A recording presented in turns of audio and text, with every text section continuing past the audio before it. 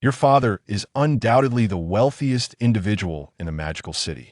Yet, you find yourself feeding pigs in the countryside each day, simply because the private jet you were aboard met with an unforeseen disaster. Only you, the sole survivor, were taken home by a rural couple. From this day forth, you must ascend the mountain at the break of dawn to gather pigweed. Furthermore, one must endure abuse at the hands of their own offspring. However, it was unexpected that the 8 conglomerates sought you for 6 years, just as they inquired about your whereabouts, intending to bring you back to the illustrious family. Their own son unexpectedly knocked you unconscious and tossed you into the pig pen. I have become the esteemed young master of the magical city, until a highly popular talent show arrived in the countryside, when the lens unexpectedly turns towards you. The entirety of Huaxiao understands what it truly means to embody exquisite beauty intertwined with profound strength. The young master, unexpectedly arriving in Sandu, found himself in a situation he had not anticipated. What has even been reborn? How has the development of the plot in How to Train Your Dragon become increasingly perplexing? At this moment, you sense something is tearing at your very flesh. You gradually open your eyes, gazing towards the source of the pain. A pig is seen gnawing at your little retreat. You are momentarily taken aback as 7 pairs of eyes widen in disbelief, witnessing the astonishing scene of a pig consuming its own kind. You fervently kicked the pig, making your way towards the entrance of the pigsty. What renders you utterly despondent is that the door remains obstinately shut, the bolt secured tightly from the outside. Help me! Who will come to my rescue? You lament in despair, crouching in the corner, cradling your knees. Just as your eyelids begin to flutter, your consciousness gradually succumbs to an endless chill. A soft and endearing voice suddenly echoes from above. Brother Mu, what are you up to? You forcefully raise your head, only to behold a little girl in a white dress, gazing down at you. The moonlight cascades upon her, rendering her as if an angel has descended from the heavens. Baby, you rub your eyes, until you clearly saw the girl's innocent and radiant smile, and confirmed that you were not dreaming. The baby is the daughter of Uncle Fu from Louis Mountain. Although she possesses a hint of innocence, her essence is remarkably resilient, much like the wild grass that thrives in the mountains, showcasing an indomitable spirit. At this moment, the baby swayed the basket behind its back, revealing a row of neat little white teeth. It's me. Brother Mu, what are you doing? There is no time for explanations. I hurriedly inquired, do you have a sickle?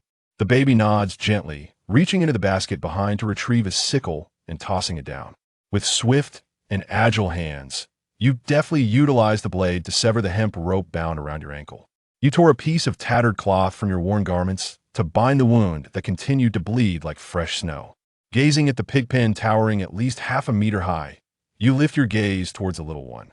Darling, lend me a hand, you implore. After uttering those words, you take 2 steps back and leap towards the spot where the baby is situated. The baby obediently extends its tender little arms, exerting all its strength to pull you out. The night is shrouded in a hazy veil as the little one clings to you, navigating the winding path into the mountains. On the road, the curious little one inquired, Brother Mu, where are we headed to now? You gaze upwards towards the dark recesses of the mountains. Nestled within is a dilapidated wooden cabin.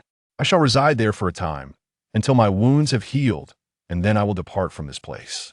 The baby blinks with wide, curious eyes. Where are we headed? You cannot fathom what the world outside looks like, and can only respond with a desire to go to a place where one is free from harm, a place where one can be well-fed and warm. The baby's eyes glimmered with hope. The baby's eyes twinkled with a soft shimmer. Observing your battered appearance, a profound ache surged within her heart. She suddenly recalled something. Brother Mu, recently, many people are coming to the village. The village chief mentioned that they are filming some variety show. You must hide well, Brother Mu, so that they do not capture you. You have never heard of such a thing, nor do you possess any interest in it. Such deep and treacherous mountains would certainly deter those individuals from entering. You nodded in acknowledgement, and then continued your journey into the depths of the mountains with the little one. In the dead of night, Wang Chunyin stealthily entered the pigsty. At this moment, she was filled with excitement, as her son had been taken away by a wealthy man from the city. From then on, she would no longer worry about having meat for every meal. However, there is still one crucial matter at hand, Qing. She must personally ascertain your well-being, otherwise her own son will not feel secure living in the city. She switched on the flashlight, summoning her courage to peer into the darkness illuminated by its beam. The pig pen lay in tranquil silence, save for the shadows of the swine flickering before her. Wang Chunyan noticed several tattered strips of cloth, dusted with snow, nestled in the corner. Upon witnessing this, she plopped down onto the ground, her body trembling as every hair stood on end. Mu Jiao allowed the pig to feast. As dawn broke, the village chief was still lost in a delightful dream when he was abruptly roused by a thunderous knocking at the door, startling him to the point of nearly tumbling from his perch. He grumbled while haphazardly donning a coarse cloth jacket and made his way outside. As soon as the door was ajar, a woman came rushing in, nearly colliding with me. Her disheveled hair resembled a tangled mass of straw, and her entire body trembled as if shaken by an unseen force. The village chief was startled, believing he had encountered a ghost. He took a couple of steps back, creating some distance in order to clearly see the woman's face. A surge of unnamed fury welled up within me. What is it with the Chen family? Why the cries of anguish and howls so early in the morning? Are you summoning souls or mourning the departed?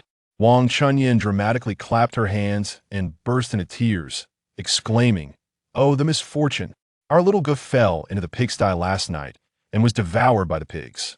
The village chief's eyes widened in astonishment, nearly bulging from their sockets, as he realized that it had been devoured by a pig. Wang Chunyan, fearing that he might doubt her words, hastily added that they had consumed every last morsel, leaving only a few tattered scraps of cloth in the pig pen. The village chief, Jiang Jiu, was taken aback. I mentioned the Chen family. How did this happen? Our Luyin village is set to host a major star for a program in a couple of days, and the county officials are already informed. Why did you choose this particular moment to cause a stir? He ultimately swallowed the latter part of his words. This child truly leaves no room for peace of mind. Wang Chunyan merely squeezed out tears, fearing that speaking too much would arouse the village chief's suspicions. The village chief, wearing a distorted expression of feigned sorrow, contorted his aged face. According to the customs of Luyin village, children who pass away are neither buried nor commemorated with a tombstone. In my opinion, it is best to keep this matter discreet. How you choose to handle it is entirely up to the two of you. Wang Chunyan fervently wished that the village chief would turn a blind eye. She hastily wiped away her tears with her sleeve and spoke earnestly. Rest assured, village chief, we will certainly not cause any trouble for the village. The tree, growing impatient, waved its hand. Since you have arrived, I happen to have a matter to discuss with you. Wang Chunyan felt a sudden tightening in her heart. What is happening? The village chief rubbed his hands together, anticipating the arrival of a prominent celebrity who would be filming a variety show in 3 days. They were to reside in the village for an entire month, claiming they wished to experience the essence of authentic rural life. He asked me to arrange accommodation for a few villagers. After pondering for a moment, I realized there were only a handful of decent houses in the village, one belonging to your family and another at the eastern end of the village owned by the Go family. How do you feel about hosting the illustrious guests? Wang Chunyan finds herself in a predicament. Our family has just encountered this troubling matter, and we cannot afford to let the esteemed ones take advantage of our misfortune. The village chief interrupted her, a low chuckle escaping his lips. There is money to be had, 5,000 yuan. Upon hearing the mention of money, Wang Chunyan's eyes sparkled with excitement. Her mind raced faster than her words, and she eagerly responded without hesitation, "It's a matter of stocks." On the other side, upon arriving in the enchanting metropolis, Chen Yao was utterly astounded by the opulence that unfolded before his eyes the moment he disembarked from the plane. Adjacent to the airport stands an opulent garden estate sprawling across an impressive 500 acres, where an array of luxurious automobiles, typically seen only on television, are parked before its grand entrance. Seeing this, Chen Yao was both astonished and delighted, his eyes widening in disbelief. This is my home. Mu Yilu softly spoke from behind. This is our ancestral home. Let's return home. Chen Yaofeng nodded eagerly and rushed into the mansion. Mu Yilu followed closely behind, retrieving her phone to open the green chat bubble. In the pin group chat, she sent a message. My brother has returned home. The welcome dinner will be held at the old residence the day after tomorrow. No one is permitted to make excuses or decline. Even if it rains heavily, you must still come to me. Accompany this with a high-definition photograph of Chen Yao. Upon the release of the news, the group was instantly set ablaze with excitement. Mu Tangshan exclaimed with enthusiasm, "It is certainly happening." Peony expressed her perplexity, wondering why she felt that she bore no resemblance to her parents at all. Mu Ye mentioned Lao Qi and Lao Ba in the group, requesting their oversight. If the elder sister has not aired this time, I shall forego the rural variety show scheduled for the day after tomorrow and return to host a welcoming gathering for my younger brother. Returning to the villa, Chen Yao gazed with rapt fascination at the opulent furnishings within, marveling at the allure of wealth that captivated the eye. He yearned to have the property title changed to his name at that very moment. At that moment, a voice as ethereal as a spring stream resonated. Chen Yao, in a daze, lifted his gaze. Descending from the second floor were two figures: his seventh sister, Mu Yao, and his eighth sister, Mulan. A charming smile quickly adorned his face, and he cleared his throat to emit a sweet, innocent voice. "Hello, sisters." Mu Yao merely nodded indifferently, then took Mulan's hand and walked past Chen Yao, settling down at the edge of the dining table. At that moment, Chen Yao's face was utterly unable to maintain its composure. A rigid smile lingered at the corners of his mouth. What sort of attitude is this? Just wait one day. I shall expel all those who look down upon themselves from the Bujia. Although he thought this in his heart, Chen Yao still put on a facade of obedience. He stepped forward swiftly to pull out a chair for Mulan, presenting himself like a little gentleman. "Elder Sister Ba, please take a seat." To his surprise, Mulan completely disregarded him, taking a lengthy detour before settling into a position far removed from Chen Yao. Mu Yao cast an indifferent glance at him. "From now on, we shall be one family. There is no need for such pretentiousness." At that moment, the gaze of Ruhan, akin to a drawn sword, sent a shiver coursing through Chen Yao's entire being. Could it be that she had uncovered his true identity as an impostor? Surely not. He was certain he had not revealed a single flaw. Mu Yulu understood that her sisters still did not acknowledge Chen Yao as their brother. After all, over the years, there had been an abundance of impostors claiming to be their sibling. She let out a helpless sigh. He picked up the chopsticks and placed a serving of sweet and sour fish into his bowl. "Try this," he said. "You may not recall, but this was your favorite dish when you were a child." Chen Yao obediently placed the fish in her mouth. "Thank you, big sister." The fish was fragrant, tender, and truly delectable. Just as he was about to pick up another piece, Mu Yao suddenly let out a laugh. "Aren't you allergic to fish?" Chen Yao's heart skipped a beat, startled enough to drop his chopsticks. He hurriedly expelled the chewed fish from his mouth. "Too forgot," he stammered. "In our village, fish is a rare delicacy, a luxury. It has been quite a while since I last savored it."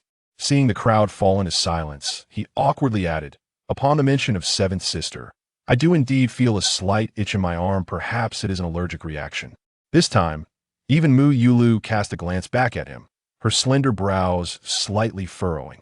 Chen Yao was instantly plunged into a state of icy despair. This woman was deceiving him. Mu Yao indeed smiled. Sister was just joking. Xiao Jiu has always had a fondness for seafood since childhood. How could one be allergic to it? Chen Yao's face instantly turned pale, his grip on the chopsticks tightening as he fell silent. Since his rebirth, it was the first time he felt an insurmountable sense of despair in the performance.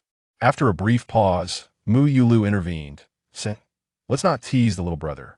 He is just a child, easily unable to distinguish between reality and illusion, especially when guided by others in such circumstances." Chen Yao quickly lowered his head, feigning a demeanor of disappointment and vulnerability. "I am sorry, seventh sister. I thought that by aligning my words with yours, I might endear myself to you a little. I have let you down." Mu Yao tilted her head, quietly gazing at him until her unwavering stare made him feel uneasy, prompting him to avert his eyes. Mu Yulu broke the silence with her voice. "All is well." Mulan discreetly opened the family group chat beneath the dining table, her fingers furiously tapping out a message filled with indignation. Another deception. In the dressing room, the esteemed actress Mu Ye set down her phone, a hint of exasperation appearing on her beautiful visage. She had anticipated yet another insincere message. The elder sister is astute in her business dealings, yet she becomes utterly flustered when it comes to matters concerning her younger brother. Is the real Xiao Jiu still around? If so, I can only imagine that she must be enduring quite a hardship. Seeing Mu Yu's expression is far from pleasant. The assistant, perceptive to the situation, graciously offered a cup of warm water. Your demeanor is certainly not favorable. Have you been feeling excessively fatigued lately? Take advantage of tomorrow's leisurely variety show to truly rest and rejuvenate. The tranquil location, far removed from the city's clamor, is adorned with picturesque mountains and clear waters. You are bound to find it delightful. Mu Yu took the water cup. Rest assured, I'm fine. What is that place called again? The assistant swiftly responded. Call it Luin Village. Although it is situated 7 miles away, it possesses an exceptionally pristine environment, boasting numerous naturally formed wonders.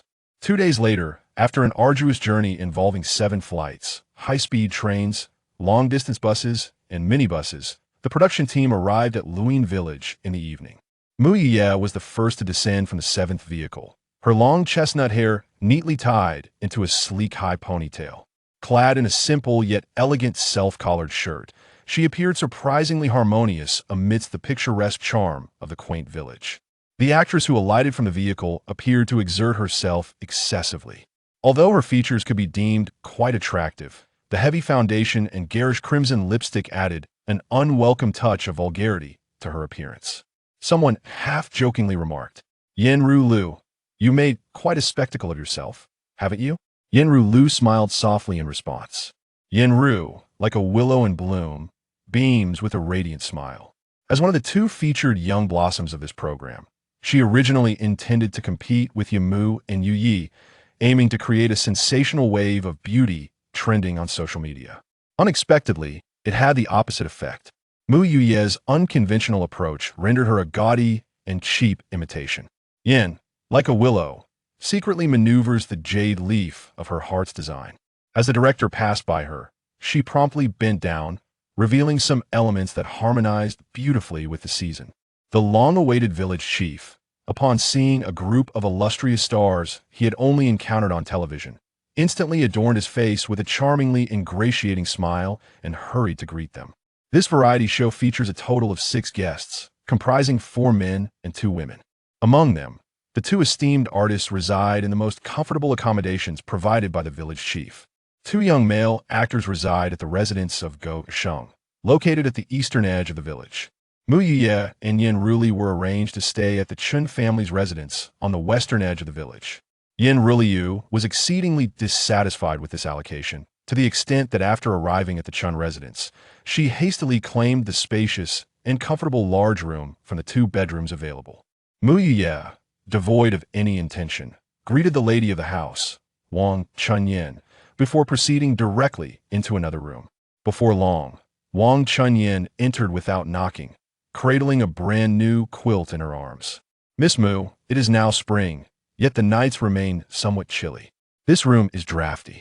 I brought an additional quilt for Yang Duo to keep warm." Mu Ye smiled politely and said, "Thank you. May I ask if a child used to reside in this room?" Wang Chunyin's carefully crafted smile abruptly froze on her face. After a moment's daze, she managed to respond with a perfunctory reply. "This was once the residence of my eldest son. The room next door, belonging to Miss Yin, was occupied by my youngest son. Now they have all grown up and gone to the city for their studies." Wang Chunyin, after uttering these words, surprisingly abandoned her inclination for conversation and fled the room as if in a hasty retreat. Mu Ye cast a puzzled glance at her, but did not dwell on it further. After a day filled with turmoil, she now yearned only for rest. Just as she removed the microphone and the broadcasting equipment, having completed her evening routine and prepared for slumber, she was startled by a series of peculiar murmurs. She tremulously lifted the plastic stool from beside the wall and slowly approached the window, summoning her courage to glance outside. Under the shroud of darkness, 2 rotund pigs, encrusted in muck, were busily rooting about by the window. Through the crevice of the window, a faint but acrid scent of burning wafted in. Upon witnessing the scene, Mu Ye's face darkened with disbelief. She never anticipated that the back of this bedroom would lead to a pigsty. Chapter 8. The Wolf. The following day, Jiang Jiu awoke with dark circles under her eyes. The grunts and foul odors from the pig pen seeped through the cracks of the window, mingling with an odd metallic scent, which had haunted her with nightmares throughout the night. leaving her restless. After gathering with a larger group, she found herself the target of subtle mockery from Yan Ruliu. After hours spent on makeup and lighting, the recording of the program officially commenced in the afternoon, and Jiang Jiu, now weary and famished, felt disinclined to engage in any quarrel.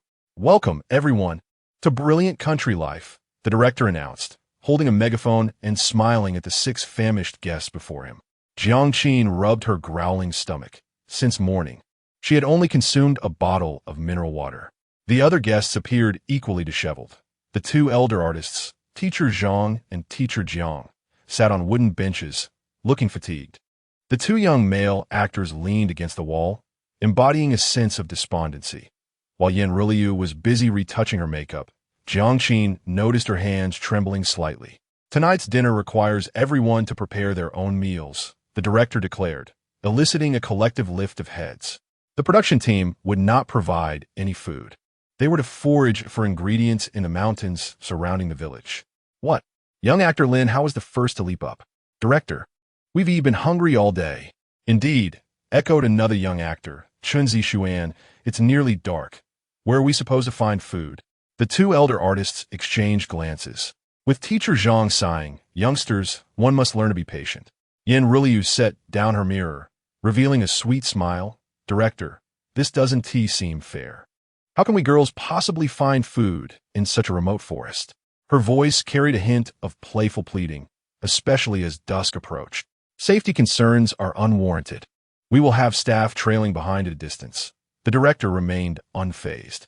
This is also to showcase the most authentic rural life to the audience. Lin Hao lamented dramatically. "Director, are you asking us to enact a survival scenario? You must embrace the spirit of adventure."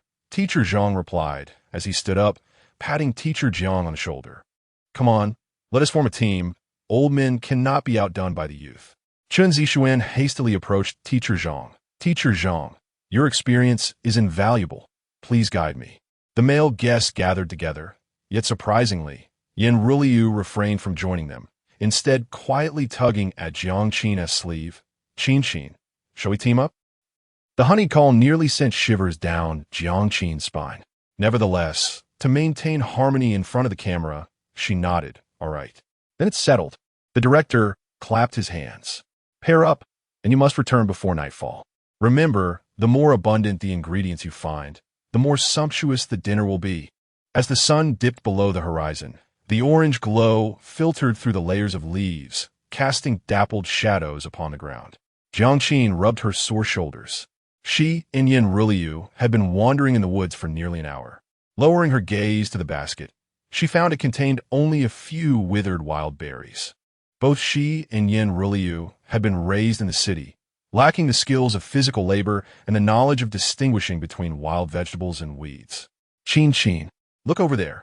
Yan Ruliu suddenly pointed to a thicket in the distance, whispering in a tone only they could hear, "I think I see mushrooms. Shall we go take a look?" Jiang Jiu lifted her head, and indeed, noticed that the thicket was unusually lush. She hesitated for a moment, saying, "It's getting dark. Perhaps we should head back?" "Oh, come on. We've come all this way. We can't return empty-handed." Yan Ruliu affectionately linked her arm with Jiang Jiu's. "Besides, didn't the production team say that if we can't find ingredients, we'll go hungry tonight? These 2 or 3 wild fruits won't suffice for anyone. I certainly don't want to sleep on an empty stomach." Reluctantly, Jiang Jiu allowed herself to be pulled forward, the scent of strong perfume wafting around her. The fragrance made her slightly uneasy, yet seeing Yan Ruliu's enthusiastic smile, she swallowed her words. The path beneath them became increasingly treacherous, with weeds nearly reaching their knees. Jiang Jiu glanced at her phone, noting that the signal had transformed into a glaring red cross. "Yan Ruliu, have we wandered too far?" she inquired, coming to a halt. "I remember the director mentioning not to exceed the marked areas." "It's fine. I have a great sense of direction," Yan Ruliu replied, turning back to flash her a smile. "Look, that grove ahead appears perfect for mushroom picking." Jiang Jiu felt an unease she could not quite articulate. Though everything before her was vividly captured by the camera, despite her personal grievances with Yan Ruliu, she couldn't believe she would be foolish enough to cause her harm directly. With that thought, she focused on searching for mushrooms. As dusk settled, The forest was filled with the chorus of chirping insects. Jiang Jiu's back was now drenched in sweat. She wiped her forehead, only to realize Yan Ruliu was missing. Yan Ruliu? She called, but the only response was the rustling of leaves in the wind. Her heart began to race, and she felt a tightening in her throat. Turning to retrace her steps, she found the surroundings looked eerily similar, rendering her unable to distinguish the path she had come from. At that moment, she heard a sudden rustling sound. Yan Ruliu, is that you? No reply came, only the whisper of the wind, like a soft lament. Jiang Jiu held her breath and slowly retreated, pressing her back against a sturdy tree trunk. The sound drew nearer. Suddenly, she caught a glimpse of a gray shadow darting through the underbrush. A pair of glowing green eyes stood out starkly in the twilight. It was a wolf. Jiang Jiu felt her legs weaken, biting her lip to suppress a sound. The wolf emerged slowly from the thicket, baring its gleaming white teeth and emitting a low growl. Her mind blank. All she could hear was the rapid beating of her heart. The wolf inched closer, and Jiang Jiu could see the bristling fur along its back and the drool trickling from its jaws. Help! Jiang Jiu despairingly closed her eyes. Just then, a shadow fell from above. Bang! A hatchet struck precisely upon the wolf's snout, eliciting a pained howl as the creature turned and fled. Jiang Jiu, still reeling from the moment, felt a firm grip on her wrist. "Come with me," came a youthful voice, imbued with an undeniable resolve despite its tender age.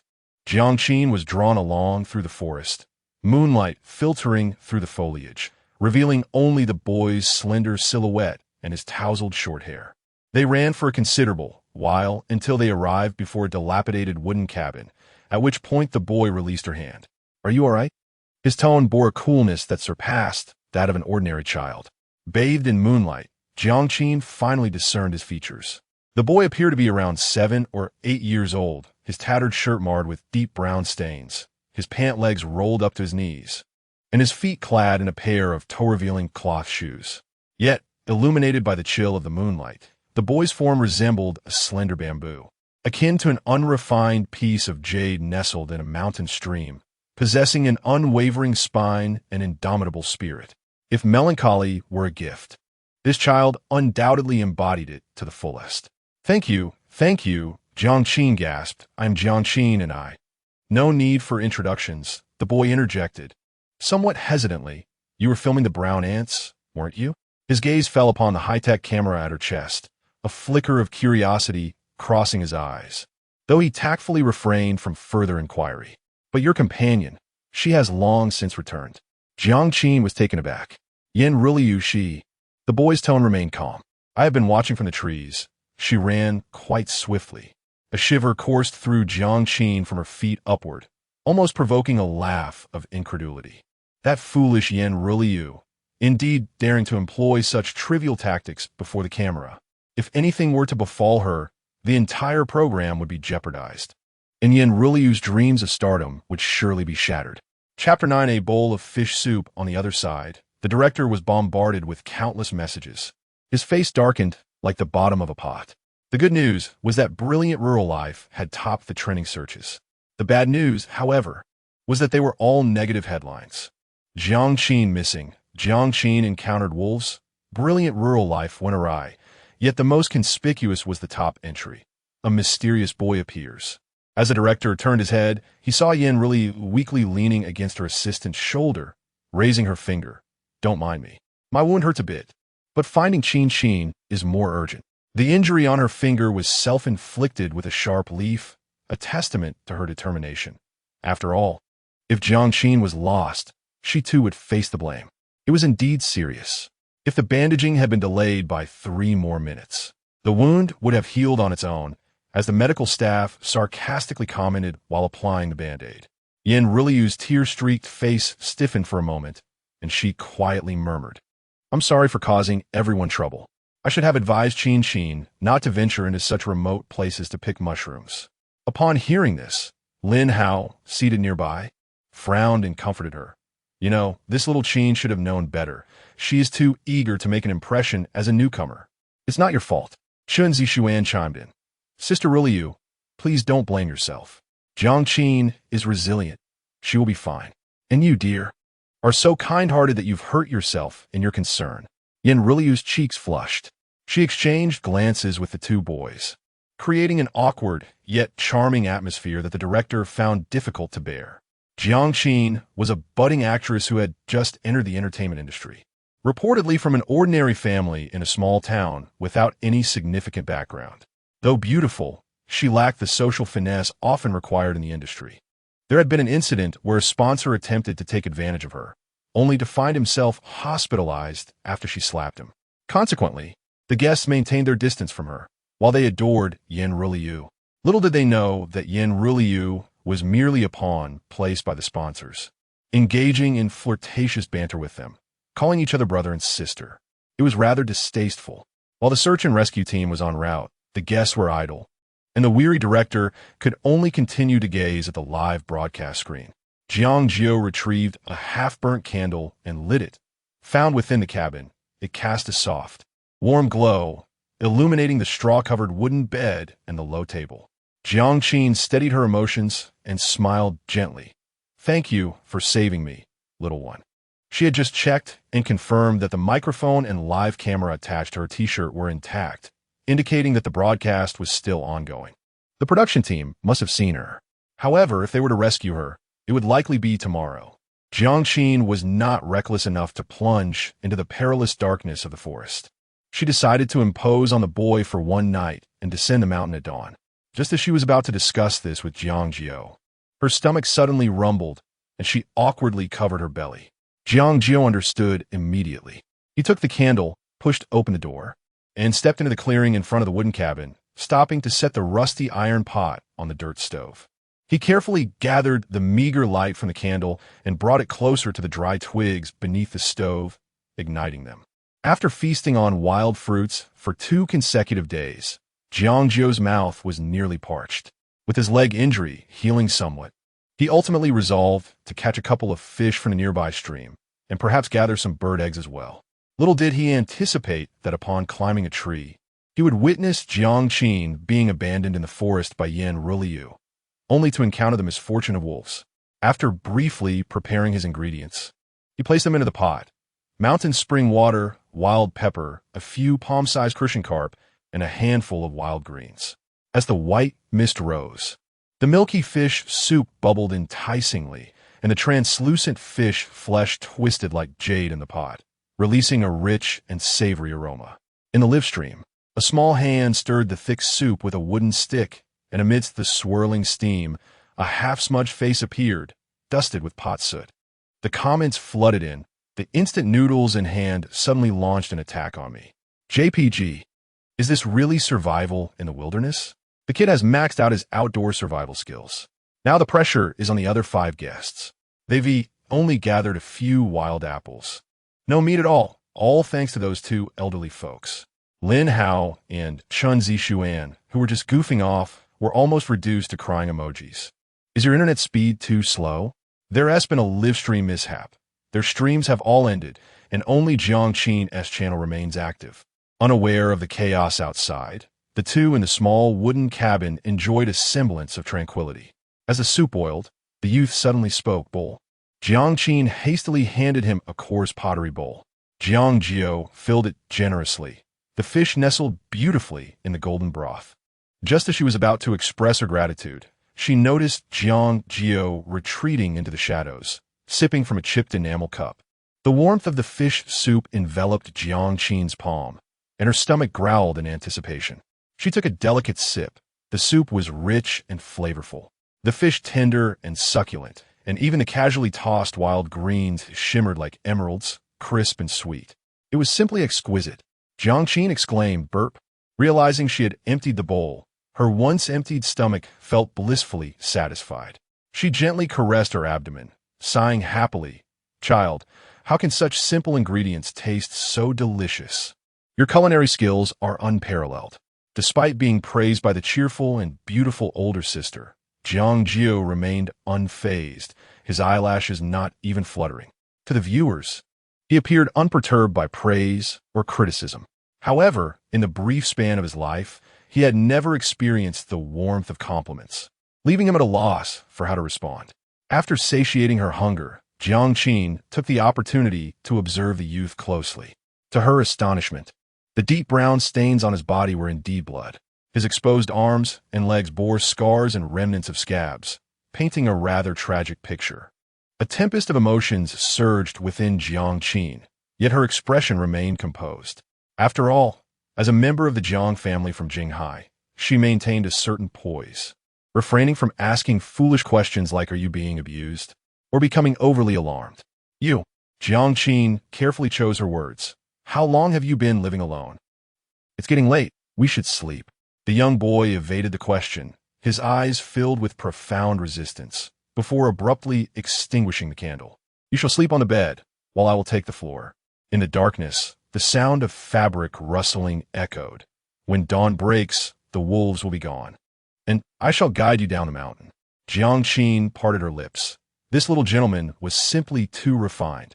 In truth, she had no qualms about sharing the space, embracing the child as they drifted into slumber. Chapter 10. Kill him once more though the hour was late. Jiang Jiu's skin, as delicate as that of the princess and the pea, felt the roughness of the bed beneath her, causing her discomfort even through the thin fabric of her bedding. She tossed and turned until the witching hour, and just as she began to drift into slumber, she was startled by a series of soft murmurs. Bathed in moonlight, she beheld a small child curled up on the floor, his brow furrowed as he whispered something in his sleep. A gentle smile graced Jiang Jiu's lips. The child was still talking in his dreams. Intrigued by the musings of such a perceptive and precocious boy, she quietly slipped out of bed and approached him, bending down slowly to discern the thoughts that occupied his mind. Suddenly, the little figure nestled in the shadows began to tremble. Jiang Jiu's lips moved faintly, his voice fragile like a lamb battered by a storm. "Don't scold me, don't hit me, I want to go home." Jiang Jiu's advance came to an abrupt halt, as though she had been anchored to the spot by an unseen force. Her eyes welled with tears, and a sour sensation filled her nostrils as if she had crushed a lemon. Indeed, the child had suffered maltreatment. Which wretched creature was responsible? His father? His mother? Or perhaps some other beast? The smile that once graced her lips vanished, replaced by a simmering rage that even she, typically gentle and serene, failed to recognize. In a moment of absurdity, she found herself squatting beside Jiang Jiu, her voice soft as gossamer. "It's all right, don't be afraid. Your sister is here." "Sister? Why didn't you come sooner?" The boy's tone carried a hint of grievance as he reached out to grasp the ends of her hair, akin to a drowning man clutching a lifeline. A tremor of emotion coursed through Jiang Jiu. Had the child once known a sister who cared for him? Was she real, or merely a figment of his imagination? Under her tender reassurance, Jiang Jiu gradually freed himself from the clutches of his nightmare. His furrowed brow softened, and his breathing steadied into a tranquil rhythm. As she gazed upon his sleeping visage, Jiang Jiu felt an inexplicable affection swell within her, believing him to resemble a brother more closely than the child her elder sister had retrieved. A desire to wrest the child from his cruel parents and claim him as her own began to blossom within her heart. "Little one, allow me to care for you," she murmured, gently tousling his hair. "While we may not be wealthy, we can certainly provide you with a bowl and chopsticks." In the stillness of the night, her soothing voice melded with the croaking of frogs outside, creating a dreamlike atmosphere reminiscent of an enchanting fairy tale. However, the following morning, Jiang Jiu, whose constitution was as frail as a wilting flower, succumbed to a fainting spell due to low blood sugar. Jiang Jiu had risen early, around 5, and upon noticing Jiang Jiu still in slumber, chose not to disturb her. He ventured into the woods to gather wild fruits, but as he returned, treading upon the dew-drenched earth, he witnessed a group of uniformed individuals intruding upon the wooden abode. His complexion paled, and his fingers instinctively tightened, causing the gathered fruits to tumble into the decaying leaves at his feet. Not far away, a figure who appeared to be the leader shouted into a phone, "There are no children here, only Miss Jiang Jiu, who has fainted, likely from hunger, suffering from low blood sugar." Upon hearing this, Jiang Jiu comprehended the situation. They were not villains. They were allies of his elder sister. Upon hearing the mention of children, Jiang Jiu did not feel joy. Instead, he concealed himself behind a grand tree, fearful of being discovered. He had previously escaped from abuse, even fleeing from the mountains, only to be rescued by kind-hearted uncles and aunts, who returned him to the Chen family, where he endured even more severe verbal and physical torment. The cost of being rescued was excruciating. Thus, he watched helplessly as they carried the unconscious Jiang Jiu out of the small wooden cabin on a stretcher, hastily descending the mountain. The stretcher rolled over the forest path, and the clamor of the group gradually faded into the morning chorus of the birds. Jiang Jiu pressed his lips together, squatting down to gather wild fruits from the leaf litter.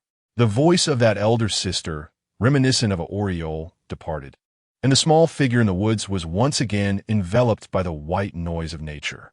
At that moment, Wang Chunyin and her husband Chen Fu were huddled before their phone, frantically agitated as if their behinds were on fire.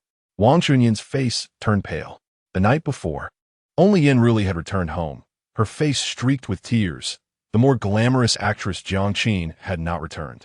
Having seen the world while living in the city, she was one of the more fashionable individuals in the village, possessing a smartphone. She opened the trending topics to indulge in some gossip. Her fingers inadvertently clicked on the most popular entry. Mysterious boy descends from the sky. Hearing that familiar voice emanating from the video, Wang Chunyin nearly fainted. It was Jiang Jiu. Jiang Jiu had risen from the dead. The ghost appeared on Lu Yin Mountain. A shiver ran through her as she dropped her phone, clutching her pounding heart, taking a moment to regain her composure. Jiang Jiu was still alive. Initially filled with rage, Wang Chunyin felt a wave of terror wash over her, prompting her to summon her gambling husband Chen Fu back home. After a prolonged argument, Chen Fu slammed his foot down, his gaze darkening, a murderous intent emerging. Having already killed once, why fear killing him a second time? From the live broadcast he had just witnessed, the rescue team had only saved Jiang Jiu. That little brat Jiang Jiu was surely still hiding in the mountains. If they dragged him out and eliminated him, wouldn't everything be just fine? This way, Chen Yao could continue living as the young master of a wealthy family, and he could keep funneling endless amounts of money to the gambling table. The Jinghai Jiang family, a veritable treasure trove, remained firmly in the hands of the Chen family. Chen Fu reassured himself, rubbing his hands together, a glimmer of delight surfacing in his eyes. Once the deed was accomplished, and after ensuring absolute safety, they could demand 10 million from little Yao. They had risked their lives for him, killing once already. Surely he wouldn't withhold such a sum from his own parents. Wang Chunyin trembled, feeling a twinge of fear. Yet without a solid backbone, she acquiesced to whatever her husband said. The pair, a man and a woman, wrapped axes and kitchen knives in clothing and took a lesser-known, overgrown path up Lu Yin Mountain. Chapter 11. Falling into a soft embrace, the couple, fearful that the rescue team was still searching the shady hills of Lu Yin, climbed the mountain with trepidation, finally arriving at the little wooden cabin. With a loud bang, Chen Fu kicked open the slightly ajar wooden door, axe in hand. In the hazy glow of dust, Jiang Jiu sat by the window, still clad in the tattered clothes he wore while cutting grass for the pigs. His pale face strikingly delicate. Startled by the forceful entry, he instinctively recoiled, but upon recognizing Chen Fu's dark, furious expression, he sprang to his feet, adopting a defensive stance. Though his face reflected some apprehension, his body language betrayed no fear. This demeanor irked the couple. Jiang Jiu was indeed a little wolf cub, having been somewhat tamed over the years, yet after just 2 days outside, his spirit had run wild once more. "How'd you find me?" Jiang Jiu stammered. The couple instantly understood. The day Jiang Jiu was thrown into the pig pen, the program had yet to commence filming. More crucially, Jiang Jiu had been nothing more than a coerced laborer in the Chen household, never allowed access to television or mobile phones. Entirely ignorant of the existence of live variety shows, he was a child disconnected from the modern world, completely unaware that he had been broadcasted live. Wang Chunyin's eyes gleamed, and she maliciously fabricated, "Ah, it was that woman you saved yesterday," she told us herself. "Otherwise, I might have thought you were eaten by pigs." Jiang Jiu's pupils flickered, and his downcast face seemed to dim further. Sensing his vulnerable response, Wang Chunyin felt a surge of satisfaction and continued her deceit. This morning, when she was rescued, she was furious. She said there was a filthy little stray in the woods, uncouth and particularly annoying. You're lying. Jiang Jiu's voice rang out with conviction. Chen Fu and Wang Chunyin were taken aback. When had this child, so long subjected to both physical and psychological abuse, ever dared to speak so defiantly? Just as they were momentarily stunned, Jiang Jiu, like an arrow released from its bow, swiftly turned, bracing himself against the empty window frame, and nimbly leaped out. Don't run, you little brat. The couple's initial shock faded, replaced by anger and humiliation. Chen Fu brandished his axe, while Wang Chunyin wielded a kitchen knife, charging after Jiang Jiu like a pair of madmen. They had assumed capturing a child would be straightforward. However, Jiang Jiu was intimately familiar with the terrain, darting through the woods with an agility that rivaled an eel, nearly evading them completely. Exhausted and panting, they found themselves unable to even graze the hem of Jiang Jiu's clothing as he toyed with them like a monkey. Out of breath, Wang Chunyin finally halted, exasperated. At most, we can block his way down a mountain, but we can't catch him at all. What should we do? Chen Fu, both anxious and furious, inadvertently glanced toward a distant rock face, his eyes lighting up. We'll corner him into that dead end. I refuse to believe he can escape. 10 minutes later, Jiang Jiu found himself surrounded, with nowhere to retreat. Chen Fu suddenly suppressed his predatory demeanor, forcing a twisted smile. Xiao Chuan, why hide? Have you forgotten your parents? Come over now, and your mother, and I will spare your life. Jiang Jiu remained unmoved, abruptly bending down, his shoulders trembling slightly. He bore the scar from last month's burn on his neck, with a few strands of disheveled hair cascading down to obscure his remarkably bright eyes. Chen Fu scoffed coldly inwardly. He has been crying. After all, he is still just a child. Just as Chen Fu was about to seize the moment to launch a surprise attack, he saw Jiang Jiu's emaciated hand groping on the ground, grasping something, which he then hurled with great force. Chen Fu fell to the ground with a cry. Damn you! The curse was crushed in his throat by excruciating pain. He pressed his hand against the source of the agony, blood oozing through his fingers. This wretched child had struck him on the head with a stone. Wang Chunyin, momentarily startled, instinctively moved to assist, but was met with Chen Fu's roar as he endured the pain. What are you waiting for? Go catch him. She swallowed hard, gritted her teeth, and cautiously approached Jiang Jiu. Jiang Jiu, suffering from long-term malnutrition, had already reached his physical limit. After a few faltering steps, he collapsed. Huh! The little brat dares to run? Wang Chunyin seized his collar and pinned him to the ground.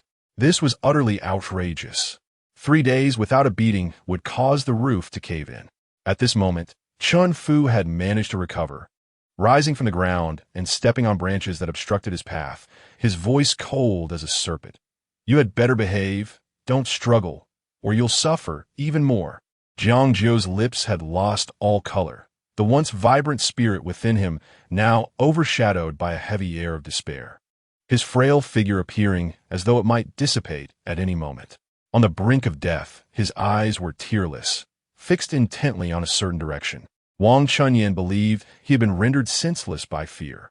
Are you still hoping that Starlet will come to your rescue? Don't be so deluded. Chen Fu glanced in that direction, realizing he was staring at the wooden cabin, and could not help but sneer. To be honest, I should thank her. Had it not been for her, I wouldn't have known you were still alive. The sharp edge of the axe glimmered ominously in the sunlight. Despite the sweltering heat of summer, it sent chills down one's spine. On the road to the underworld, if you harbor any hatred, let it be directed at her. Chen Fu raised the axe. In the next moment, a bullet, cutting through the air with fierce velocity, struck his raised arm. Ah!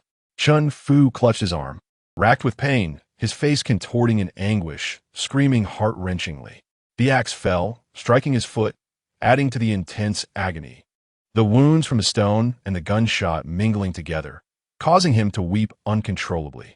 Wang Chunyin's complexion turned ashen in an instant. She had heard the rush of hurried footsteps. Lifting her gaze, she saw the beautiful yet fierce-faced Star, accompanied by a throng of police officers and even crew members. converging around Jiang Jiu and Chen Fu, enveloping them in a tight circle. She had never encountered such a multitude of police. Her hand trembled, causing the kitchen knife to drop into the grass. Dazedly, she turned her eyes, avoiding the wrathful expressions of those around her. Among them were several familiar faces from Lu'in village, all gazing down at her with a look of unutterable dismay. It was over. Completely over. Jiang Jiu's collar slipped from her grasp, and her entire being lost its balance, gliding towards the ground like a lifeless, inorganic substance. Just then, however, she fell into a soft and fragrant embrace. Chapter 12. He almost perished in the meticulously orchestrated life of Jiang Qin. Never had there been a precedent for such a loss of control.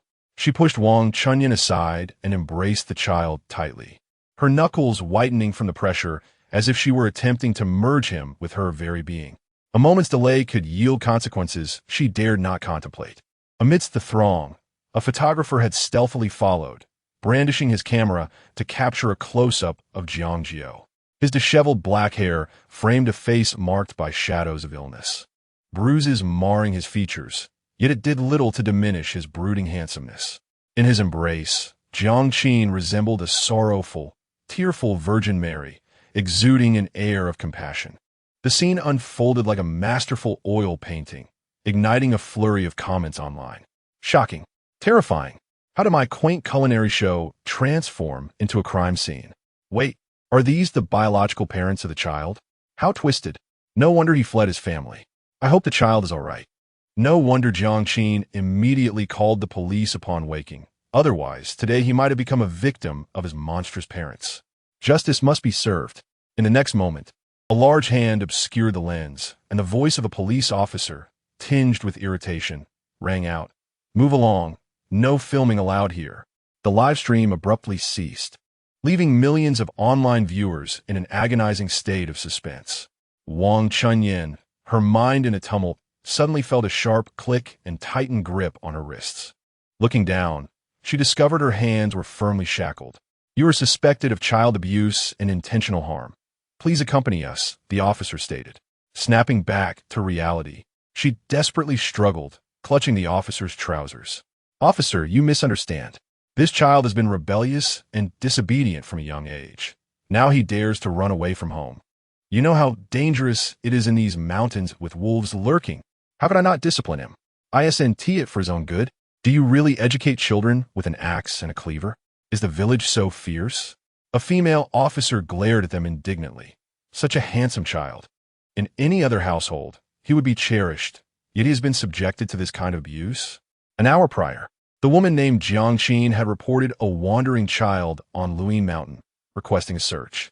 A group of individuals had trekked several miles, searching around a wooden cabin and scouring the mountain, initially intending to abandon their quest. Jiang Qin, unsatisfied, insisted on continuing the search, ultimately witnessing the horrific scene by a secluded cliff. It had been a near miss. Such a wonderful child could have been lost forever. No. Most of our village is still kind-hearted and simple. The village chief interjected hastily, waving his hands in explanation, fearful that the program would withdraw its poverty alleviation efforts due to this incident. This couple is an exception. Chen Fu, also in handcuffs, exploded with rage. I am his father. I have the right to discipline him as I see fit. Who are you to interfere? Look at what he did to me. He pointed to his bleeding forehead, veins bulging with fury. Even the police shouldn't be so indiscriminate, slandering honest citizens. We are all law-abiding people. One honest person. Jiang Qin's eyes were heavy, and she scoffed. I hope you remain so stubborn even when you reach the police station.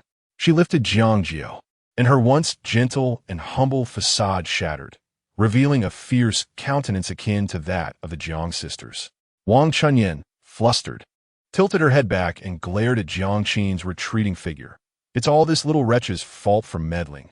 Filled with both hatred and fear, she shouted indiscriminately. What right does an outsider have to interfere in our family matters? You can't imprison me.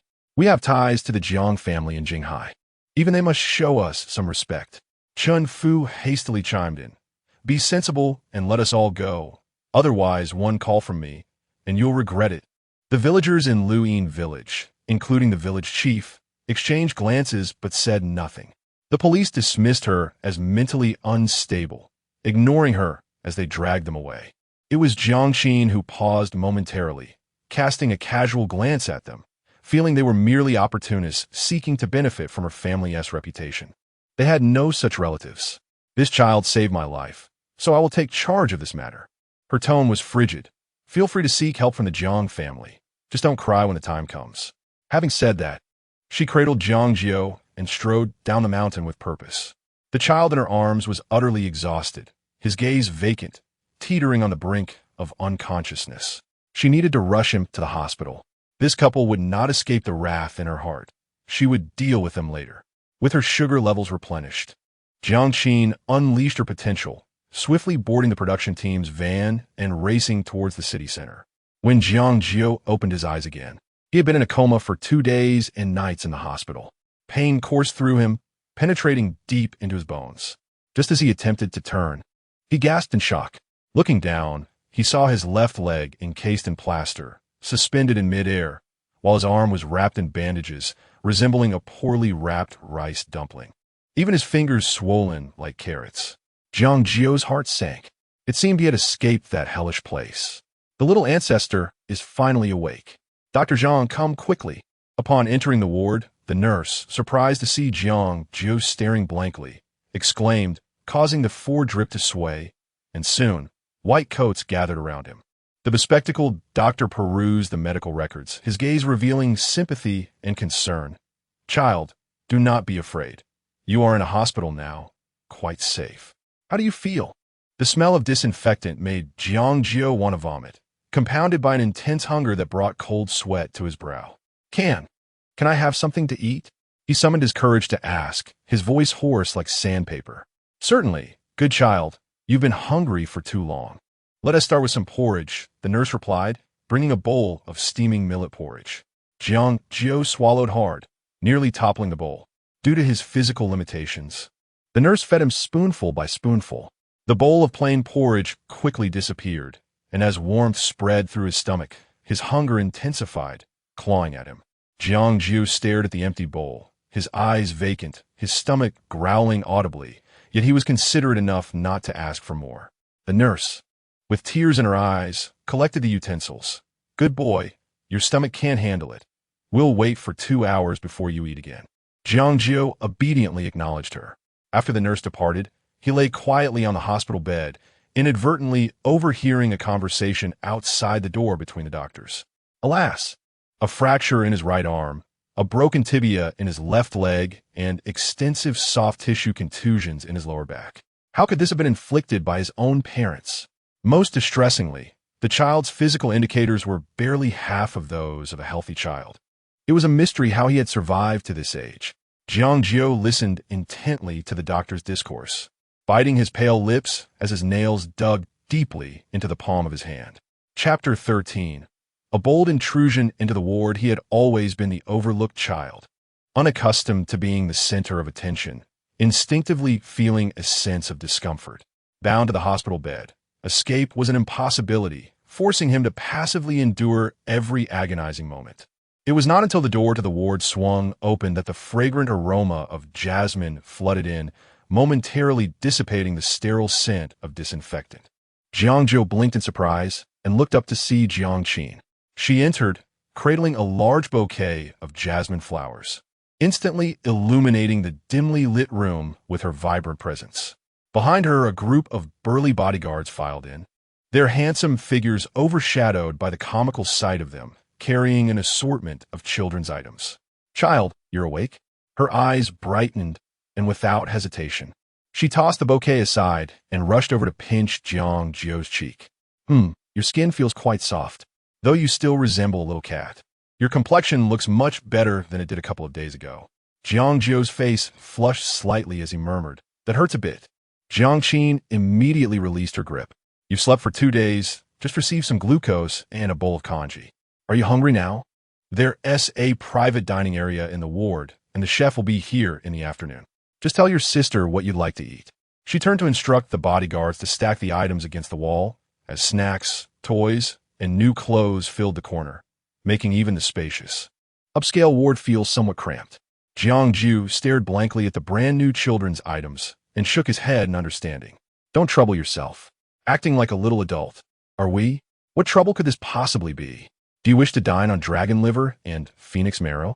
Jiang Qin chuckled softly, suppressing the urge to ruffle his hair. Then I shall fetch that for you.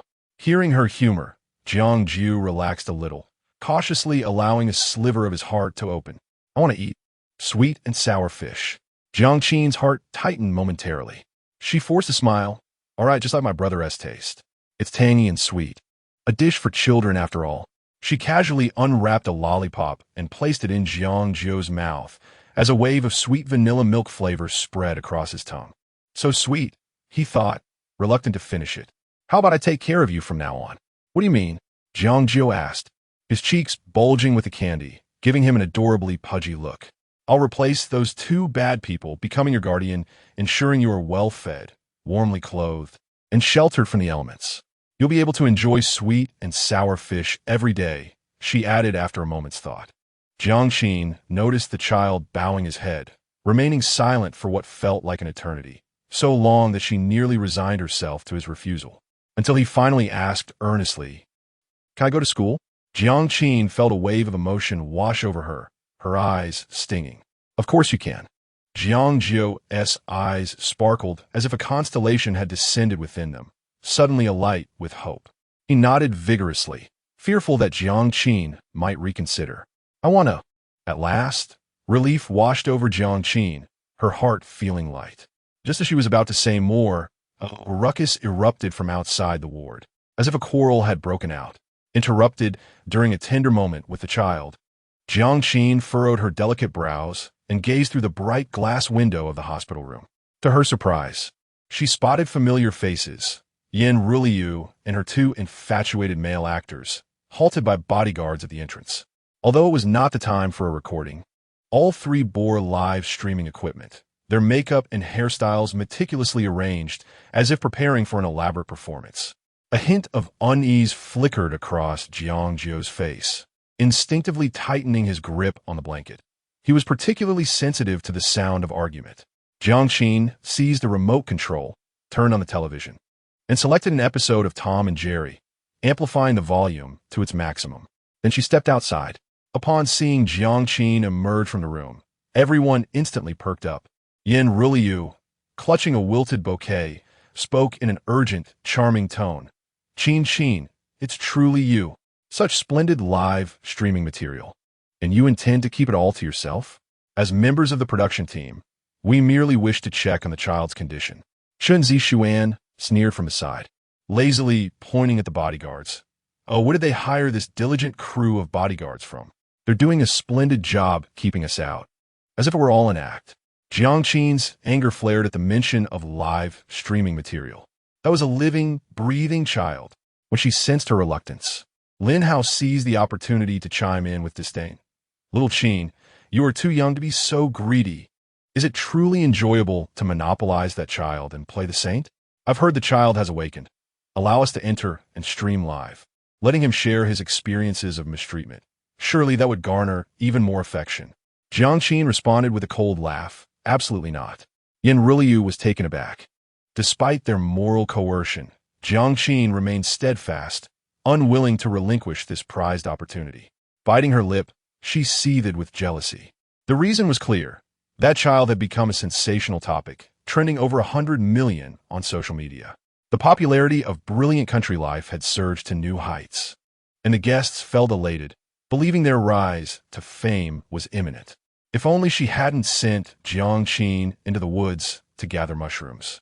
Jiang Qin would never have seized such a golden opportunity. Now, Jiang Qin was reaping a wave of followers through her live streams, showcasing her rescue of the child from the clutches of his abusive parents, rapidly ascending from obscurity to a rising star. How could she not feel anxious? The bodyguards formed a protective half-circle, their imposing presence indeed exuding a degree of intimidation. An idea struck Yin Ruliu as she sought a gap beside Jiang Qin to slip into the hospital room. Jiang Qin, feeling increasingly irritable, rubbed her temples and waved her hand dismissively. Two bodyguards promptly seized her under the arms, lifting her legs off the ground. Chapter 14. Sister. Do not shield them. Yin Ruliu finally ceased her pretense, furrowing her brows in anger. Jiang Jiu, what are you? Do you believe that with a mere phone call, I can ruin your reputation and have you expelled from the production team? Lin Hao and Chen Zixuan rushed to intervene. But these two frail beings were no match for the sturdy bodyguards. With a gentle push, the bodyguards sent them sprawling. Lin Hao fell to the ground in disarray. Supporting Yin Ruliu. Do you know what background Ruliu comes from? She is the daughter of the chairman of a Lushan group, the sponsor. With a single call, you will be out on your ear. I advise you to be wise. The words were repeated incessantly, yet none took any action.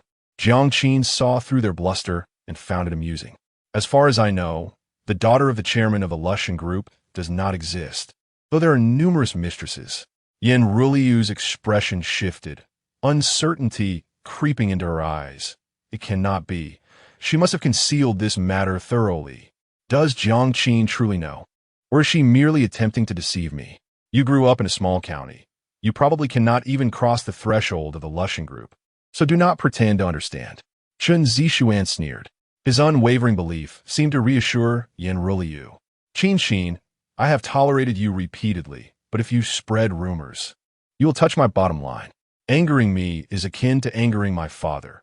If he wishes to have you blacklisted in the industry, I will be powerless to intervene.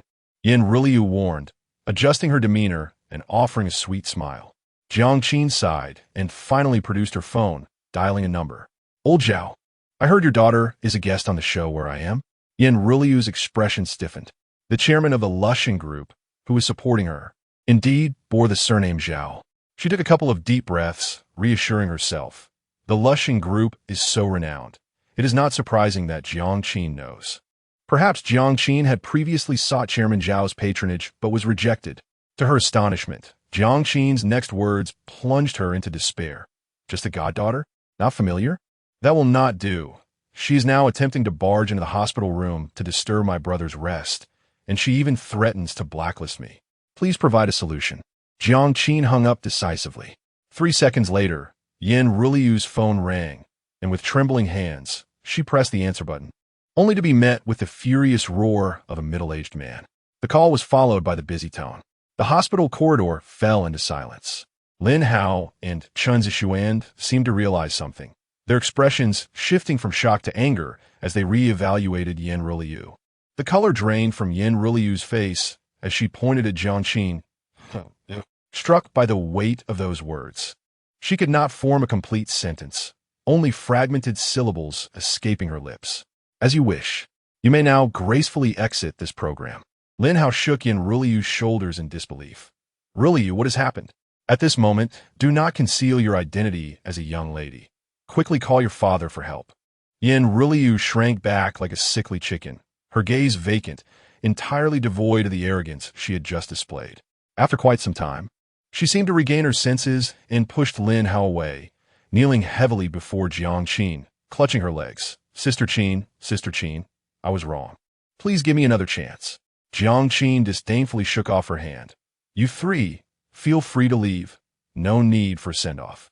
The bodyguards dragged the limp Yin Ruliu and the scolding Lin Hao and Chen Zixuan out of the hospital corridor, finally granting Jiang Jiu some peace. She turned back to the hospital room, only to find Jiang Jiu not watching television, but rather staring intently out the glass window, evidently having witnessed the melodramatic scene unfold. Were you frightened? Was Sister too fierce just now? Jiang Jiu smiled gently, as if she were an entirely different person from moments ago, and approached the bedside to tuck the blanket around Jiang Jiu. Jiang Jiu shook his head firmly, stating with conviction, "They are all bad people. Sister is not fierce." Jiang Jiu was taken aback. Gazing at Jiang Jiu's pale yet handsome face, her fondness for him grew, mingled with a sense of wonder. How could such a remarkable child emerge from such vile parents? This thought filled her with disdain for that monstrous couple. When she had stayed with the Chen family, she had thought Wang Chunyan was quite nice, resembling a simple and kind-hearted rural woman. Little did she know, she was a wolf in sheep's clothing, capable of harming her own flesh and blood. Fortunately, Wang Chunyan and Chun Fu's attempt at murder had failed. Under Chinese law, Extreme violence could lead to the revocation and transfer of child custody. Jiang Jiu awaited the opportunity to retrieve the child, though all actions would have to wait until the police investigation was resolved. She lit up her phone screen and dialed her elder sister Jiang Yin's number. The bodyguards outside the room had been dispatched by Jiang Yin after she saw the trending news, and in her preoccupation with caring for the child, Jiang Jiu had forgotten to inform her that she was safe. "Sorry, the number you have dialed is currently busy. Please try again later." Jiang Yin's line was engaged. After Wang Chunyin was arrested, she had been muttering about calling someone from Yang Jinghai's side. Although she did not have the business card in hand, it mattered little. She had transcribed the number numerous times and could recall it flawlessly. Unfortunately, to prevent collusion or interference with the investigation, she was unable to make calls to the outside world. Wang Chunyin's schemes lay shattered. Chun Fu could only grit his teeth and use the last bit of money he had left from gambling to hire a lawyer. After several twists and turns, he finally managed to get through to Jiang Yin's number. In the Jiang household, Jiang Yin was rarely free, playing with Chen Yao and building blocks, entirely oblivious to his growing unease. Suddenly, a melodious ringtone echoed, and upon answering the call, Jiang Yin's expression darkened almost immediately. She pulled the phone away from her ear, her countenance grave. "Xiao Jiu, your adoptive parents have committed a crime and are now under arrest. Do you think I should help them?" What? How could Dad and Mom do something wrong? Chen Yao's heart sank. His hands, which had been playing with Lego bricks, froze. Recently, he had watched a variety show called Brilliant Countryside Life, and by an unfortunate twist of fate, it was set in Luyin Village, the very place he wished to bury deep within his heart. Initially, he sought to reassure himself, believing that variety shows were scripted affairs, merely a group of celebrities indulging in childish antics, unlikely to expose his secrets. However, everything changed when he saw Wang Chunyin's face on the screen. Chen Yao was utterly terrified, but what was even more frightening lay ahead. Jiang Jiu was alive. Moreover, he had rescued a female star. As events unfolded, his parents, free from his influence, behaved like two untamed wild donkeys, engaging in a series of outrageous actions. He found himself powerless to intervene, anxiously remaining in the opulent mansion, hoping fervently that Jiang Yin would remain oblivious to the situation. Fortunately, the sisters of the Jiang family were not particularly fond of engaging with the internet and media. Although the incident had spiraled into a storm of controversy online, Jiang Yin, Jiang Shi, and Jiang Nan appeared to be unaware of it. He had thought this matter would simply fade away, but a phone call shattered his illusions. Noticing his silence, Jiang Yin appeared deeply affected, her heart softening uncontrollably. "After all, they're your foster parents. I will first consult with a lawyer to ascertain what they have done. If the situation is not severe or merely a misunderstanding, I will do my utmost to assist." Upon hearing this, Chen Yao shook his head fervently. He pinched his own thigh fiercely, wiping away the physiological tears that had sprung forth from the pain.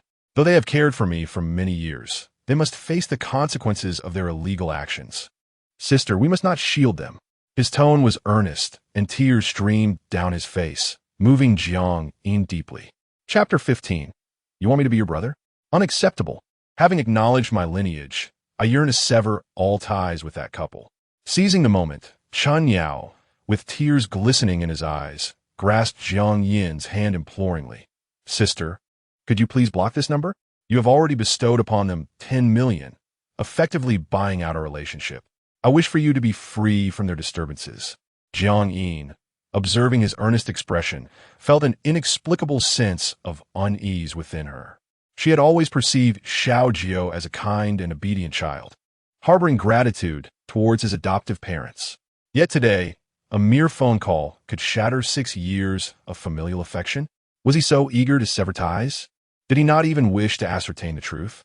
A flicker of doubt crossed Jiang Yin's eyes, but she quickly masked it with a smile, affectionately saying, "All right, I shall heed Xiao Jiu's wishes." With that, she picked up her phone and proceeded to take action. These words served as a balm to Chen Yao's anxiety. He exhaled in relief, refraining from watching Jiang Yin as she deleted the number, for that would be too conspicuous. Her assurance was sufficient. He believed that given Jiang Yin's indulgence towards him in recent days, she would never contradict his desires.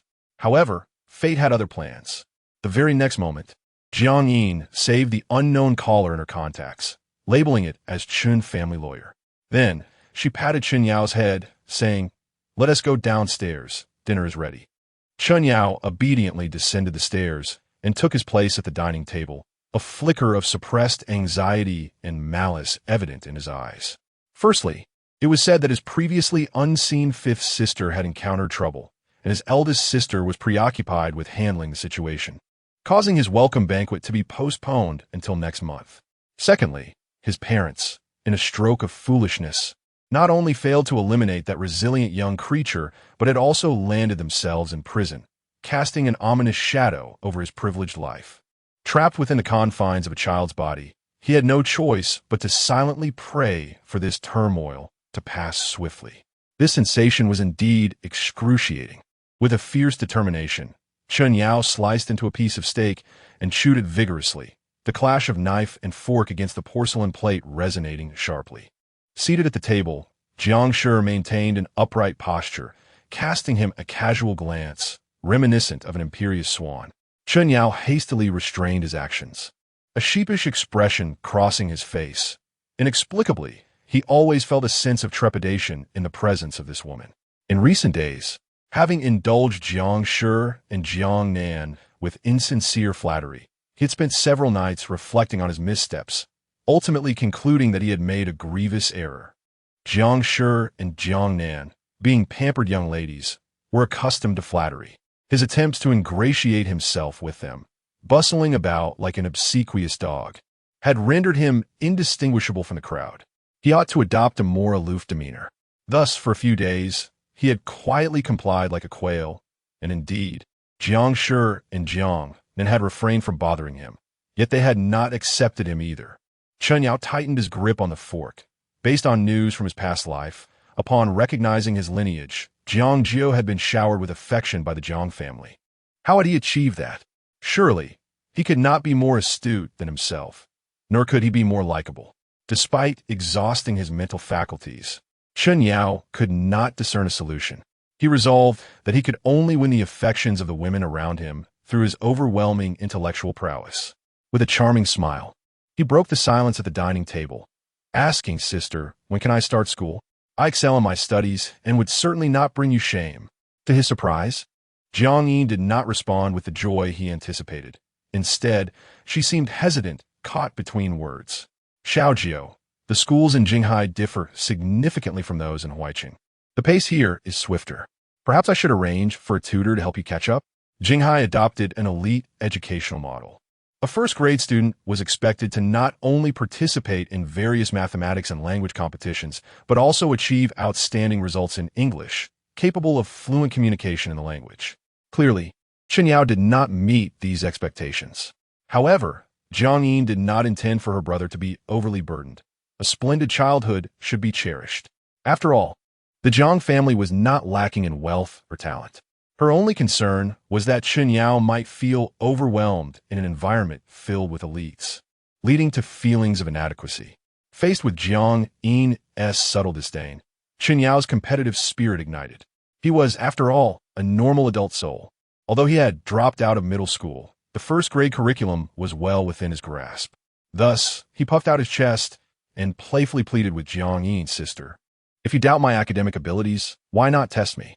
Jiang Jiu, resting her chin in her hand, replied with a hint of exasperation, "What is 10 plus 5? Without a moment's hesitation, Chen Yao confidently answered, 15. And 18 plus 9? Chen Yao paused briefly before responding, 27. What about 893 plus 321? A cool, detached voice interrupted, causing Chen Yao to freeze. He turned to find Jiang Jiu, her demeanor unaffected, elegantly consuming a piece of broccoli as if the question had not originated from her. "Seventh sister, this seems beyond the scope, doesn't it?" Chen Yao gritted his teeth, frustrated.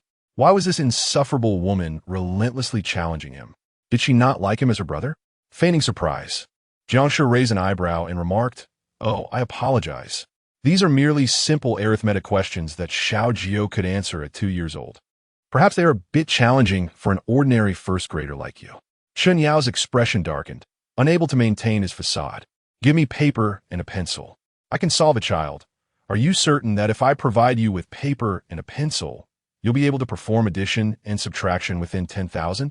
Jiang Jiu spoke in flawless, standard English, leaving Chen Yao momentarily bewildered. Alas, his English skills were also lacking. Ignoring his ashen face, Jiang Jiu leisurely shook her head, her spirits evidently high, as she finished her meal and gracefully departed. "You're not even qualified to be my brother." Meanwhile, Jiang Nan, who had been quietly observing, made a face at Chen Yao before darting away, trailing after her older sister like a devoted shadow. Chapter 16. What is a bastard? At Huai City People's Hospital, Jiang Jiu lay on the hospital bed, his backside nearly calloused from the prolonged confinement. Finally, on a bright, sunny morning a few days later, the bandages were removed. Jiang Qin, brimming with excitement, rummaged through the various pieces of children's clothing, eager to dress her little brother as one would adorn a cherished doll. However, to her dismay, she realized that the garments she had purchased based on the sales assistant's recommendations were intended for children aged 7 or 8, far too large for Jiang Jiu. "Little treasure, shall we go buy you some new clothes?" Jiang Qin gently pinched his cheek. Jiang Jiu gazed wistfully at the pile of ill-fitting new attire, murmuring, "But these clothes are all new. Buying more would be a waste of money." He was indifferent to the size. In fact, he preferred the larger clothes as they would last longer. The child's understanding warmed and pained Jiang Qin's heart simultaneously. "Sister's money is meant for you to enjoy." Without allowing Jiang Jiu a chance to protest, Jiang Qin swiftly drove them to the mall, dressed in a blue and white striped hospital gown. Jiang Jiu contrasted with Jiang Qin, who donned a simple white t-shirt and jeans. Furthermore, she had masked her face, concealing her beauty. As they navigated the upscale shopping center, their innate elegance was evident. Yet at first glance, they resembled a young university student accompanied by a rural child on a shopping excursion. As they wandered, they stumbled into the opulently decorated Sierra Luxury Children's Boutique. The store attendant scrutinized them, rolling her eyes, another pair pretending to be affluent. "Wasting my time. Child, what do you think of this one?" Jiang Qin casually picked up a shirt, envisioning how it would look on Jiang Jiu. "Madam, these styles require reservations. Not just anyone can purchase them," the attendant's acerbic voice intruded. "And by the way, that piece you're holding is 28,000. Jiang Qin raised her eyes, perplexed, at the somewhat portly attendant, who inquired about the price. Ignoring her, she called Jiang Jiu over to feel the fabric. Just as Jiang Jiu reached out, the attendant hastily approached, attempting to swat his hand away. "You're so dirty. Who would buy after you touch it?" Fortunately, Jiang Jiu had grown accustomed to such behavior and swiftly evaded her grasp. Had he not, the force of an adult would surely have bruised his small hand. Jiang Qin's expression darkened, her fury palpable as she shielded her brother, delivering a sharp slap to the attendant. The attendant, clutching her reddened face in disbelief, shrieked, "You lowly peasants from the countryside are filthy. How dare you not allow me to speak?" "Mind your words," Jiang Qin shot back, her gaze icy, causing the attendant to recoil. Jiang Jiu clutched the hem of Jiang Qin's shirt, his eyes cast downwards. "I'm not dirty. I just washed it."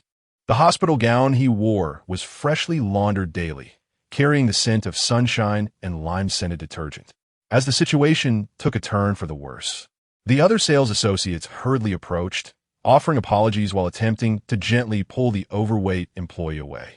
Aware of his own shortcomings, the hefty clerk muttered under his breath. Truly pathetic, but dared not retort further. Instead, he begrudgingly attended to other customers who appeared to be affluent ladies. It was then that a youthful attendant, her face radiating with youthful exuberance, approached with enthusiasm, suggesting, "Miss, young sir, would you like to try on this shirt? It is the latest summer collection. Most children cannot pull it off, yet I believe it suits this young gentleman's temperament perfectly." The light blue shirt she recommended indeed complemented Jiang Jiu's character, featuring a simple geometric pattern on pure cotton fabric that exuded a sense of quiet mystery. Unlike typical childish attire, it was ill-suited for a precocious child like Jiang Jiu. "There's no need to rush your decision. You may let the young one try it on first." The young attendant flashed a sweet smile, offering Jiang Jiu refreshments and desserts. Jiang Jiu nodded in approval, surveying the store before casually selecting several outfits for Jiang Jiu to try on.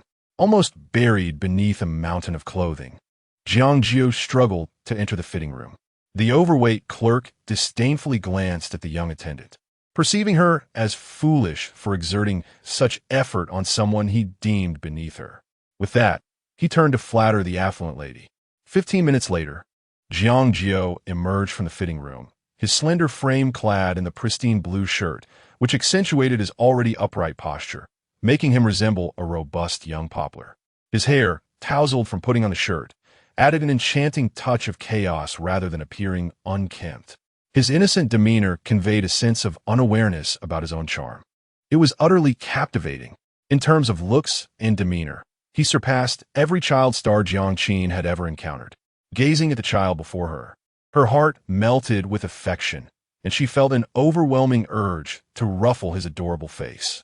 Producing a black diamond card, she succinctly declared, "Aside from the first shirt I saw, wrap up every piece of boys' clothing in the store for me.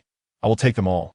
In an instant, all the sales associates halted, casting astonished glances at Jiang Jiu and Jiang Jiu. The black diamond card was the store's SVIP card, reserved for clients whose annual spending exceeded 10 million. By purchasing the entire store's stock of children's clothing, which would cost no less than 3 million, the commission for the clerk processing the transaction would amount to 5. That was a staggering sum of 15,000.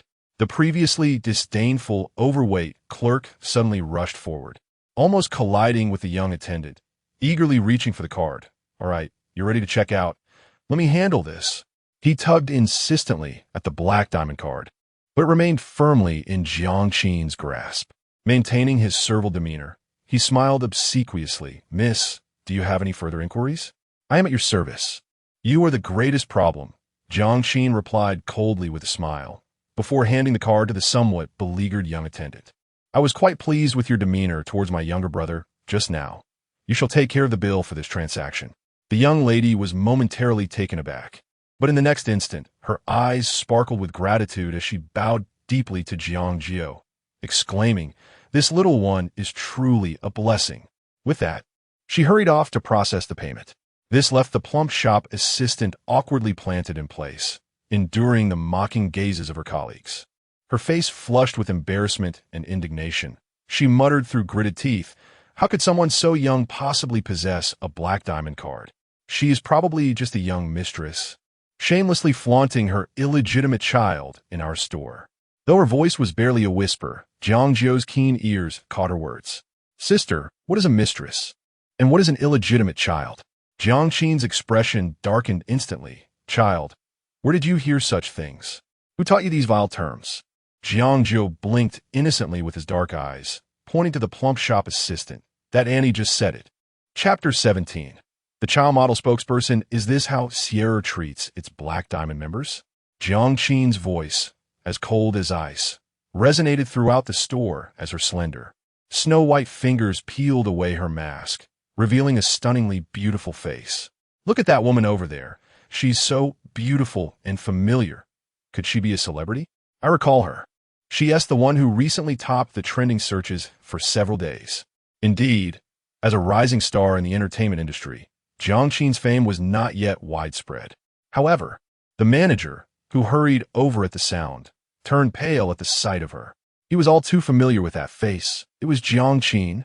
Just days ago, she had been appointed the brand ambassador by Sierra's esteemed leader. Sierra was not solely confined to children's clothing. It held a significant presence in jewelry, handbags, and perfumes as well. Although the news had yet to be publicly announced, a series of advertisements and events featuring Jiang Jiu had already been meticulously arranged. His mind raced. What a scandal it would be if a luxury store employee failed to recognize the brand ambassador, nearly forcing her out of the store and slandering her behind her back. If word got out, this mere manager could never bear the consequences. "Miss Jiang, I have been informed about the incident that just transpired by the staff. It was entirely our fault. To express our sincere apologies. Please feel free to voice any requests you may have." The manager, both anxious and frightened, felt beads of sweat forming on his forehead, but he disregarded them, hastily adopting a professional smile. "My request is simple. I want her dismissed." "Dismissed?" She must be dismissed. The manager secretly rejoiced, realizing that Jiang Jiu was not a difficult person to deal with, and readily agreed. He turned his face sternly towards the dazed, plump employee and waved his hand. You are fired.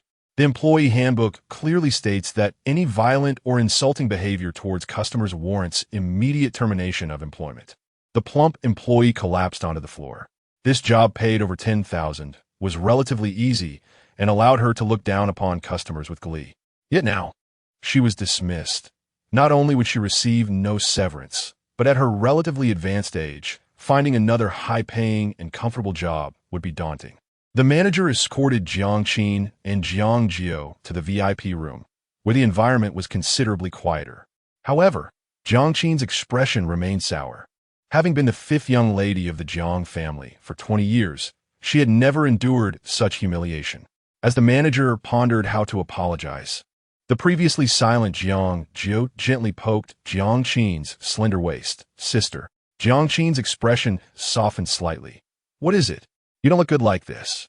Hearing that innocent and clear voice, the manager felt a chill run down his spine. If he was not mistaken, the handsome young boy before him was the impoverished character who had unexpectedly appeared on a popular variety show recently.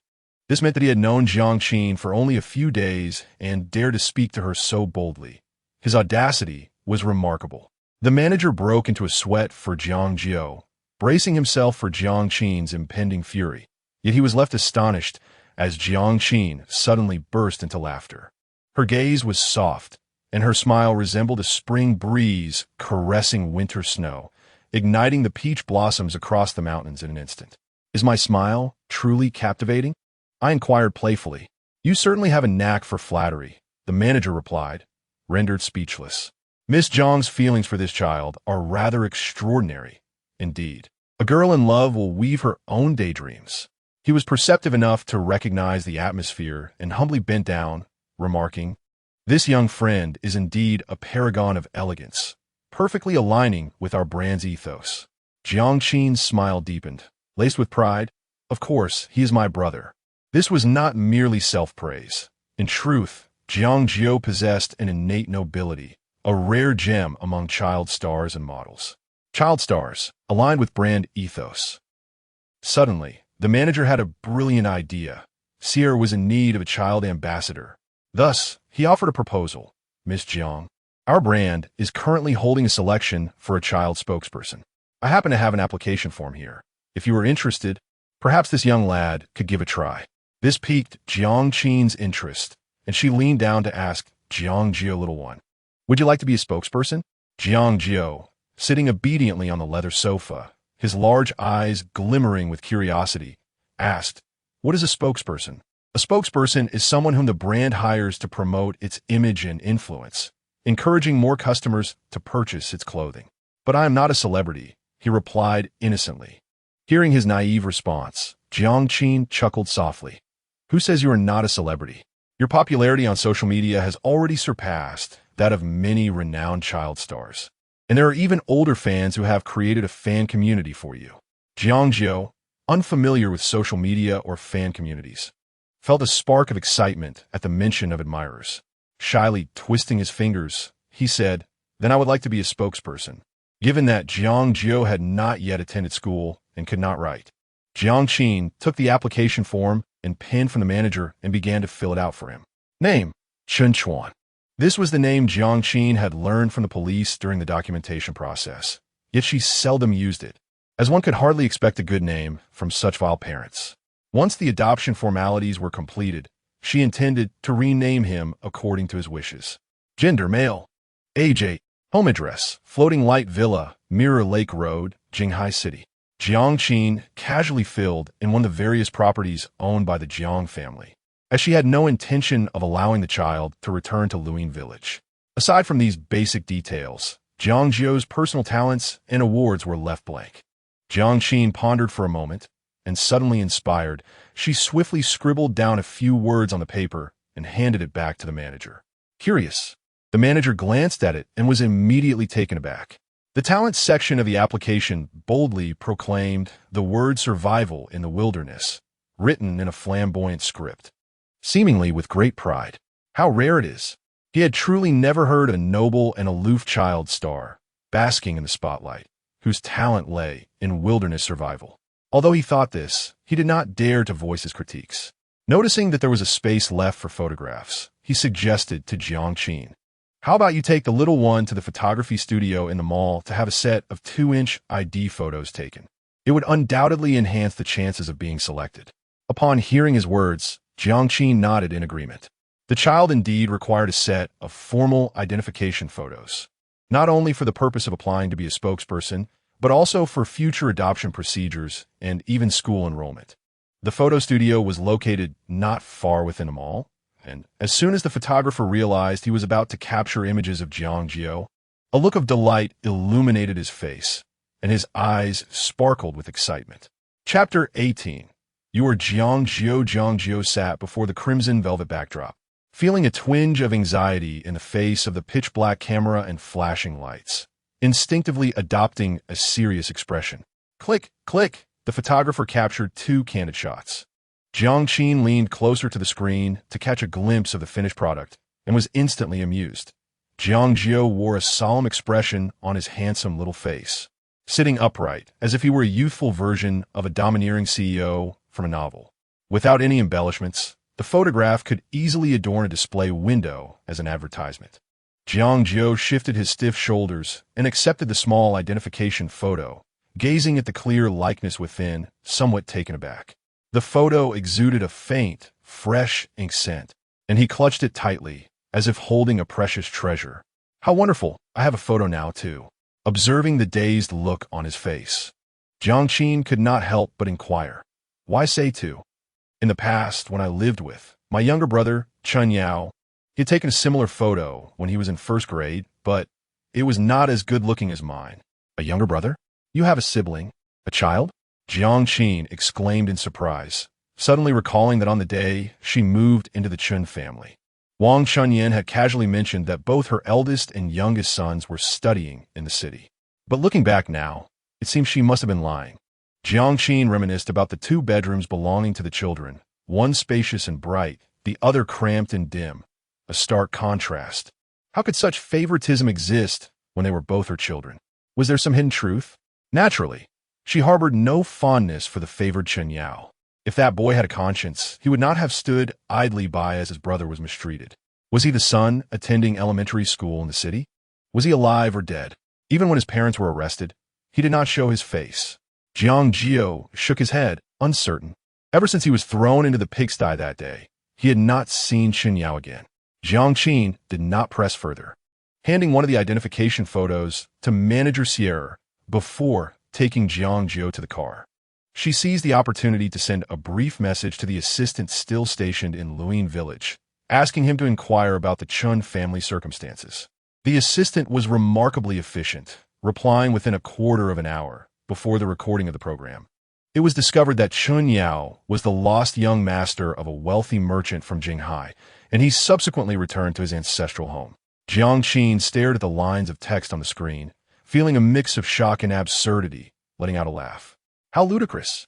Which foolish family took him in? Upon her return, she would certainly investigate within the elite circles of Jinghai to share a hearty laugh at the expense of that family, daring to welcome anything into their home. As she laughed, a sudden thought flitted through her mind like a lightning bolt. Remote village, wealthy merchant from Jinghai, a lost young master of a prominent family. Her elder sister's recent plans for a welcoming feast for her brother.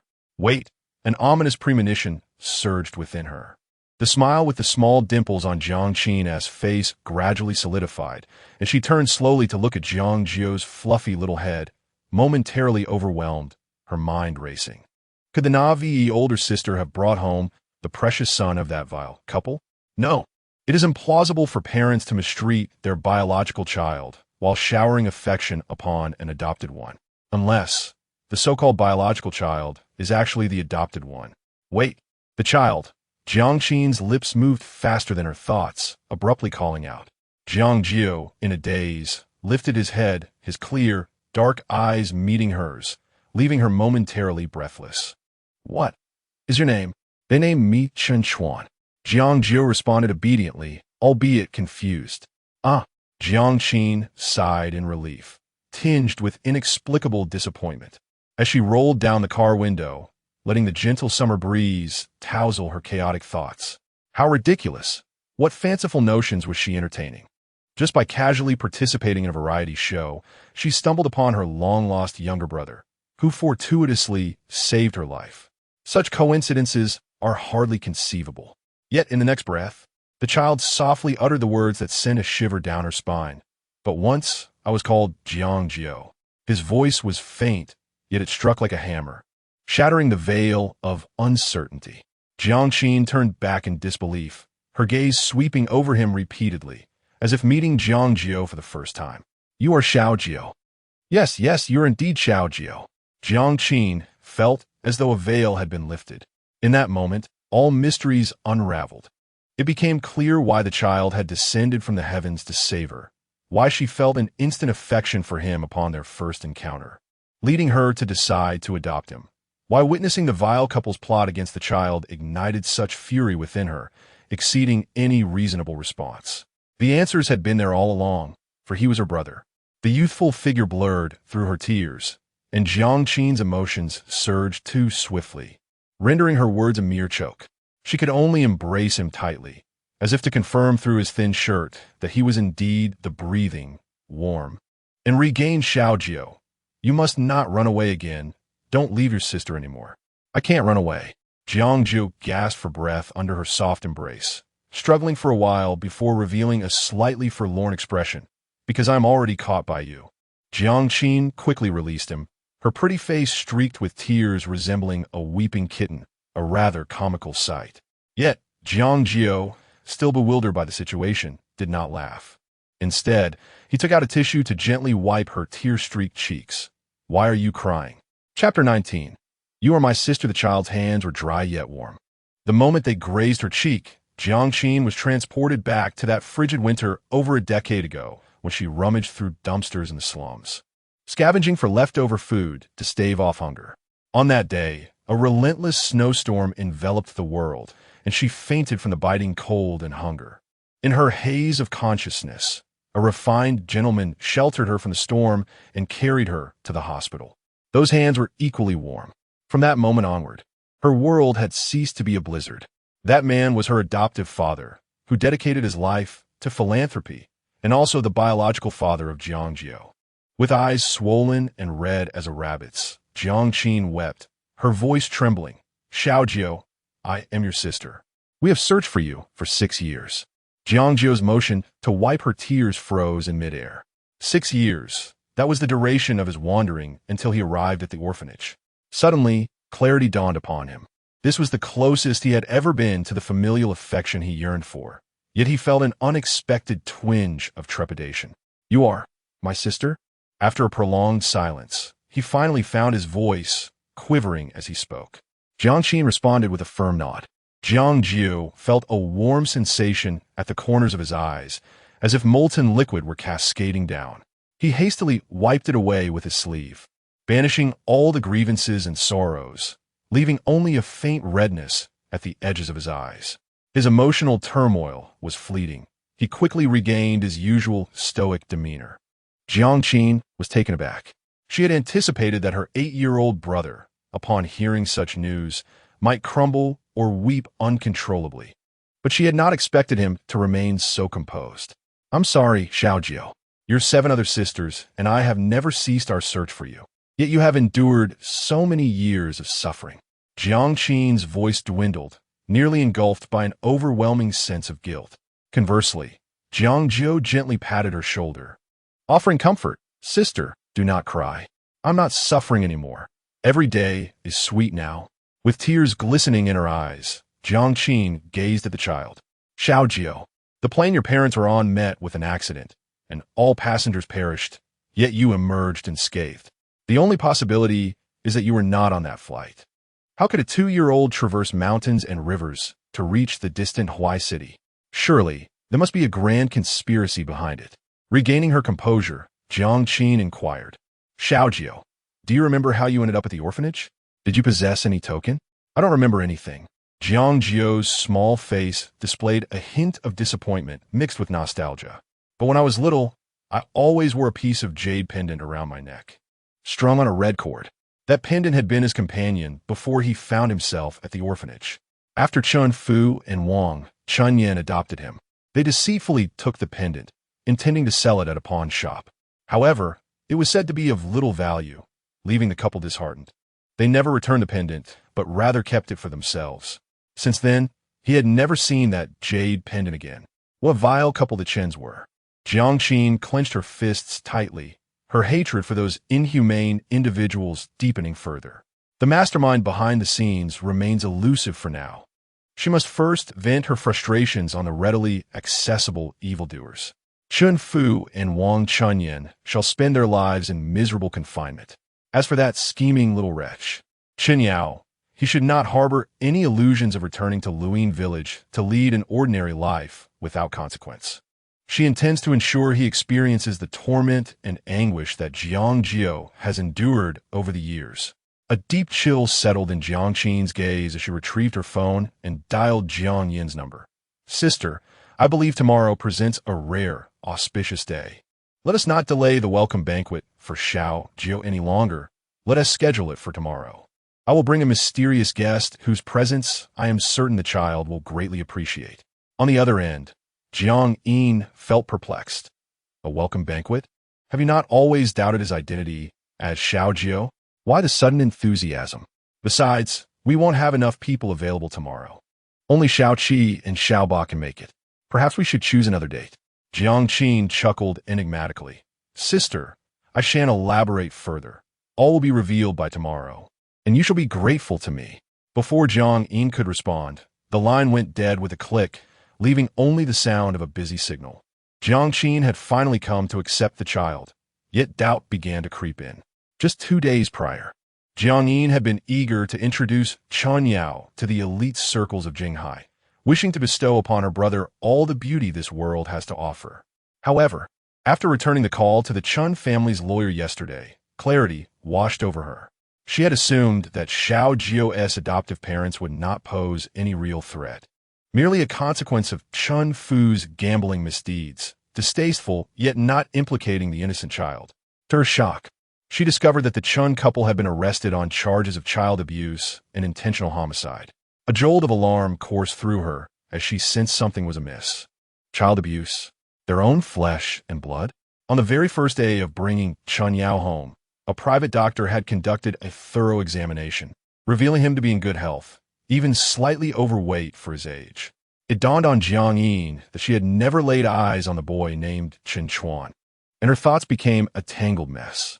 She dispatched some individuals to discreetly investigate the child, yet results had yet to surface. With a sigh, Jiang Yin conceded that if Jiang Qin was insistent, a simple, low-key family gathering would suffice. Meanwhile, Chen Yao eavesdropped quietly outside the door. His spirit soared, his excitement nearly lifting his eyebrows off his forehead. Though he was unaware of how much the scale of the welcome banquet had diminished, he felt that the Jiang family had finally acknowledged him. All the days of silent endurance had not been in vain. Chapter 20 Naive Fantasies in front of Huai City Hospital. A striking pair of siblings emerged from a pink Maserati. Jiang Qin accompanied Jiang Jiu to complete his discharge formalities. Little Jiu, the jade pendant in your memory is a token of love from our parents, Jiang Qin succinctly explained as she held Jiang Jiu's hand. On that scorching day, Chen Yao deceived our eldest sister with it, usurping your identity and returning to the Jiang family. So it was that day Jiang Jiu swayed momentarily before regaining his composure. That day Wang Chunyin and Chen Yao knocked me out under some pretext, bound me, and tossed me into a pigsty. After that, I never saw Chen Yao again. The calmness of his words sent a chill down Jiang Qin's spine, and a wave of dread washed over her. Anger surged uncontrollably within her. It turned out that what she had witnessed on Luyin Mountain was merely the second murder Jiang Jiu had endured. But how did they know? How could they have anticipated that our eldest sister would come that day? How did they know that pendant was our token? Could they possibly foresee the future? This matter was far from simple. Jiang Qin instructed her assistant to contact the most authoritative lawyer in Jinghai, immediately filing a lawsuit against the Chun family to annul the so-called adoption and bring those two beasts to justice. Suppressing her fury, Jiang Jiu declared. Tomorrow, the Chen family is hosting a welcome banquet for Chen Yao. I will take you to the event, and I will publicly expose Chen Yao's vile nature, banishing this despicable creature from the Jiang family. Jiang Jiu nodded, hesitating for a moment before saying, Sister, can I make one last visit to Luyin village before we go home? What is there to miss in that place? Are you planning to return to the Chen family to collect your belongings? I've already replaced everything for you with new ones. Jiang Jiu looked at her brother with a pang of tenderness, wishing she could cradle him in her hands. Jiang Jiu gently shook his head. I want to thank someone. Jiang Jiu suddenly recalled the other day when Jiang Jiu had just arrived at the hospital. He was covered in scars, particularly a long and deep new wound on his calf. Thankfully, it had been treated with herbal medicine, preventing it from becoming inflamed and festering. Is it the person who bandaged your wounds? Jiang Jiu noticed a subtle uplift at the corners of her brother's mouth. Yes, her name is Fei Fei, and she's my friend. Uncle K and his daughter Fei Fei were the kindest and purest souls in that filthy village. Throughout the years of Jiang Jiu's abuse, the villagers had turned a blind eye, often wrinkling their noses at the sight of his battered body. But Uncle K and Fei Fei were the only ones who offered him assistance. Hearing Jiang Jiu's words warmed Jiang Jiu's heart, and she felt a surge of gratitude toward the father and daughter. Rest assured, I will express my heartfelt thanks to them on behalf of the Jiang family. Afternoon, Fei Fei, carrying 2 warm sweet potato buns, skipped joyfully to the small wooden house on Luyin Mountain. She eagerly pushed open the door, bursting with words to share with her dear brother, Jiang Jiu. However, a thin layer of dust had settled in the narrow room, and Jiang Jiu was nowhere to be found. Fei Fei paused for a moment, realizing he had left, and with a hint of regret, she weighed the buns in her hands before heading home. The quaint cabin rests at the western edge of Willow Shade Mountain, while Fei Fei and her father, Uncle Lame, reside in a dilapidated courtyard at the easternmost point of the forest. With nimble steps, Fei Fei returned home before dinner, having gathered some herbs along the way, which she stuffed into a bamboo basket for show. Just as she was about to stealthily enter the house, a deep male voice startled her. Turning around, she found herself face to face with her father. Uncle Lame bore a weathered countenance, marked by a deep furrow between his brows that hinted at a life of hardship. His slender frame sat in a creaky old wheelchair, his legs, hidden within his trousers, had withered away. At that moment, he was taking advantage of the scorching sun to dry herbs in the courtyard, having caught his daughter attempting to sneak out. Remembering her promise to Jiang Jiu, Fei Fei resolutely shook her head. I did not go to deliver food. Uncle Lame gazed at his Na'vi daughter, whose thoughts were always written plainly on her face, and sighed deeply. That boy Chun Chuan is no longer in that cabin. A few days prior, he had suspected the child had escaped with his daughter's assistance, but refrained from exposing it, for he too harbored pity for the boy. Although Chun Chuan's background was tragic, he had grown up alongside Fei Fei, possessing an admirable character, making him a suitable future husband for her. However, burdened by his frail health, Uncle Lame could barely sustain his daughter's basic needs, let alone protect the boy. He could only tend to Chun Chuan's wounds after he had been abused and prepare simple meals for him when hunger struck. Beyond that, he felt powerless. Little Jiu brother is called Little Jiu, not Chen Chuan.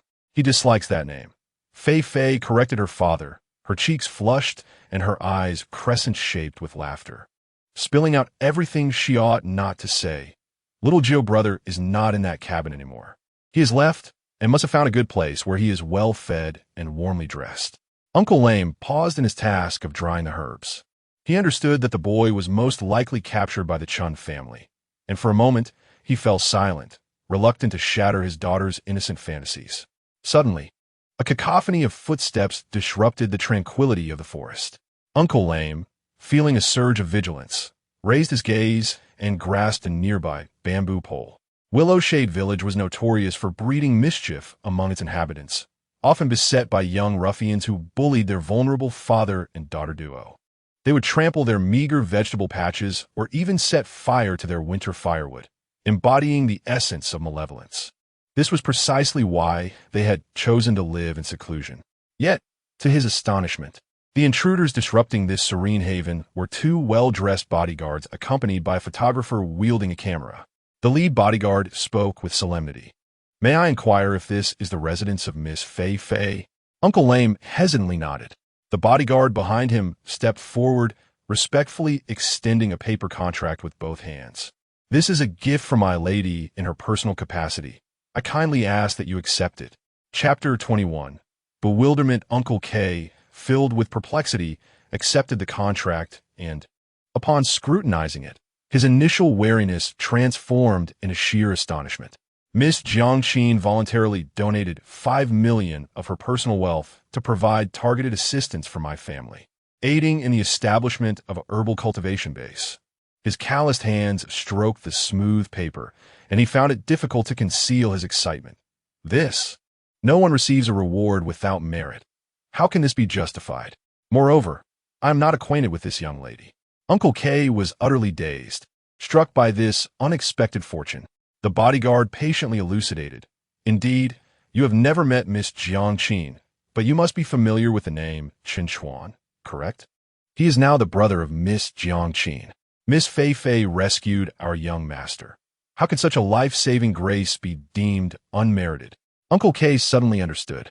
This fortunate child, Chen Chuan, had indeed been adopted by the affluent.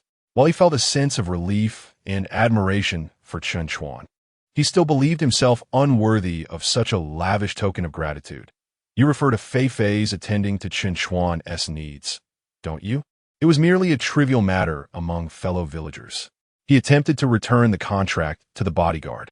Fei Fei, who had been curiously circling the camera from the very beginning, peered out with her little head and, unable to contain herself, poked the photographer lightly, inquiring in a muffled voice, "Uncle, if we decline, to whom will this money be given?" The photographer chuckled. "It is likely that they will seek other beneficiaries within the vicinity of Luyin village." Upon hearing this, Uncle K's previously conflicted expression steadied, and with a resolute stroke, he signed his name on the contract.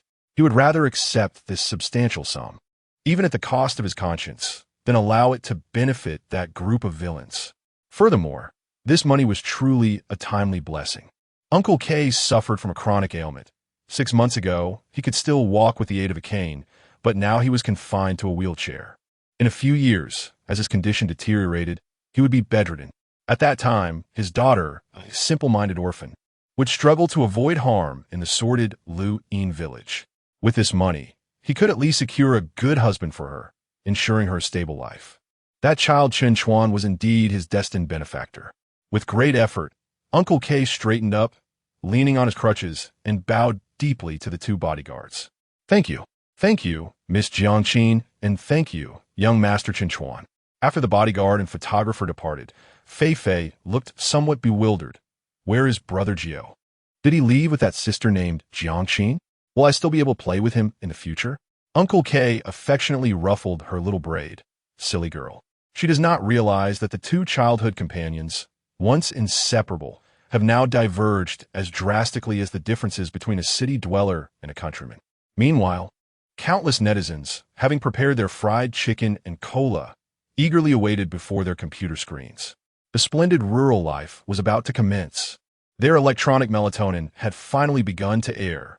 As the program commenced, it heralded a piece of news that would reverberate throughout Luyin village. Brilliant Rural Life had decided to select Uncle K's family as a focal point for assistance. Guest Jiang Jiu generously pledged to sponsor the Xiao family in their endeavor to cultivate a medicinal herb plantation on a barren mountain. Should this venture yield profits, 50% of the annual net income would be allocated to establish a fund to aid impoverished households. Conversely, if losses ensued, Uncle K's family would bear no responsibility. The bullet screen erupted with exclamations of astonishment. Did they help that child? Truly, the last vestige of kindness in this valley of malice within Luyin village. Has anyone delved into Jiang Jiu's background? How could she be so affluent? The Jiang family? Only the one in Jinghai ranks as the wealthiest in all of Huaxia. Have you heard?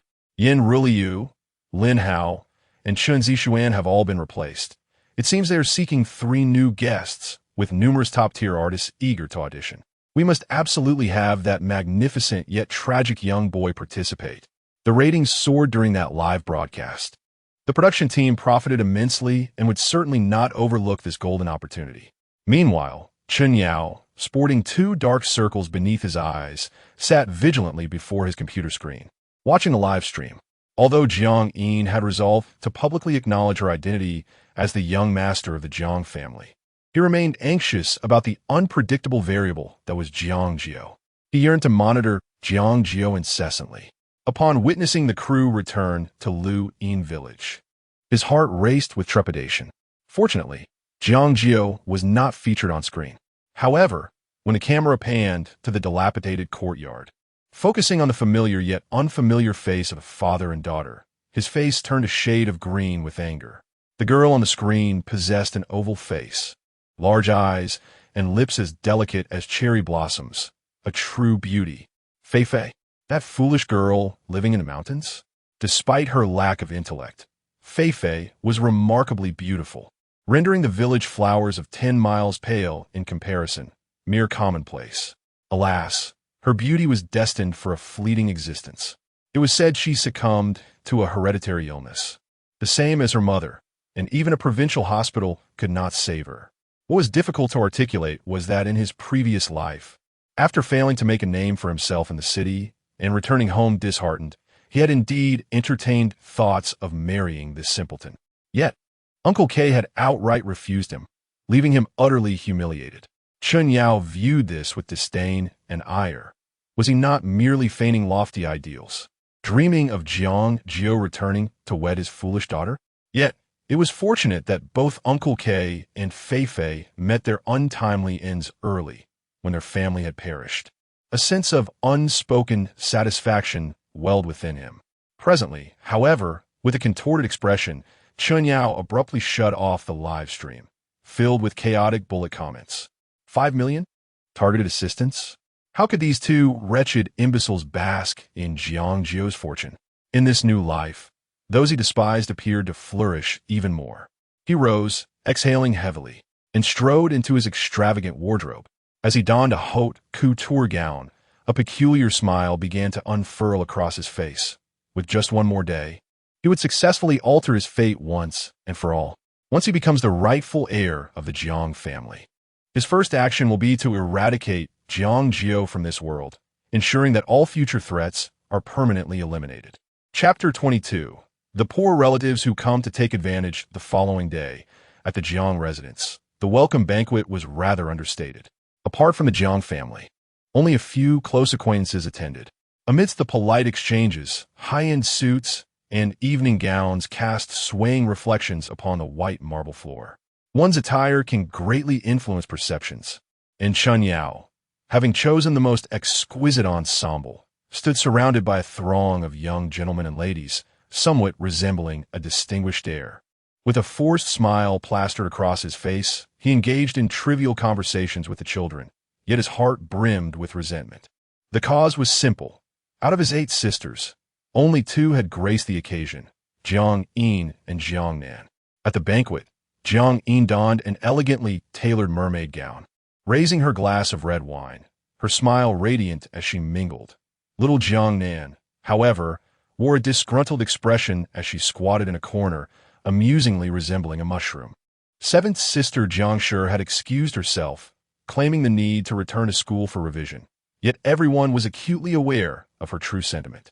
She was reluctant to study abroad, having already secured a place at Jinghai University and thus had no necessity for examination preparation, let alone revision. Yet at this rebellious age, with her sharp intellect and biting tongue, Jiang Jiu found it difficult to manage her, allowing her to have her way. Chen Yao, of course, was not pleased but felt too intimidated to compel Jiang Shi to remain. The other sisters, seemingly having received Jiang Yin's tacit approval, had not even made an appearance. To this day, Chen Yao had yet to lay eyes on them. Was this not a blatant disregard for him? A group of adopted daughters of humble origins, rather than seek his favor as the legitimate heir, dared to behave with such arrogance. A shadow of gloom crossed Chen Yao's countenance. Once he established his foothold within the Jiang family, he vowed to trample upon these women and exact his revenge. Lost in thought, he was suddenly roused by a gentle tap on his shoulder. "Xiao Jiu, your 5th sister has arrived. Jiang Jiu announced with a smile. She had known about Jiang Qin's attendance at the banquet since the previous day and had intentionally withheld the information to surprise Chen Yao. After all, during his early years, he had been calling her fifth sister as he playfully followed her around. Fifth sister? Chen Yao shook off his musings. Eager to make a favorable impression on the sister he had yet to meet, he quickly donned a naive and innocent smile and turned towards the entrance. The villa suddenly buzzed with excitement as a wave of young men and women surged toward the porch. Through the gaps in the crowd, Chen Yao caught a glimpse of a stunning silhouette. Just as he prepared to approach with a charming demeanor, his eye caught an unfamiliar yet familiar outline, causing him to halt in suspicion. How could that person be here? Jiang Jiu brushed past him, directly approaching the radiant woman, playfully chiding her. With your busy schedule as a star, it's increasingly difficult to have you home. Have you finally found the time to return? Chen Yao's eyes widened in disbelief. The woman was none other than Jiang Jiu, the celebrated actress from Brilliant Country Life. Jiang Jiu was his fifth sister. A wave of unease washed over Chen Yao. Inexplicably, he sensed an ominous foreboding, as if Jiang Jiu might appear at any moment and effortlessly take everything from him. Fortunately, within his youthful frame resided an ancient soul. Chen Yao quickly composed himself, raising his voice to call out to his elder sister, feigning the innocence of a child as he leapt forward a few steps. He then watched in wide-eyed astonishment as a furry head emerged from behind Jiang Jiu. This time, he discerned the truth. More dazzling than the resplendent young woman ahead was the child standing behind her. The child appeared frail and weak, yet exuded an air of calm assurance, as if he were the rightful heir to a grand estate. Upon catching sight of the newcomer's visage, a chill coursed up Chen Yao's spine, rendering his complexion ashen. It was Jiang Jiu. Chen Yao suspected he was hallucinating, his mouth agape in disbelief. Instinctively, he uttered a syllable of Jiang, nearly betraying himself before hastily correcting. Chen Chuan, what brings you here? Jiang Jiu regarded him silently, offering no words.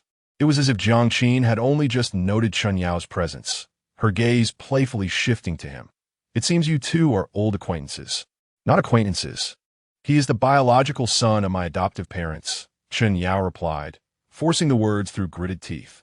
Jiang Jiu appraised him with a measured gaze.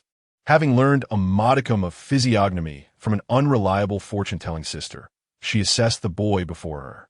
At first glance, he appeared polished and presentable, yet upon closer inspection, he revealed a disheveled brow and shifty eyes, resembling a wretched creature. There was no way he could be her brother, oblivious to her frosty scrutiny. Chen Yao's mind was in turmoil as he desperately reassured himself that perhaps this was merely a coincidence. Jiang Jiu, being a public figure, likely wished to cultivate a benevolent image before the cameras and was merely being affectionate with Jiang Jiu, even bringing him to the family gathering. Yes, she must be pretending.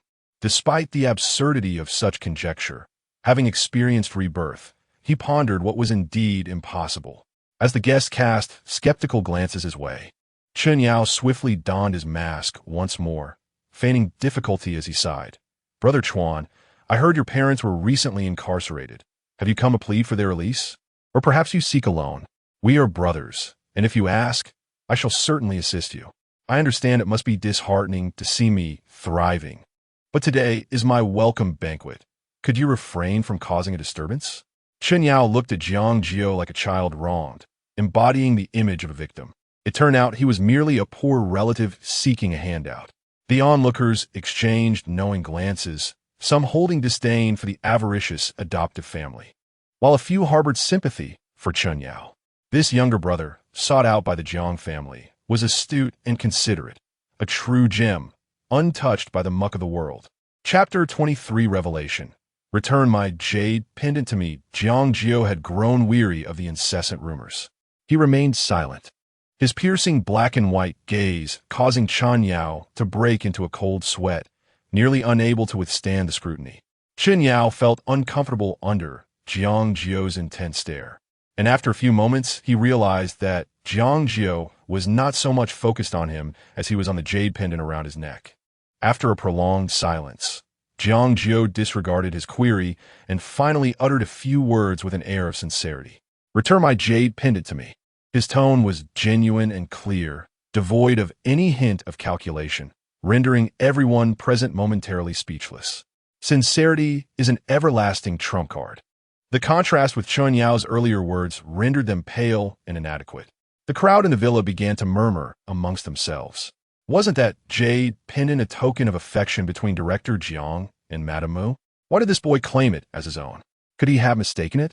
I find that Miss Jiang Qin's companion resembles Jiang Jiu more. He certainly bears the characteristics of his father. Though Chen Yao was undoubtedly cunning and mature for his age, Jiang Jiu possessed an innate persuasive power that was hard to contest. In an instant, a torrent of doubt surged towards the two children at the center of the conversation. Chen Yao was momentarily stunned. After a while, he forced a strained smile, saying, "This is a relic of my biological parents. It is very precious to me. Brother, please do not make it difficult for me. Your possession? Have you delved too deeply into your role, forgetting that you are a thief?" Jiang Jiu laughed, as if he had heard the most absurd joke. A sharp gust of wind swept in. And Chen Yao felt a jolt of pain in his chest as Jiang Jiu forcefully tossed a small book at him. Flustered, Chen Yao opened the cover, and he was instantly doused with a bucket of cold water. It was a faded birth certificate. The clear lettering on the white paper unequivocally confirmed that he was the biological offspring of Chen Fu and Wang Chunyin, irrefutable evidence that could not be denied. Seeing Jiang Jiu's decisive and ruthless demeanor, Jiang Qin was taken aback. From their interactions over the past few days, she had always perceived Jiang Jiu as overly gentle and reasonable, even worrying that he might be bullied in the future. Yet, the truth proved that blood ties run deep. Even a pearl may gather dust, but its brilliance remains formidable. She had underestimated her brother. This was retrieved from the Chun families, specifically your parents' room. You all have played an exquisite game of deception, knocking my brother unconscious and tossing him into the pigsty to push your own son forward to impersonate him. Now that the evidence is irrefutable, do you have anything left to explain? Impossible. I clearly. Chen Yao's words caught in his throat. Unspoken, he had instructed his parents to incinerate the birth certificate. Yet it was evident that the gambling-addicted Chen Fu was unwilling to relinquish this treasure trove. Keeping a card up his sleeve, he feared that Chen Yao would one day disown him as a father and, in a bid to secure funds, had secretly hidden the birth certificate away. Once Chen Yao regained his senses, he felt as though his spirit had been siphoned away. Those two fools dared to defy him? Burdening him for a lifetime was not enough. In this lifetime, they would also become the greatest stumbling block on his path to success. In an instant, a wave of metallic sweetness surged in his throat, his complexion turned ashen, and his legs weakened, causing him to collapse onto the ground. No, this is not how it should be. I am a true Jiang Jiu. None can usurp my identity. Jiang Qin let out a soft sneer, suddenly laughing. Chen Yao, it's time for you to awaken from your dream.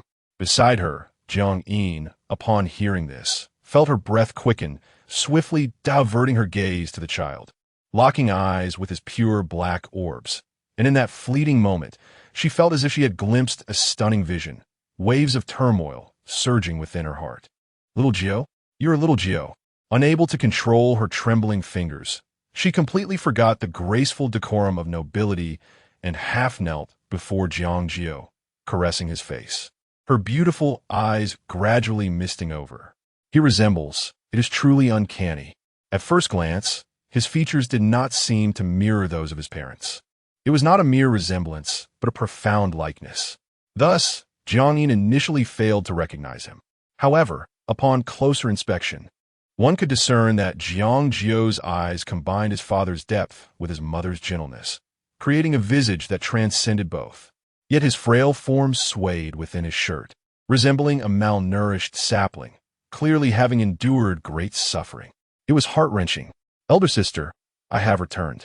Jiang Jiu lifted his pale, delicate face and broke into a radiant smile.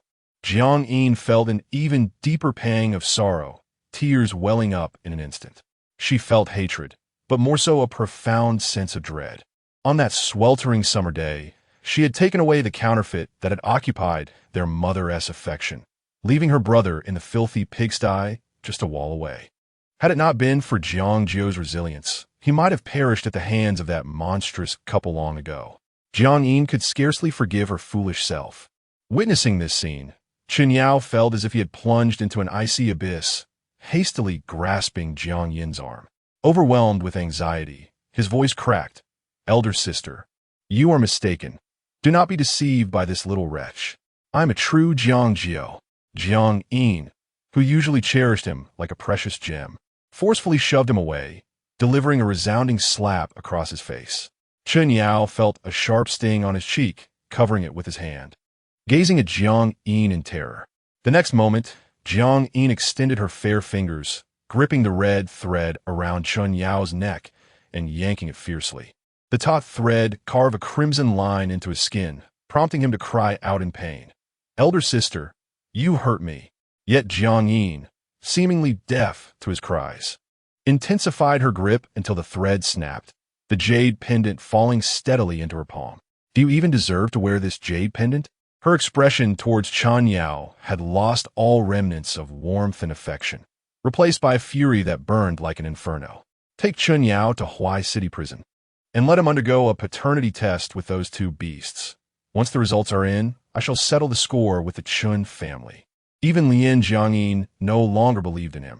A chill crept into Chen Yao's heart as he instinctively took a couple of steps back, only to have his arms swiftly restrained by the bodyguards. He struggled in vain, cursing and shouting, but ultimately he was dragged away. Jiang Jiu was about to console his tear-streaked sister when suddenly, his vision blurred as a beautiful, delicate little girl leaped towards him and enveloped him in a bear hug. Jiang Nan, completely disregarding her image, wept uncontrollably, smearing her tears and snot all over him. "Little Jiu, you have finally returned. I thought I would never see you again. I knew that foolish thing could not be my brother." Wu, caught off guard by this unexpected display of affection, Jiang Jiu felt somewhat flustered. Yet he sensed that the girl meant no harm. With his left hand raised in the air, he hesitated for a moment before gently resting it on her back, offering a few light pats, as soft as a feather. "Please, don't cry anymore." Chapter 24. Restoration of Belongings. Jiang Jiu's shoulder was dampened by Jiang Nan's tears, causing his body to stiffen involuntarily. This boy, who had never begged for mercy during his abuse, now found himself at a loss as his sister's tears scalded him. Sister, he had rarely experienced such intimate physical contact with others, and he felt a sudden rush of embarrassment. He murmured softly, attempting to push Jiang Nan away, yet hesitated to exert force. In response, Jiang Nan embraced him even tighter, fearing that if she let go, this fragile boy would vanish once more like a fleeting dream. Her movements were somewhat abrupt, inadvertently aggravating Jiang Jiu's wounds. He let out a muffled groan, his delicate face turning ashen, a flicker of pain crossing his features. He concealed it well, yet Jiang Yin discerned the subtle signs. "Little Jiu, are you hurt?" Jiang Yin's gaze darkened as she disregarded Jiang Jiu's protests and lifted his shirt. His slender frame was marred by a web of scars, each one a shocking testament to the torment he had endured. The room fell into a profound silence. Jiang Nan's sobs abruptly ceased, her eyes widened in horror, and her trembling fingers hovered in the air, afraid to touch him. Jiang Yin's nails dug into her palms, and the tears she had previously stifled surged forth anew. "I will tear those beasts from the Chen family to shreds." Jiang Yin spat through gritted teeth, suddenly turning to rush toward the door like a mother leopard protecting her cubs. However, Jiang Jiu grasped her wrist. "Elder sister," he spoke softly, yet his words calmed Jiang Yin's raging emotions. "They have already been imprisoned and will face legal consequences. For now, please stay with me a little longer, all right? I truly miss you both." While Jiang Yin had already resolved to eradicate the Chen family, she feared frightening her brother and thus decided to handle the matter privately. Halting her steps, "It's all my fault, sister. I didn't even notice such a cunning ruse," she lamented, tears spilling down her cheeks as her hands gently rested on Jiang Jiu's shoulders, fearful of causing him pain. "It hurts, doesn't it?" Jiang Jiu paused, taken aback. In those dark, sunless years, no one had ever inquired about his pain. He had always curled up alone in shadowy corners, biting his lip while waiting for the agony to subside. But now, it no longer hurt. He lowered his gaze, his fingertips brushing away the tears on his sister's face. With her presence, the pain dissipated. "Sister, you will never let me hurt again." Jiang Jiu held Jiang Jiu tenderly in her embrace, her gaze falling upon the jade pendant that Chen Yao had recently worn, a glint of coldness flashing in her eyes. She motioned for the butler to approach, her voice imbued with undeniable authority. "Clean that pendant for me." Her brows furrowed slightly, as if merely looking at it for another second was repugnant. She deemed anything that had belonged to Chen Yao unclean. The butler respectfully accepted the task. After the servants carefully washed the pendant and polished it with silk twice, replacing it with a pristine red cord, Jiang Yin's expression softened slightly. She personally took the pendant, bending down gently to wrap the red cord around his sharp collarbone. At last, she returned what rightfully belonged to little Jiu. Her voice resonated with an unwavering resolve. "Welcome home, Xiao Jiu." Jiang Jiu gently grasped the jade pendant, its coolness quickly warmed by his body heat. Jiang Nan, with reddened eyes, smiled beside him, exclaiming, "Now, everything is back where it belongs." Jiang Yin suppressed the lump in her throat and declared loudly, "I announce that the sole bloodline of the Jiang family shall return to its roots today. Once Jiang Jiu comes of age in 10 years, I will return all the assets of the Jiang family to him intact." Her words stunned the crowd. All eyes turned to the young man standing beside Jiang Yin, their earlier expressions of amusement transformed into fervent admiration. The Jiang family was a wealth that rivaled nations, with few in all of Huaxia capable of standing against them. They had assumed that Jiang Yin's years of tireless dedication to the Jiang family were merely a guise for her ambitions to seize control, that her search for her brother was but a fade. Little did they know, she truly intended to return the Jiang family to the boy who had wandered in obscurity for so many years. In an instant, Jiang Jiu became a coveted figure in their eyes. "Miss Jiang, this is truly a momentous occasion." The first to react was Jiang Buiyuan, a distant relative of the Jiang family. He patted his beer belly with a sense of nostalgia and remarked, "Seeing you two siblings so harmonious. Chairman Jiang must be immensely pleased in spirit. I notice Jiang Xiao appears somewhat frail. Perhaps he should rest in my family sanatorium for a while." Indeed, young Master Jiang is clearly a dragon among men." Mrs. Li from a well-connected family quickly grasped the implications and, with a hint of excitement and flattery, added, "I have a daughter who is somewhat unremarkable but possesses a gentle temperament and good grades, roughly the same age as young Master Jiang. They would surely have common topics to discuss. I shall arrange for her to visit him."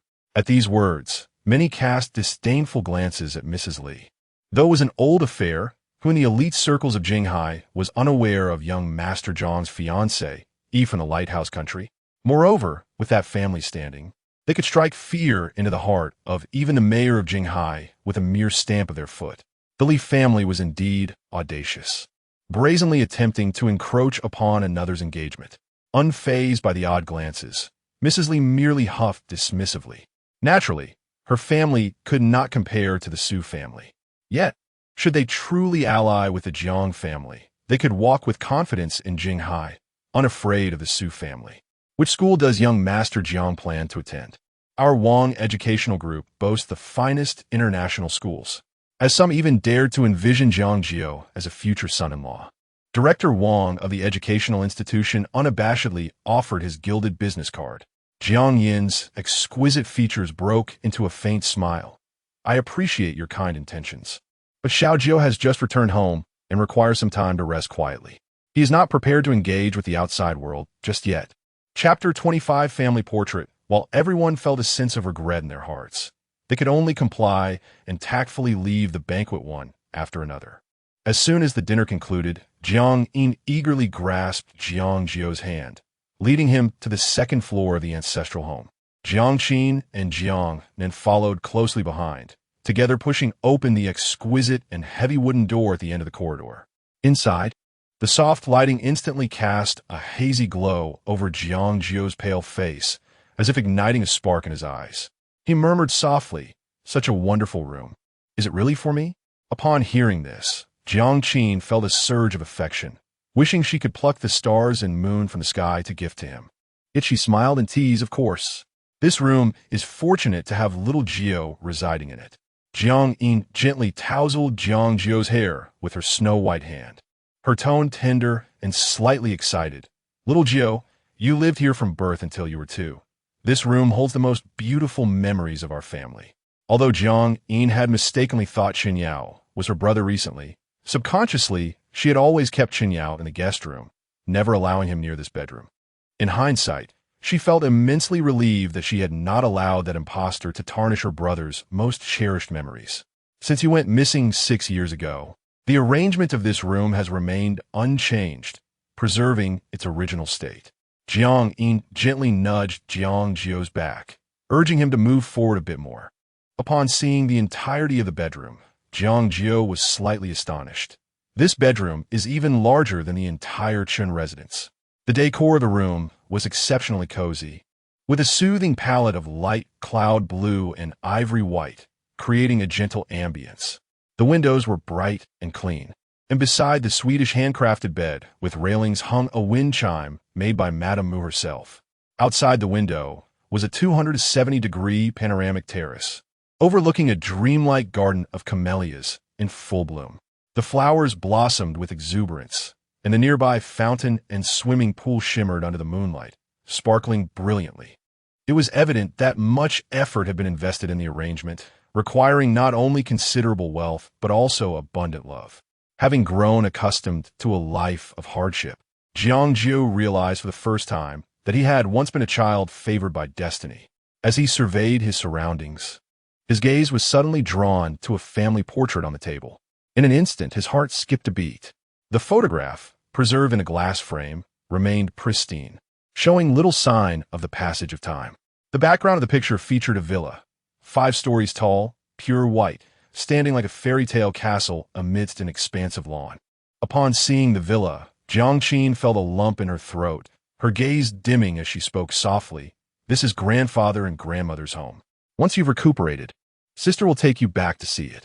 What she did not express was that since the tragic plane crash 6 years ago, which claimed the lives of their beloved grandmother and mother, their grandfather had succumbed to despair, falling gravely ill and subsequently residing in the most prestigious nursing home in Ningjiang. Stubborn by nature, he had refused to allow them to visit, perhaps fearing that the sight would evoke painful memories. A few days ago, she received a message from the doctor at the nursing home, indicating that the elderly man was emaciated and lacked appetite, and it seemed his days were numbered. This thought stirred a wave of sorrow within her. Jiang Jiu obediently nodded, fixating intently on the photograph, unwilling to divert his gaze. The image depicted a warm family of several members. 8 tender, innocent sisters were dressed in soft white cotton dresses, forming a semicircle. At the center stood a beautiful woman in a qipao.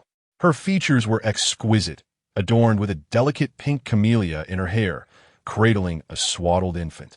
Her crimson lips slightly upturned, radiating a gentle aura of motherhood.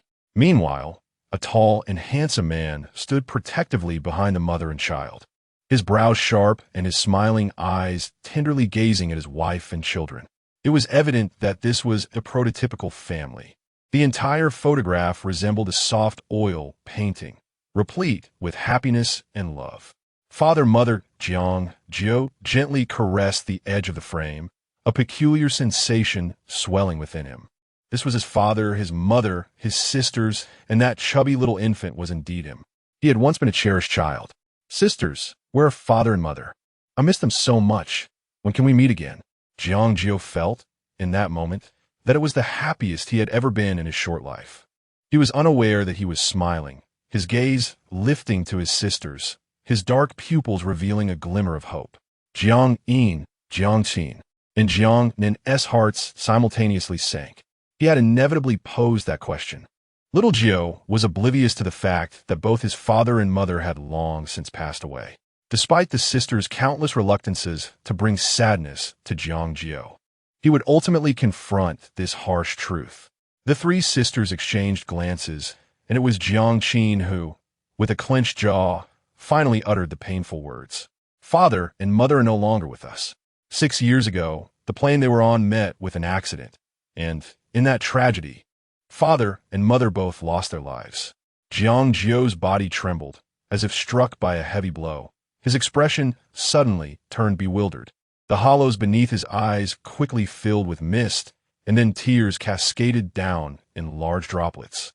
Jiang Jiu seldom cried. He understood that tears were the most futile of expressions. Yet, they represented the last vestige of hope that sustained him to this point. The three sisters were instantly filled with heartache. Chapter 26, The Eternal Right to Weep. Little Jiu, please don't cry. This is my sister's unlimited black card. Use it however you wish. Jiang Yin was flustered, her usually calm demeanor shattered in an instant. In a desperate attempt to alleviate Jiang Jiu's sorrow, she clumsily produced an extravagant black card, hoping that money could erase his grief. Yet, Jiang Jiu's tears continued to flow unabated. He stubbornly waved away the card Jiang Yin offered, his lips trembling as he murmured, "I just want Mom and Dad." His usual emotional restraint, so atypical for a child, made his tears all the more heart-wrenching. Jiang Yin felt utterly helpless, a rare sensation of powerlessness washing over her. What was the use of earning so much money? No amount of wealth or power could bring back the departed or fill the void in her brother's heart. The whimsical Jiang Nan, adopting an air of maturity, shook her head and exclaimed, "Sister, you're being so klitsch. Little Jiu, cheer up. How about I take you to our family's amusement park? You'll love it.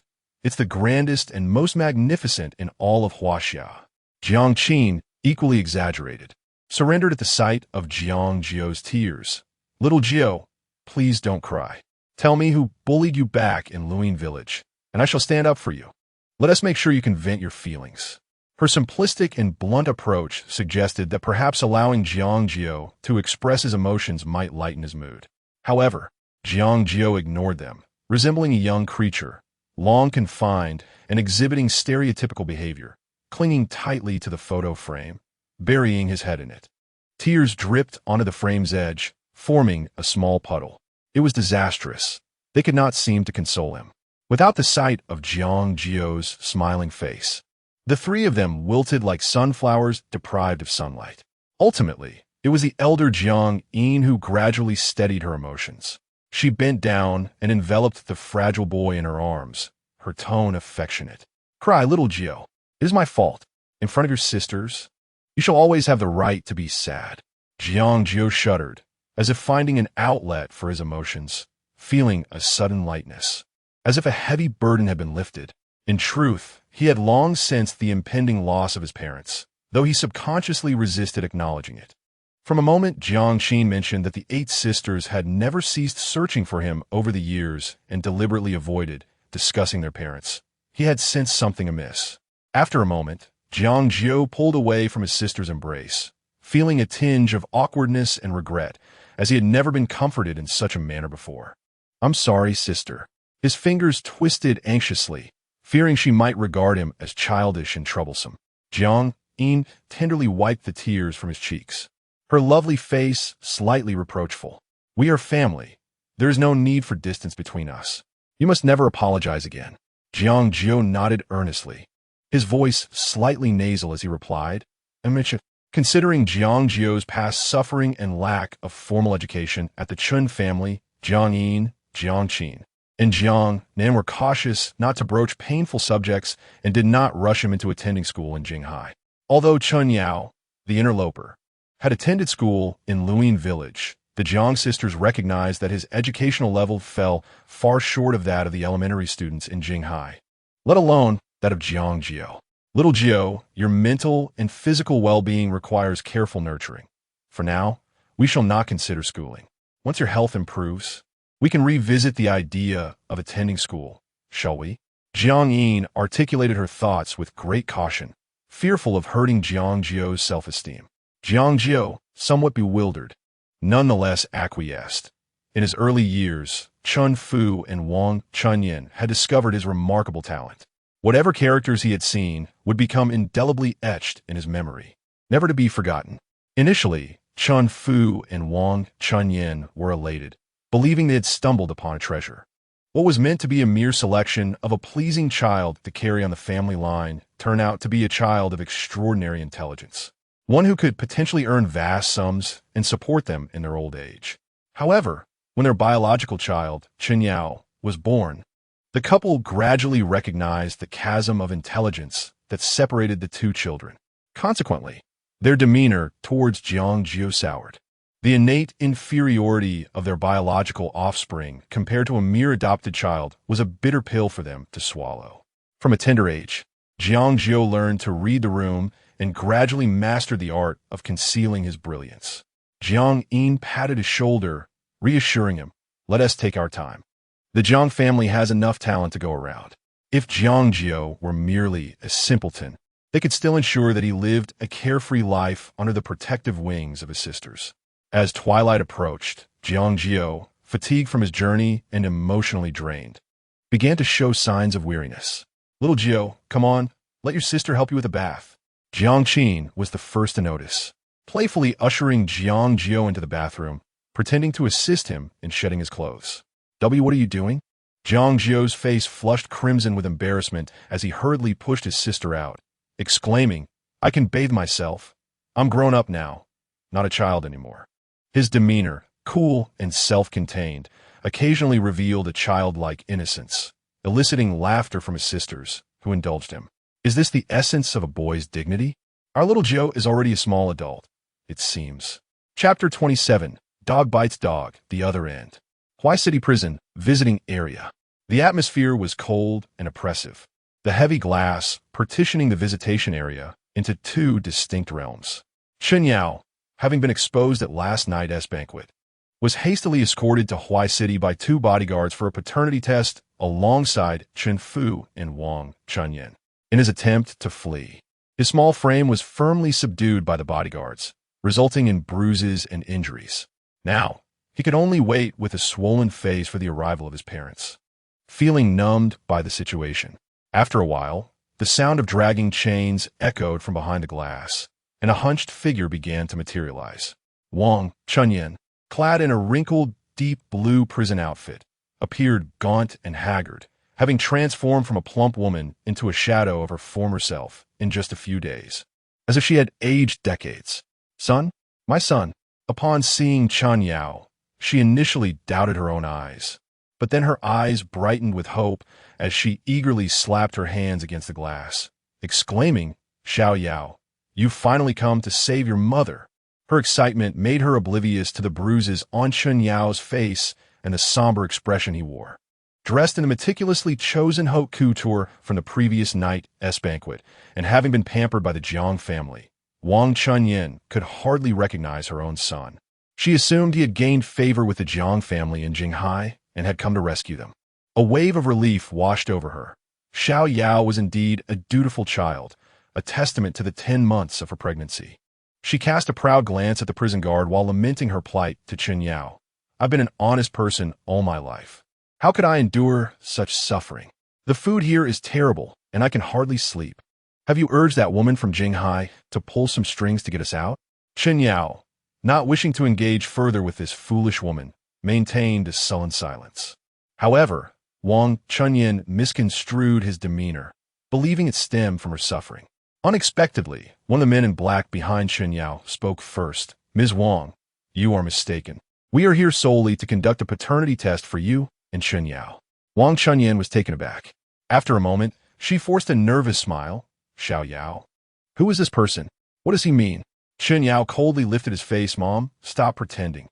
The matter of you asking me to impersonate Jiang Jiu has already been exposed." "What? Your identity has been uncovered by the Jiang family?" Wang Chunyan felt her body go limp with fear, as if her last card had been ruthlessly pulled away. She failed to grasp the implication of Chen Yao's words about being made to impersonate someone. What would become of them now? If the Jiang family discovered the truth, they would surely be furious. How could ordinary folk like them contend with the powerful and influential? It seemed they would spend a lifetime behind bars. Wang Chunyan began to weep sorrowfully, only to be met with a stern order from the guard to be silent. Startled, she shrank back, resembling a quail, afraid to utter a word. Ultimately, she hesitantly opened her mouth to allow the accompanying doctor to take an oral swab. Before leaving, she turned back several times. Yet Chen Yao remained with his head bowed, not casting a glance in her direction. Next was Chen Fu, who proved to be far more challenging than Wang Chunyan. Chen Fu was considerably more composed. He had dabbled in various vices, and over the years, the number of times he had been incarcerated was incalculable. Upon hearing that the situation had unraveled, he remained unfazed, lounging nonchalantly as he cast a sidelong glance at Chen Yao, snorting derisively. If it weren't for you, this calamity, instigating me to commit murder, I would have been comfortably at home. Truly a reincarnation of a wretched spawn. Had I known this would be the outcome, I should have drowned you in the chamber pot at birth. Listening to his vitriol, Chen Yao's face darkened, and he was instantly engulfed by a tempest of rage. Erupting unexpectedly, I have never incited you to commit murder. It's all your fault, you two foolish pigs. So greedy. Why? Why must you drag me down with you? Chen Fu's eyes widened with fury. He could hardly believe that this insolent brat dared to curse him. You little beast, everything was your idea, and you still have the audacity to blame me? Chen Fu was consumed with the desire to expose every detail. He was the type who, even in death, would seek to drag someone down with him. Why should he suffer in prison while this insipid brat frolicked freely outside? Unfortunately, before he could finish his tirade, a prison guard intervened, silencing him. Chen Yao turned to the bodyguard loyal to Jiang Jiu, forcing out a few tears as he feigned innocence. Uncle, I believe you've seen that my parents are mentally unstable, and I grew up enduring their abuse. It was only upon arriving at the Jiang family that I first experienced the warmth of familial love. Please, do not conduct a paternity test. Can you allow my sister to take me back to the Jiang family? I would even accept being a servant there. I just want to be by my sister's side. The bodyguard merely observed his performance in silence. I'm still just a child. Grant me a chance to redeem myself. Chen Yao collapsed to the ground, trembling fingers clutching the bodyguard's clothing as he choked out his plea. I am sorry. I was wrong. I am shameless and greedy. I never intended to impersonate Brother Jiang Jiu. I was coerced. I merely wished to feel what it is like to be loved. Please take me back. Brother Jiang Jiu will surely forgive me. The bodyguard remained unmoved, coolly withdrawing his clothing while speaking in a tone that was not entirely devoid of hope. At least you are aware of your own shame. Chen Yao was momentarily taken aback, struggling to maintain his fa-ade, biting down hard, oblivious to the blood drawn from his palm by his own nails. As he witnessed the failure of Chen Yao's ploy, Chen Fu felt a surge of satisfaction. His hoarse voice laced with phlegm as he cackled. What need is there for a paternity test? So despicable and vile. He is undoubtedly my blood. He was acutely aware of his own nature. Dragons beget dragons, and the offspring of a rat will burrow. Such filthy and sordid tactics were clearly of the same ilk as his own. The guards and bodyguards looked on, bemused by this spectacle of dogs biting dogs. Under the thunderous roars of Chen Fu, the bodyguards ultimately permitted the doctor to extract his DNA via an oral swab. As he watched the two samples securely settle into the insulated container, a resounding shockwave surged through him. Chen Yao felt as though his mind had shattered, leaving him in a state of utter confusion, unable to devise a response. Though he was still young, protected under the minor protection law of Huaxia, he clung to the hope that the principal Jiang family would refrain from taking action against him. Yet, what lay ahead? As the scion of a criminal, he found himself adrift in a vast expanse of Huaxia, devoid of even the smallest foothold. Chapter 28. The Angel Welfare Institute after the extraction of the couple's DNA. Chen Yao's mind was enveloped in a numbing haze as he followed the bodyguards out of the prison gates. Observing two bodyguards entering a luxurious yet understated business vehicle, he stood frozen, uncertain of his next move. To his surprise, the window of the car slowly descended, revealing the calm profile of a bodyguard, who inquired with a hint of puzzlement, "Aren't you coming in?" Taken aback, Chen Yao realized the bodyguard was addressing him. A wave of elation surged within him, as he fancied that Jiang Jiu had grown fond of him during their brief time together and had reconsidered, deciding to adopt this unfortunate orphan. It was understandable, after all. He was far more astute than Jiang Jiu. Complying, he shyly responded with a soft "eh" and climbed into the vehicle. As the car traveled over 100 kilometers, the road grew increasingly desolate and muddy, approaching what seemed to be a village. Chen Yao began to sense something amiss. He was aware of the Jiang family's immense wealth. But surely they wouldn't purchase a property in such a bleak and impoverished locale. This place was even more remote than Luyin village.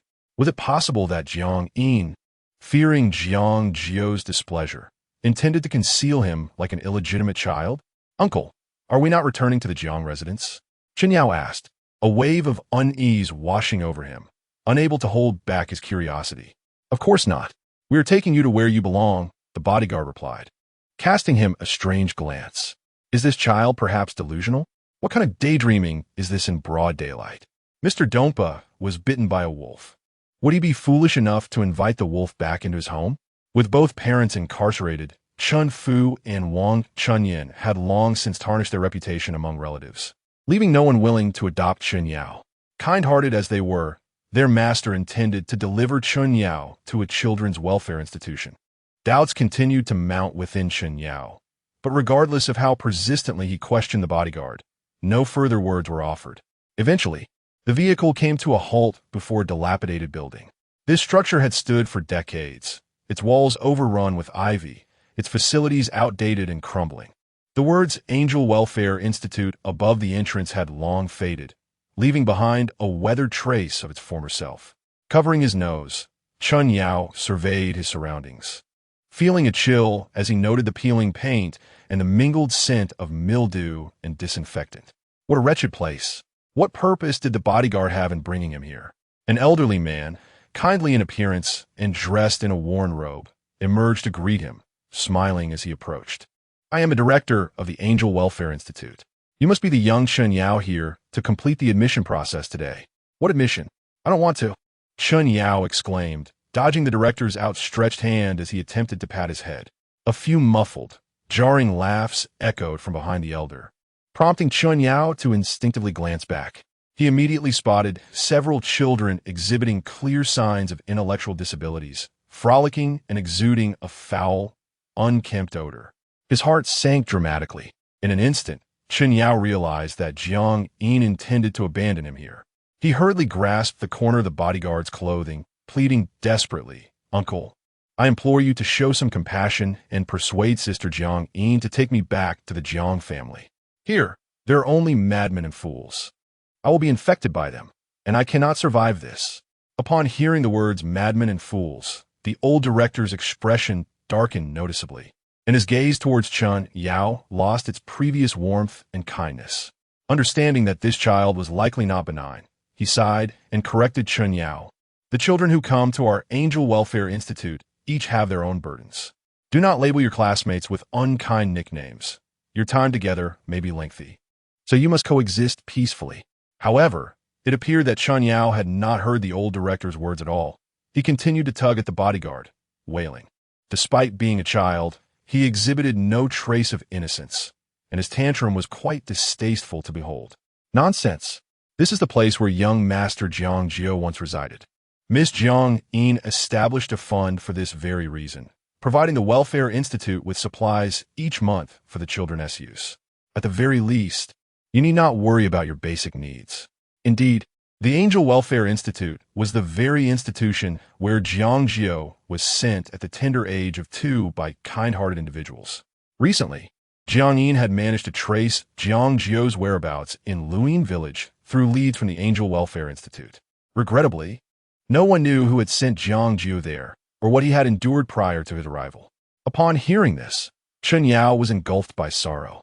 Did this not imply that he would not only be deprived of the myriad privileges of a wealthy family, but also be forced to endure a meager existence alongside wild children, living under Jiang Yin's watchful gaze for eternity? How then could he orchestrate his plans? His dreams of amassing wealth through lotteries and prophecies shattered like fragile bubbles under Jiang Yin's scrutiny.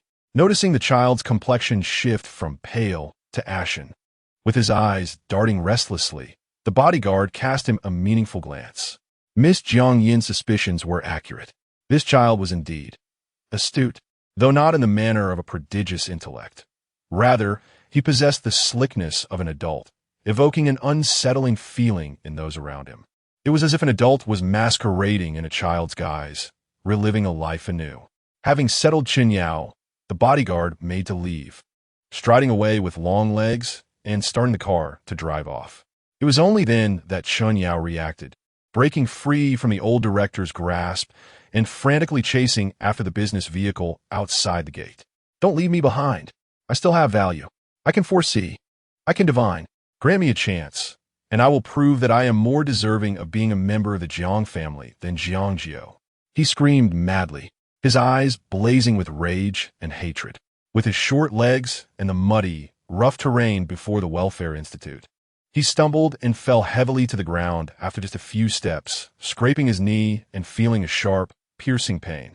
Yet, he paid no heed to the agony, scrambling to his feet once more and mechanically continuing to run forward. The old director followed behind, letting out a deep sigh. This child, in his desperation to avoid abandonment, is uttering all manner of madness. His behavior, in fact, aligned perfectly with that of an abandoned child. The elderly director, harboring no suspicions, merely sighed deeply, a trace of compassion flickering across his face as he gently ushered Chen Yao into the welfare institution, much like one would tenderly carry a chick. The iron gate clanged shut with a resounding finality, leaving Chen Yao, his face streaked with snot and tears, to watch helplessly as the vehicle vanished from his sight. Chapter 29. A cozy breakfast in the early morning. Jiang Jiu, clad in cartoon pajamas, climbed out of his expansive bed, rubbing his bleary eyes. As he pushed open the bedroom door, he was taken aback. His elder sister Jiang Yin and fifth sister Jiang Qin stood outside, seemingly waiting for an eternity. Jiang Qin wore a delicate silk nightgown, unadorned by makeup, her softly curled long hair cascading down her shoulders, exuding an ethereal purity. Clearly, she had completed her morning routine and arrived at his door to wait. In contrast, Jiang Yin was attired in a sleek black suit paired with a pencil skirt, her black stockings enveloping her slender, shapely legs, radiating an alluring charm. She had intended to adhere to her usual schedule and head to the office early. But as she passed Jiang Jiu's room, she halted abruptly. Upon seeing Jiang Jiu emerge, both sisters swiftly turned away, their eyes darting in embarrassment. Little Jiu, we aren't trying to spy on you. It's just, after finally finding our brother, we are overwhelmed with affection. The once proud and emotionally detached Jiang Yin felt for the first time the pang of longing that comes from being apart. It was a sensation that tugged at her heartstrings. Observing the awkward expressions on his sisters' faces, Jiang Jiu remained unperturbed, his gaze clear and his voice still soft from slumber as he greeted them. Good morning, sisters. Jiang Yin felt her heart melt at his sweetness. Suppressing the urge to touzle his hair, she spoke in a voice laced with an unintentional sweetness. Little Jiu, you need not rise so early in your own home. You're still growing. Sleep as long as you wish. At her endearing tone, Jiang Qin shivered slightly. Wow, big sister is being rather sentimental, she thought. In all her years, she had never witnessed the formidable Jiang Yin express such tenderness. It was quite alarming. Jiang Nan, wrapped in a soft blanket, rolled over in bed, her voice soft and sleepy. Yes, little Jiu, I read you fairy tales until midnight last night. Aren't you tired? Hey, when did you sneak into little Jiu's bed? Jiang Yin exclaimed, rushing in to playfully thump Jiang Nan on the head. I knew you were up to no good last night. You're not allowed to sleep with our brother again. Rubbing her head in feigned pain, Jiang Nan whined like a stubborn child, but I want to. Jiang Jiu's cold, dark eyes glimmered with a smile. It's not too early. It's already 7 o'clock. Back in Lu Yin village, I would have already fetched water and fed the livestock by this hour. At this revelation, Jiang Yin, Jiang Qin, and Jiang Nan clenched their fists in indignation. How could that wretched couple from the Chen family have forced their tender brother into such labor? What would you like to eat for breakfast, sisters? Little Jiu can make anything, he offered as he made his way to the kitchen, his small hands fiddling with the cooking utensils, exuding the air of a budding chef. Yet his confidence waned as he grappled with the high-tech metal cookware, causing him to deflate momentarily. The sisters all understood that this child had lived under the care of others for many years, developing a sensitive disposition and a strong desire to prove his worth. Jiang Qin reminisced about the time spent at Luyin Mountain, where Jiang Jiu prepared a delicious all-natural fish soup for her using a clay stove. In that moment, an idea struck her to purchase a farmhouse near Jinghai for her brother, allowing him to indulge in a grand game of make-believe. A wave of tenderness washed over Jiang Jiu as she embraced her brother, saying, "You are the treasure of our family. Such labor should not fall upon your shoulders." With that, she gently pulled Jiang Jiu toward the dining table downstairs. Unsure of Jiang Jiu's preferences, she had asked the aunt to prepare over 100 dishes, featuring the renowned cuisines of Huai City and Jinghai. Among the culinary delights were classic crab roast soup dumplings, drunken pork ribs, crystal trotters, and an array of pastries, as well as Western delicacies such as French foie gras, Boston lobster porridge, and fresh milk flown in from afar. Jiang Jiu had never experienced such a lavish meal before. His eyes sparkled as he picked up a soft, fluffy bun and eagerly took a bite. Though he ate quickly, his demeanor remained elegant. Jiang Jiu found him increasingly adorable, his contented state resembling that of a satisfied kitten. After a brief moment, Jiang Jiu noticed the several girls resting their chins on their hands, gazing at him intently. After pondering for a moment, he picked up his chopsticks and thoughtfully served each of the three sisters a crab roast soup dumpling, saying sweetly, "Sisters, you should eat too." The sisters were evidently delighted by his concern and cheerfully took up their chopsticks to enjoy the meal. During the gathering, Jiang Jiu suddenly received a phone call. Her previously vibrant demeanor turned cold, and with a light reproach in her beautiful eyes, she stated, "I do not intend to continue recording this program. Please contact my agent. I will compensate you for the breach of contract as stipulated." Her feelings towards the program Brilliant Country Life were complex. On one hand, she was grateful for the show, as it had led her to find her long-lost Xiao Jiu. On the other hand, she abhorred it for selecting the notorious Luin village as a beneficiary. Aside from Uncle K and Fei Fei's family, who were genuinely kind-hearted, the rest of the villagers were accomplices in Jiang Jiu's suffering. The thought of having to return and greet those people with a smile was utterly repugnant to her. The director on the other end of the line apologized profusely. Ever since he discovered that Jiang Jiu was not merely a girl from a small town without connections, but rather the daughter of the esteemed Jiang family in Jinghai, he had been filled with regret. Furthermore, while the director was unaware that Jiang Jiu was the young master of the Jiang family, he had learned that Jiang Jiu treated him exceptionally well, almost as if he were her own brother, even considering the possibility of adopting the child. With a spark of inspiration, he thought to invite Jiang Jiu to join the program as a guest through Jiang Jiu. If he could indeed secure both siblings for the show, it would undoubtedly create a sensation that could shake the entire entertainment industry. Chapter 30. The need for approval from others. Meanwhile, in the Sierra production department of Huaxia, the shooting date was fast approaching. Yet the director had yet to find the ideal child spokesperson. Among the pile of resumes lay a selection of the most photogenic children in all of Huaxia, each one a gem that any production team would covet. However, he always felt that something was amiss. This one won't do. This one is even less suitable. Frustrated, the director rubbed his temples, inadvertently knocking the stack of resumes to the ground, scattering them like snowflakes. As he bent down to collect them, his eye caught a glimpse of a strikingly refined young boy amidst the papers. The child possessed an exquisite beauty, with tousled black hair partially veiling his sharp brows and eyes, and thin lips pressed into a straight line, exuding an air of grace akin to bamboo. Most importantly, there was a wildness and coolness in his gaze that seemed untouched by desire.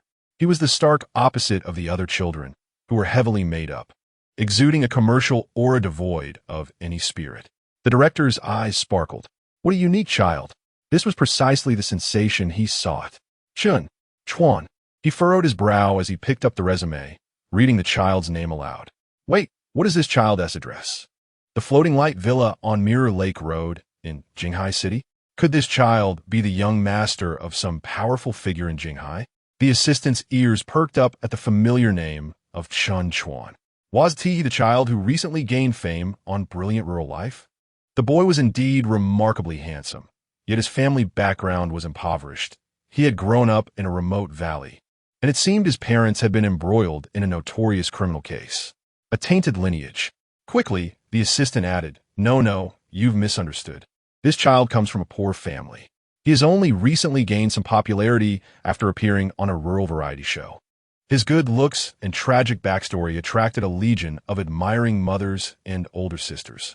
As for that address, It's likely fabricated.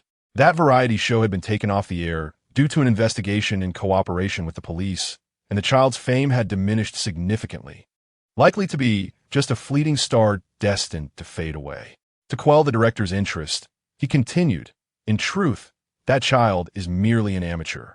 I have no idea who submitted his application. It's probably just an attempt to join the fray. Perhaps we should consider these professional child stars and models instead." The director's earlier excitement waned in an instant. Whether rich or poor was trivial, but deceit, vanity, and superficiality were unacceptable. To have listed his family address as the Floating Light Villa, the most opulent mansion in Huaxia, was absurd.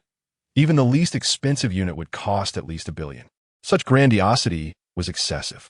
The assistant hurriedly gathered the scattered resumes, apologizing. "Oh dear, it's the fault of those below for not properly screening the applications. Please don't be upset. With so many attractive children, is there truly no one more suitable than him?" The director cast a disdainful glance at the pile of resumes and, having caught a fleeting glimpse of the stunning young boy, was unwilling to settle for anything less. He clenched his teeth and finally said, "Let us not dwell on trivial matters. Let him audition first." On the other end of the line, the director continued to flatter incessantly. Jiang Jiu's phone lit up again, indicating another incoming call. It was from an unfamiliar number, and given her penchant for privacy, she frowned at the prospect of a potential scam and almost hung up. However, a mere swipe of her finger inadvertently connected the call. "Is this the parent of little Chen Chuan? Congratulations. Your child has passed the preliminary audition for the Sierra Children's spokesperson. The audition is scheduled for the 1st of next month at the Sierra headquarters in Nanjing. If you're interested, please be sure to attend." The voice on the line was earnest and enthusiastic. Jiang Jiu raised an eyebrow, neither affirming nor denying, simply responding in a nonchalant manner. "We will consider it." She ended the call and rubbed her temples. Little Joe was surprisingly in high demand. When she initially signed him up for the audition, she had no idea he was her brother. She merely thought that if he were selected, that unfortunate child would have another path to follow.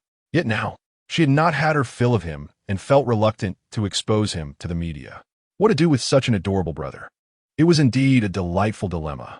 However, recalling the dejected expression on little Gio's face earlier when he struggled with the kitchen utensils, she reconsidered, thinking that allowing him to participate in a variety show might be beneficial for him. Beside her, Jiang Jiu was sipping milk from a glass, a smudge of milk adorning his cheek. Jiang Jiu felt a wave of tenderness and gently wiped it away. "Little Jiu, do you remember when we filled out a spokesperson application form back in Hawaii City? Congratulations, you passed the preliminary round." The director called to ask if you would like to attend the audition. Upon hearing this, Jiang Jiu's face lit up with a childlike excitement. Although a hint of gloom lingered, I'm so ordinary. Can I really be chosen?" "Little Jiu, do not underestimate yourself." Jiang then clenched her tiny fists. Her delicate face puffed with indignation. "If you are considered ordinary, then all the children in the world must be below passing grade." Jiang then spoke no falsehood. With Jiang Jiu's looks, he could easily claim the title of school heartthrob at their prestigious academy. "Don't be foolish. Little Jiu has suffered enough at the Chen family, and he is yet to fully recover. What if he gets exhausted?" Jiang Jiu resolutely shook her head, still haunted by the harrowing scene she had witnessed at yesterday's banquet. Moreover, the Jiang family's wealth could sustain them for generations. She had opposed Jiang Jiu's entry into the entertainment industry from the very beginning, leading to significant discord between them. Later, when Jiang Jiu fell victim to Yan Ruliu's schemes, it only solidified Jiang Yin's stance. However, Jiang Jiu had grown up and was no longer compliant. She also did not wish for little Jiu to step into the murky waters of the entertainment industry. The children of the Jiang family need not seek the approval of others. Chapter 31. The brother complex. Jiang Jiu sheepishly stuck out her tongue, unwilling to contradict her elder sister. "What about Xiao Jiu? What do you think?" However, she turned to inquire of Jiang Jiu, for this was her brother's life, and they could not usurp his autonomy. Jiang Jiu's fingers tightened around the glass he held, his obsidian-like eyes reflecting a glimmer of hope as he lowered his lashes, casting shadows across his gaze. "One give it a try." Unexpectedly, Jiang Jiu did not acquiesce to his sister's wishes. His soft voice rendered the entire living room silent. What about the variety show filmed in Lu'in Village? Should Xiao Jiu consider being a guest? Jiang Jiu pressed on eagerly. Though she held no fondness for that village, it was the very place where Xiao Jiu had endured psychological trauma. If this journey could unravel his mental knots, it might not be such a bad idea after all. After a moment's hesitation, Jiang Jiu finally nodded resolutely. I want to go too. Both Jiang Jiu and Jiang then turned their gazes toward Jiang Yin. Yet Jiang Yin was not angry. Rather, she appeared astonished. This was the first time she had heard her brother articulate his desires so clearly. His avoidance of conflict was a means of self-preservation for the slender, fragile youth. Jiang Yin understood this and could not help but indulge her protective instincts, pondering, does Xiao Jiu consider me one of his own? Seizing the opportunity, Jiang Jiu linked her arm with her elder sister's, playfully chiming, all right, let us not dwell on the buts. Xiao Jiu has spoken. What more could you disagree with? Besides, the audition will take place in Ningjiang City, a territory of the Mu family. Xiao Jiu could also pay a visit to our grandfather. As for the variety show in Lu'in Village, I shall accompany him throughout as his bodyguard. Jiang Yin's stern expression softened as she reluctantly nodded. In truth, she had always held boundless tolerance for Jiang Jiu. 1 against 3, you've triumphed. Although Jiang Yin possessed a veto power within the Jiang household, she had no desire to strain her relationship with Xiao Jiu, nor did she wish for him to perceive her as a rigid and obstinate matriarch. Seeing Jiang Jiu and Jiang Nan rejoicing, she adopted a more authoritative demeanor. But do not celebrate too soon. I will summon a doctor to conduct a thorough examination of Xiao Jiu. Only if he is deemed physically fit can he proceed. Otherwise, he shall remain at home. Jiang Jiu nodded eagerly. It is settled then. During the days spent recuperating at Huai City Hospital, Jiang Jiu's injuries had nearly healed. Otherwise, she would not have allowed him to be discharged so swiftly. Afternoon, a bespectacled doctor, exuding an air of professionalism, arrived at the villa. He conducted a thorough examination of Jiang Jiu, ultimately concluding that, aside from malnutrition, his health was relatively sound. Fortunately, as a child, Jiang Jiu was resilient, with a rapid metabolism that aided his recovery. With proper care, he would develop into a healthy young man. Upon receiving this news, Jiang Yin felt a heavy weight lift from her heart. She felt a profound sense of insecurity regarding Jiang Jiu, who had returned after a long absence, fearing that she might lose contact with him in the future. Thus, she turned to her assistant and said, "Please help me select a mobile phone with precise location tracking for an 8-year-old child. Oh, and since he cannot read, it should be simple to operate." The assistant pondered for a moment, his expression shifting to one of realization. Within an hour, he returned with a box, presenting it to Jiang Jiu with great enthusiasm. "Boss, this device perfectly meets your requirements and is quite popular among children. According to my cousin, every elementary school student has one. It has even spawned its own social circle." Jiang Yin regarded the screen adorned with a Hello Kitty wallpaper with skepticism. Is that so? Do children nowadays really like this? She found it difficult to comprehend, but waved her hand, instructing the assistant to deliver it. Thus, Jiang Jiu acquired a stylish and trendy Kid Genius phone watch. It was pink and decidedly youthful. To her surprise, he genuinely liked it, having only ever seen the antiquated mechanical watches worn by Chun Fu. He was unaware that watches could take such a form, and thus he cherished it dearly. Jiang Jiu helped him input the contact information of his 8 sisters into the watch. "Here you go. Xiao Jiu, if you miss your sisters, just tap here, and we can converse." His eyes lit up with excitement. To accommodate his illiteracy, the names of the 8 sisters were replaced with Arabic numerals 1 through 8. He gently traced his finger over the numbers, innocently asking, "Fifth sister, when will I be able to meet the other 5 sisters?" "Well, that is a bit complicated." After half an hour of explaining, Jiang Jiu, her throat parched, finally imparted some basic knowledge about the other 5 sisters. Second sister Jiang Lan was the chief surgeon in the cardiac department of a hospital in the capital and was currently occupied with several complex surgeries, making any meeting unlikely for several months. Third sister Jiang Yuan was in Sakura country for an art exhibition. Having just learned of Jiang Jiu's return, she decided to purchase the earliest possible ticket back. Fourth sister Jiang Jiu was the most unreliable. Having been told by a wandering Taoist that she possessed a gift, she had retreated to the Yuxiao mountain for cultivation and was now roaming the world after returning to secular life. Occasionally, she would engage in playful banter within the group, but only showed a slight interest in matters concerning Xiaojiu. Sixth sister Jiang Wei was frail and sensitive to cold, residing in Jiangnan's Yunqibiyuan for recuperation. Upon hearing of Jiang Jiu's return, she planned to choose a day to come back. Seventh sister Jiang Shi was busy studying for exams. She typically shunned the internet, possessing a cool, aloof demeanor, and was a scholarly genius, akin to a rare flower that could only be admired from afar. Jiang Qin suspected that she might not even be aware that her little brother had returned. At this point, an idea struck Jiang Qin. Xiaojiu, how about I take you to school to meet seventh sister? Chapter 32.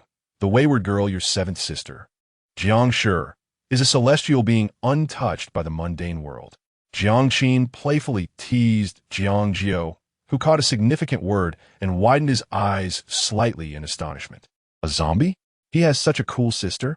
During his time at the Chen family, Chun Fu would occasionally play films on that old television, and he had sneak glances at titles like Mr. Zombie and The Demon Hunter, a vivid image of a Qing dynasty official garbed in traditional attire, with a green face and sharp fangs, flashed in his mind, sending a shiver down his spine. Shall we go? His inherently restless nature kicked in. Upon hearing this, he straightened up eagerly, a mix of nervousness and anticipation evident in his demeanor. Jiang Qin observed his slightly ruffled appearance and couldn't help but feel a twinge of jealousy.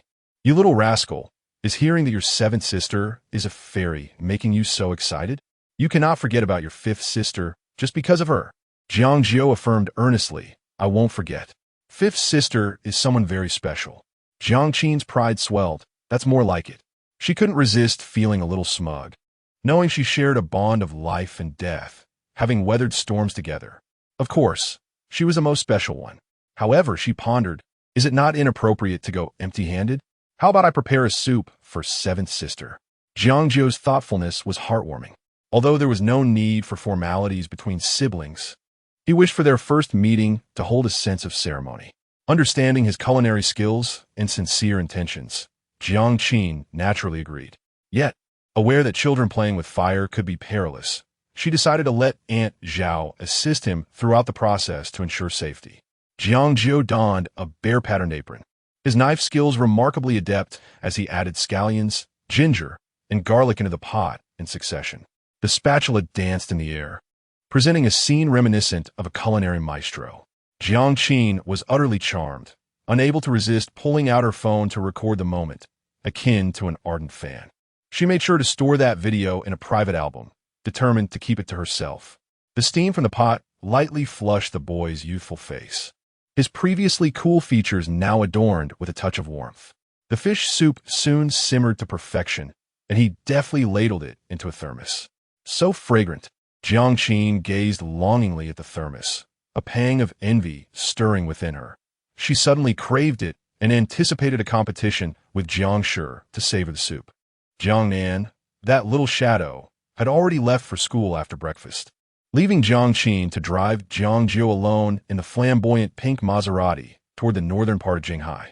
Jiang Shi was a senior at Jinghai First High School, a prestigious provincial institution known for its elite student body hailing predominantly from the upper echelons of society. Thus, the school's decor was equally impressive.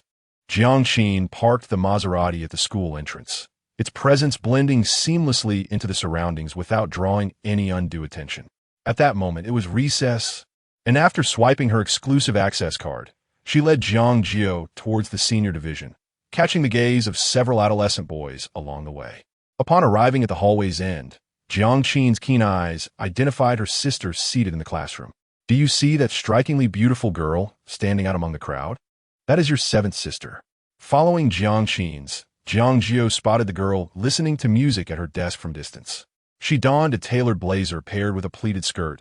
Her slender figure resembling a delicate character stepped out from the pages of a comic. Her refined and graceful features emanated an ethereal charm reminiscent of first love, portraying a serene beauty akin to a tranquil painting. She bore no resemblance to a zombie at all. Jiang Jiu carried a thermos and approached her position. Jiang Shi seemed to sense his gaze. Her fair, slender fingers removed her headphones, and she slowly lifted her face. Jiang, zombie sister. Hey, little ghost, not that kind of zombie. Jiang Shi playfully tapped Jiang Jiu's head with her fountain pen, unexpectedly connecting with his whimsical thoughts. Whose child are you? How did you end up in the high school department? Jiang Shi estimated he was a student from Jinghai affiliated primary school, or perhaps the child of a teacher. Yet for some inexplicable reason, she felt a sudden fondness toward the child. Nearby classmates exchanged bewildered glances, astonished to witness this icy beauty treating a child with such warmth and gentleness. It was indeed a first. It turned out that even the campus beauty had a penchant for good looks. Jiang Jiu scratched his head. I'm your little brother. Jiang Shi stared in astonishment, her pen slipping from her grasp.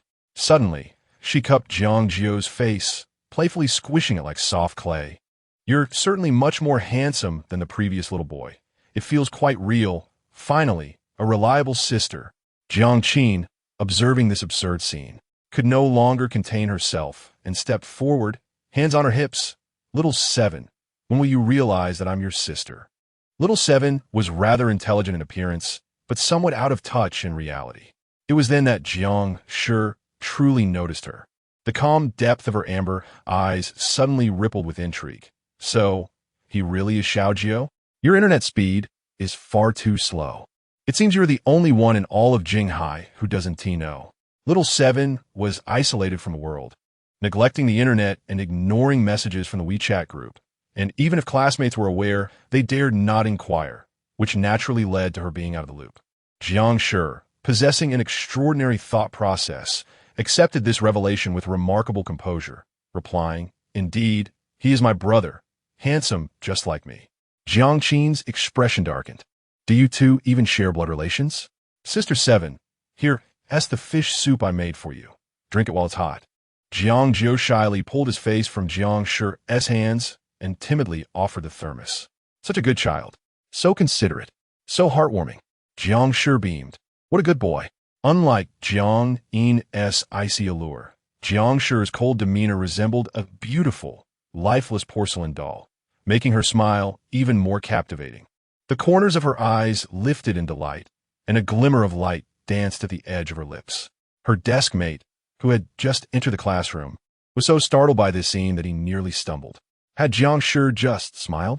He numbly turned to leave, pondering whether he had stepped into a parallel universe and should re-enter once more.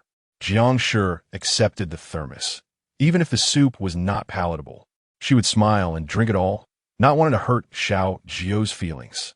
Prepared for the moment, she lifted the lid of the thermos, only to be greeted by the steaming aroma of the fish soup, rich and enticing, igniting an irresistible urge within her. She scooped a spoonful and took a small sip, immediately struck by the delightful harmony of color, aroma, and flavor, distinctly different from the creations of the renowned chefs at home. It was delectable. In an instant, she transformed into a glutton. 5 minutes later, Jiang Qin's lips twitched in disbelief. Jiang Shi, a picky eater standing at 168 centimeters and weighing less than 45 kilograms, astonishingly consumed every last drop of the fish soup. Chapter 33. The second branch of the Jiang family. Have you and elder sister reached an agreement? Which elementary school will Xiao Jiu attend? This must be arranged promptly, as education cannot be neglected. After satisfying her hunger, Jiang Shi, the academic prodigy, immediately considered this matter. The children of the Jiang family must not remain illiterate. Of course, even if Xiao Jiu struggles academically, she is confident in her ability to guide him into a prestigious school. However, upon uttering these words, Jiang Qin's expression became somewhat uneasy. Xiao Jiu has not experienced a favorable upbringing in his foster family. In fact, he has faced abuse. Thus, we plan to allow him some time to recuperate, and there is no rush concerning his schooling. After a brief moment of hesitation, Jiang Qin revealed the truth to her sister. Jiang Shi paused, her hand that had been caressing Jiang Jiu's small face suddenly stilling, her countenance turning solemn. Yet, mindful of the child's presence, She refrained from probing further and quickly regained her composure. If he doesn't go, then he doesn't go. The shadows of the past cannot be pursued. Our Xiao Jiu will certainly have a safe and sound future. Let's not dwell on such matters. Jiang Jiu recognized the atmosphere had grown heavy. She hastily gestured to lighten the mood.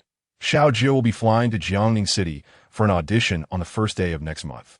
You should cherish this time together, for soon he will be hard to find. An audition? Xiao Jiu is to enter the entertainment industry as well? Indeed, it would be a shame to waste such a beautiful face, but that would be a loss for the audience.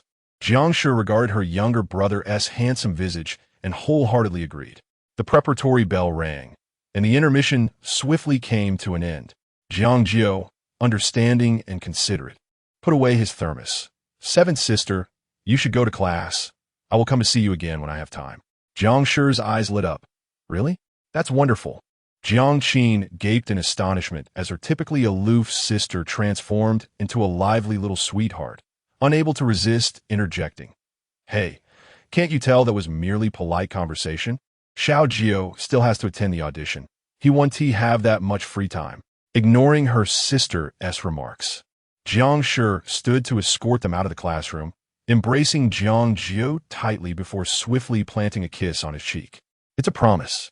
She smiled like a cat that had just caught its prey, darting back to her seat, only to instantly revert to her icy demeanor, creating a palpable distance. The classroom was immediately filled with murmurs of surprise. Jiang Shi has shown affection? Jiang Jiu covered the cheek that had been kissed, momentarily in a daze. Meanwhile, Jiang Jiu felt a pang of jealousy, her teeth nearly aching. So you, with those expressive brows and bright eyes, Jiang Shi, are taking advantage of my absence to sneak home, are you? Upon leaving Jinghai No. 1 high school and returning to the old villa, it was already close to afternoon. As soon as she entered the courtyard, she encountered two unexpected guests. In the yard stood a voluptuous woman clad in a form-fitting dress, clutching an expensive crocodile leather handbag, her face a picture of impatience alongside a small child. They were none other than the wife and child of Jiang family's second uncle, a rather troublesome duo. Second aunt, what brings you here today? And you've brought Shaoan? Jiang Jiu, upon seeing the familiar face, felt as if she had encountered an unwelcome and persistent adhesive, stirring some irritation within her, though her demeanor remained composed. It's a bright sunny day. You ought to be careful not to get sunburned. Oh, Xiao Wu, you have finally returned. Upon hearing Jiang Jiu's voice, Aunt Jiang turned her head, her face lighting up with a smile. Though her tone was laced with a sharp and sarcastic edge. It's not that I don't wish to enter, but these servile eyes refuse me entry, citing the family rules established by the master. In my opinion, this ancestral home ought to be inherited by the male heirs of the Jiang lineage. Look at your elder sister, a mere girl, muddling the household with her disregard for hierarchy and creating chaos. Jiang Jiu felt a wave of nausea rise in her throat. Unable to express her indignation towards an elder of the Jiang family, she offered a perfunctory response. It is not that my sister is lax in her governance. We have recently employed some new staff who may simply be unaccustomed to seeing you. I will speak to them. Aunt Jiang, relishing the discomfort of the Jiang family's 8 foster daughters, was about to gloat further when a sharp voice cut through the air. But I believe the uncles and aunts are not at fault. They cannot just let any Tom, Dick, or Harry in. Jiang Jiu blinked his dark eyes, delivering his piercing words with an innocent demeanor. Aunt Jiang's expression darkened. Were you calling Tom, Dick, or Harry? She snapped, but as she turned to scold him, she caught a glimpse of the boy's face and her color drained, her knees nearly buckling. BB brother, she stammered, her voice faltering. A fleeting recognition washed over her. Gazing at the face that bore a striking resemblance to her brother in his youth, Aunt Jiang momentarily believed she was seeing a ghost. Why is this old aunt calling me brother? Jiang Jiu furrowed his brows in confusion, though out of politeness, he refrained from voicing his thoughts loudly. Instead, he tiptoed and whispered into his sister's ear. Jiang Jiu could not suppress a laugh. Jiang, timid and cowardly, clutched her mother's hand tightly, her face paling in fear, and burst into tears, exclaiming, Mom, what's wrong with you? After a long pause, Aunt Jiang finally regained her composure. You are Jiang Jiu? As she recognized the boy's appearance, a fleeting apprehension flickered in her eyes, her grip tightening unconsciously until the boy cried out in pain, prompting her to release him. Days earlier, when Chen Yao had taken over, she had dispatched someone to investigate. Discovering that the boy was utterly unremarkable in every aspect, she felt reassured that the branch of the Jiang family to which her brother and sister belonged had diminished, allowing her to relax somewhat. Yet, unforeseen complications had since arisen. The child she had found bore an uncanny resemblance to her brother and sister, appearing quite clever and endearing. A sense of crisis began to swell within Aunt Jiang. For generations, the Jiang family had made their living fishing in a small coastal village, impoverished to the extent of sharing a single pair of tattered trousers, until her brother and sister's generation carved out a name for themselves and established a foothold in Jinghai, allowing their distant relatives to bask in their success. In her youth, Aunt Jiang had also been a beauty in the county town below Jinghai. Had it not been for her attraction to the wealth of Jiang Jiu, she would not have wed that unsightly man. Fortune smiled upon her when her brother and sister passed away, and coincidentally, Jiang Jiu went missing, making the family fortune rightfully inherited by her son, Shaoan. However, the 8 foster daughters had obstructed her at every turn. Now, Jiang Jiu had unexpectedly returned. She bit her lip, feeling both indignant and resentful. After all, they were children raised outside, yet they displayed no semblance of proper etiquette in the presence of their elders. Chapter 34. It is better to have no such elders. Upon hearing those words, Jiang Qin's expression instantly hardened. To suggest that she was capable while her brother was not was an affront. The Jiang family's second branch, which should have enjoyed a life of ease merely by staying close to them, turned out to be insatiable hyenas, coveting the entire Jiang estate and even daring to look down upon Jiang Jiu. Truly, it was an inversion of the natural order. As you have stated, my brother is indeed the most legitimate heir of the Jiang lineage. The ancestral home will naturally be inherited by Jiang Jiu, so you need not concern yourself with it. Jiang Qin's eyes darkened as she responded with neither subservience nor arrogance. Aunt Jiang, taken aback by her retort, felt embarrassment wash over her. Look at you. Just a few words of admonishment from an elder, and you become so glib. Her indignation flared, and the arrogance that she had tried to mask was now evident. She took a couple of steps forward, intending to confront Jiang Qin physically. I address you as aunt, so I implore you to conduct yourself with dignity. Just as Jiang Qin was about to summon security to intervene, a slender figure suddenly appeared before her. Do not strike her, came Jiang Jiu's resolute voice, warming Jiang Qin's heart. Sister, I believe it is better to be rid of such elders. Though his voice was youthful, it ignited a beacon of hope within Jiang Qin. Aunt Jiang was startled by Jiang Jiu's sudden emergence, stumbling back and landing clumsily in the flower bed. Wow, Mama! Jiang cried out. Aunt Jiang's face turned ashen, ready to unleash a torrent of curses. However, upon catching sight of Jiang Jiu's innocent face, she swallowed her words. A dreadful thought creeping into her mind. If she truly harmed Jiang Jiu, she might find herself in an irreparable situation. Jiang Qin's mood lifted abruptly, the dark clouds conjured by Aunt Jiang dissipating entirely. Her brother was there to protect her. Tenderly, Jiang Qin ruffled Jiang Jiu's fluffy hair. All right, we shall heed your wishes. We do not need such elders. Jiang Qin had always regarded the schemes of the Jiang family's second branch with disdain, merely choosing to remain courteous to avoid conflict. But seeing their disrespect towards Jiang Jiu extinguished any desire for pleasantries. She took Jiang Jiu's small hand and headed straight into the house. As Aunt Jiang watched them leave without a backward glance, a wave of panic surged within her. She had only intended to intimidate that little brat. She couldn't truly afford to disregard her. Xiao Wu, I was wrong. Can we call a truce? I have other matters to discuss with you. Aunt Jiang hastily stomped her feet, her eyes darting around before ultimately trailing behind Jiang Qin, dragging the oblivious Jiang and along with her. After all, she had come to seek benefits. A little shamelessness was of no consequence. Xiao Wu, your unaccomplished sister Xiao Jing wishes to enter the entertainment industry.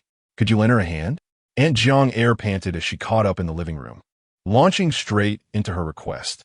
Although she considered herself a lady of high society, looking down upon the entertainment industry and those who sought fame, including Jiang Jiu, her daughter was utterly inept.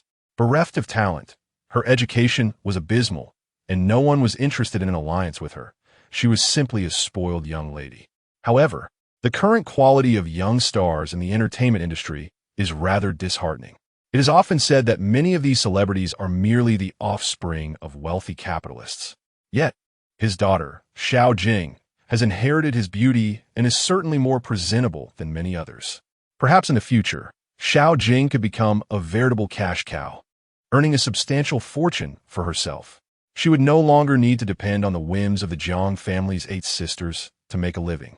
Unlike now, when even purchasing a handbag worth 100,000 feels daunting. There is no need for you to introduce her to any prominent directors. I heard recently that you are working as a spokesperson for Sierra. Aunt Jiang lowered her voice, her gaze tinged with avarice. I heard they are currently selecting child ambassadors. Why not take a shortcut and support your sister? It would be an effortless endeavor. Jiang Jiu shot her a sidelong glance, deeming her thoughts fanciful. The endorsement from Sierra was something she had earned through her own merit. What are you thinking? I cannot use the Jiang family name to engage in deceitful practices. As for Jiang Jiu, she has aspirations of entering the entertainment industry.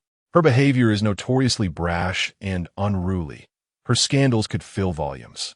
Upon hearing her unequivocal refusal, Aunt Jiang was infuriated, pondering silently. After all, she is not of the same bloodline, making her unreliable. Suddenly, she turned her attention to Jiang Jiu, her demeanor shifting completely. As she smiled obsequiously, "Little Jiu, I am your second aunt. We are family." Jiang Jiu took a step back, startled by her theatrical transformation, his face reflecting wariness. "No, it is my sister and I who are family." Aunt Jiang was momentarily at a loss for words and swiftly changed her tune. "Jiang Jing is also your sister, and she is even more closely related to you. You have yet to meet her, have you? She adores children. Little Jiu, why not persuade your sister to become the spokesperson for Sierra?" To her surprise, Jiang Jiu shook his head vehemently. "Sister Xiao Jing doesn't need to be a spokesperson because I am the one destined to become the ambassador." Aunt Jiang felt as though she had been struck by lightning upon hearing this. Oh, so that is why she did not recommend Xiao Jing. The position of spokesperson had already been predetermined. Yet, Jiang Jiu remained blissfully innocent. "But, Aunt, did you not say we are family? You should be happy for me." Jiang Jiu stifled a laugh. Aunt Jiang was left speechless, her frustration boiling over. Jiang Jiu appears innocent on the surface, yet he harbors a clever wit beneath. The butler was called to escort them out. Seizing the moment before Aunt Jiang could regain her composure, Jiang Jiu swiftly waved her hand to have the mother and son sent away. Then, she pulled the naturally dark-hued Jiang Jiu into her embrace, her eyes sparkling with delight. "Good brother, you have avenged me today." She felt a rush of satisfaction and instructed the butler to remember their faces, ensuring that should they return, they would not be permitted even into the courtyard. "Little Jiu, our trip to Ningjing City is merely for an audition." Jiang Jiu's smile deepened, her dimples becoming more pronounced as she recalled Jiang Jiu's earnest declaration of being the spokesperson. It was utterly adorable. However, since Little Jiu has already proclaimed his intentions so boldly, he must indeed take on the role of spokesperson. Chapter 35. Seeking upon hearing this, Jiang Jiu felt a twinge of embarrassment. Growing up in the secluded mountains, he had never encountered the entertainment industry, and he truly felt uncertain about securing this so-called endorsement. However, having witnessed the fickleness of human nature since childhood, he quickly discerned the attitude of Aunt Jiang, realizing that her earlier remarks were deliberately aimed at him. He was not naive enough to allow his fifth sister to be bullied by outsiders. Embracing the spirit of standing up for oneself, Jiang Jiu clenched his small fists, his face radiating determination and resolve. "I will take this seriously. I won't disappoint fifth sister. I must stand tall for myself." His words resonated deeply, akin to a refreshing sip of ice-cold drink on a scorching summer day for Jiang Jiu. Overwhelmed with emotion, she thought, albeit somewhat hypocritically, "Just for this statement from my brother, even if he fails to secure the position, I could simply throw money at it. After all, Our Jiang family is hardly rich in anything but wealth. No, no, no, that would be inappropriate. Jiang Qin shook her head, dispelling her indulgent thoughts toward little Jiu. And with a righteous demeanor, she patted his shoulder. Let us regard this as an experience. Neither of us will blame you, regardless of the outcome. Your spirit is the greatest victory. In that moment, the bond of brotherly affection and sisterly love flourished. However, the tender atmosphere was abruptly shattered by the sudden ringing of Jiang Qin's phone. The screen displayed Uncle Air. With a resigned sigh, she thought, well, here comes the cavalry. After ensuring Jiang Jiu was settled, she stepped out into the corridor and begrudgingly answered the call, only to be met with her uncle's harsh and authoritative voice. Jiang Xiaowu, explain to me why you threw your second aunt out. Is our second household to bear such disgrace? Deprived even of the right to enter the ancestral home? The tone made it clear that Aunt Jiang Air had exaggerated the situation. Had it not been for her incessant instigation over the years, the internal dynamics of the Jiang family would not have soured to such an extent. Following the passing of their adoptive parents, the 8 sisters, as the primary heirs, inherited 100% of the estate, including the ancestral home, thus holding the right to deny Aunt Jiang Air entry. Yet, considering the Jiang family's already sparse population, and the fact that their adoptive father had always looked after the second household, Jiang Qin wished to avoid any open confrontation. You misunderstand, she began, but was swiftly interrupted by Uncle Jiang Air's stern voice on the other end. You all have benefited from the Jiang family's generosity, soaring to heights of success. But do not forget, had the Jiang family not taken you in, you girls would be begging on the streets. Those words struck Jiang Qin like a knife, piercing deeply into her heart. She gripped her phone tightly, her voice steady and dignified. Uncle, I am grateful for the Jiang family's nurturing, but please remember, it was Jiang Weiwei who adopted me, not you, Jiang Hanchuan. Jiang Weiwei was her adoptive father's name, while Jiang Hanchuan was her uncle's. Though they shared the same mother, her adoptive father embodied a calm and divine grace, while her uncle lacked even a semblance of broad-mindedness. In contrast, her adoptive parents had never asked for anything in return. Yet, he, a distant relative, had harbored resentment for a decade, incessantly using their upbringing as leverage. She had grown weary of his incessant tirades. The Jiang family has long endured poverty, and Jiang Weiwei's success feels like a sudden windfall, akin to striking gold overnight. Particularly, the Jiang Hanchuan family is not to be trifled with. They frequently stir up trouble, and without Jiang Yin consistently cleaning up their messes, he would not have achieved his current standing. Jiang Qin, indeed somewhat impatient, let slip a sarcastic remark towards her second uncle. For decades, Jiang Ershu has thrived on the foundation laid by his elder brother, surrounded by sycophants, and he could hardly tolerate a younger generation defying him, causing his beard to tremble with fury. Well, are you all plotting a rebellion? Is the Jiang family fortune destined to be squandered by you ungrateful wretches? He inwardly regretted his past decisions, wishing he could slap his younger self for not persuading his brother against adopting those wild girls. Had he done so, the Jiang estate would have been his by now. Jiang Qin found the situation quite absurd. She longed to assert that even if he were to fall, the Jiang family would not perish, but ultimately, she merely scoffed. You need not concern yourself with that. Hearing her laughter, Jiang Ershu felt as though he had struck a pillow, his chest tight with indignation. If you still hold even a shred of gratitude towards the Jiang family, help Jiang Jing achieve fame and transfer your company's shares to Jiang'an, and I shall overlook your insolence.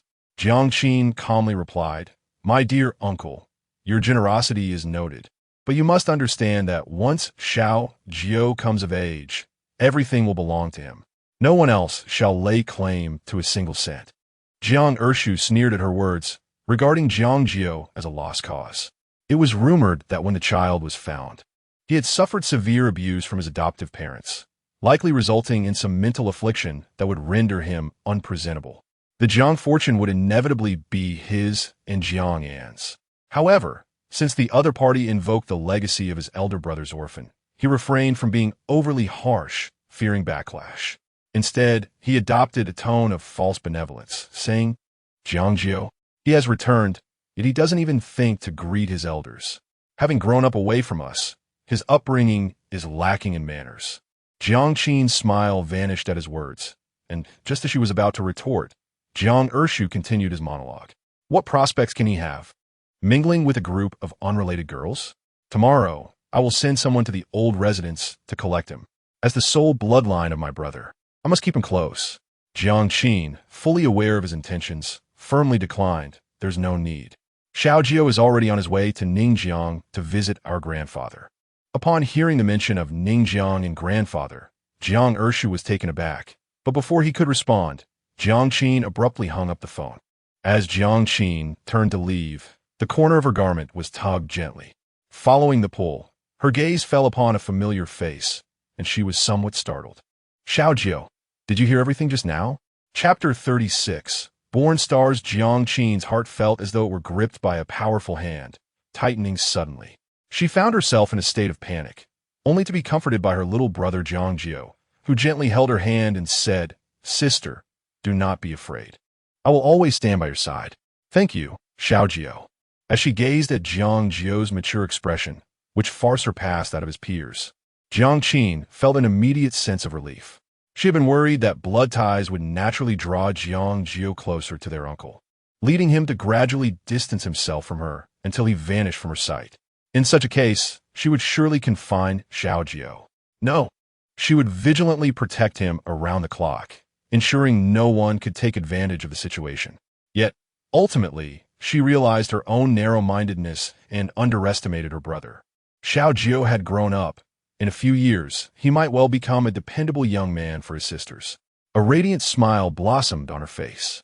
"Sister will always listen to you, Xiao Jiu." The next day, in the first-class cabin, Jiang Jiu leaned against the window, curiously gazing at the rolling sea of clouds.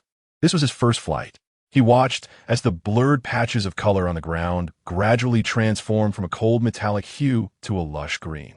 He recalled the days in Luyin village, where walking just a few miles to cut grass for the pigs left him sore and weary from noon until dusk. Yet now, a distance of over 1,000 kilometers could be effortlessly traversed in just 2 hours. Airplanes were truly remarkable. If only I could fly one. Jiang Jiu's eyes sparkled with excitement, unable to contain his thoughts. However, he refrained from voicing the latter part of his sentence. Wouldn't that mean cutting grass would be so much quicker? Delighted to witness her brother's evident fascination with something, Jiang Qin seized the opportunity to express her maternal affection. "When we return, we shall get Xiao Jiu his own plane. You can choose whichever model you like." "Really?" Jiang Jiu looked at his sister's nonchalant demeanor, thinking that perhaps the airplane wouldn't be too expensive, and shyly nodded. "Hee, thank you, sister." Jiang Qin chuckled, pinching his little face. "You mustn't say thank you to me."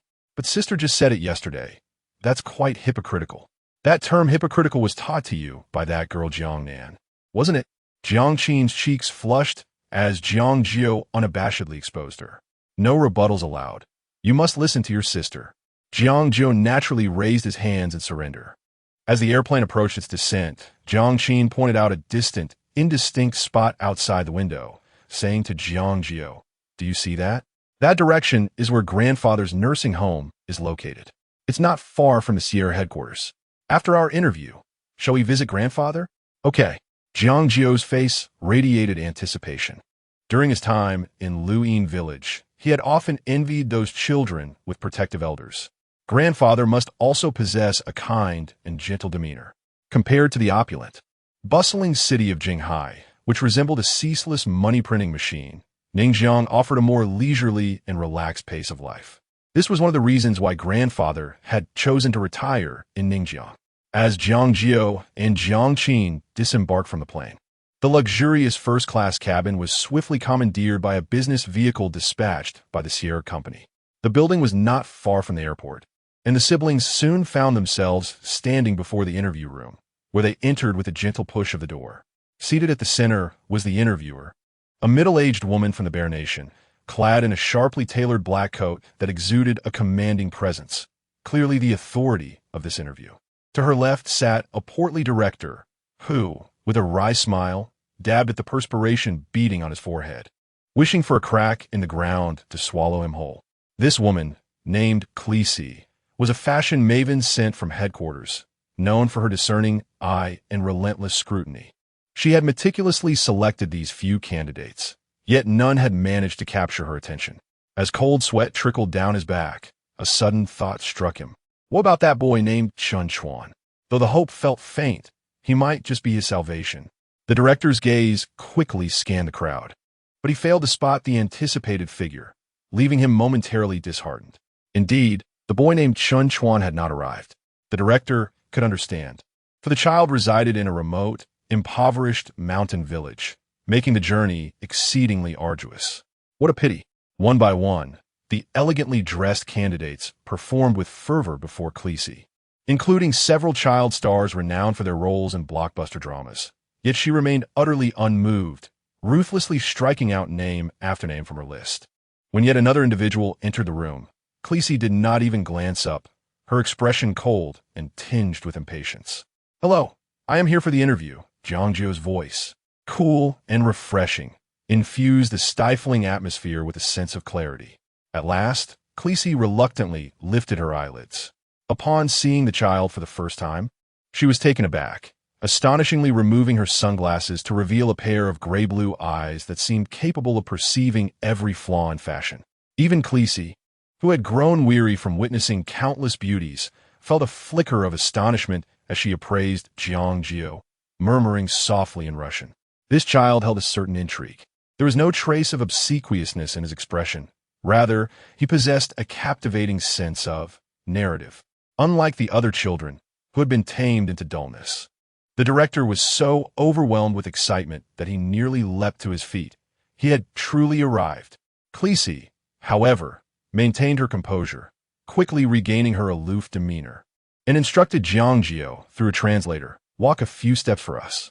Jiang Jiu, oblivious to the terminology, could only muster the courage to awkwardly stride to the far end of the room, turning stiffly to face them.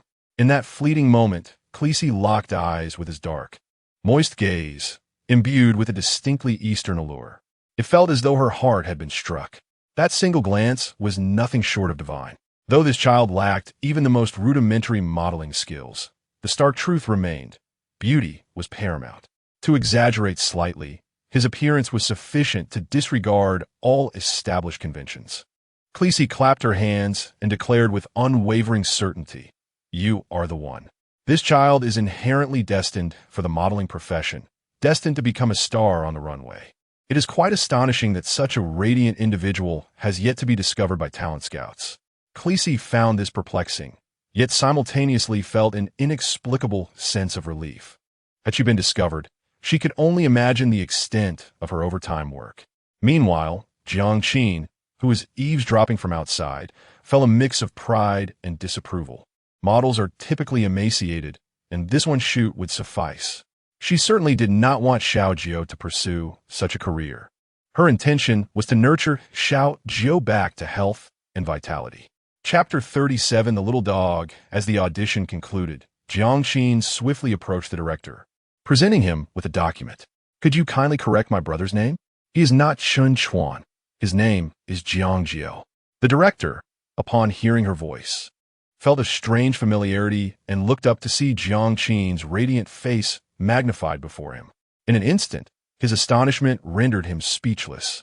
You are Miss Jiang Jiu, aren't you?" Jiang Jiu smiled, a signature dimple forming on her cheek, tacitly acknowledging his inquiry. The director pondered in disbelief, marveling at Jiang Jiu's kindness in going to such lengths for a child they barely knew. As he accepted the document and flipped through it, he noticed the relationship column boldly stated, "Siblings. You are biological siblings?" The revelation struck the director as a monumental secret, leaving his mouth agape, feeling as if his CPU had overheated. Hadn't they met as strangers on a variety show? Did that mean Chen Yao? No, Jiang Jiu was the young master of the Jiang family? Jiang Jiu raised a delicate finger to her lips, whispering, "Director, please keep this secret for me. Little Jiu prefers to remain low-key." The director numbly nodded. Oh yes, of course. He had only learned of Jiang Jiu being the daughter of the prestigious Jiang family after she became the spokesperson for Sierra, a revelation that had initially caused him considerable anxiety. Ultimately, he chose to safeguard her secret, as crossing the Jiang family was not an option. The director, dumbfounded and overwhelmed with mixed emotions, was left with a bitter smile. He had an eye for talent, having selected only the elite. Yet he was fortunate that the Jiang siblings possessed amiable dispositions. Otherwise, he would have truly invited trouble upon himself. However, the tantalizing gossip lingered on his lips, unshareable, and it pained him deeply. Watching Jiang Jiu gracefully depart, the director resignedly sighed and amended the audition form, crossing out Chen Chuan and replacing it with Jiang Jiu. Upon exiting the Sierra building, Jiang Jiu hailed a cab and headed straight for Ningjiang Sanatorium with Jiang Jiu. Nestled on a mountainside, the sanatorium was enveloped in layers of greenery, resembling a paradise far removed from the clamor of the city. As vehicles could not ascend the mountain, Jiang Jiu and Jiang Jiu disembarked and began their ascent up the tranquil stone steps. Along the way, Jiang Jiu appeared at ease, while Jiang Jiu's anxious steps faltered. "Little Jiu, I'm so nervous. Do you think grandfather will refuse us entry? Can you feel my heart? Is it racing?" Unbeknownst to her, Jiang Jiu had ceased to instinctively shield Jiang Jiu from all negativity, revealing her vulnerable side to him. The last time Jiang Jiu had met her grandfather, she was merely 13 or 14. In her recollection, he was a retired soldier, a stern and stubborn old man whom she had always revered. Although he was a tough exterior, he possessed a warm heart, particularly towards his 8 granddaughters. However, following the trauma of their mother's passing and Jiang Jiu's disappearance, he had retreated to the sanatorium, where he had resided for 6 years, resolutely rejecting all visitors. Jiang Jiu did not perceive a reversal of sibling roles. Instead, he adeptly comforted his sister, saying, "It's all right, dear sister. We have ample time, so we must be patient." Jiang Jiu let out a soft chuckle. "Little Jiu, you're quite wise." However, Jiang Jiu, oblivious to the teasing undertone, nodded earnestly. "Once, when I was in Luyin village, I saw a plum tree on the mountain. It had been weakened by a flood, making it frail compared to the other trees. Yet, gradually it grew stronger, diminishing the differences with the others. Just like trees, people also need time to heal from their wounds, and we need not rush." Hearing the innocent yet resolute voice of her younger brother, Jiang Jiu fell silent, realizing that children possess an innate philosophical wisdom. "Being with you, sister, I truly learned so much." Indeed, the pain of losing a daughter or a spouse cannot be easily surmounted. Perhaps she had been too hasty. A wave of self-reproach washed over Jiang Jiu. Little Jiu possessed a heart that was pure and exquisite. Previously, she had thought that children often lacked discretion, speaking without a filter, and she had worried that Jiu might face online bullying for his remarks during the show. Yet now, she felt a sense of reassurance. Unbeknownst to them, the imposing entrance of Ningjiang Sanatorium loomed ahead as the siblings stepped through the grand black iron gate. The reception area of the sanatorium was spacious and bright, imbued with a faint scent of disinfectant. A middle-aged woman wearing glasses was seated behind a reception desk, typing away on her computer. "Hello, we are here to visit Mr. Mu Shan," Jiang Jiu announced. The receptionist looked up, her gaze flitting between the siblings. "Mr. Mu?" She adjusted her glasses. "What is your relation to him?" "We are his grandchildren," they replied. The receptionist's expression subtly shifted. She lowered her gaze to the computer screen, perusing the patient information. "I'm sorry," she stated firmly. "As you may know, Mr. Mu has explicitly expressed his desire not to meet any visitors. I'm afraid your trip may have been in vain." Jiang Jiu felt a pang of disappointment, though she had anticipated this outcome. She had brought her younger brother along with a glimmer of hope, and even if their grandfather was unwilling to meet, the emotional blow was not as severe. "Little Jiu, it seems you were right. Perhaps we need to wait a bit longer." Just as they were about to leave, Jiang Jiu's phone suddenly rang, displaying the name of her agent. "Little Jiu, why don't you rest on that bench for a moment? I will step outside to take this call. Be a good boy and wait for your sister," Jiang Jiu instructed. Jiang Jiu nodded obediently, but after sitting for only a few minutes, he heard a faint whimpering sound coming from the reception area. It resembled the cries of a puppy. Jiang Jiu's admonition still echoed in his ears, and he felt a moment of conflict. Yet ultimately, his childlike curiosity prevailed, and he could not resist rising to investigate the source of the sound. The sound emanated from the grove across from the reception area, parting the clusters of shrubs. He discovered a small, dung-colored puppy curled up in the grass, whimpering softly. "What are you doing all alone here?" Jiang Jiu exclaimed, his eyes lighting up with joy, for he had a fondness for dogs. In the village, the locals would often look down upon him, yet the dog remained indifferent to such judgments. It paid no heed to the wealth or status of humans, greeting him with warmth and affection. He took a couple of steps forward, cradling the small, earthy dog in his arms, instantly enveloped by the comforting scent of the little creature. Its eyes were dark and bright, and its belly round and full, not resembling a stray at all. Just as Jiang Jiu was about to carry it into the reception room, he heard an urgent shout from deep within the woods, causing him to halt in his tracks. "Golden silk tiger! Golden silk tiger! Where has this disobedient little dog wandered off to now?" Jiang Jiu surmised that the voice belonged to the dog's owner, but before he could approach, a shadow loomed above him. "Young friend, is that my dog you are holding?" Chapter 38. Grandfather Jiang Jiu was startled by the voice and turned around, nearly colliding with a venerable old gentleman with silvery hair. Dressed in a simple yet refined high-quality cotton shirt, the man exuded an aura that was both sharp and austere, unlike an ordinary person. His mere glare could easily intimidate several small children. Instead of feeling frightened, Jiang Jiu was inexplicably overwhelmed by a sense of familiarity and warmth. Tilting his head slightly, he instinctively blurted out, "Grandfather?" The old man was momentarily taken aback by the unexpected address. "You." He had long grown weary of mundane affairs and had intended to return to his mountain villa after retrieving the golden-striped tiger. Yet at this moment, he found himself scrutinizing the child's countenance. The boy possessed an extraordinary grace, cradling an adorably plump dog, standing unpretentiously beneath the shade of a tree, reminiscent of a resilient young bamboo, albeit a touch too slender. This child radiated an innate brilliance, untainted by the common. A sudden wave of tenderness washed over Mushan, stirring feelings within him that had not surfaced since the loss of his daughter and grandson 6 years prior. "Little one, where do you hail from? Are you hungry?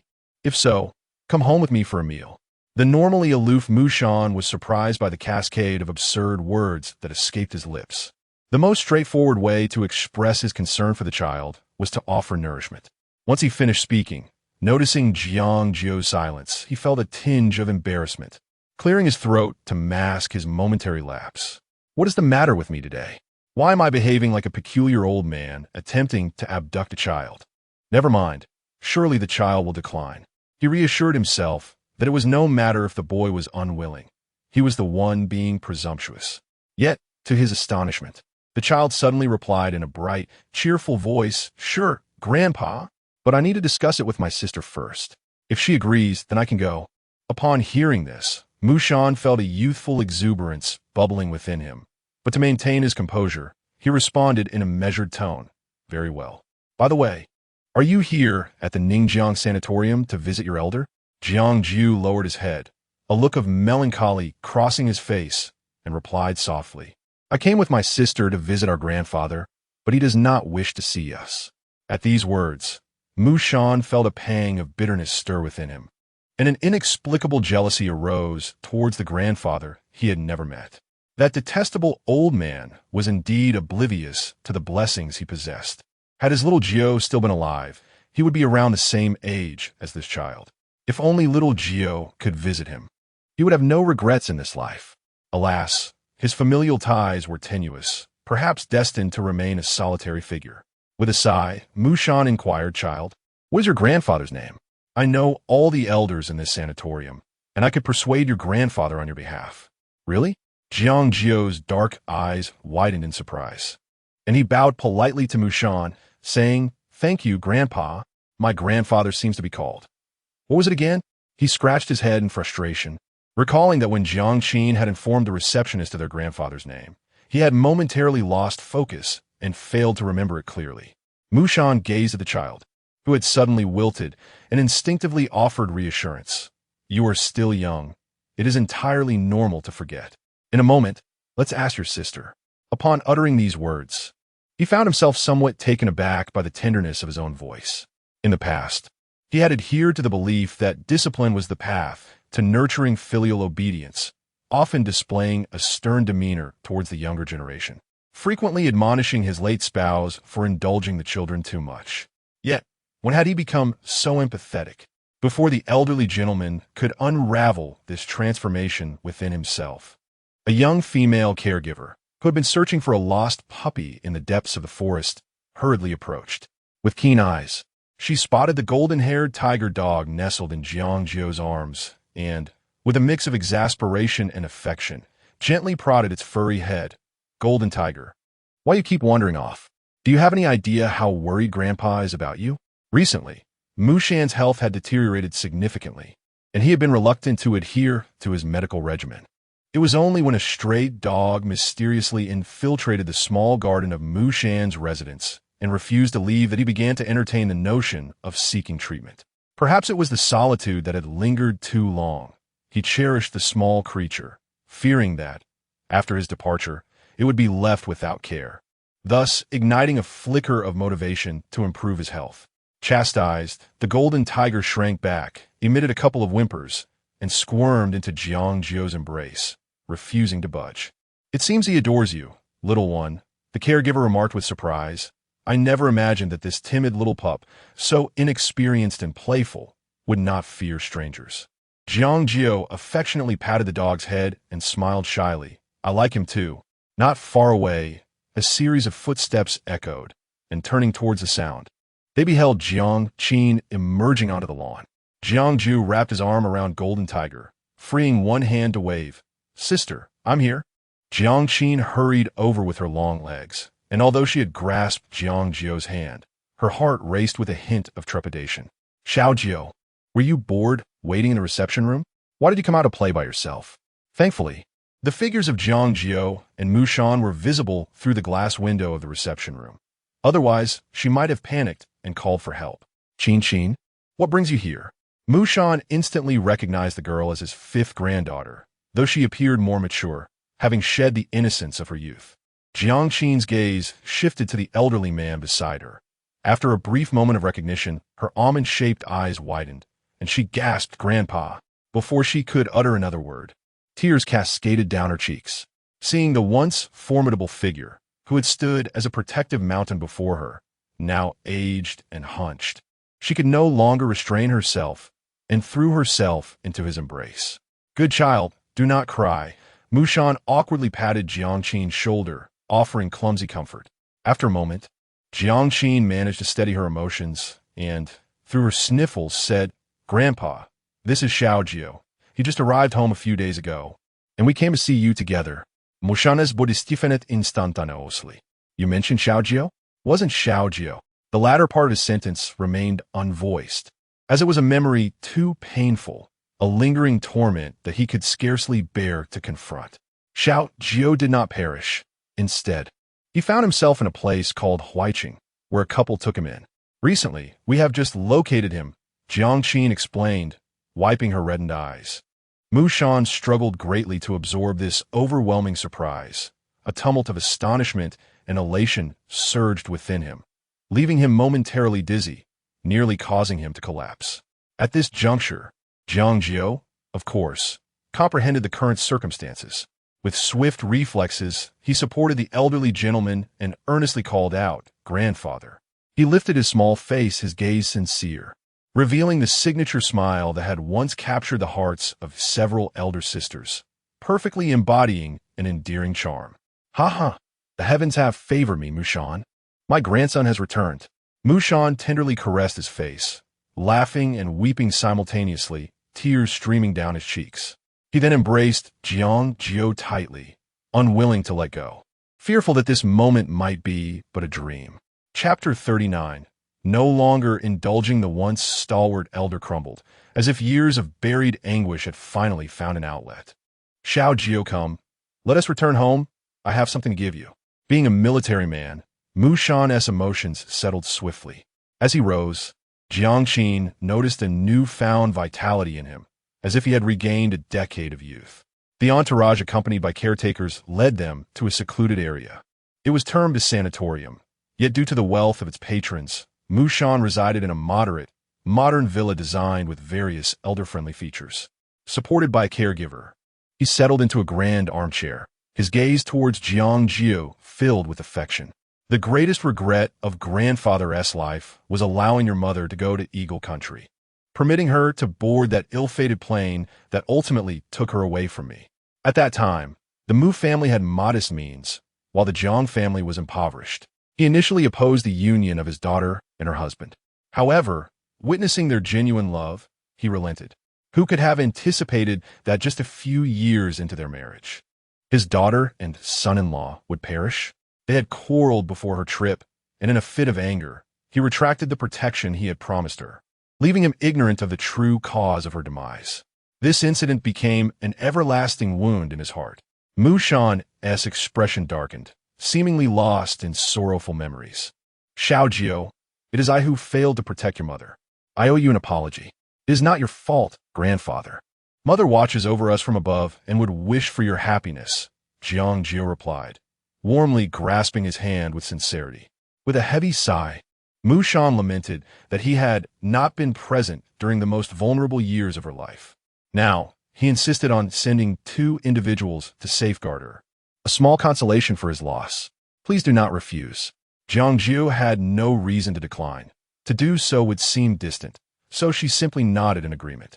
Her straightforwardness garnered Mu Shan's admiration, as he saw a reflection of his younger self in her. Mu Jin, Mu In. Mu Shan gently tapped his jade ring on the coffee table, and 2 shadowy figures emerged seemingly from thin air. Jiang Jiu gasped, grandfather. Are these uncles like the martial arts masters portrayed on television?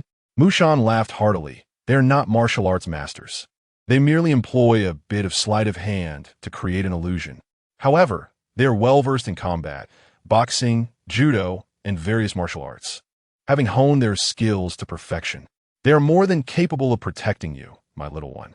His tone held an air of pride, for these guardians were among the Mu family's hidden assets. Seeing that he had impressed his granddaughter, he felt a sense of satisfaction. Do not be deceived by the Jiang family's wealth. The Mu family possesses its own strengths. The 2 guardians, towering at nearly 2 meters, loomed in the living room like silent, insurmountable mountains. Jiang Jiu noticed the bronze tattoos of the character Mu adorning their muscular arms. Though curious, she refrained from asking further. Thank you, grandfather. Mu Shan nodded slightly and instructed Mu Jin and Mu In, from now on, you 2 shall remain by my grandson's side to protect him. The duo clasped their fists in acknowledgement, retreating once more into the shadows. Now, come and tell your grandfather how you have fared over the past few years. After dismissing the others, as he listened to Jiang Jiu's calm recounting, Mu Shan's expression darkened, resembling a storm brewing on the horizon. He could not help but scrutinize the child anew. There were no signs of collapse, no tears shed, merely an air of tranquility. He exhibited such composure, as if he were narrating not his own lived experiences but rather the tales of another. Upon hearing that the malevolent foster parents had been sentenced to life imprisonment, Mu Shan's fury lessened somewhat, yet he still found the punishment insufficiently satisfying. After pondering for a moment, he summoned the butler and whispered a few instructions, which somewhat alleviated his mood. Children, let us go. I shall have the chef prepare a feast of your favorite dishes for dinner.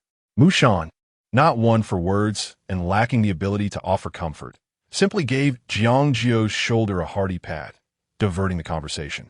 Like all of his compatriots, he held the belief that food is vital to life, and dining together served as a familial ritual of reunion. In the days that followed, Jiang Jiu remained at the Ningjiang Sanatorium to accompany his grandfather, engaging in Tai Chi and sipping tea, leading a most leisurely existence.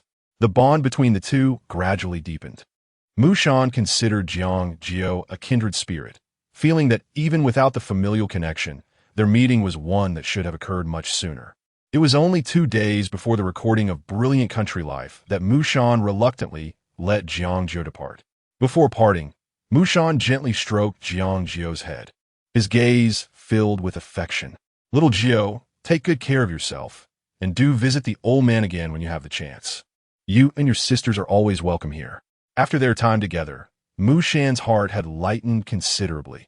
He was no longer as stubborn as before, rejecting visits from the children. One must always look forward, not dwell in the sorrows of the past, for such fixation only serves to drain one's spirit. He reflected, pointing to Jiang Jiu's small genius smartwatch. Grandfather has prepared a little gift for you. Can this hold something? Before he could finish speaking, Jiang Jiu's watch emitted 2 alert tones. Raising his wrist, he discovered a deposit of 5 million in his account. Though your grandfather may not possess the wealth of your sisters, this is a small token of my affection. Do not dismiss it. Consider it a belated New Year's gift for the years you have missed. New Year's gift? What is that? Jiang Jiu inquired, confusion evident on his face, which tugged at Mu Shan's heartstrings even more. A New Year's gift is a monetary offering from elders to juniors during the new year, meant to ward off evil and bestow blessings for peace and safety. Little Jiu, you must accept it graciously. In the past, while in Luyin village, Jiang Jiu had never received even a penny of pocket money. Now, with his sisters and grandfather bestowing hundreds of thousands, he had completely lost his grasp on the concept of money. Thus, he regarded the 5 million as merely an ordinary sum. Gazing up at the old man's mischievous smile, Jiang Jiu obediently nodded and, with a perceptive understanding, declared, I won't be ungrateful. I shall spend the New Year's money you give me wisely. Very well. Spend it all, and then come back for more. Mu Shan chuckled at the boy's youthful visage. At his age, wealth had long ceased to hold value. Otherwise, no one would squander the old man's fortune, allowing it merely to gather dust in the bank. Can money really gather dust? Jiang Jiu, somewhat perplexed, clenched his small fists, resolutely reaffirming his determination to assist his grandfather and sisters in spending wisely. He vowed to honor his family's trust by depleting the seemingly endless string of zeros in his account.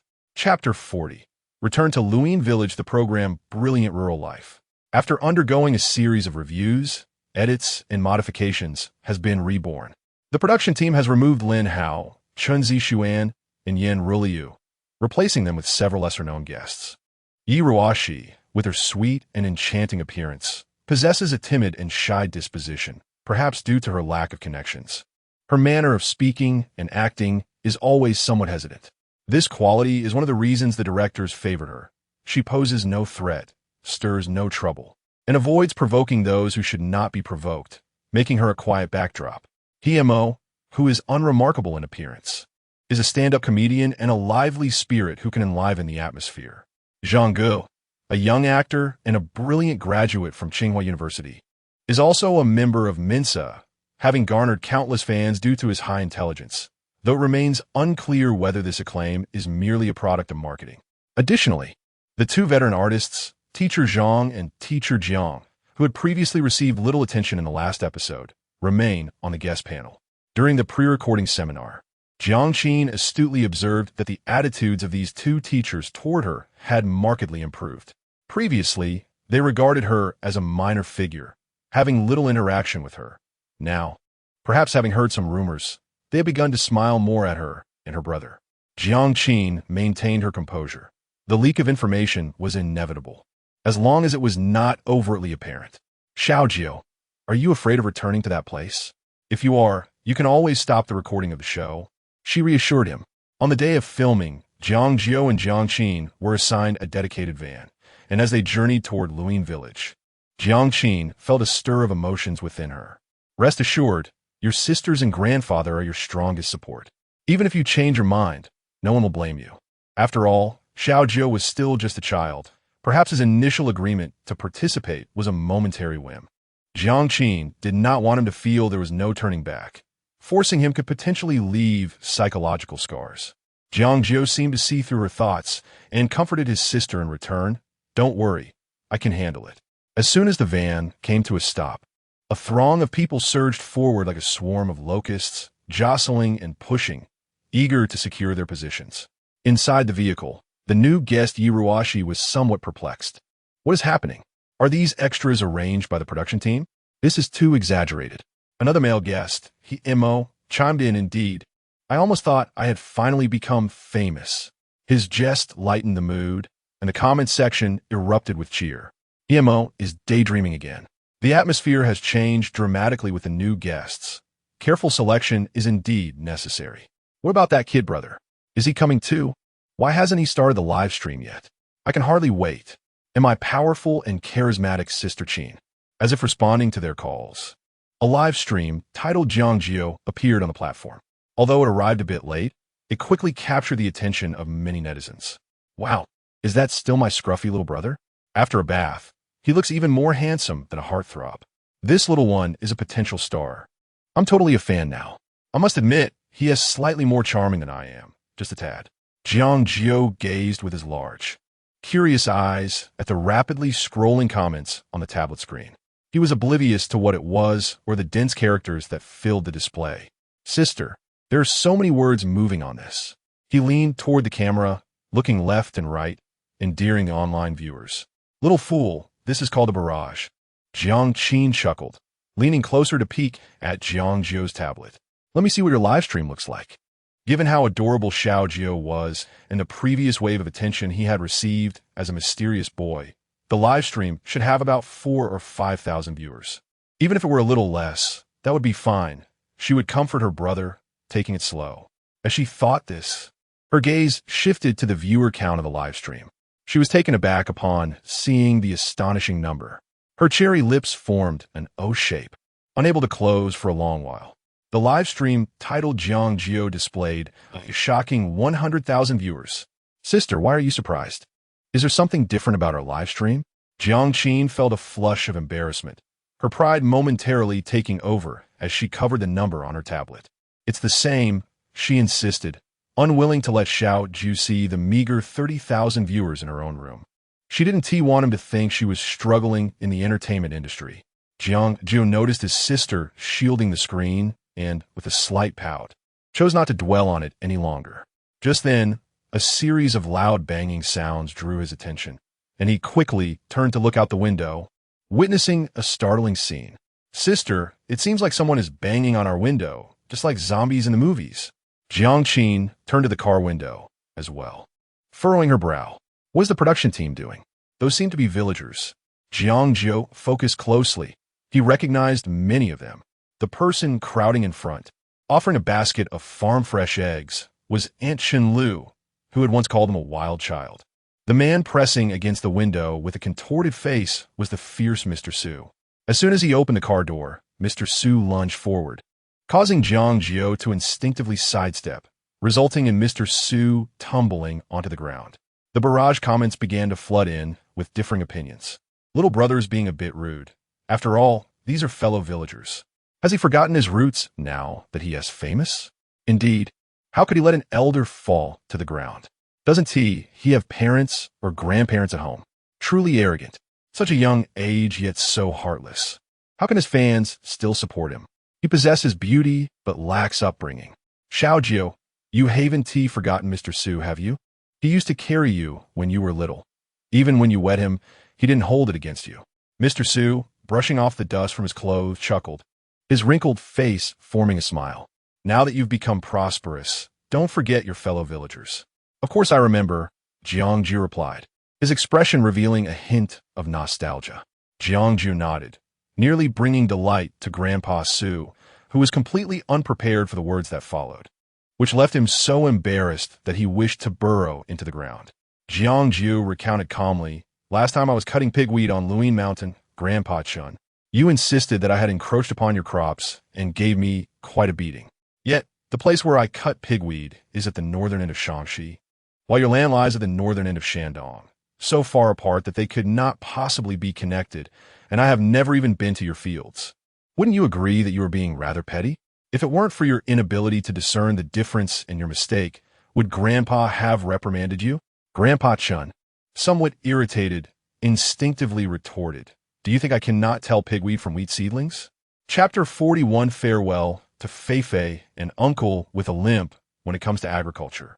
Jiang Jiu dares to assert that he possesses more knowledge than many young individuals in their 20s or 30s. Grandpa Su, please do not fabricate stories.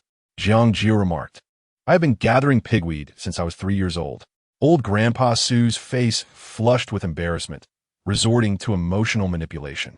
You see, young lad, when I heard you were returning, I was so excited that I couldn't sleep. This morning, I even had your grandmother prepare a lavish feast, eagerly awaiting to host you. He wiped away non-existent tears. And here you are, quibbling over such trivial matters. It truly breaks my heart. Upon hearing this, the comment section erupted with fervor. So heartbreaking. Grandpa's sincerity has been wasted. I can't bear to see the elderly in tears. I'm curious to see how the young lad will counter this. Of course, some rational viewers remained unscathed by the emotional manipulation. This old man is quite adept at stirring emotions. After all that, no tears were shed. I, for one, remain skeptical. Are you implying that he, a seasoned veteran at 8 or 9, is bullying this pure-hearted gentleman in his 60s or 70s? Jiang Jiu, however, looked as if he had just heard an absurd tale, his eyes widening in astonishment. You wish to host me? Yet, on a previous occasion, when I was famished, I stealthily took a piece of bread left to dry by Grandma, and you nearly beat me to death. Jiang Jiu genuinely struggled to comprehend Grandpa Su's sudden shift in temperament, earnestly rolling up his pant leg to reveal a patch of old scars. Is this not from the times you whipped me with a rattan? Have you forgotten? A hush fell over the crowd, silence enveloping the moment. Even the comments in the live stream ceased. Grandpa Su attempted to stubbornly deny the truth, but the director's team, unable to bear it any longer, intervened. Sir, please do not obstruct our filming. The camera in the live stream focused on Jiang Jiu's face, his gaze clear and his expression momentarily melancholic, as if touched by sorrow. The tide of comments shifted once more. Did you see that? Those who mocked the young lad have been proven wrong. Delightful. The best way to deal with such individuals is to expose them on camera. Grandpa is quite the performer. He almost deceived me. Yet, some viewers remained relentless. Who knows if what Jiang Jiu said is true? Perhaps he injured himself elsewhere. Such a young age, and he lies so readily. He has gained notoriety. The villagers dare not confront him. Enduring silently is only natural. Now he yeses like a dragon, beginning to oppress the common folk. At that moment, Jiang Qin was oblivious to the comments. Otherwise, she would have reported and had those slanderous users banned. The crowd awkwardly shuffled forward, and Jiang Jiu suddenly lifted his face, as if searching for a familiar figure in the throng. After a prolonged search, he finally spotted two well-known individuals. Out of the camera's reach, a lovely girl in a yellow dress and a frail uncle in a wheelchair were squeezed outside the crowd, appearing somewhat forlorn. Fei, uncle with a limp? A trace of childish innocence flickered across Jiang Jiu's face, a look befitting his age, causing even Jiang Qin to momentarily lose her composure. As Uncle Lame caught sight of Jiang Jiu, his eyes brightened, and he hesitated momentarily, parting his lips to utter a few words. Aware that they, the old, the weak, and the infirm, could not stand against the robust villagers, Jiang Jiu took the initiative to approach. Little Jiu brother, I've missed you so much. Upon his arrival, Fei suddenly leapt into Jiang Jiu's embrace. This unexpected display of affection caused the bodyguards lurking nearby to hesitate, contemplating whether to intervene. In contrast, Uncle Lame appeared much more flustered. He gently chided, Fei, don't cling to your little Jiu brother. Straightening his wrinkled suit and tie, he stammered, somewhat awkwardly, Young Master Jiang, you've returned? Jiang Jiu smiled and nodded, observing as Uncle Lame trembled and attempted to rise from his wheelchair in a gesture of reverence, prompting him to quickly intervene. Uncle Lame, what are you doing? Thank you for your assistance. I shall repay your kindness in this lifetime. Laboring like an ox or horse, Uncle Lame. You're being too formal with me. Jiang Qin, who had been trailing behind, regarded the father and daughter with a warm smile, her expression gentle and amiable. Indeed, you need not be so courteous. I owe you my gratitude for your past support of little Jiu. Uncle Lame looked toward the radiant and beautiful Miss Jiang, tears brimming in his eyes. I will ensure your donation is used wisely for the herbal cultivation base. I promise not to let you down. Seizing the rare opportunity for a positive shot, the photographer hastily captured images from every angle, front, side, and reverse, determined to showcase the essence of their poverty alleviation program. Sister Qin is indeed generous. I've heard that Jiang Qin has privately acknowledged that child as her godbrother, even changing his surname from Chen to Jiang. What a miraculous transformation. May I request a wealthy sister to rescue me? Uncle Lame, for once revealing his genuine emotions, felt a twinge of embarrassment and pushed the wheelchair aside. Young Master Jiang. Miss Jiang, have I obstructed your path? Fei, release your little Jiu brother at once. Yet Fei stubbornly clung to Jiang Jiu like a koala, declaring no. Uncle Lame grew anxious, fearing that the broadcast would lead viewers to misconstrue his daughter's actions as an attempt to associate with the powerful. Director, may I and Sister Jiang Qin stay at Uncle Lame's home? Jiang Jiu helplessly tugged at the hem of Fei's skirt, inquiring. The director hesitated but ultimately nodded in agreement.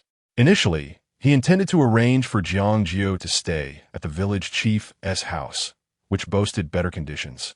But since Jiang Jiu had expressed his preference, it might yield a more engaging program. The village chief, hidden within the crowd, nearly ground his back teeth in frustration.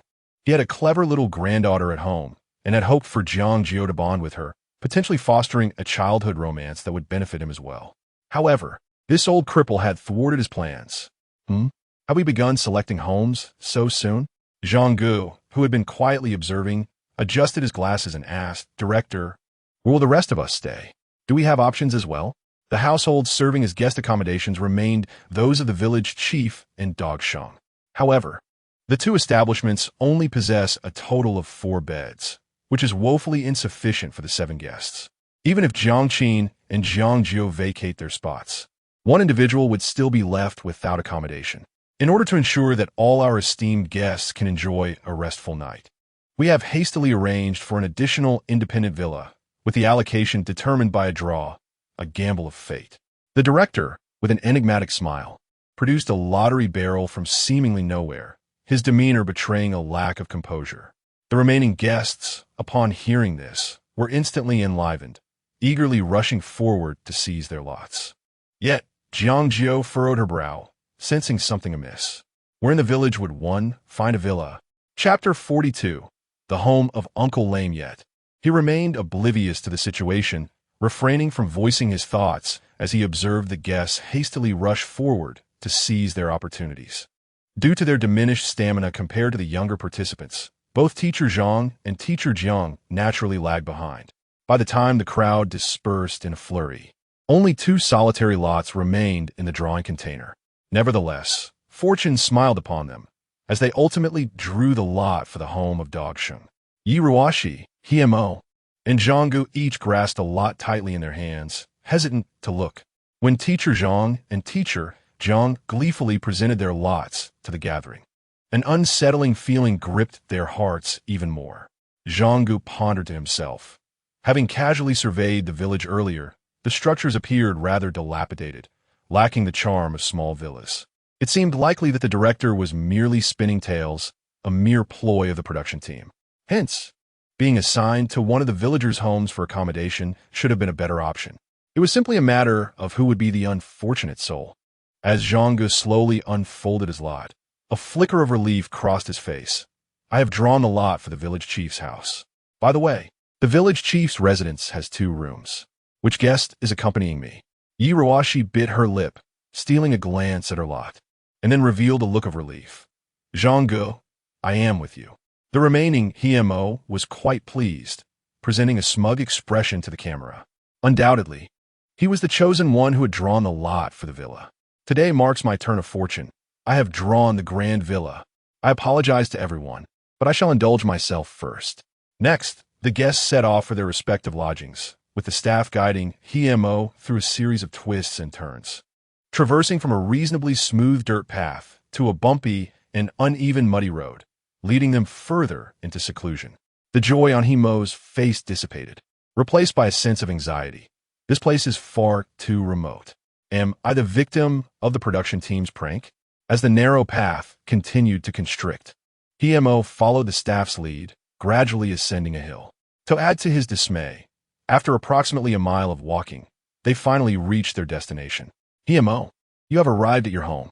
Breathing heavily, Hmo heard the muffled laughter of the staff and looked up, instantly taken aback. Are you kidding me? Where's the villa? Before him stood a small wooden house, isolated amidst desolate wild grasslands. Hmo gasped in disbelief, his face contorted in despair. You can't be serious about making me stay here tonight. This place doesn't seem safe at all. The windows are broken, and if it turns out to be haunted tonight, I have nowhere to hide. He pushed against the wooden door, intending to investigate inside. But the door dramatically creaked and fell off its hinges.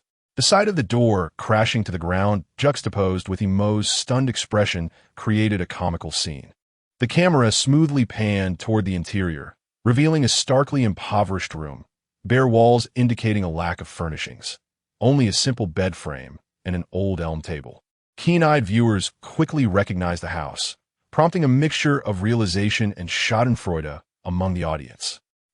Is this not the very refuge where the young lad once hid from those monstrous parents? It seems we are revisiting a classic pilgrimage site. Do not be afraid. Emo, there is no danger. The young lad has already scouted the path for you. The production team, in their relentless pursuit of trending topics, spares no effort.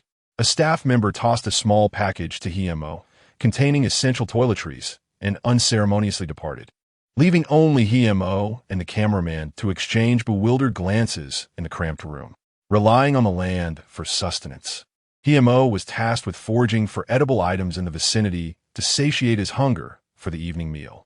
Following the previous incident involving Jiang Jiu, the production team had stationed numerous security personnel to set up tents near Luin Mountain, ensuring Emo's safety, but the matter of his nourishment rested solely on his shoulders. Meanwhile, Jiang Jiu and Jiang Jiu accompanied Uncle Lame and Fei Fei back to their home. Uncle Lame's residence, a family legacy spanning generations, boasted a spacious layout, meticulously maintained, with a serene fragrance of herbs wafting through the enclosed courtyard. Though the house appeared dilapidated and aged, the stone steps were adorned with pots of vibrant flowers, reflecting the owner's refined taste. Beside the vegetable patch, the soil was notably moist, indicating daily care and watering, with rows of verdant greens flourishing abundantly. Wow, this house must be several decades old. It is evident that they are not affluent. Yet it is remarkably tidy, and the presence of flowers shows a love for life despite hardships, Jiang Jiu mused, taking in her surroundings with admiration. She could not help but commend Uncle Lame for maintaining a passion for life despite enduring so much suffering. In contrast to Fei Fei's composure, Uncle Lame appeared somewhat anxious, rubbing his calloused fingers against his trousers. Our home is humble, and we do not have much to offer in terms of hospitality. I hope Master Jiang Jiu and Miss Jiang Jiu will not find it lacking. My happiest moments were spent playing here with Fei Fei. How could I possibly complain? Here, I am free from toil and scolding. It is like paradise to me, Jiang Jiu replied with a broad smile, sincerity shining through his features. Also, please continue to call me Xiao Jiu and refer to my sister as Xiao Qin. With Jiang Jiu's soothing words, Uncle Lame's furrowed brow seemed to relax. Indeed, there is no need for such formality, Jiang Qin echoed, unable to suppress her admiration for Jiang Jiu. Our Xiao Jiu possesses remarkable emotional intelligence. Uncle Lame exhaled in relief and led Jiang Jiu and Jiang Qin into the living room. Fortunately, he had anticipated their needs and had recently tidied up 2 storerooms on the eastern side, which had long been unoccupied, in case Jiang Jiu ever returned and required a place to stay. If you don't mind, you may temporarily reside in these 2 bedrooms. Uncle Lame intended to prepare fine food and drink to host them, but was promptly halted by the production team. Jiang Qin felt perplexed, only to soon hear the dire news relayed by the director. Except for Emo, the remaining 6 guests must not indulge in free food and drink. They are required to earn their sustenance through labor in exchange for provisions from the villagers.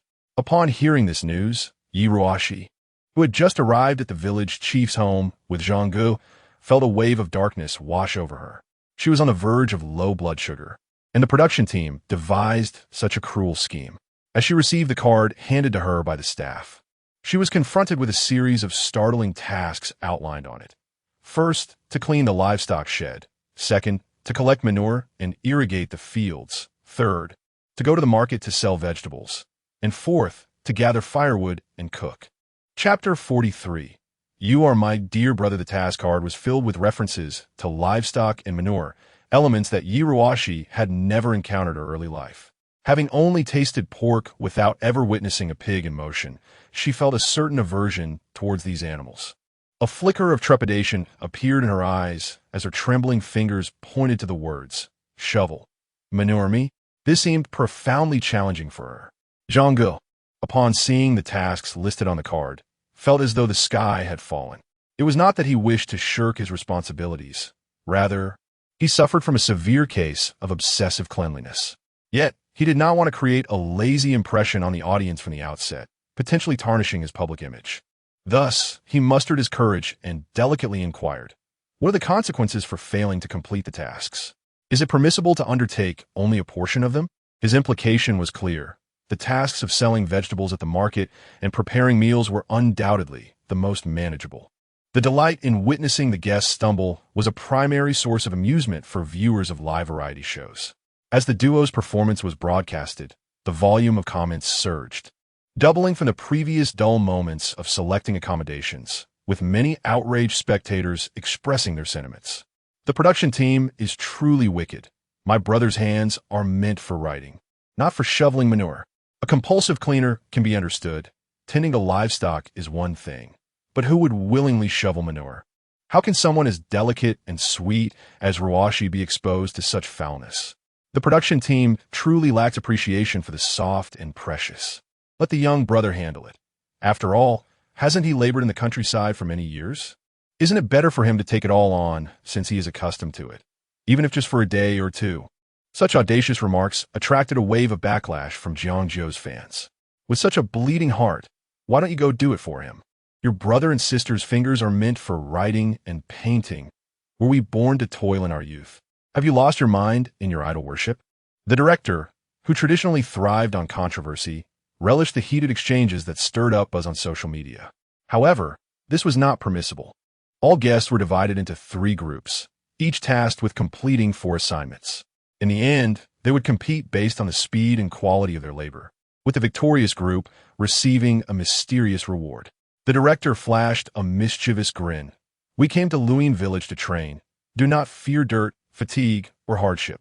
If you do not wish to work, you shall subsist on plain meals during the recording days." Jiang Jiu, upon hearing this, managed a bitter smile. Who would have thought that after years of striving, I would still end up living on meager rations?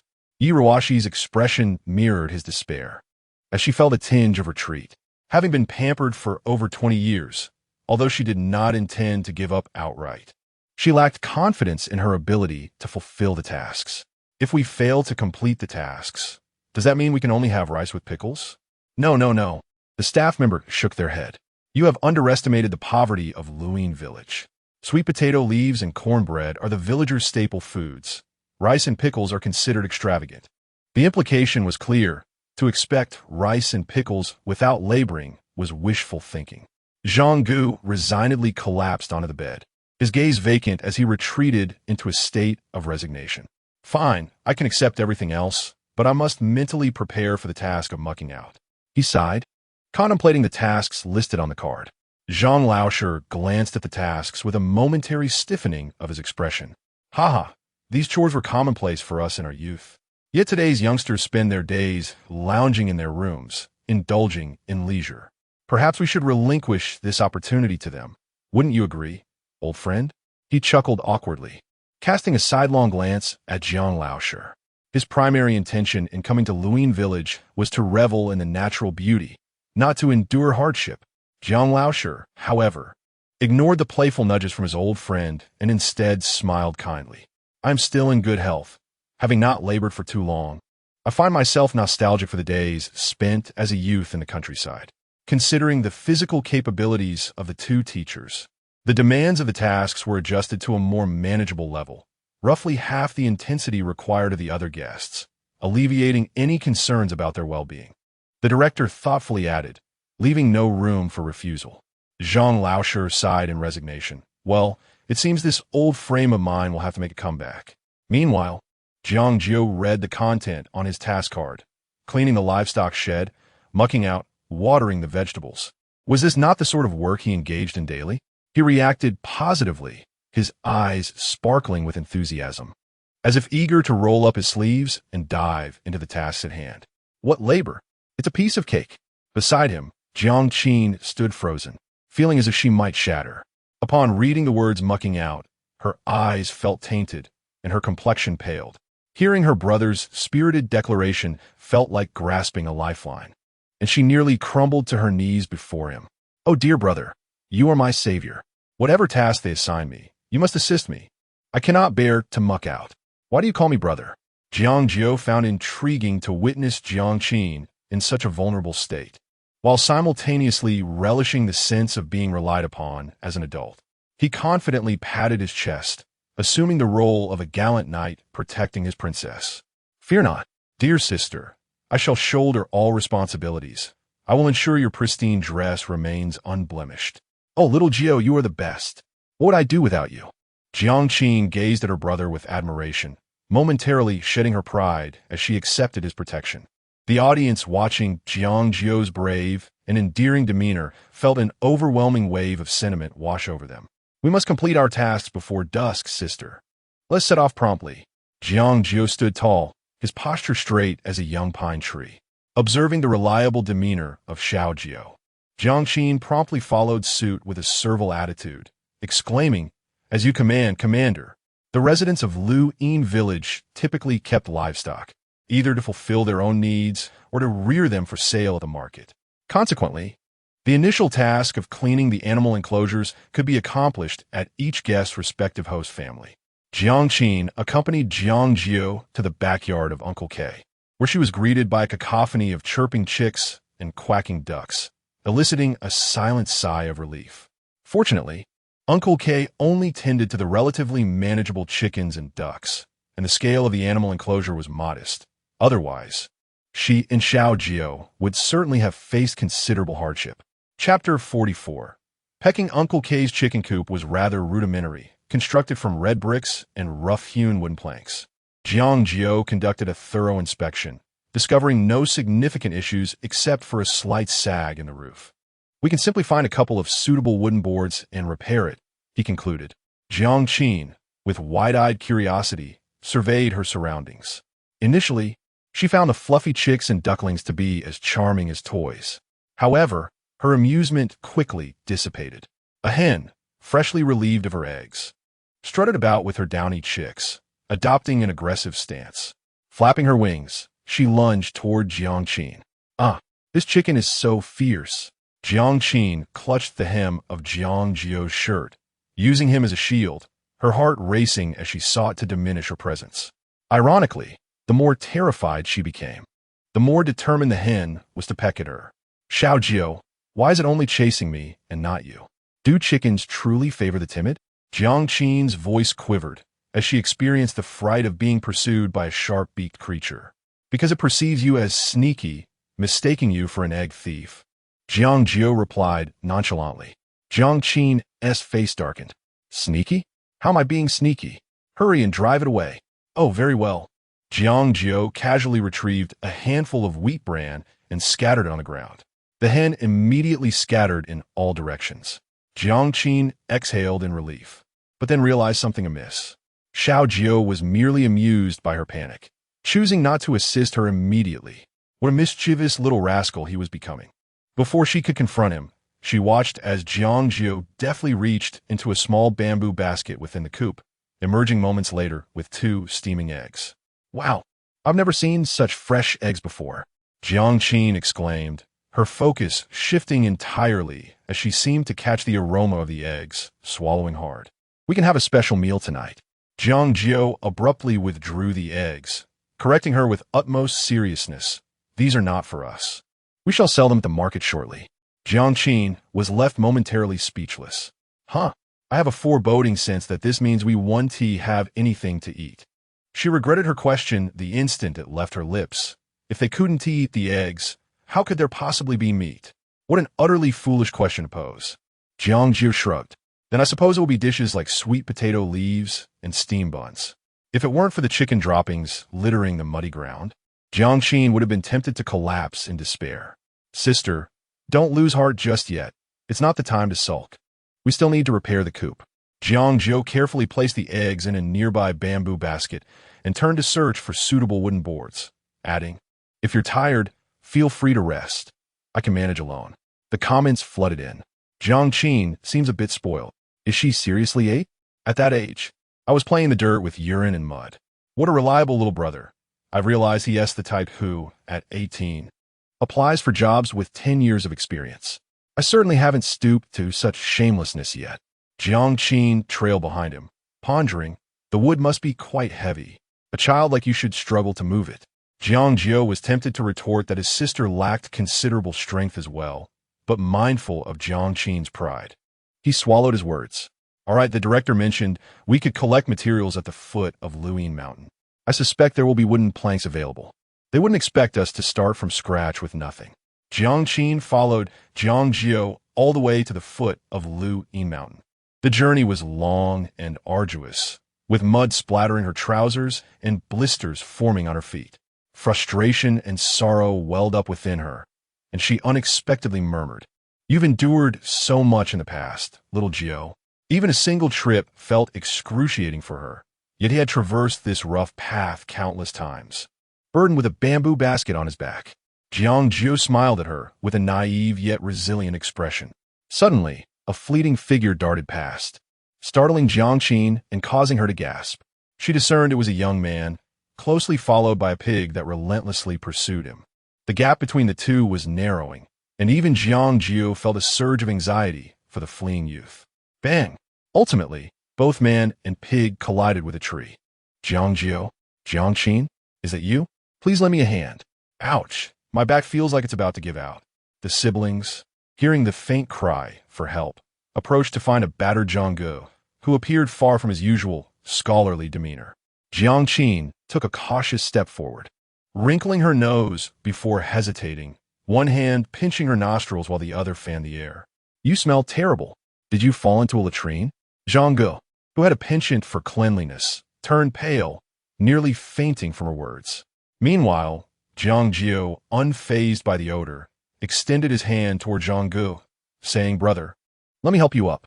With tears brimming in his eyes, Jiang Jiu lamented, "Adults are so cruel. It's the children who show kindness." Through his explanation, Jiang Jiu and Jiang Jiu learned the backstory. Unlike Jiang Jiu, Jiang Jiu and Yi Ruashi were not as fortunate. The village head owned pigs and had a large pig pen that needed repairs on its loose door. Jiang Jiu had merely approached the pig pen to feign authority when the pigs, mistaking him for a threat, charged out, resulting in the earlier chaos. "You've truly endured," Jiang Jiu remarked sympathetically, though her hand remained firmly over her nose. Jiang Ji's expression darkened as he turned to retreat, intent on washing up, but was halted by the director, who instructed him to return the pig to its place. Reluctantly, he pivoted back, picking up a stick from the ground to poke the hefty pig sprawled on the ground. The pig merely snorted, refusing to budge. Thus, a stalemate ensued between man and beast. It was Jiang Jiu who finally shattered the tension, offering Sai, "Let me assist you." Jiang Jiu eagerly nodded, relieved to have someone come to his rescue. At this moment, Jiang Jiu appeared to Jiang Jiu as if he were a little angel, radiating a brilliant light, with two small wings fluttering behind him. What a good child, truly a splendid child. Such great kindness deserves no words of thanks, Jiu Jiu. From now on, I shall be your little brother. Jiang Jiu clasped his fists, and the gratitude in his eyes seemed almost tangible. Jiang Jiu scratched his head, puzzled as to why the adults took to calling him brother today. Chapter 45. Little angel. At this moment, Jiang Jiu seemed to radiate a luminous aura in the eyes of netizens. What kind of little angel is this? This child is incredibly resilient, as if he is a reincarnation of the most resilient generation from a past life. Did he not finish the Meng pursuit before coming back? He is good-looking, precocious, and kind-hearted. What window of opportunity has he been denied? Of course, there were dissenting voices as well. Is this a script? Am I the only one who thinks this child is cunning and loves to steal the spotlight? Haha, so fake. It's obvious he is acting. Don't get too absorbed in the role. Despite the mixed reviews, Jiang Jiu remained oblivious to the barrage of comments. He gently nudged the pig with his foot and called out a few times, prompting the pig to obediently rise and follow him. Wow. The sound of calling the pig is just like what I heard during my childhood at my grandmother's house. Nostalgia hits hard. Where there is a will, there is a way. Jiang Jiu watched in amazement as the once boisterous pig suddenly became so docile. Shaking his head in disbelief, Little Jiu's knowledge of agriculture could easily overshadow mine. After a moment of reflection, Jiang Jiu hurriedly caught up with Jiang Jiu and returned to the village chief's house. Yi Ruoshi had just ventured out in search of them, but with Jiang Jiu and the pig having vanished without a trace, she felt reassured by the presence of the photographer and reluctantly returned to the village chief's home. Jiang Jiu assisted in herding the pig back, and after a flurry of activity, they successfully coaxed the pig into the pen and repaired the livestock shed. Following this minor interlude, Jiang Jiu and Jiang Qin proceeded to the foot of Lu Yin Mountain to collect materials before returning to mend the chicken coop. In the backyard of Uncle K's house, Jiang Qin stood in place, watching intently as Jiang Jiu, with his tender little hands, wielded a small hammer, creating a delightful clatter. Initially, Jiang Qin attempted to take on the responsibility herself, but her clumsiness prevented her from properly nailing a single plank, and she even scraped her finger. It was then that Jiang Jiu couldn't help but take charge of the task. With nimble hands, Jiang Jiu swiftly repaired the roof of the chicken coop. Dust speckled his cool, handsome face, adding a touch of warmth to his demeanor, and with a bright smile, he exclaimed, "Sister, it's done." The photographer skillfully captured a close-up of the boy's innocent and pure smile, causing the barrage of comments to pause for several seconds. Crazy screenshot ing. Jiang Qin's round, almond-shaped eyes brimmed with concern, and she momentarily forgot to admire the repaired chicken coop, instead taking Jiang Jiu's small hand in hers. Noticing the slight calluses forming on his palm, she couldn't help but gently rub them with her fingertip. "You must be tired, right? Go rest on the stool for a bit. I'll get you a cup of warm water." With that, she turned and hurried to fetch a thermos from Uncle K's house, pouring a cup of warm water and handing it to the child. "Whoa, this is a bit too intimate, right? This is solid proof of showmanship. They aren't even siblings." This Jiang Qin's acting skills are off the charts. She is more convincing than many seasoned actors. Jiang Jiu took the cup and drank it eagerly, smacking his lips. "All right, sister, let us go scoop manure and water the vegetables." The gentleness on Jiang Qin's face quickly faded, and her expression turned a shade paler as she sighed. "Alas, as much as I want to escape, I suppose we must give it a try." The two individuals arrived at an indescribable location, where an eerie stench lingered in the air, causing Jiang Qin to nearly faint. At that moment, her concerns about having no meat for dinner dissipated. Even if a grand feast were laid before her, she would not spare a glance. Jiang Jiu, maintaining his composure, held his breath and swiftly filled a few scoops with a dung ladle, tossing in a leaf. The leaf floated in the inky water, creating a scene so beautiful that Jiang Qin dared not gaze upon it directly. With 2 wads of tissue stuffed in her nostrils, she inquired with a feeble voice, "Why toss in the leaf?" "To prevent the liquid from splashing out," Jiang Jiu replied coolly, securing the carrying hook and lifting the shoulder pole. The ends of the pole shone brightly, resting upon his youthful shoulders, slightly bending under its weight. Jiang Qin watched with a pang of sadness, gritting her teeth before stepping forward to say indistinctly, "Let me help." Always hiding behind little Jiu, what kind of sister was she? She wished to demonstrate to him that they could share both joys and hardships alike. The pole transferred from Jiang Jiu's shoulders to hers, swaying precariously as they made their way to the vegetable garden. Ultimately, the two worked together, one scoop after another, laboriously completing the task of fertilizing the vegetables. The audience remained captivated, lingering on the scene. Here in Little Brother's domain, one could even find a tutorial on dung handling. Wow, this is truly entertaining. In stark contrast to the harmonious scene shared by Jiang Qin and Jiang Jiu, Jiang Jiu and Yi Ruoshi, the two free laborers toiled for half the day, barely managing to patch a section of the fence, leaving them exhausted and sore, having completed the task in a lackluster manner. When it came time for the dung fertilization task, tensions flared between them, each fearing the repercussions of engaging in such dirty work.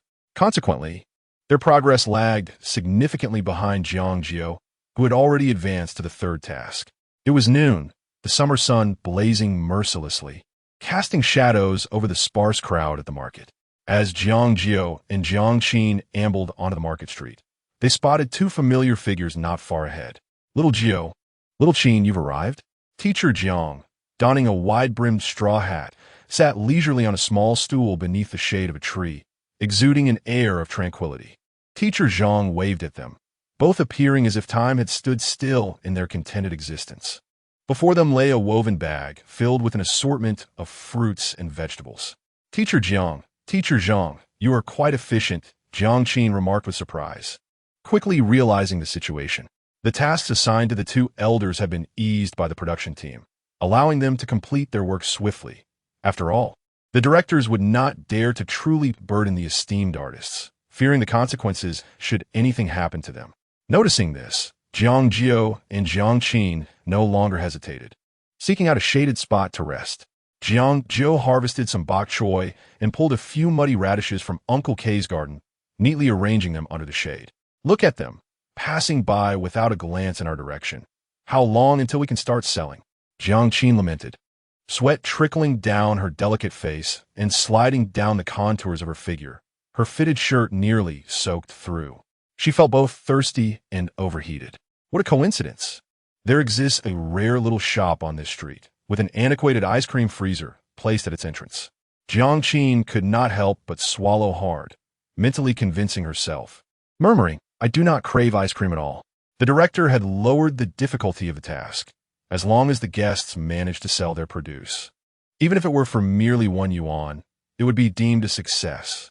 However, in Luyin Village, nearly every household possesses a small vegetable garden, leading a self-sufficient existence, rendering the sale of these agricultural products rather challenging.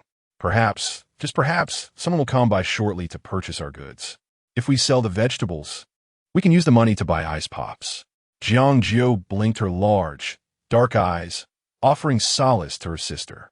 Chapter 46. Selling Vegetables Suddenly. A black Mercedes-Benz came to a gradual halt before the grand tree, and 2 tall figures emerged, casting a shadow over the scene. Jiang Jiu looked up to see 2 uncles clad in suits, both appearing to be in their 50s, an incongruous sight in the impoverished and backward Luyin village. Perhaps they were here to visit relatives, Jiang Jiu mused. Young lad, are you selling vegetables here? A kind and resonant voice inquired from above his head. Jiang Jiu, somewhat taken aback, quickly regained his composure and began to promote. Uncles, would you like to buy some cabbage? Our cabbages are very fresh and reasonably priced, all grown by ourselves. Quite appealing. How do you price your vegetables? Another suit-clad uncle asked gently. Jiang Qin observed the unexpected visitors with a hint of wariness. However, to his surprise, they began to inquire about the prices. Jiang Jiu was at a loss for how to set a price. Tilting his head in contemplation, he slowly extended a single finger. Previously, he had overheard Chen Yao lamenting about the low value of cabbages, mentioning how many farmers suffered losses, with cabbages left to rot in the fields, unwanted. Feeling a twinge of guilt, his finger hesitated uncertainly. 1 yuan each. That shouldn't be too much, right? 100? The man swiftly extracted 2 pink bills from his wallet and cheerfully placed them in Jiang Jiu's palm. I'll take 2. My wife often mentions how the vegetables grown in the village are safe and natural. This is quite fortuitous. I shall buy some to taste. The man smiled broadly. Jiang Qin recalled the cabbage leaves in the garden, trembling from the watering, and felt a strange sensation.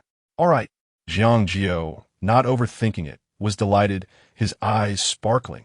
Finally, I could buy ice pops for my sister. He casually pulled out a plastic bag he had borrowed from the limping uncle, selecting 2 plump, vibrant cabbages to place inside. He remained blissfully unaware of the unusually kind expressions on the suit-clad uncles' faces, as if they were gazing upon their own kin. The audience watching this unfold could not help but voice their skepticism. Is the production team's setup this obvious? Who would drive a luxury car to such a desolate place? Who besides a plant would spend 200 yuan on 2 cabbages? Jiang Jiu and Jiang Qin must be the royalty of this show. The director is forcing too much drama. How irritating. Nearby, teacher Jiang observed the entire scene and naturally assumed these were hired actors from the production team. Feeling a twinge of envy, he muttered softly, TSK. While you care for the child, why not spare a thought for us old bones? The director was at a loss for words. I assure you, these are not actors. I have no idea where they came from. Teacher Zhang leaned over, his face flushed with embarrassment, and asked, Ours are just 1 yuan each. Why not buy some for me too? The suit-clad uncle, however, remained distant and polite, shaking his head. Two are sufficient. Rarity lends value. More would diminish the desire to eat. Teacher Zhang walked away, feeling embarrassed and dejected. The director scratched his head, his expression intricate. Inquire about the identities of these two individuals with the village chief. There must be some background. If they are troublemakers, we shall send them away. If they are merely passers-by, we will add subtitles in post-production to prevent the audience from indulging in wild conjectures. The assistant darted off. He raced to the village chief's grand house, where he found the chief lamenting over the haphazardly repaired pig pen. "Oh dear, look at what you've done. Even the pigs are disdainful. It would have been better to leave it unrepaired. It only adds to the chaos." Beside him, Jiang Jiu and Yi Ruoshi resembled two children, heads bowed in silence, accepting the reprimand. City children truly know nothing of the burdens of household management. They are unaware of the costs of firewood, rice, and oil. "Look at how you've ruined my perfectly good livestock shelter. How much will it cost to restore it?" The village chief muttered his grievances under his breath. The assistant approached, softly recounting the details of the incident.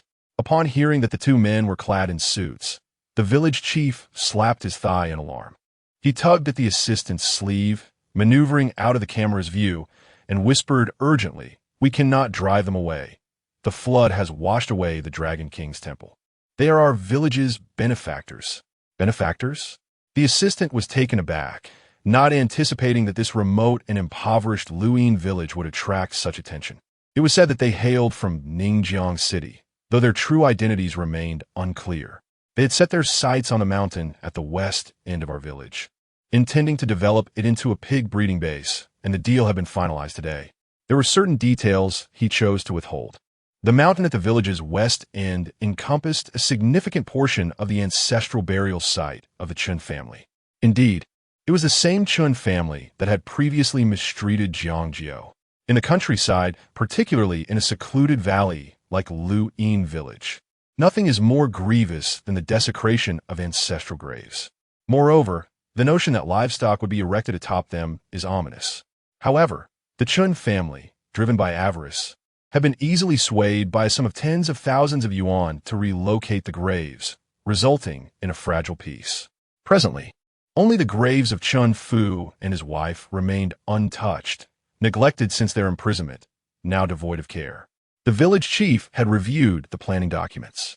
The pig farm's waste pit was slated to be constructed atop the graves of Chen Fu and his wife, which were also intended as the future resting place for Chen Fu and Wang Chunyan. While city folk might scoff at this as inconsequential, had Chen Fu and Wang Chunyan been aware, they would surely feel as if the heavens had collapsed upon them. What a misfortune! Fortunately, they would never have the opportunity to witness this. The village chief yearned to voice his thoughts, but, mindful of Jiang Jiu still filming, chose to keep the matter of the Chen family discreet. "Ah, so that is how it is," the assistant nodded, disinterested in the village gossip. He hastily jotted down a few notes before returning to fulfill the director's orders. Suddenly, a commotion erupted outside, accompanied by the clamorous voice of a middle-aged woman. "Village chief! Village chief! We haven't reached an agreement yet. How could you let them leave?" The village chief hurried to the door, only to find the third aunt of the Chen family. A flicker of annoyance crossed his face as he glanced around to ensure no cameras were aimed at him. Then, in a hushed tone, chastised, "What are you doing here again? Do we not settle on a price? If you continue to cause a scene, you shall receive not a single cent." Aunt Chen, adorned with a sycophantic smile, voiced her insatiable desires. After returning home, "I pondered it over and still believe we cannot relocate our ancestral grave. My great-grandfather rests there, and disturbing it would surely invite divine retribution." "Absolutely not." The village chief, with a furrowed brow, forcefully ushered her out. "At the very least, could you not offer us some form of compensation? This amount is utterly insufficient. Leave. Do not bring misfortune upon us here." The village chief brandished a broom, expelling her from the threshold. Chapter 47. Buying ice cream. Aunt Chen spat disdainfully as she turned her head. Although they had divided the compensation that belonged to the Chen family, it certainly paled in comparison to the meager scraps the village chief greedily claimed. Ultimately, It was all due to the misdeeds of the Chen family, who had stirred up such a scandal that it tarnished the reputation of Luyin village, causing even the village chief to regard them with disdain. And he did not advocate for them to receive even a fraction more of the compensation. The more Aunt Chen-san reflected, the angrier she became. She took a detour and resolved to visit the Chen family to see if there were any valuables she could take. At the market, men in suits departed with 2 cabbages in tow. As the sound of the engine roared to life, the sleek black Mercedes gradually vanished from sight. "Sister, wait here for me a moment. I'm going to buy some ice cream," Jiang Jiu said, recalling Jiang Qin's earlier mention of ice cream.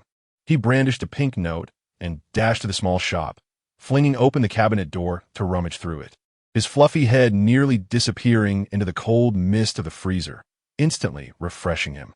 Amidst a riot of colorful plastic, Jiang Jiu finally selected several ice pops, the cheapest variety at 50 cents each, and tiptoed to the counter to pay.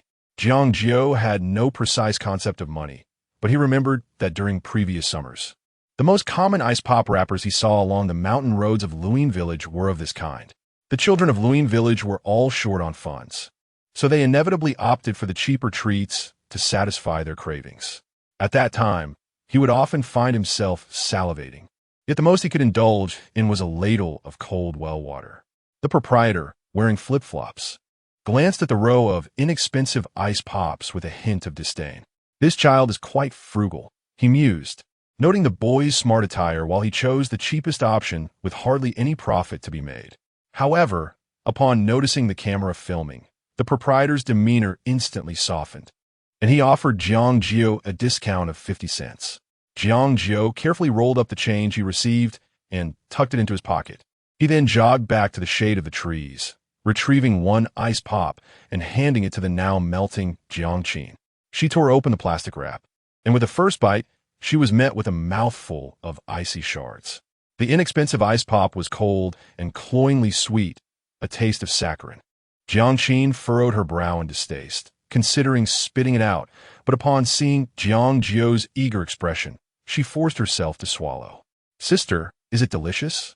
"Yes, it's truly delightful," Jiang Qin replied, her expression transforming dramatically, completely forgetting her earlier desire to rid herself of the cloying sweetness. "An ice pop earned through one's own labor is far sweeter than any I've had before." Jiang Jiu nodded and handed the ice pop to the photographer, who had been shouldering heavy equipment. "Here you go, Uncle Photographer." The young boy in the frame suddenly magnified in size, leaving the photographer momentarily taken aback. Pointing to himself in silent inquiry, "Do I get one too?" He waved his hand in refusal. As soon as the guest moved, he had to follow suit, and even a second's delay would diminish the live broadcast quality. Where would he find the time to enjoy an ice pop?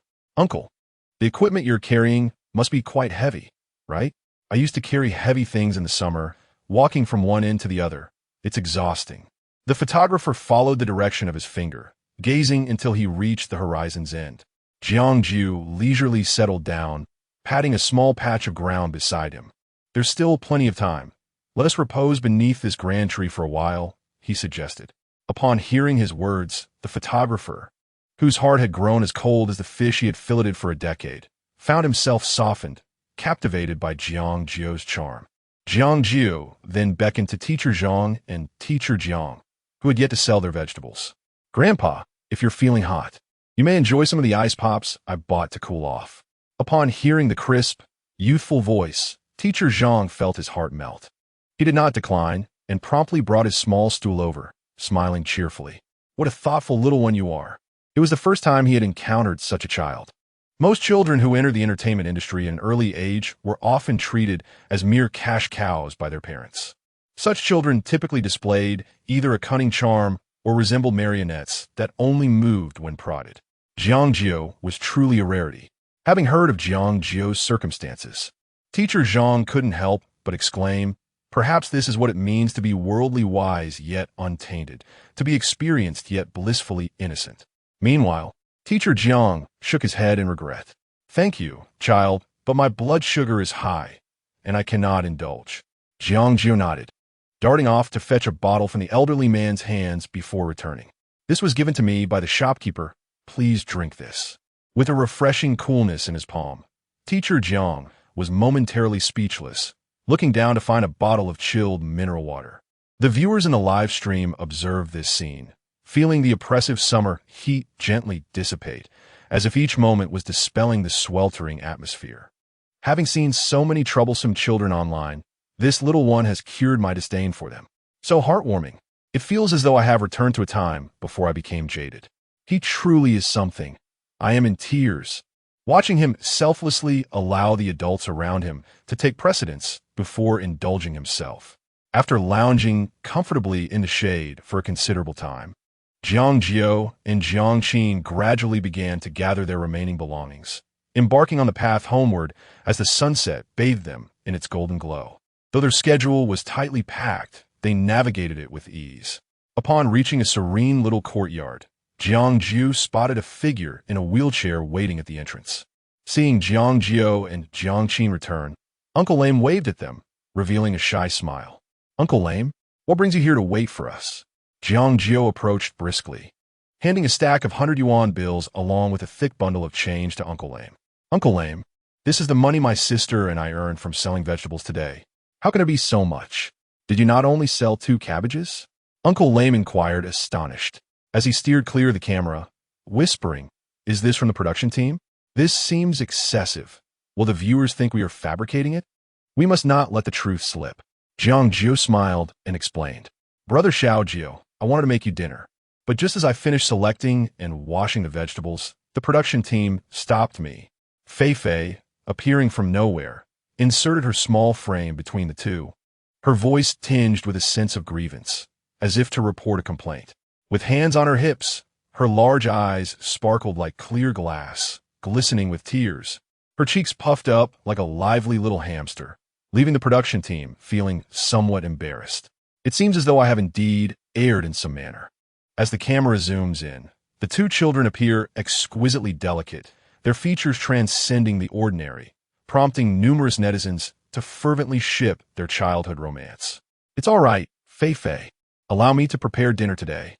Jiang Jiu reassures her, placing a plastic bag into her arms. "Have a popsicle to cool down. After all, they are still children." Upon seeing a popsicle that one rarely enjoys throughout the year, Fei Fei swiftly casts aside her earlier concerns. Jiang Jiu rolls up his sleeves, ready to embark on his task. Jiang Jiu, displaying keen awareness, steps forward and nods at them. "There's firewood in the kitchen. I shall tend to the fire." Chapter 48. A culinary adventure. The vegetables in the basket were impeccably cleaned. Jiang Jiu casually picked up a lumpy, pale green pumpkin and tossed it onto the cutting board. This pumpkin was quite unsightly. Could it possibly taste good? "We might as well choose one that is more aesthetically pleasing," Jiang Jiu remarked with a disdainful pout, revealing her superficiality as she questioned the necessity of entering the kitchen at all. Jiang Jiu offered a meticulous response. "I have heard from the elders in the village that the more misshapen the fruit, the better it tastes. However, I cannot ascertain the scientific validity of this claim.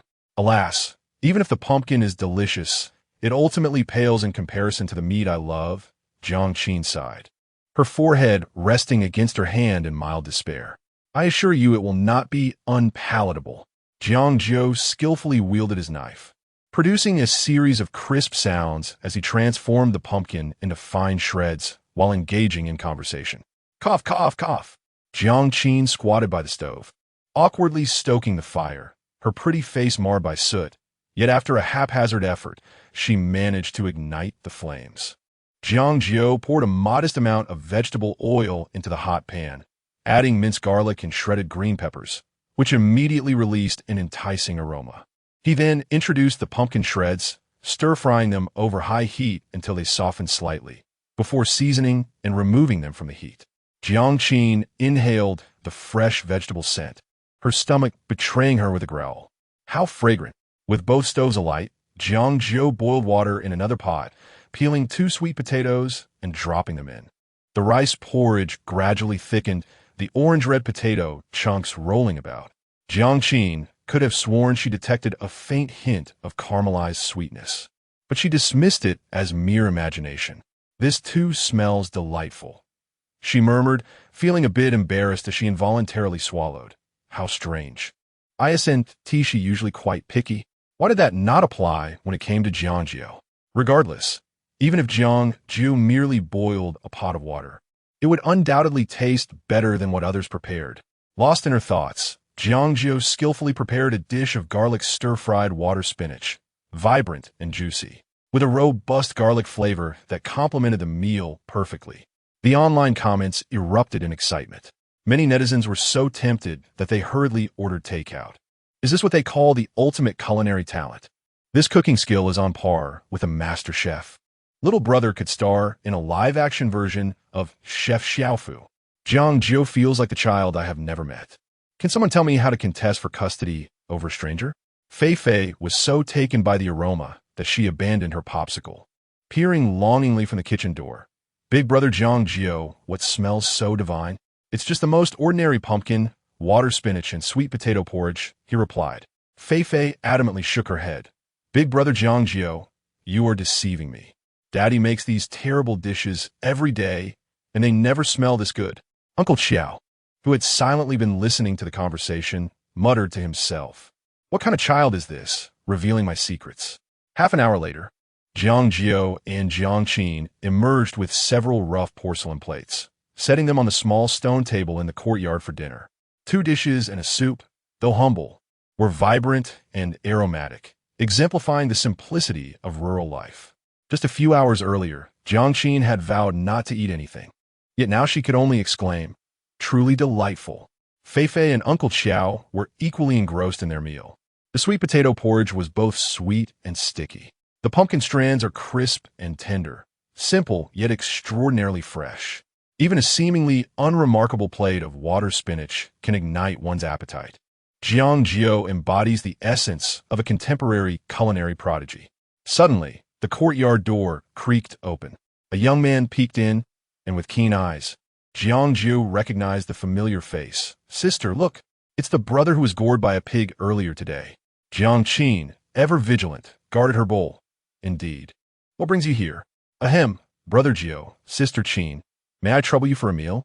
Jiang Jiu called out, scratched his head in embarrassment, and approached with a humble demeanor, shedding his aloof persona from earlier.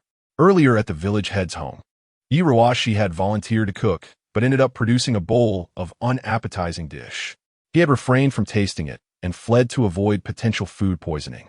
As he walked along the desolate dirt path bathed in moonlight, Jiang Ji's stomach grumbled. Suddenly, he caught a whiff of delightful aromas wafting through the air, nearly ensnaring his soul. Following the scent, he made his way to Uncle K's home. How fortunate! There are some leftovers in the pot. At this moment, Jiang Jiu had assumed the role of the head of the household. It was only at his invitation that Uncle K warmly welcomed him inside, instructing Fei Fei to set up a folding table for him. A dish of stir-fried pumpkin strands and steaming sweet potato porridge lay before him. After tasting a spoonful, tears of joy welled in his eyes. This was truly food fit for a human. Brother Jiu, you are my eternal brother. Just as he had taken a few bites, Yi Ruashi rushed in, her cheeks flushed. Jiang Jiu, how could you insult me so? At least try a bite before you run off. It's so embarrassing. Jiang Jiu remained silent, fervently continuing to eat, fearful that the next moment he would be dragged away by Yi Ruashi to sample her disastrous cooking. Yi Ruashi stamped her foot, stepping closer to tug at his sleeve, but in an instant, she was captivated by the delectable dishes before Jiang Jiu. What is that delightful aroma? Forget about your disastrous dish. Let's become accomplices. At worst, after dinner, we can both face the consequences together. Jiang Jiu, seizing the moment, coaxed her. Yi Ruashi, tempted, pleaded, Director, since you haven't stopped Jiang Jiu from breaking the game rules, may I sit down and have a bite as well? The director, exasperated, replied, Go ahead, eat. Jiang Jiu chimed in, Yes, do eat. Thus, another lovely figure joined the gathering at the folding table. Before dinner had progressed far, a rustling sound and knocking echoed from the courtyard once more. Little Jiu, little Qin, and this young man along with that little girl. We hope our unexpected visit hasn't disrupted your meal, Mr. Zhang said politely, while his feet boldly crossed the threshold. Following closely behind, Teacher Jiang, with a hint of resignation, waved a small silver fish in his hand, smiling. Little Jiu, I've heard of your culinary talents. This fish would only go to waste at our place. So I brought it for you. It can enhance your meals tomorrow." These two old fellows had stolen a moment from their busy lives to fish by the river, and this was their small token of goodwill. Neither of them had ever cooked in their lives, and they had exited the village head's kitchen in a flurry, leaving it in disarray. In an attempt to secretly prepare a lavish meal for two distinguished guests, Dogshing exerted considerable effort, presenting an array of chicken, duck, fish, and meat. However, the two elderly gentlemen lamented that the rich fare was too overwhelming and expressed their disinterest in the feast. Thus, his well-intentioned endeavor backfired, resulting in a warm greeting met with a cold reception. Much like Jiang Jiu, they were drawn to the enticing aroma that led them to Uncle K's abode. Jiang Jiu received the small fish with a knowing smile, expressing his understanding. Fortunately, there was an ample supply of food prepared this time, and the leftover rice in the pot should suffice for the grandfathers. Chapter 49. Bathing. The meal extended late into the evening. The once tranquil courtyard of Uncle Qian had not witnessed such liveliness in quite some time, and the guests found their connections deepening. Teacher Zhang savored the last spoonful of sweet potato porridge, patting his belly with a satisfied belch, exclaiming, "I am grateful I did not decline this variety show. Otherwise, I would never have met such an intriguing child like Xiao Jiu."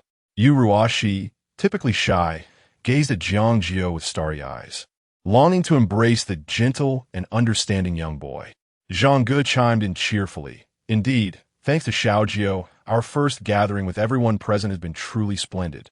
The others nodded in agreement, completely oblivious to the fact that a forgotten companion remained on Luyin Mountain.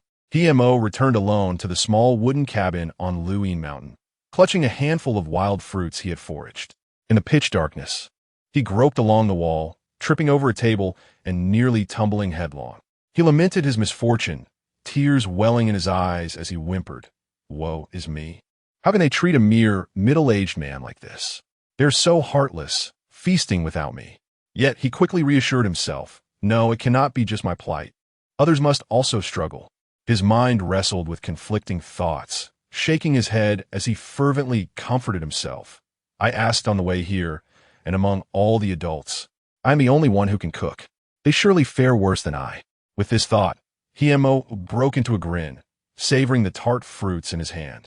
While his own failures were daunting, the prospect of others succeeding felt even more distressing. The staff observed his seemingly deranged demeanor and could not help but feel a twinge of sympathy, reluctant to shatter Mo's blissful illusion. Reflecting on the Jiang Jiu livestream he had just glimpsed, the staff swallowed hard, feeling a pang of envy. They too wished to taste Jiang Jiu's culinary creations. After indulging in a hearty meal, Jiang Jiu and Jiang Qin attended to their immediate needs. Fortunately, Uncle Qian's home was well kept, and the makeshift toilet was devoid of any unpleasantness. A small partition had even been designated as a bathroom, making washing up quite convenient. Once Jiang Qin finished her bath, she emerged from the modest bathroom, clad in pink rabbit-eared slippers, and made her way directly to Jiang Jiu's bedroom. "Xiao Jiu, are you still awake?" Wearing a lace nightgown that accentuated her perfect hourglass figure and long legs, her fair face still bore a hint of blush, and her bright eyes were delicately narrowed, slightly misty from the steam. Her slender fingers playfully tousled her long hair, as the sweet fragrance of shower gel enveloped the room. Such an enchanting and pure appearance stirred excitement among the online viewers, who erupted in fervor. Jiang Qin's beauty undoubtedly places her at the pinnacle of the new generation of stars in the entertainment industry. At this moment, the desire to embody Jiang Jiu has reached its zenith. Share this post about Jiang Jiu, and heaven shall grant you a fair-skinned, beautiful, gentle, and caring wealthy sister. "Sister, the camera is still on," Jiang Jiu remarked helplessly, gesturing towards the camera nestled in the corner of the room. Jiang Qin, undeterred, stepped closer, a mischievous grin on her face that sparked the imagination. "What is there to fear? I am not without clothes, oh dear, sister. You are being ridiculous again." As time passed, Jiang Qin's demeanor increasingly resembled that of a whimsical younger sister, while Jiang Jiu assumed the role of a mature and composed older brother, instinctively caring for her. The hour was late, and the photographer had already departed. Jiang Jiu swiftly grabbed 2 garments to obscure the cameras in the room, plunging the live stream into darkness. This sudden turn of events left numerous viewers clamoring for more, feeling as though they were missing out. Jiang Qin chuckled softly, her enchanting eyes sparkling with mischief. Little Jiu is so well-behaved, quite adept at safeguarding our privacy. She plopped down onto the bed, unable to resist pinching Jiang Jiu's face, transforming his serious expression into an adorably contorted visage. All right, I won't tease you any longer.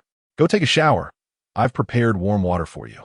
Oh, Jiang Jiu replied, rising to leave without a hint of reluctance. Jiang Qin had intended to tease him a little longer, but could only let out a wistful sigh. Feeling a sense of melancholy akin to a tree yearning for stillness while the wind continues to blow, the child had grown up and no longer enjoyed playful moments with his sister. How delightful it would be if he, like other children, would cling to adults for bedtime stories. Jiang Qin, originally an orphan, had grown up under the tender care of her adoptive parents. Yet she harbored a rather pessimistic view regarding marriage and childbirth, and held little affection for children. However, upon finding her younger brother, perhaps due to the influence of maternal instincts, she found herself overwhelmed with a surge of motherly love, wishing to be perpetually close to little Jiu. That said, Jiang Qin seemed to forget how she often found Jiang Jing and Jiang'an, the children from Aunt Jiang Er's family, rather bothersome. The 2 younger ones regarded her with trepidation, viewing her as a cold, unapproachable elder sister, devoid of warmth. After a quick hot shower, Jiang Jiu emerged, nearly colliding with a staff member waiting outside, startling him. Upon his appearance, the director ceremoniously brandished a megaphone and proclaimed, Jiang Jiu, Jiang Qin, congratulations on being the only victorious guest to complete today's task. You may now claim your reward. It was then that Jiang Jiu noticed a small cart draped in red satin being pushed by the staff, shrouded in mystery. Let me see what delightful treasure awaits, he exclaimed, lifting the red cloth to reveal a card inscribed with excursion pass in bold marker. This pass granted the guests a day's exemption from labor, with meals provided free of charge by the production team, allowing them to explore the scenic beauty within the confines of Luyin Village. Jiang Qin's expression soured. This Luyin Village is rather backward and barren. It lacks even a decent shop, let alone anything enjoyable. She shot an accusatory glance at the director, who smiled awkwardly in response. We are constrained by budget. Please be understanding. In fact, this village is quite special. One must possess a discerning eye to uncover its beauty. Upon receiving this thin slip of paper, Jiang Qin's first reaction was to deem the production team miserly. Yet she quickly reconciled with the situation. Well, at least she could enjoy a leisurely morning with little Jiu, avoiding the exhaustion of the day before. Additionally, she could wander about the area, exploring the place where her brother had grown up and seeking traces of his past. Jiang Qin tossed her cart aside and sank into her bed, embracing her pillow as the tension that had gripped her began to ease. At last, she could momentarily distance herself from the filth and the poultry. After a few more encounters, she feared her sanity might unravel. Suddenly, an idea sparked in Jiang Jiuling's mind as she leaned close to Jiang Qin's ear, her gentle breath sending a tickling sensation through Jiang Qin. Sister, tomorrow I shall take you to our secret hideout, she whispered. Oh, splendid. Just the 2 of us, indulging in our own little world as siblings. Upon hearing that she would have the chance to be alone with Xiao Jiu, Jiang Qin's spirits lifted instantly, her laughter brightening her features like a mischievous little kitten. Chapter 50. Wildflowers. The secret base mentioned by Jiang Jiu is even more secluded than the small wooden cabin on Luyin Mountain. However, this time they used a scenic travel card and, with the assistance of the director's team and their electric scooter, significantly reduced the travel time. Upon Jiang Qin's arrival, she realized that this place was truly a hidden paradise, nestled near the peak of Luyin Mountain and shrouded by trees. It was a location that ordinary villagers would rarely venture into. Standing at such an elevated vantage point, looking down at the distant villa, one could not help but feel a sense of relaxation wash over them. Jiang Qin initially believed this was the secret base Jiang Jiu had referred to and, without hesitation, began to praise it. To her surprise, Jiang Jiu shook his head, saying, Sister, it's not from this angle. Look below. Following the direction of his finger, Jiang Jiu took a small step forward and gazed down. Her pupils contracted in astonishment. Amidst the dappled green shadows, in this untouched realm, vast expanses of wildflowers, whose names she could not recall, bloomed abundantly and unabashedly. Red and purple, they grew untamed, vibrant, and full of life. Jiang Jiu felt a rush of breath, overwhelmed by the beauty before her. She had seen tulips in the Netherlands and lavender in the highlands of Provence, yet she had never encountered such wildflowers. It was nothing short of divine artistry. The barrage of comments began to scroll rapidly. Isn't this the poetry and distant lands I long for? My eyes are deceived by filters. I can hardly believe such beauty exists in the world. How stunning. But please, let us keep this a secret. Otherwise, it will become yet another social media hotspot. However, why is this area surrounded by farmland, yet remains uncultivated? This land, with its poor soil, was unsuitable for crops. Hence it was abandoned. Jiang Jiu softly explained, as if addressing the curiosity expressed in the comments. Wildflowers and grasses, however, were not particular about terrain or fertility, and thus they flourished here. These wildflowers spread everywhere, even growing in the crevices of stones beneath their feet. Jiang Jiu casually picked up a fallen petal, which Jiang Jiu gently accepted, inhaling its fragrance that bore a bittersweet charm. If you like, we could build a villa here, he suggested. The breeze played with Jiang Jiu's hair, and she felt as if her lungs had been cleansed by the crisp mountain air, leaving her invigorated. Enjoying flowers in spring and snow in winter has a certain poetic essence to it. Your sisters will accompany you then. A perceptive netizen quickly seized upon a key phrase. Sisters? Xiaojiu, just how many good sisters do you have? Are you implying there are more wealthy young ladies like Jiang Jiu? I'm truly taken aback. A month ago, I was cutting grass on Luyin Mountain. The weather had been dry, with no rain for months. I took a moment to visit the cliffs and saw the flowers and grass wilted, which saddened me. The youth slowly shook his head, recounting the tale with a clear voice that possessed an irresistible charm. Hearing Jiang Jiu recount those times again, Jiang Jiu felt a heaviness in her heart, sensing that he was speaking not solely of wildflowers, but also of himself. Later, I was rescued by my sister and never had the chance to return. Jiang Jiu shifted the conversation with a hint of a smile on his delicate face. However, I still think of them. Jiang Jiu felt a pang in her heart, uncertain of what to say, and thus fell into silence. Fortunately, at this moment, my flowers have blossomed. Jiang Jiu stood against the light, his silhouette outlined by the morning sun, resembling jade and bamboo, embodying the essence of a youth flourishing with abandon. Jiang Jiu was momentarily mesmerized, her eyes unexpectedly moistening, and her nose suddenly tingling with emotion. In the midst of this fervent summer, Jiang Jiu had, in truth, experienced a rebirth. Meanwhile, the program surged once more into trending topics. 1,000 miles away, in the Angel Welfare Institute, the sun shone brightly. In the dim activity room separated by a wall, Chen Yao sat guarding an antique television, his eyes wide and bloodshot. Watching Jiang Jiu, who was basked in the limelight on the program, jealousy consumed him to the brink of madness. It had only been a month, yet that individual seemed to have shed all traces of past suffering, reverting to the beloved young master of a prestigious family from his previous life. Why? By what right? In the past, and in this life, why did he deserve to possess all this, while he himself had failed miserably, ruining everything and living far worse than in his previous life? Chen Yao felt as though Jiang Jiu had stolen his existence, his insides churning with frustration. The laughter from the television pierced his ears, and he abruptly seized the remote, hurling it violently at the screen. The image flickered a few times before plunging into darkness. Outside, hurried footsteps echoed, accompanied by sighs of exasperation. Chen Yao, it's nap time. Why are you hiding here watching television? Chen Yao, unwilling to engage, curled up in the shadow by the window, the sliver of light seeping through the door, painfully stinging his eyes. The caregiver, noticing the foul smell emanating from the room, wrinkled her brow and pinched her nose.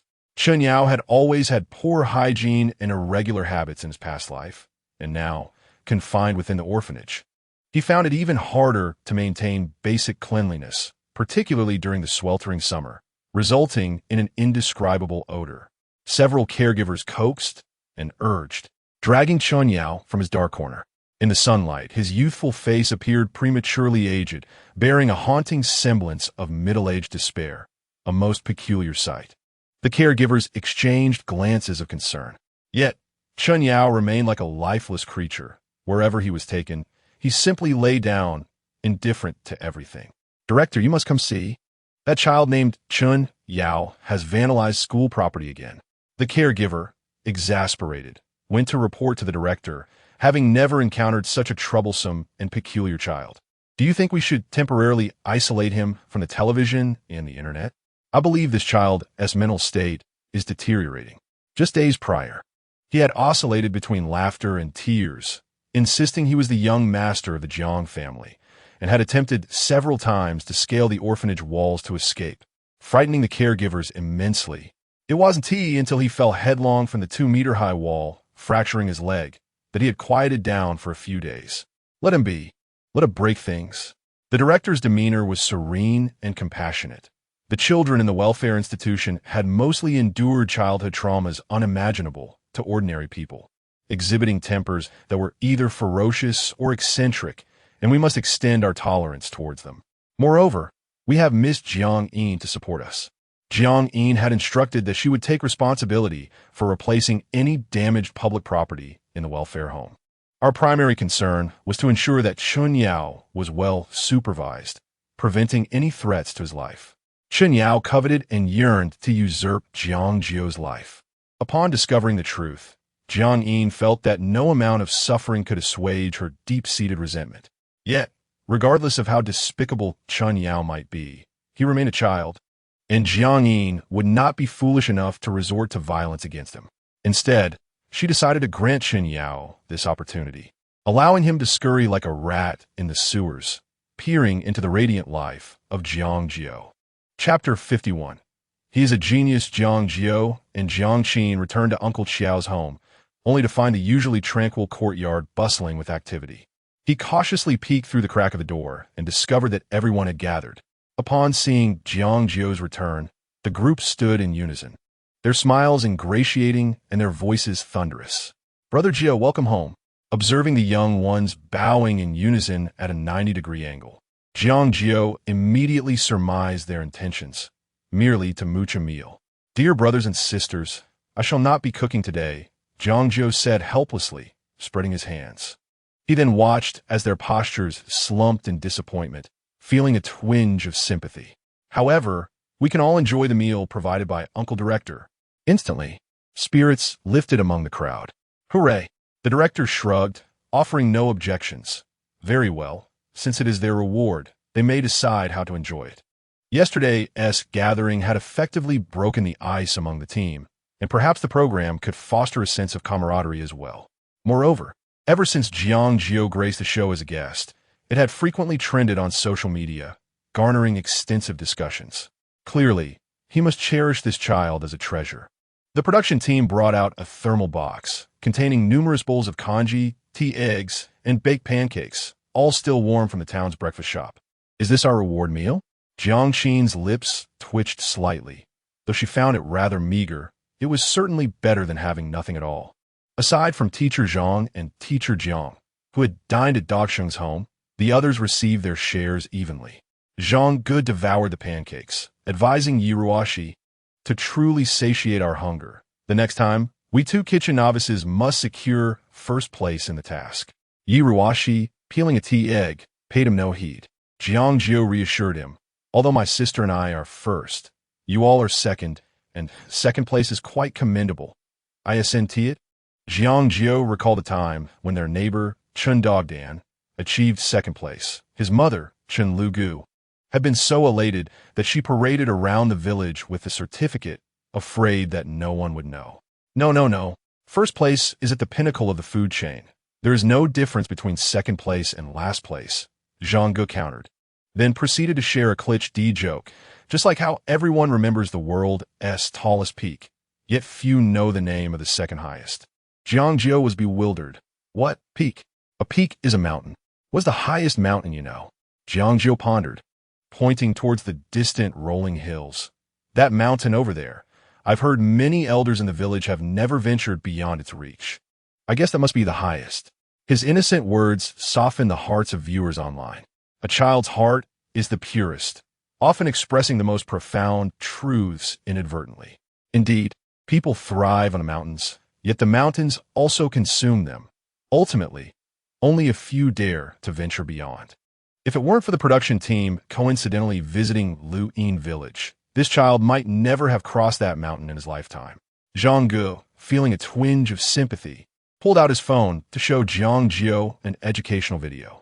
As the progress bar reached its conclusion, he retracted his phone and inquired anew. Now that you are aware that the world's highest peak is Mount Everest, can you tell me which is the second highest? K2 came to reply. Jiang Jiu was momentarily choked by a pancake. This child was indeed sharp, already anticipating his question, and it was his own fault for inadvertently leaking the exam material. Then, what about the 10th highest peak? He was determined to impart this lesson to Jiang Jiu. Annapurna, located in Nepal, it was the first 8,000er to be summit. Jiang Jiu's eyes sparkled with clarity, completely oblivious to the extraordinary prowess of his memory. Jiang Jiu felt a wave of dizziness and an accelerated heartbeat. You must have memorized this in advance, just to put me in my place. Jiang Jiu instinctively stepped back half a meter, already viewing Jiang Jiu as a cunning little rascal with ulterior motives. After all, the names of these peaks were transliterations. Were they not merely a jumble of sounds in the child's mind? Brother, do I seem foolish to you? Jiang Jiu blinked his large eyes and cast a look at Jiang Jiu that suggested he was the one being dim-witted. Isn't this what you just showed me?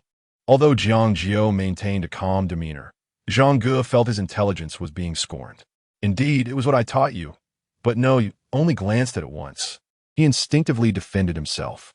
This time, it was Jiang Jiu's turn to be curious. You can't remember something after just one look?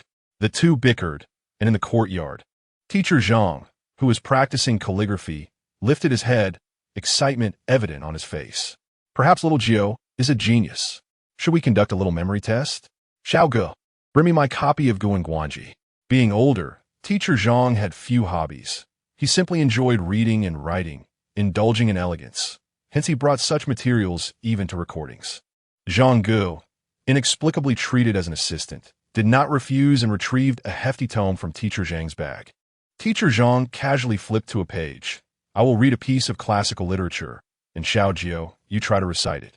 Jiang Jiu nodded. Teacher Zhang donned his reading glasses and recited the ode to the Apang Palace.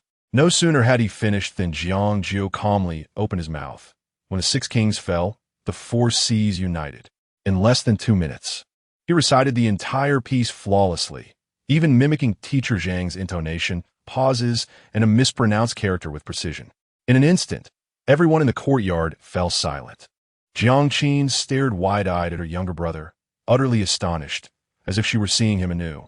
Impressive, Teacher Zhang mused, pointing at a character in the text. I mispronounced this character, and you followed suit. This indicates that you are indeed relying on memory, rather than familiarity with the text. Hyperthymesia? Jiang Jiu whispered in speculation. Upon hearing this term, Jiang Qin's heart sank. Hyperthymesia is indeed a terrifying condition. It is a rare neurological disorder that enables one to recall every trivial detail, leading to a relentless barrage of memories and information overload, driving a person to madness. After explaining this term to Jiang Jiu, he immediately reassured Jiang Qin. No, only the things I wish to remember can be retained. Other memories fade away as if erased by an eraser. Teacher Zhang inhaled sharply, his fingers trembling slightly. This was no ordinary 8-year-old child. Should he receive a quality education in the future, he would undoubtedly blossom into an extraordinary genius. Energized by this realization, he sought to further assess Jiang Jiu's talent. Jiang Jiu, have you ever practiced calligraphy? He inquired. Jiang Jiu shook his head. Rising from his seat, Teacher Zhang gestured towards the brush, ink paper, and inkstone on the small stone table. Write a few characters, he prompted. What should I write? Jiang Jiu asked. Pen your favorite lines of poetry, Zhao Laosher casually suggested. With a slight pause, Jiang Jiu's small hand hesitated, the ink-laden tip of the brush drooping, allowing a drop to fall and create a small blot on the rice paper. Observing the innocent yet bewildered expression on Jiang Jiu's face, Teacher Zhang chuckled awkwardly. I must be getting old. He then retrieved a poetry anthology he had meticulously transcribed, casually flipping through its pages. Here, write this poem. Jiang Jiu pondered for a moment, his tender right hand awkwardly grasping the brush, gliding it across the rice paper with surprising fluidity. Teacher Zhang observed quietly. It was evident that the child had not undergone systematic instruction in writing. His grip and technique were all flawed. Yet, as he began to inscribe, the dark ink gradually revealed itself, leaving everyone in astonishment. Chapter 52.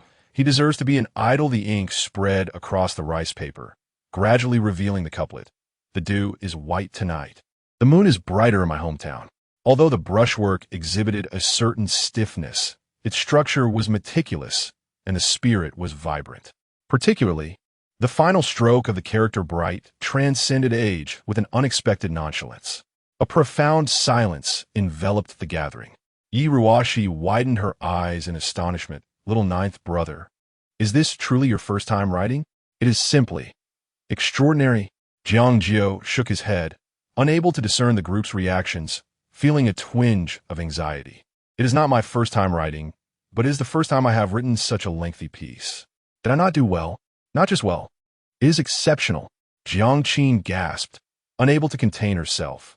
Are you jesting, ninth brother?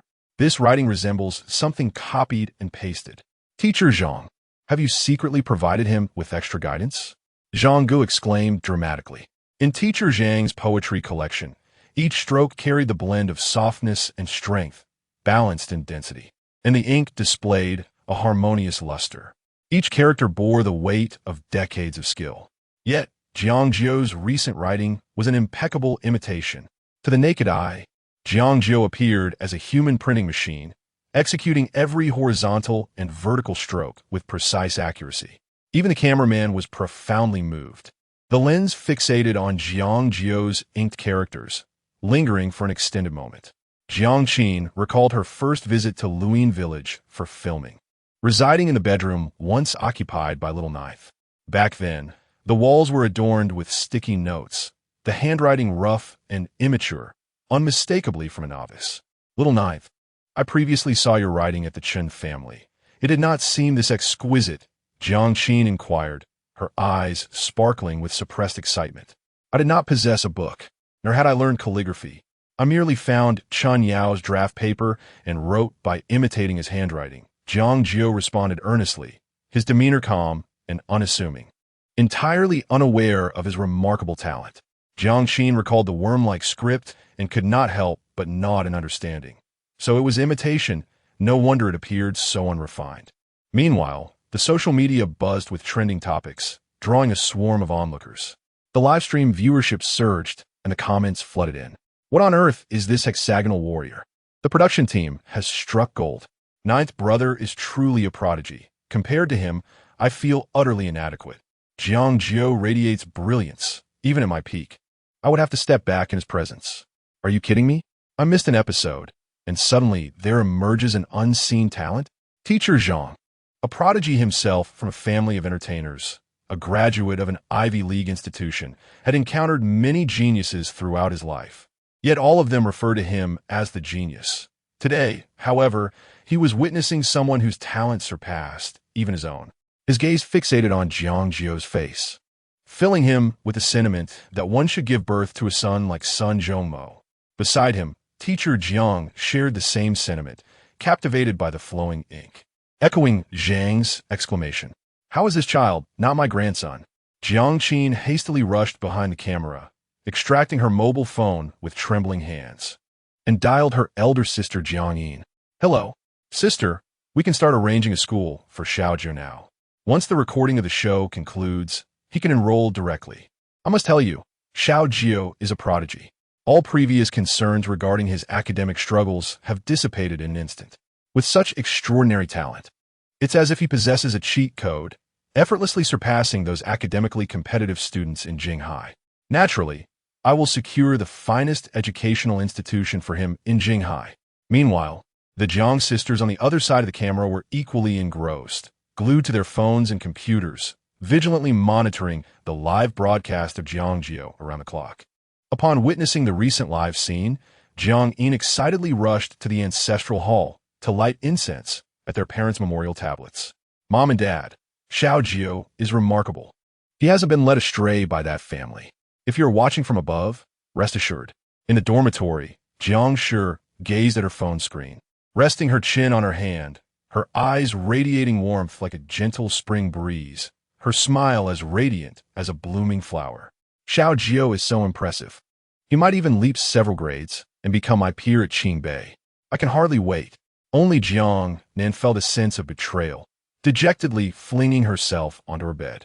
Xiao Jiu is terrifyingly brilliant. Now, I am the one with the lowest IQ in this family. How can an ordinary person like me survive among these extraordinary talents? Although she had garnered numerous awards in piano and violin competitions, she still felt overshadowed compared to her family, with Xiao Jiu being so exceptional.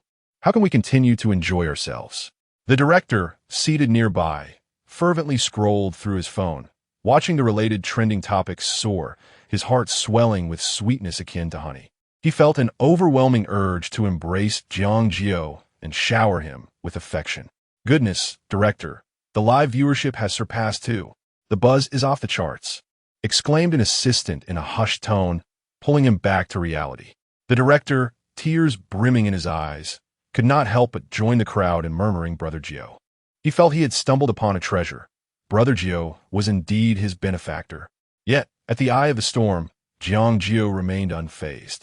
Calmly seated on a stone bench, his gaze was clear, his posture as straight as a bamboo, exuding stability. He resumed, tracing the lines of poetry with his brush, seemingly impervious to the external clamor of public opinion. The viewers, influenced by his composed demeanor, gradually quieted their frenzied comments. At that moment, even the slightest hint of negativity towards Jiang Jiu in the comment section vanished. Unpretentious, unassuming, regardless of the winds from any direction, I remained serene and steadfast.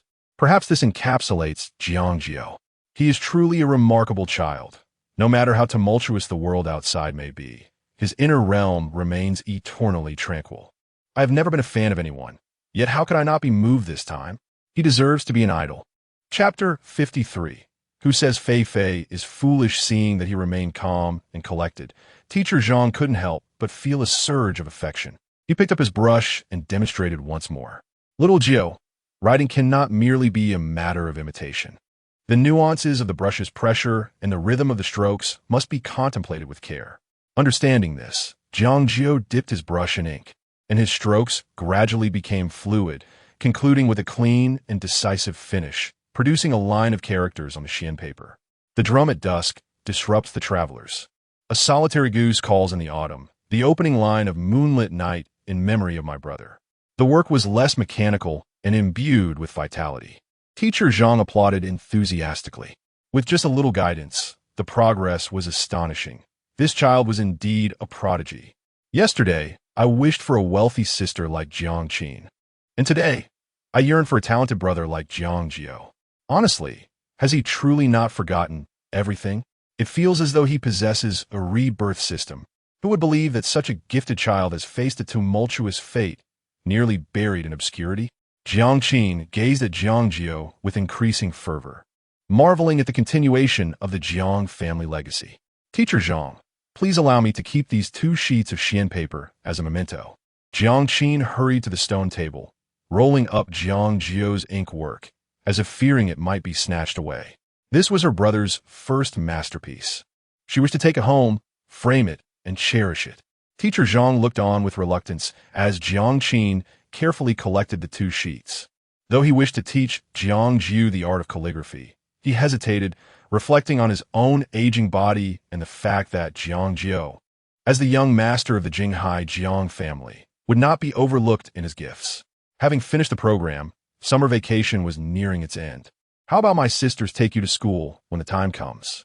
Jiang Qin cast aside thoughts of the show, her mind soaring to distant heights. Oh no, I became so engrossed in the program that I forgot to complete my summer homework. Why do they have to remind me? This is so overwhelming. I don't particularly enjoy going to school, much like how the impoverished dislike visiting a bank. Only a fool would wish to attend school. Even someone as formidable as little brother likely doesn't want to go to school, right? In an instant, various abstract comments flooded the screen, certain that Jiang Jiu would soon be flustered. Yet, unexpectedly, he ceased writing, gently placing the brush on the rest, brimming with excitement. Can I finally go to school? I've never been before. His eyes sparkled with an ardent love for knowledge, pure enough to evoke feelings of inadequacy in others. Jiang Jiu understood that education has the power to transform one's destiny. This belief was deeply rooted in his mind, even now, as an heir to a wealthy family. It had not changed, an unpretentious yet resolute value system. For a moment, the comments paused in silence. After a while, netizens began to express their remorse. The things they had dismissed with disdain were, in fact, the very aspirations of others. So, it turns out little Gio has never had the chance to attend school. What hardships has he endured? I lack empathy. How could I scorn the taste of food when others are starving? I should be ashamed, to the point of slapping myself awake in the middle of the night. I am utterly mortified. This is the embarrassment of a fortunate individual in the presence of the unfortunate. The comments displayed a rare harmony and warmth. Meanwhile, the director was left speechless. What is happening? No one consulted him. How can they simply decide not to record? What about his trending searches? What about his viewership? In a moment of bewilderment, he felt as though the sky had fallen, involuntarily voicing his concerns, even forgetting he was live. Jiang Jiu smiled helplessly. Director, have you forgotten? Xiao Jiu has only signed a contract for a few episodes and is merely a guest participant who joined midway. He shouldn't be expected to be the backbone of the program. The staff was taken aback, hurriedly checking their phones. Indeed, in about 3 days, Xiao Jiu's filming would conclude, and then he would have to bid us farewell. Upon hearing this, the barrage of comments erupted with lamentations filling the screen. Without Xiao Jiu, I fear I shall never find joy in life again. Xiao Jiu is my virtual child. Without him, what shall I do for entertainment? Take him away, and my solace is gone. Xiao Jiu's fan club has garnered over 100,000 followers. I hope that even when you go to school, you will spare some time to share vlogs with us to satisfy our cravings. Caught off guard by this news, the other guests fell silent, stunned. Xiao Jiu, is he truly leaving? A sense of loss spread through their hearts. It felt as if a sun that had been shining upon them daily had suddenly extinguished. Who could bear such a thing? Oh, Xiao Jiu, why must you leave again? I will be so lonely here. Suddenly, a tightness around his waist revealed he was being embraced. The hands were soft and small, and in that instant he recognized who it was, Fei Fei. Fei Fei's face flushed with urgency, her warm, sweet eyes glistening with tears, overwhelmed by a feeling of reluctance. Uncle Xiao felt somewhat awkward. Fei Fei, you really don't understand. Yet, Fei Fei was undeterred, pouting. If understanding means Xiao Jiu will leave, then I prefer to remain oblivious. Uncle Xiao was left speechless. Fei Fei, though a bit naive, was aware that Xiao Jiu had an unseen fiancé, and she could not assume the role of a younger sister-in-law. However, from an observer's perspective, Jiang Jiu found her quite endearing.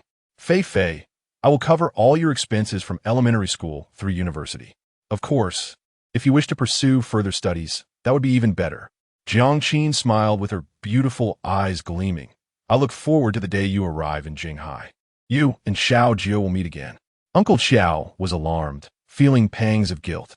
This is too much. Miss Jiang, you have already done so much for us. It's all right. Jiang Jiu gently shook her head. Supporting underprivileged children has always been a charitable endeavor upheld by the Jiang family for generations. One more Fei Fei is nothing. Fei Fei's eyes turned red. Sniffling softly, she obediently replied, Okay. She did not refuse. Jiang Jiu chuckled, appreciating the child's candidness and sincerity. Don't cry. I'm still here, aren't I? If you keep crying, you might miss this little time we have left. Jiang Jiu comforted the young girl like a gentle gentleman. When I return, I will gift you a matching watch with my contact information inside, so we can chat often. The comments section was astonished. Who dares to claim that Fei Fei is foolish? She is, in fact, remarkably astute. Have I unwittingly wandered into the realm of female-centric novels? This is undeniably reminiscent of a domineering CEO and a naive young lady. Whether she embodies the archetype of the innocent or the cunning, her ability to discern the opportune moment and cling to the wealthy childhood friend has already placed her far ahead of others. Moreover, the fans of the couple have become completely enraptured in their own artistry. Both individuals are endearingly charming, and they are quite compatible in terms of appearance. They have even met each other's parents. Who knows, perhaps my childhood sweetheart couple will one day become a reality. Chapter 54. The guest's excitement, Brother Jiu. Could you possibly share the contact information for that phone watch you mentioned? Jiang Jiu seized upon the key phrase and sidled up to Jiang Jiu. I am a graduate of Jinghai University, proficient in mathematics and physics, and I could assist you with your studies. Feel free to ask me anything you find challenging. Jiang Jiu proudly proclaimed his alma mater, secretly yearning for Jiang Jiu to regard him with admiration. After all, Jinghai University is ranked among the top 2 institutions, and its reputation holds considerable weight in a culture that venerates academic achievement above all else. However, Jiang Jiu remained remarkably composed and made a startling revelation. What a coincidence. I have an elder sister who has also been admitted to Jinghai University. Incredible. You're telling me you coincidentally have a wealthy celebrity sister, and on top of that, a top-tier academic sister? I acknowledge your intelligence, but that doesn't excuse your fabrications. We are all aware of your family background. Why boast? Indeed, geniuses often possess incomprehensible quirks, and for Jiang Jiu, it seems to manifest as deception. How disillusioning. The audience dismissed his words as childish nonsense, with some even mocking him. Yet, these remarks were largely drowned out by a wave of support for Jiang Jiu. What is so fantastical about this magical realism? Everyone here is a genius. Is it so strange to have a sister who secured admission to Jinghai University? Regardless of the audience's skepticism, Jiang Jiu was convinced. Having a sibling who was a recipient of a competitive admission certainly outweighed his own entrance through examination. He had not done much research prior to arriving and was unaware of Jiang Jiu's tragic background, finding it entirely reasonable for a gifted child to have a gifted sibling. Jiang Jiu remained steadfast. Then you must share your contact information with me. I am an alumnus as well. Technically, she should address me as senior. Jiang Jiu nodded in agreement. Seeing this, Teacher Zhang and Teacher Jiang did not wish to be left out and shakily retrieved their phones. The potential of this young man was boundless, and establishing a connection would be mutually beneficial. Moreover, given his remarkable identity, the Jiang family would likely not permit him to appear on such a modest program again. Missing this opportunity would be regrettable. Jiang Jiu was not averse to exchanging contact information, as the guests of the program could be considered his first circle of friends.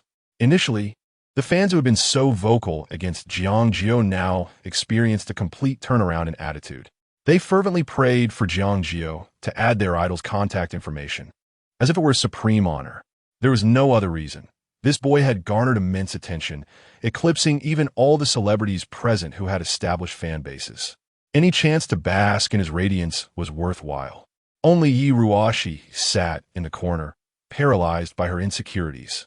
Too timid to approach for contact information and too apprehensive to flee, feeling rather anxious. She was sensitive and subtly suspected that Jiang Jiu's background was extraordinary, far beyond what was visible through the camera lens, while she felt utterly ordinary, devoid of the intellectual aura that surrounds figures like Jiang Jiu and Teacher Jiang.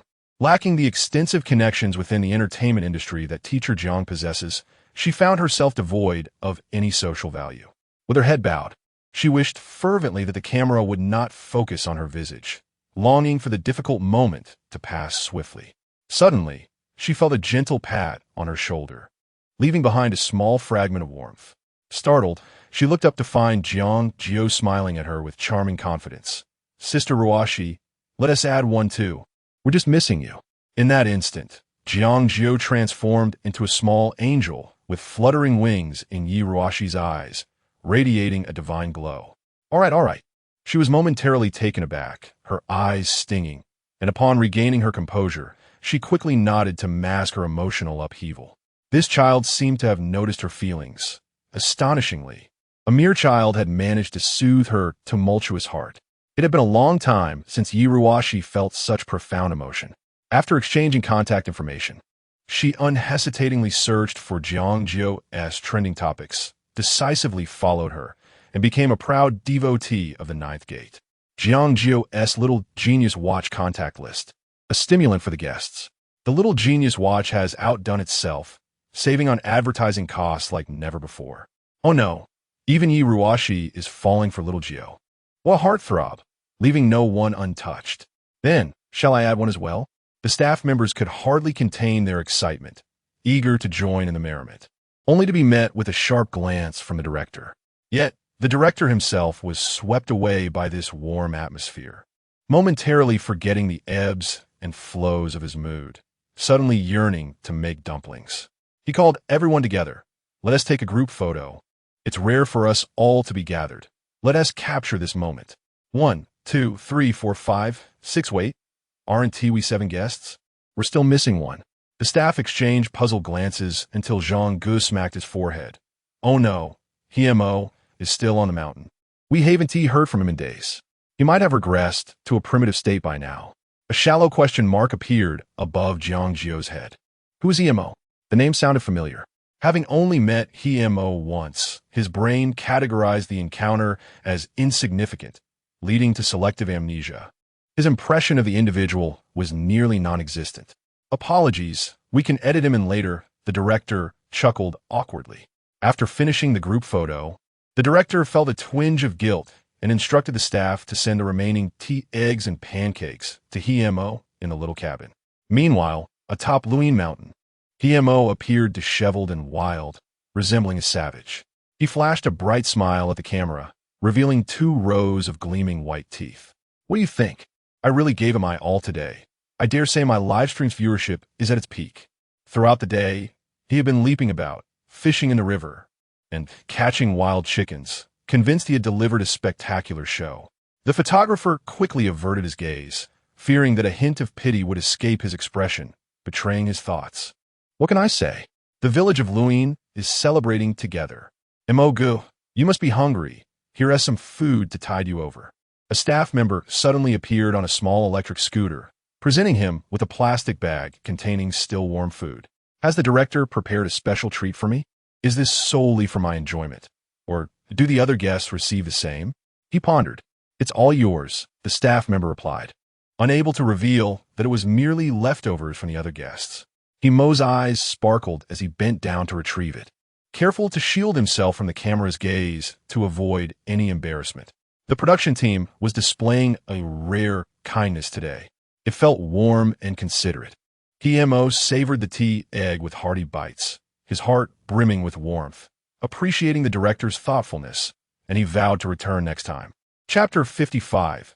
The enthusiastic fan before the gathering at Luin Village concluded. The director took a moment to remind everyone.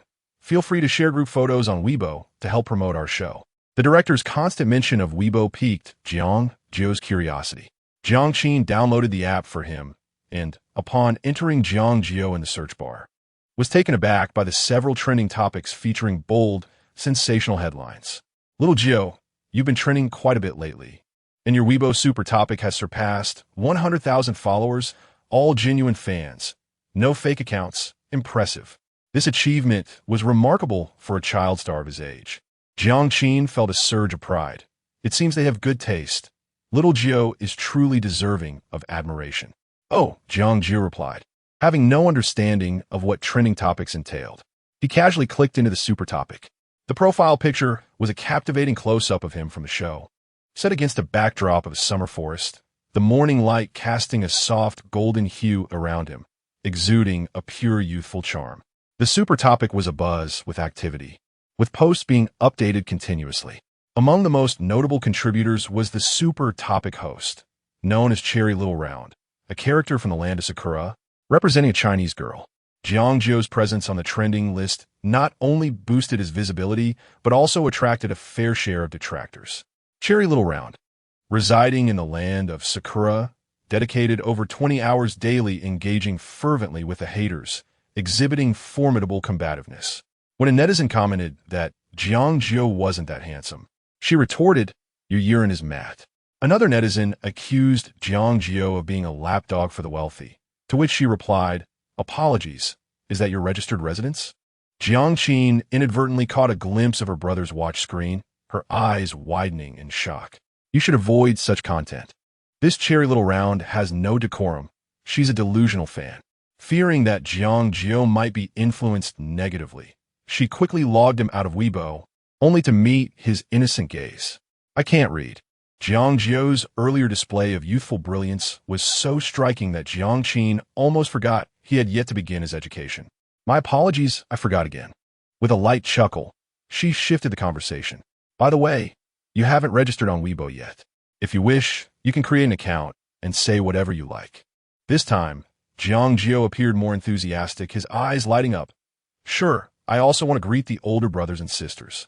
It was his first experience of such admiration from so many people, and his inherent politeness compelled him not to neglect his fans.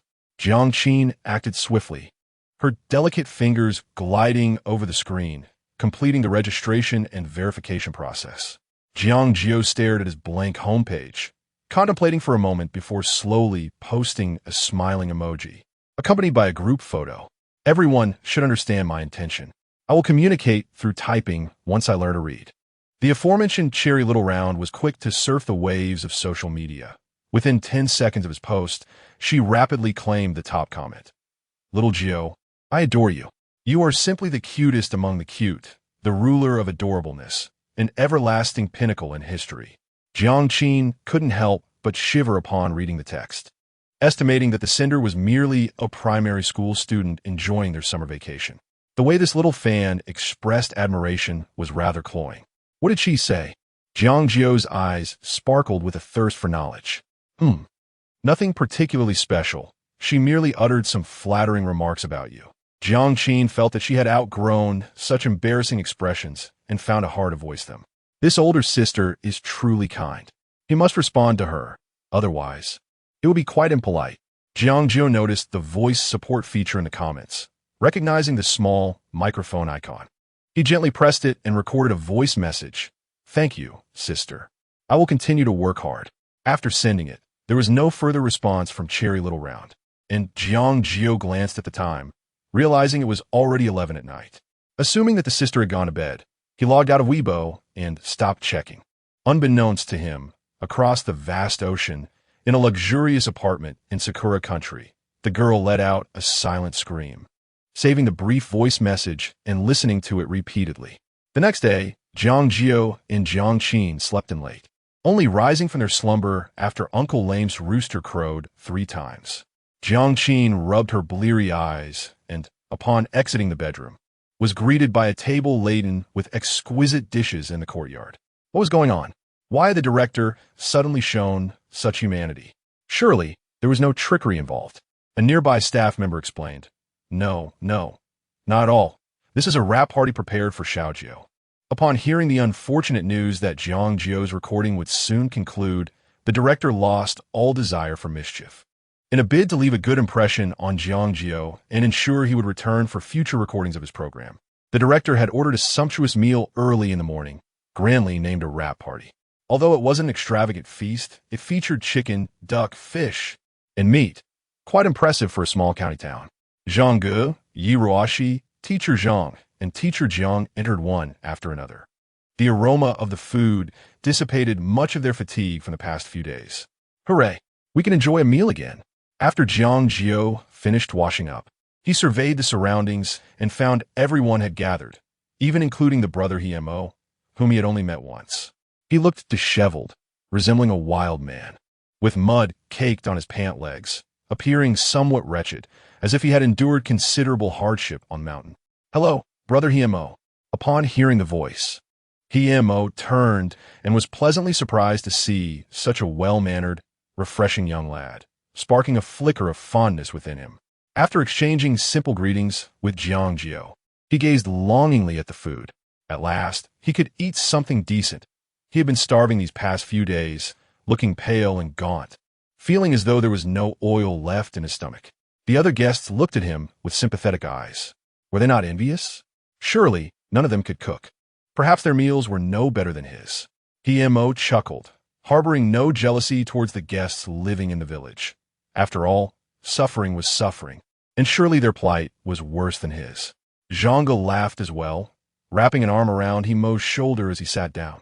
Let me tell you, there is a hidden culinary genius among us. Won't you be amazed?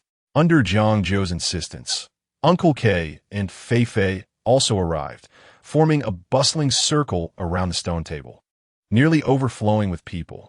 This time, we regarded our meal as a private gathering, opting not to stream it live. Following the director's instructions, the staff turned off the live broadcast for the first time. The director also joined us at the table, even standing up with a certain solemnity to toast Jiang Jiu with orange juice.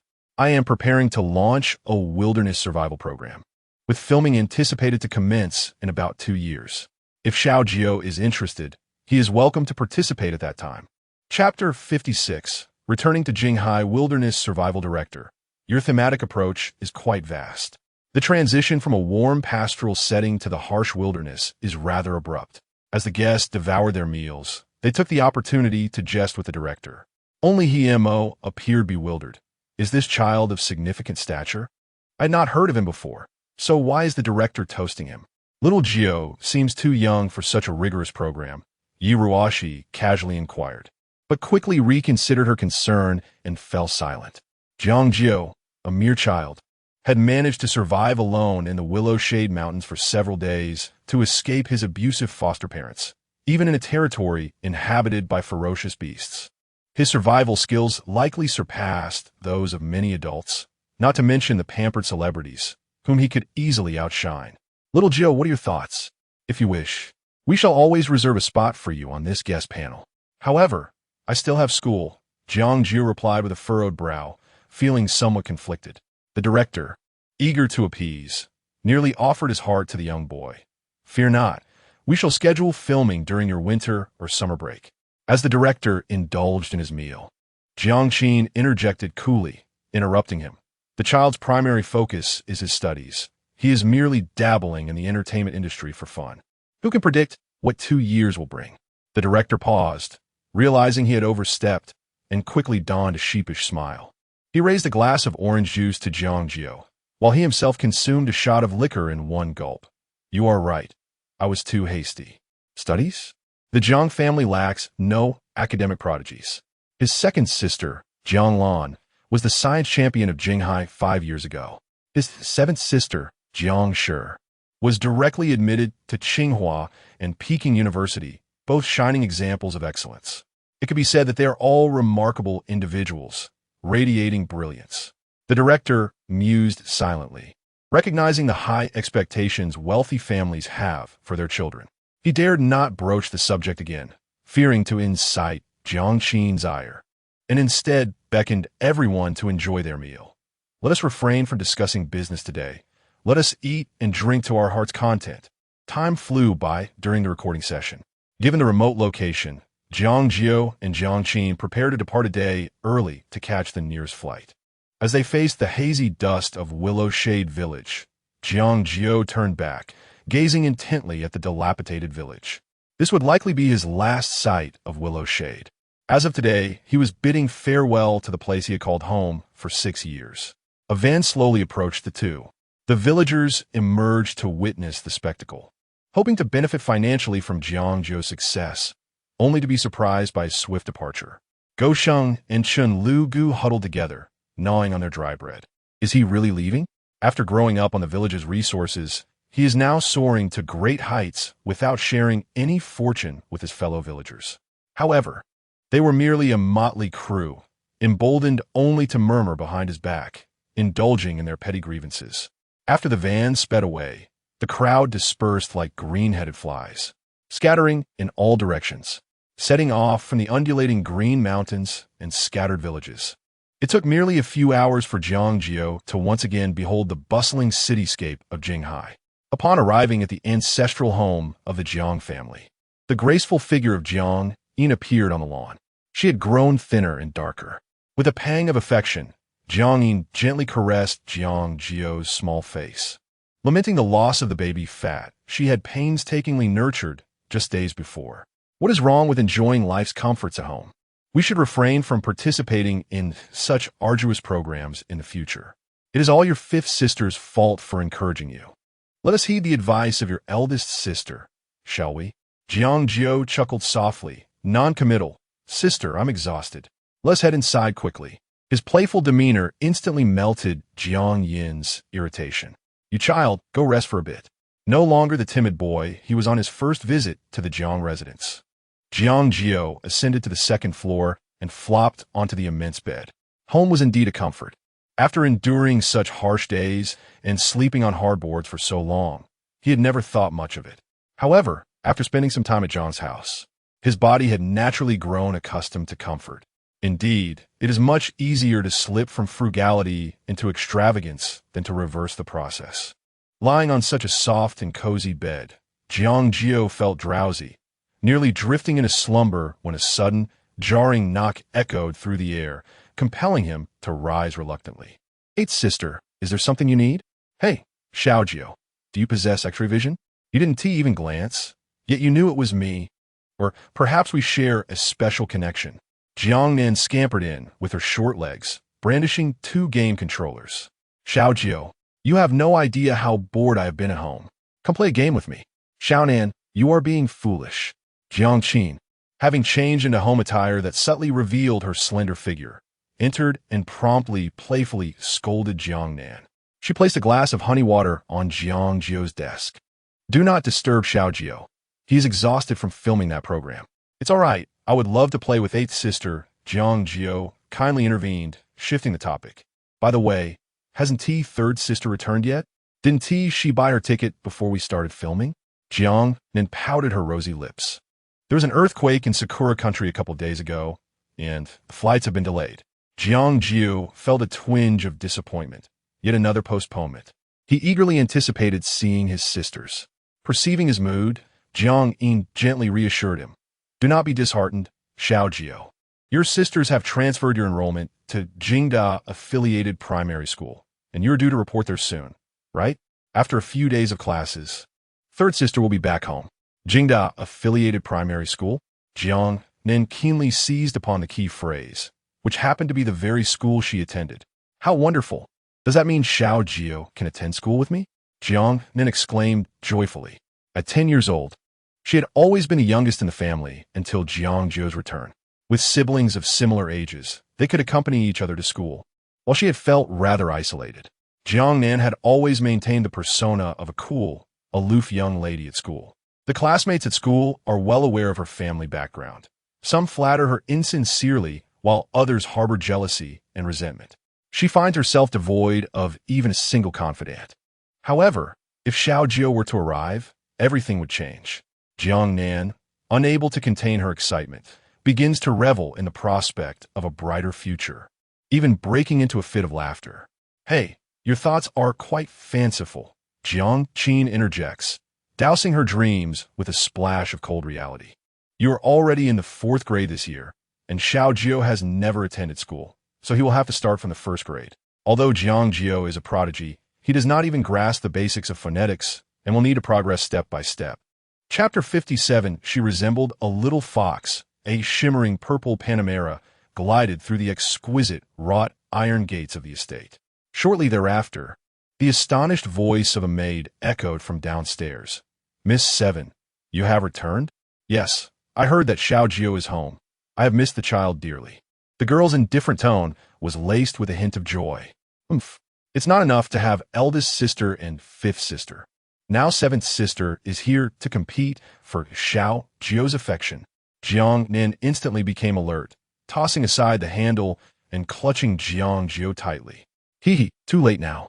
Jiang Shi, in her petite leather shoes, nimbly ascended the stairs.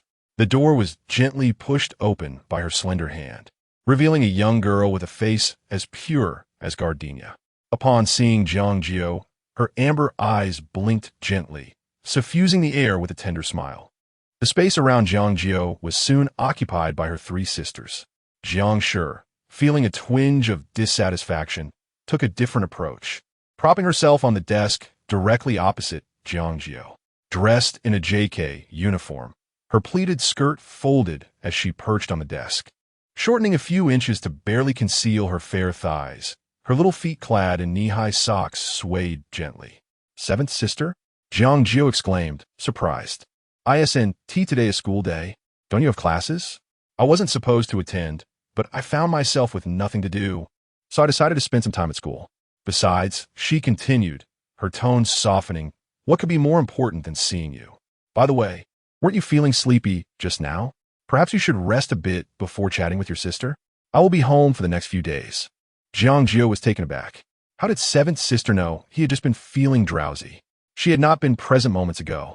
Among the sisters he had encountered, he had interacted the least with Jiang Jiu. She felt entirely different from the others. Eldest sister exuded a maternal responsibility. Fifth sister leaned towards protection and companionship. And eighth sister radiated innocence and fervor. In contrast, Jiang Jiu resembled a cunning little fox, coyly distant yet silently observing him from the shadows. Why is Xiao Jiu silent? Oh, it seems he prefers playing with the other sisters and has no desire for me. I must be overly sentimental. Jiang Jiu's pink lips pouted slightly, looking forlorn like a disappointed kitten. Jiang Nan felt a shiver run down her spine. Such a tone of coaxing was never directed at her by seventh sister. Of course not. I miss seventh sister very much. Yay, I knew it. Jiang Jiu lightly leapt off the desk, displaying a rare exuberance reminiscent of a teenage girl. Bending down to envelop Jiang Jiu in a hug. She drew close enough for Jiang Jiu to catch a faint whiff of her fragrance.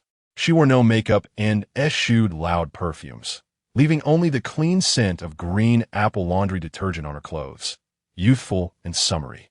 The sibling affection lasted barely 2 seconds before Jiang Jiu's small hand mischievously began to tickle Jiang Jiu, and they both erupted into laughter. Xiao Jiu is easily amused. You mustn't tease him anymore.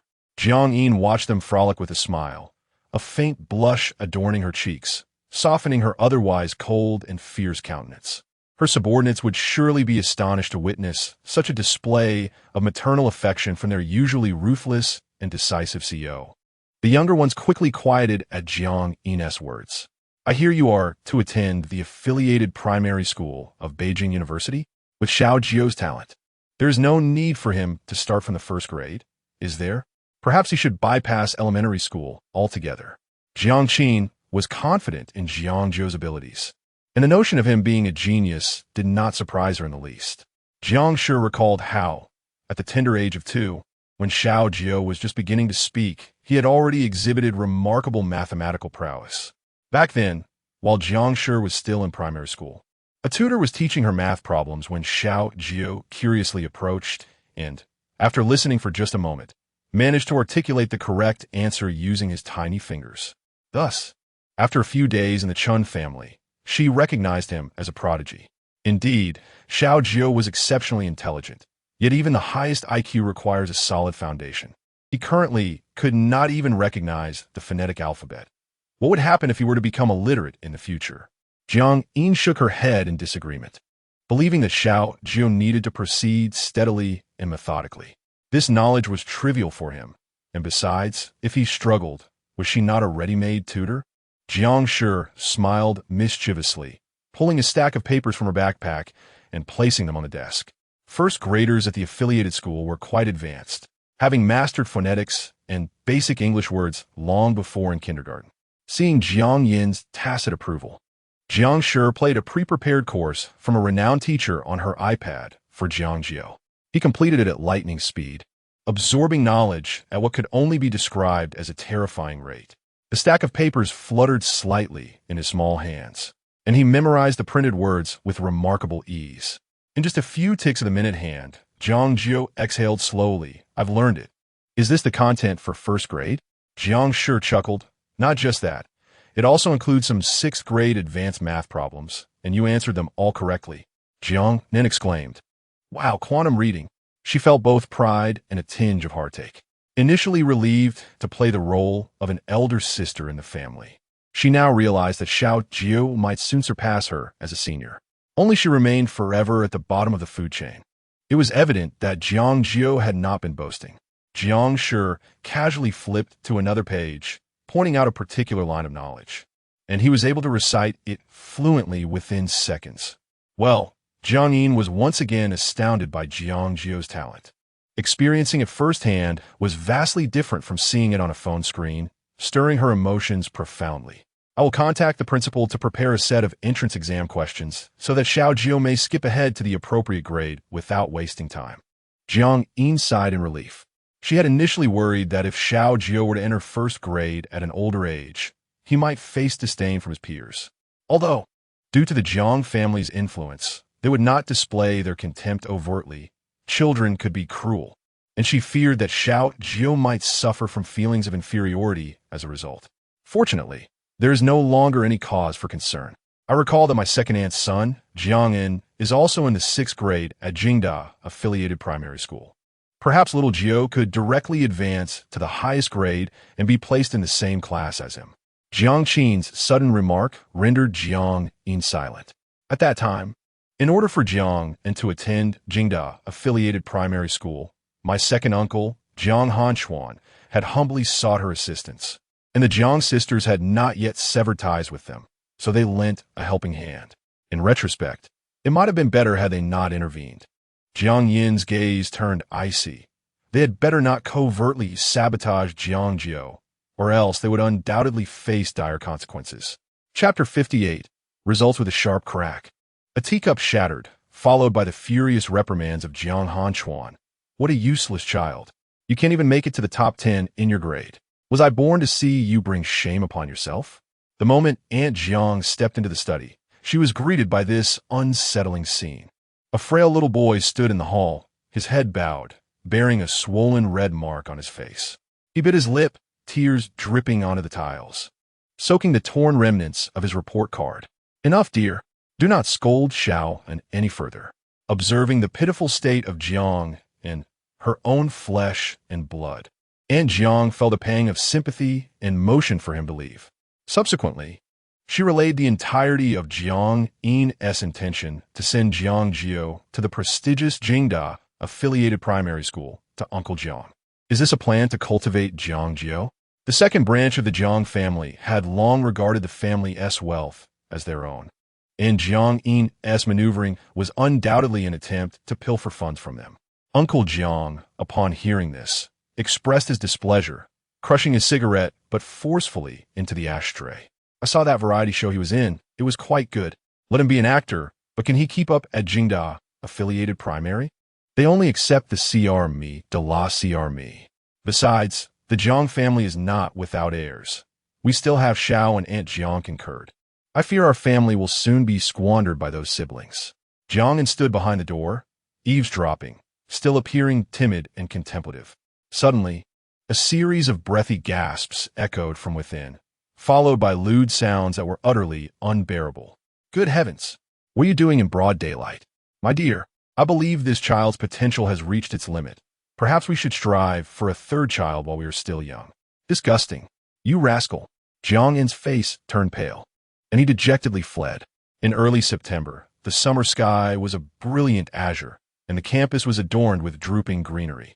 Jiang Jiu had already donned the fog-blue summer uniform of the school and stood at the school gate with a small backpack, looking fresh and handsome. Teacher Cheng, responsible for admissions, couldn't help but steal a few glances at him. He was a strikingly handsome child, yet there were no luxury cars to pick him up or parents or servants in attendance. He was likely one of this year's new impoverished students. Every year, Jinghai affiliated primary would specially admit a few outstanding impoverished students to demonstrate social concern, and she suspected that this child was among them. Alas, what a pity. While the impoverished students might initially keep pace, they would gradually struggle, ultimately fading into obscurity, becoming mere shadows of their potential. Yet, confronted with the child's pure and innocent face, she could not resist softening her voice and gently inquiring, "Little one, are you here to register?" Jiang Jiu nodded and then shook his head. "I am here to take the advancement exam." "You are the child coming to take the advancement exam? Gulme, follow me to that classroom."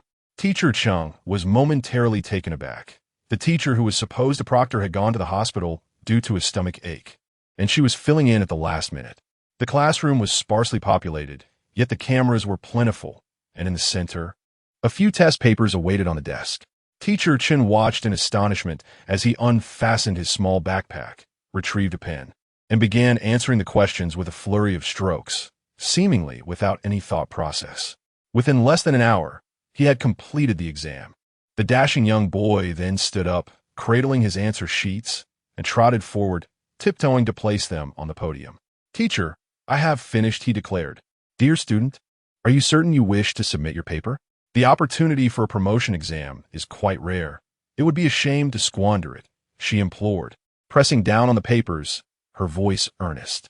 Has society's concern for students become so nonchalant? How could one disregard the 10 coveted slots at the prestigious Jinghai affiliated primary school? Surely, this child would face his parents' wrath upon returning home. "Teacher, do you think I'm taking too long to submit my paper? I have only recently learned to hold a pen, and my writing speed is rather slow." "I apologize for keeping you waiting," Jiang Jiu replied, his bright eyes sparkling with vitality. Teacher Cheng's lips twitched in a perfunctory smile. "Very well. Every individual has their fate. This child seems quite adept at playing the humble card. All right, young scholar, you may wait here for a moment. I will grade the papers on the spot, and the results will be available shortly," she added. Jiang Jiu nodded. After the older sister had brought him here, an urgent matter had arisen at the company, and she mentioned she would return to collect him soon. He had no pressing concerns, so he decided to wait.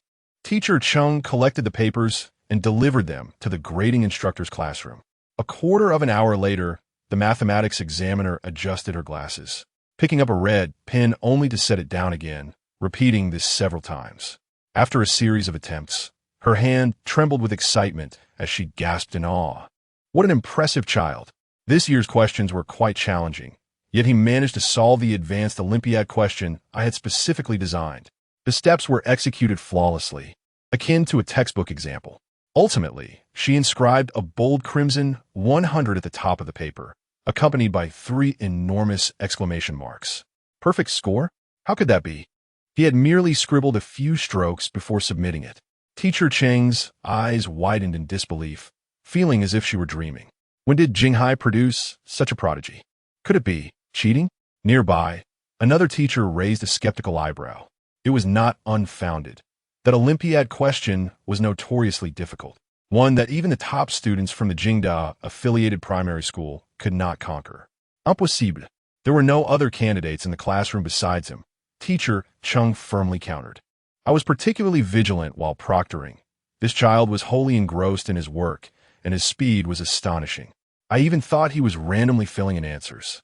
How come I have never heard of such an exceptional elementary student in Jinghai? If there were one, the principal would have surely recruited him by now. Just as they exchanged puzzled glances, other grading teachers began to drop bombshells of their own. He actually achieved full marks. Is that child this year's socially concerned student? His ancestors must be floating on clouds. Teacher Chung hastily took the other subject papers and examined them closely. To her shock, she discovered that the English paper was also a perfect score. The Chinese paper, aside from losing a point on the composition, had no other deductions. It was simply extraordinary. It is essential to note that the Kyoto University affiliated elementary school does not embrace a system of encouragement-based education. The examination papers are of an extraordinarily arduous nature. The news rapidly spread throughout the entire campus. Director Huang from the grade department hurried over upon hearing the news, and upon gazing at the perfect scores displayed on the desk for all subjects, he was momentarily rendered speechless. Having taught at Kyoto University affiliated elementary school for 30 years, I can affirm that this is indeed the first occurrence of such a phenomenon. Every subject exhibited an indisputable perfection. The neatness and aesthetic appeal of the papers were remarkable.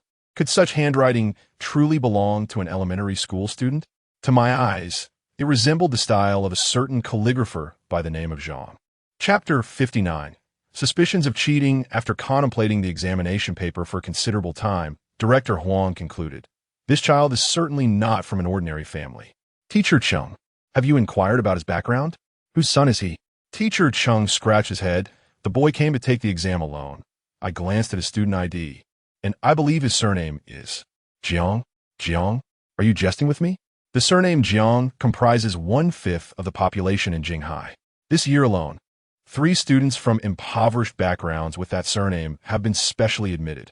Director Huang seemed to recall something, his expression turning grave. Could he possibly be the young master from Lady Jiang Yin's family? Summon him in. We shall inquire directly. Jiang Jiu entered the room, standing tall before everyone, his posture straightening to reveal a slender yet resilient silhouette. Director Huang observed his fair and handsome features, an air of precociousness evident in his demeanor, and his doubts began to dissipate. Come here, child, and tell the teacher which primary school you attended previously. I have never been to school. Jiang Jiu's voice was calm, neither servile nor arrogant. His succinct reply left Director Huang momentarily speechless. How could a boy who had never attended school achieve perfect scores on such a challenging, accelerated examination? Was this not an affront to the educational standards of Jinghai's affiliated primary school? Was their institution so lax that anyone could simply stroll in? He shifted his question. Child, at what age did you begin to imitate Zhang Fan's handwriting? You already possess 7/10 of his style. Who is Zhang Fan? I have not heard of him. The youth before him stood like an impregnable fortress. No subtle inquiries could extract any useful information. Then please tell me, who are your parents? Director Huang noticed the boy's lips move slightly, uttering 2 words, but his voice was drowned out by the sudden sound of a door being kicked open. Bang! The previously ajar wooden door swung wide, revealing a domineering young boy, dressed in a blue baseball uniform and still wearing a helmet. He appeared to have just concluded a physical education class, sweat glistening on his forehead, his expression a mix of arrogance and an unsettling fierceness. Lin Wei, what brings you here? This child, clearly violating the rules, elicited no reprimands from anyone in the office. Even Director Huang, who was typically fierce and swift in dealing with misbehaving students, spoke in a soft and cautious tone, fearful of frightening this influential young master. After all, he was the son of a benefactor whose donations had erected 3 buildings on campus. Lin Wei paid no heed to Director Huang, gripping a baseball bat in his small hand, waving it threateningly toward Jiang Jiu. So, you are Jiang Jiu? And what of it? Jiang Jiu furrowed his brow, perplexed by the inexplicable hostility on the very first day of school. Are you the bumpkin from the countryside? You scored full marks on the exam earlier? You must have cheated. You are quite arrogant, aren't you? Upon hearing Jiang Jiu's name, Director Huang's face turned a peculiar shade of green and white, a wave of anxiety washing over him. He instinctively positioned himself between the 2 boys, anxious to prevent any confrontation. Indeed, he was truly the young master from the Jiang family. Certainly, this is quite a challenging character. Upon entering school, he has already entangled himself with the young master of the board member. Director Huang, please do not show favoritism. We are well aware of Lin Wei's character. He has always been exemplary in both virtue and academics. How could he possibly wrongfully accuse someone? Since he has raised such suspicions, they must indeed hold merit. Upon seeing Lin Wei's name on the exam paper, Teacher Chen's demeanor shifted dramatically. He regarded Jiang Jiu with disdain, his tone imbued with an air of finality. I refuse to believe that an uneducated child from the countryside could achieve a perfect score on the entrance exam of the Jinghai University affiliated primary school. To put it succinctly, I suspect he has cheated. Teacher Chen, one may indulge in poor eating habits, but one must not speak carelessly. What evidence do you have to substantiate your claim that Jiang Jiu cheated? Director Huang's expression hardened as she retorted, internally berating Teacher Chen for his foolishness. Why would she wade into such murky waters? Offending either of these young masters could lead to dire consequences for her. Teacher Chen shrugged nonchalantly. Such children are inherently crooked. When they wish to cheat, they always find a way. If he wishes to prove his innocence, he should take another exam in front of everyone. There's no need for such trouble, Lin Wei scoffed derisively, his gaze on Jiang Jiu as venomous as a serpent. Simply revoke his admission. At this proclamation, the previously boisterous office fell into an abrupt silence. Such a cruel statement. If Jiang Jiu were merely a child from an ordinary family, this rare opportunity would be so callously stripped away by Lin Wei. I did not cheat. I will not retake the exam, nor will I withdraw. Jiang Jiu, clearly unyielding, unloaded his backpack and took a seat on the vacant chair of the office. Director Huang's eyes flickered with surprise. Typically, A student would be reduced to tears when falsely accused. Yet this child remained remarkably composed, his logic clear and unwavering, as though victory were assured. The tension in the room escalated palpably. Suddenly, a small boy timidly poked his head into the office, shuffling forward with a demeanor of trepidation. "Teachers, Lin Wei, please do not make things difficult for Xiao Jiao." Jiang Jiu, taken aback by the sticky voice, looked up to find a familiar face. "Jiang'an?"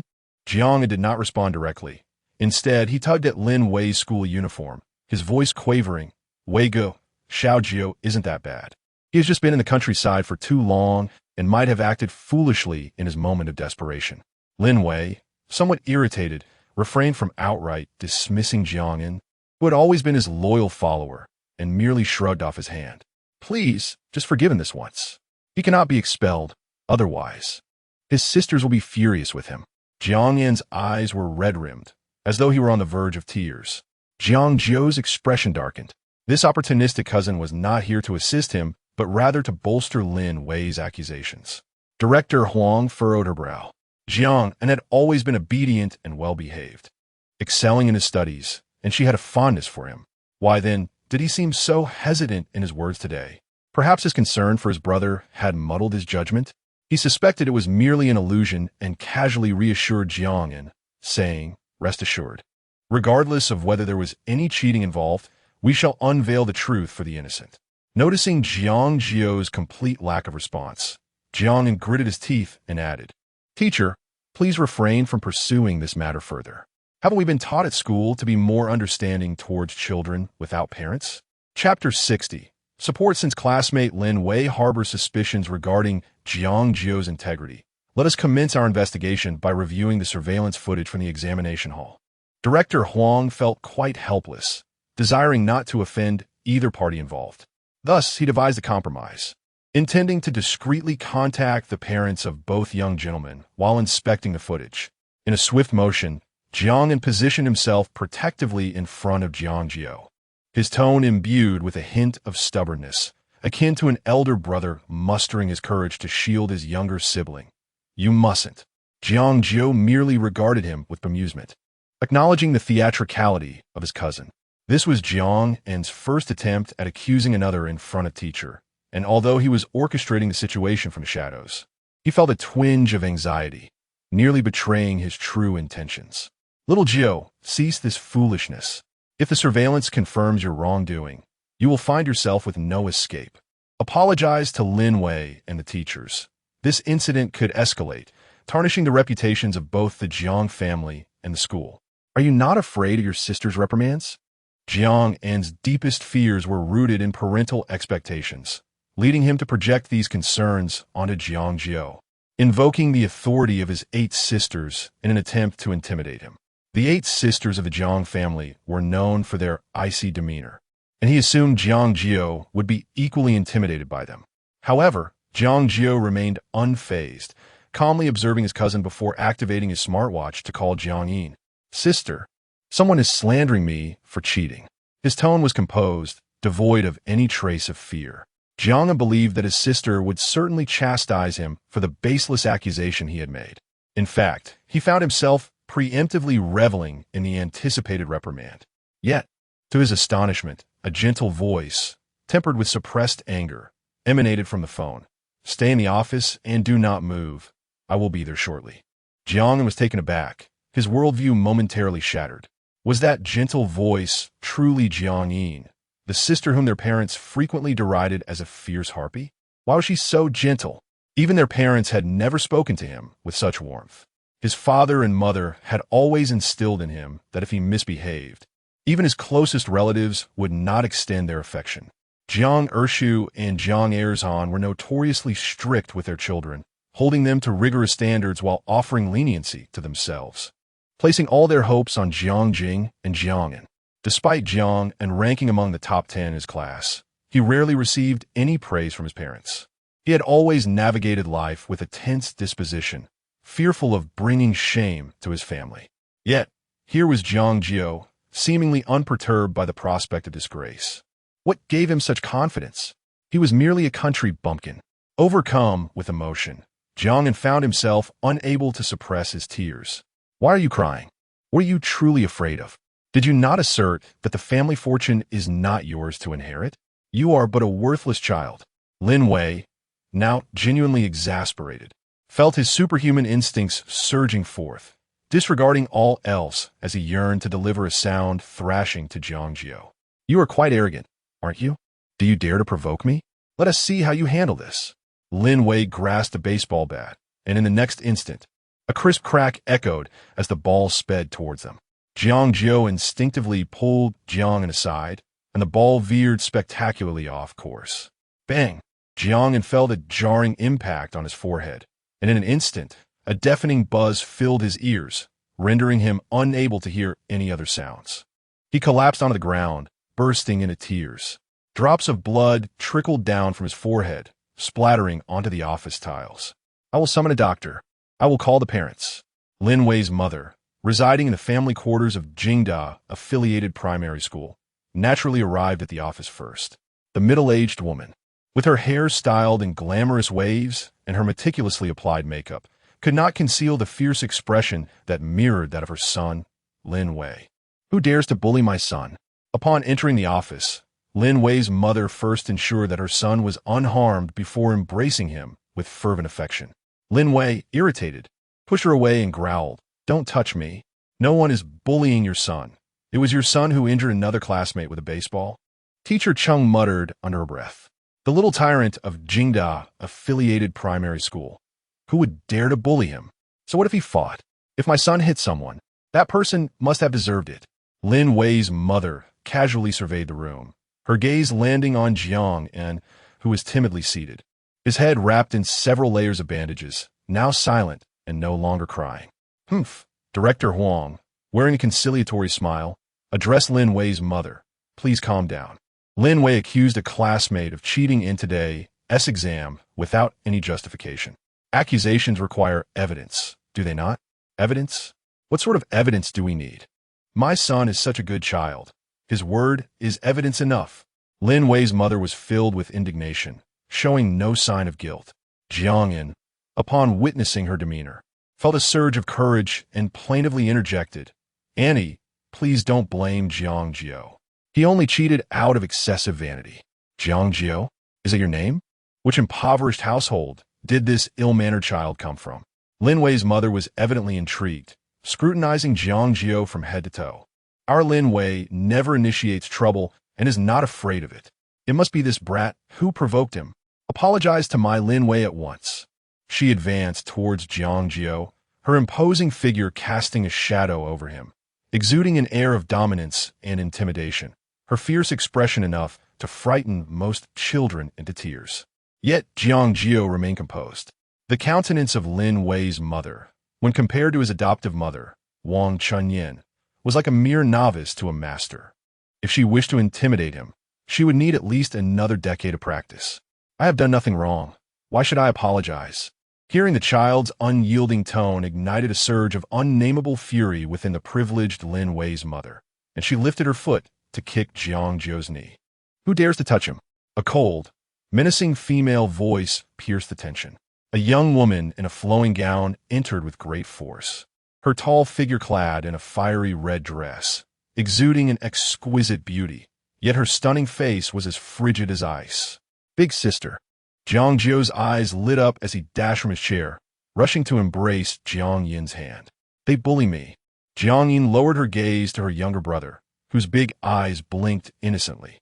The way he reported the incident resembled a helpless young creature seeking protection, both pitiful and endearing, making her yearn to affectionately ruffle his hair. Fear not, dear brother. I shall advocate for you, and I will ensure that no one dares to mistreat our little Jiu. Jiang Yin's delicate, porcelain-like fingers tapped rhythmically on the table, causing Director Huang's heart to beat in sync with that cadence. Is this how you treat my brother on the very first day of school? Without distinction, you slander him, accusing him of cheating? Jiang Yin scoffed. What a fine institution the Beijing University affiliated primary school is. Director Huang wiped the sweat from his brow, ingratiatingly smiling. How could that possibly be? There is absolutely no bullying within our school, until the matter is thoroughly investigated. I will certainly represent the school to restore Jiang Jiu's reputation. Investigate thoroughly, you say? How do you intend to accomplish that? Review the surveillance footage or examine the examination papers? Director Huang, I must inform you that you have inflicted significant psychological harm upon my brother. Chapter 61. I sympathize with you. Lin Wei's mother surveyed Jiang Yin with a disdainful gaze, thinking that such a young and beautiful woman with a child of that age must be an unsophisticated woman of low standing. Despite her words, an inexplicable pang of bitterness stirred within her. Her expression dripped with contempt as she gestured dismissively, nearly poking Jiang Jiu in the face. Don't talk nonsense with me. What kind of psychological harm can a country bumpkin like this possibly claim? My son hitting him is a gesture of respect. I'd rather he not sully his hands. Jiang Yin regarded this woman, whose demeanor oscillated between acidic and contemptible, with a glint of coldness in her eyes. She parted her crimson lips. Could you repeat that? Say what you want. Lin Wei's mother retorted, hands on her hips, spitting words with venom. Isn't he just a poor student? What is wrong with my son hitting a child from such a destitute family? I can afford the medical bills. Director Huang wore an awkward expression, attempting to interject. Lin Wei's mother, please calm down. There seems to have been a misunderstanding over the phone. Jiang Jiu is not a poor student. Lin Wei's mother impatiently interrupted. So what if he isn't? He is still not from a respectable family. Suddenly, Jiang Yin smiled, a breathtakingly beautiful smile that sent chills down one's spine. She took out her phone and dialed a number. Hello, Chairman Lin. This is Jiang Yin. Lin Wei's mother scoffed. Do you think I'm intimidated? A woman of your caliber trying to associate with the Lin family? Ignoring her, Jiang Yin continued, yes, at Jinghai affiliated primary school. Your wife mentioned that hitting someone is a sign of respect for our Jiang family. Oh, and by the way, your son injured my cousin with a baseball bat, and he is currently bleeding profusely. The voice on the other end of the line offered a meek apology, and Jiang Yin smiled as she switched to speakerphone. Listen closely. You wouldn't deny this voice, would you, dear? Lin Wei's mother was taken aback, her confidence crumbling as she scrambled to snatch the phone away. Dear, don't listen to this vixen-s nonsense. Jiang Yin gracefully sidestepped her, curling her lips into a smile as she addressed the phone. All right, I'll wait for you. She then elegantly ended the call. How did you get his number? Did you seduce my husband? Lin Wei's mother questioned, her voice tinged with suspicion, still trying to maintain her composure. Don't be hasty. You'll find out soon enough, Jiang Yin replied nonchalantly, pulling Jiang Jiu close and inspecting him thoroughly. Only when she confirmed he was unharmed did she breathe a sigh of relief. I'm sorry, sister is late. Thankfully, little Jiu is fine. Otherwise, I would feel terribly guilty. I'm all right. Jiang Jiu interjected. Didn't you teach me not to stand there and get hit? I dodged quickly. Our little Jiu is the best. In an instant, Jiang Yin's defenses melted away, her eyes sparkling like peach blossoms, her brows beautifully arched, transitioning from icy to warm, captivating everyone in the office. Jiang Yin, curled up in a corner, pressed his hands against his throbbing head, striving to diminish his presence. Within half an hour, a middle-aged man in a tailored suit burst into the office, panting heavily. Upon seeing Lin Wei, his mother instantly deflated like a punctured balloon. Husband! A sharp slap resounded as it struck Lin Wei's mother across the face. You foolish woman! Do you even comprehend the background of the Jiang family? How dare you act recklessly here? Lin Wei, indignant, shouted, Dad. That country bumpkin provoked me first. Silence. Chairman Lin kicked Lin Wei's leg, commanding kneel. Apologize to young Master Jiang. Lin Wei stumbled, incredulity washing over him as he gazed at his father. You want me to apologize to this rustic fool? Another resounding slap met Lin Wei's face. Jiang Jiu coldly observed the farce, suddenly interjecting, no need for that. Chairman Lin quickly plastered on a smile, young Master Jiang. Please forgive the child. He is just ignorant. I said no need, Jiang Jiu replied calmly. I will not accept an apology coerced under duress. Jiang Yin cast a commendatory glance at her brother before turning to Chairman Lin, regarding that recent project of the Lin Group. We, the Jiang family, shall reconsider our partners. Chairman Lin's face turned ashen, nearly collapsing to the ground. Furthermore, Jiang Yin directed her gaze towards Director Huang. Where's my brother's exam paper? Director Huang promptly presented it with both hands. Here it is. Jiang Jiu achieved full marks, truly deserving. Jiang Yin accepted the paper, her eyes sweeping across every individual in the office. Does anyone have any objections? Silence reigned supreme. In a corner, Jiang Yin shrank back. The wound on his forehead throbbed, but it paled in comparison to the shock and jealousy that surged within him.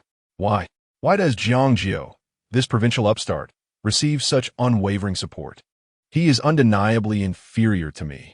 Jiang Yin gently ruffled Jiang Jiu's hair, asking, Little Jiu, tell your sister, aside from Lin Wei, has anyone else bullied you? Jiang Jiu blinked, his gaze drifting over the pale-faced Lin Wei family, then to the trembling teacher Chen, who looked as though he wished to disappear, finally landing on the envious Jiang Yin. He smiled innocently. No one else has bullied me. Thanks to my cousin's persuasion just now. Everyone should sympathize with a child without parents. Otherwise, I might have been in a dire situation. He publicly announced that Jiang Jiu was parentless. Jiang Yin paused for a second, her face darkening instantly, filled with a murderous intent towards Jiang and little Jiu, the last of their bloodline, had cruelly thrust a knife into his most painful wound. Absolutely unforgivable. She regretted ever having supported Jiang Weichuan's family so wholeheartedly in the past, especially this Jiang, and, though young, was full of malice. Previously, he often sought her favor, appearing pitiful, but it was all a fade. Her icy gaze fixated on Jiang, and after a prolonged silence, Jiang Yin let out a cold laugh. Jiang Yin, you truly are something. Assisting outsiders in bullying your own brother? Jiang Yin felt as if he had plunged into an ice cavern, trembling uncontrollably as he hastily explained, I did not. I only wanted to help little Jiu. I had no intention of mocking him. He realized his fate was sealed. Not only had he ruined himself at school, but he had also doomed himself within the Jiang family. All of this came about because of the seemingly innocuous Jiang Jiu. Jiang Jiu gazed at Jiang Yin's expression of despair and gently grasped his sister's hand, saying, Sister, cousin did not mean any harm. He simply yearned too much to win uncle and aunt's favor. These words struck like a dagger, piercing the most vulnerable part of Jiang Yin's heart. Jiang Jiu crouched down, his dark eyes fixed intently on Jiang Yin, a smile playing on his lips. Jiang Yin futilely recoiled, his eyes reddened, wearing an expression that was both pitiful and cowardly. Xiao Jiu, I truly did not intend to touch upon your sore spot. You are magnanimous. Please forgive me. Playing the victim to elicit sympathy from adults was his usual tactic, but unfortunately, it proved ineffective this time. Jiang Jiu remained non-committal. Cousin, do not fear. I shall not hold you accountable. After all, I must also be more forgiving towards children who lack the love of family. Wouldn't you agree? Jiang Yin could bear it no longer. Darkness enveloped him, and he fainted completely. The office descended into chaos. Jiang Yin observed everything with a cold gaze, ultimately disregarding the turmoil, and elegantly turned away, departing the school with Jiang Jiu. Chapter 62. Jiang Yuan in the old residence of the Jiang family, at the dining table. It was utterly unexpected that Jiang Yin, who appeared more obedient than anyone else, harbored more schemes than anyone could imagine. How foolish I was to once regard him as an elder brother.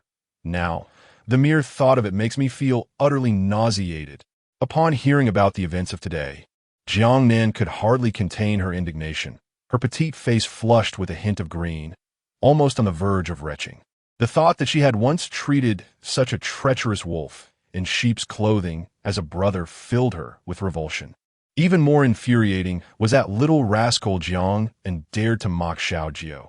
Did he not realize who had provided the lavish lifestyle he squandered at home? The next time we cross paths, I shall ensure he cries out for his mother. Oh, you claim to be the foremost young lady of Jinghai? Jiang sure teased, though her gaze lingered on Jiang Jiu, never straying far from him. Her eyes were deep and lingering, almost haunting, as if the one being observed were a soft, sweet cake that anyone would find irresistible. Yet, Jiang Jiu found this quite normal. Not only Jiang Shi, but his other sisters often gazed at him with a similar intensity, as if fearing he might vanish at any moment. You all have no idea. Today Xiao Jiu was exceptionally dashing and commanding, sending Jiang and trembling in fear. I nearly became his little fan. Jiang Yin's crimson lips curved into a captivating smile as she tilted her head, looking at Jiang Jiu with boundless affection. A rare hint of shyness appeared on Jiang Jiu's small face. "Oh, sister, I'm not that impressive. Please don't tease me. Our Xiao Jiu is quite clever. He knows how to defend himself against those wicked individuals." "Well done, Xiao Jiu. In truth, I have long harbored a disdain for Jiang'an. He consistently leveraged the Jiang family name to subtly assert himself as the rightful heir, bullying his classmates into currying favor."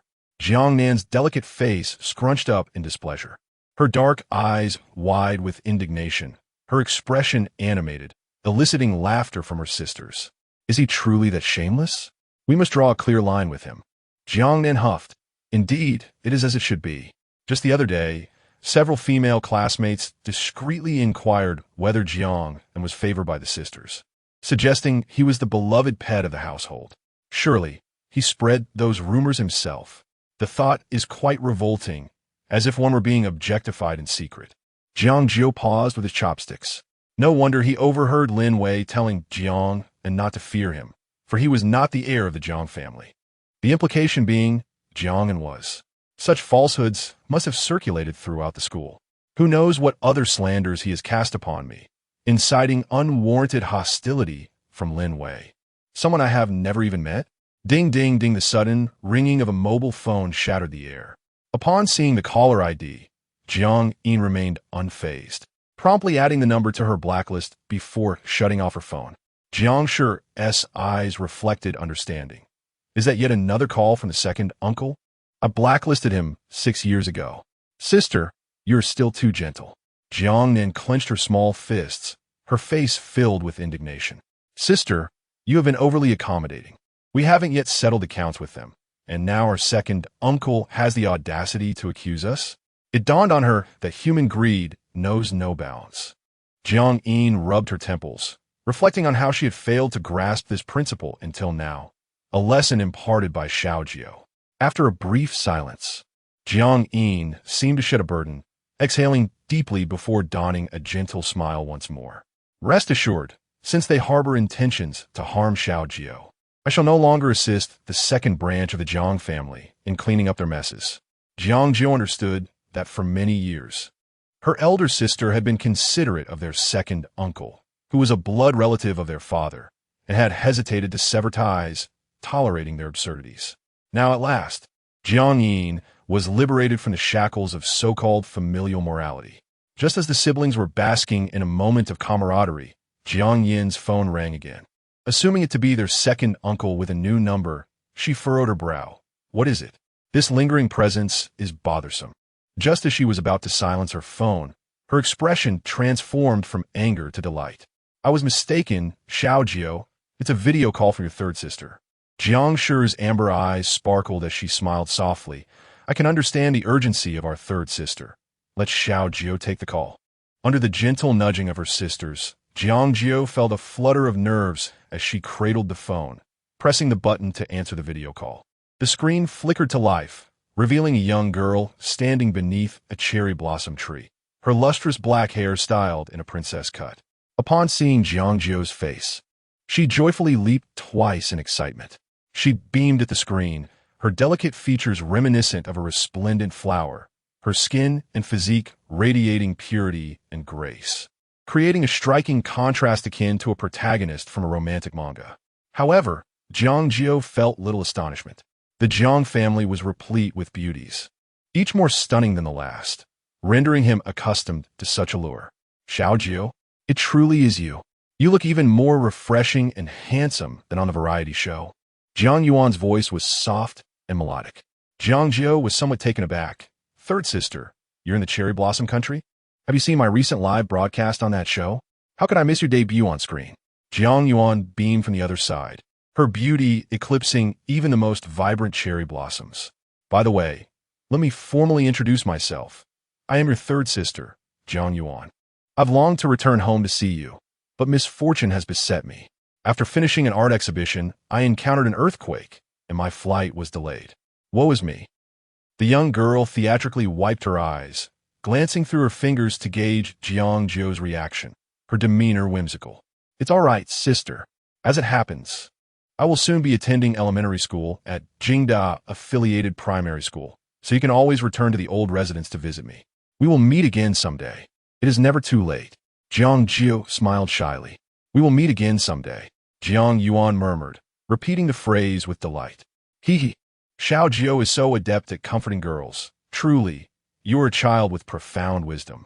Jiang Jiu's words warmed Jiang Yuan's heart, causing her to open her clear eyes wide like a fawn. "Good child, your other sisters met you before I did. I was worried that you might feel upset. I'm relieved that you do not hold it against me.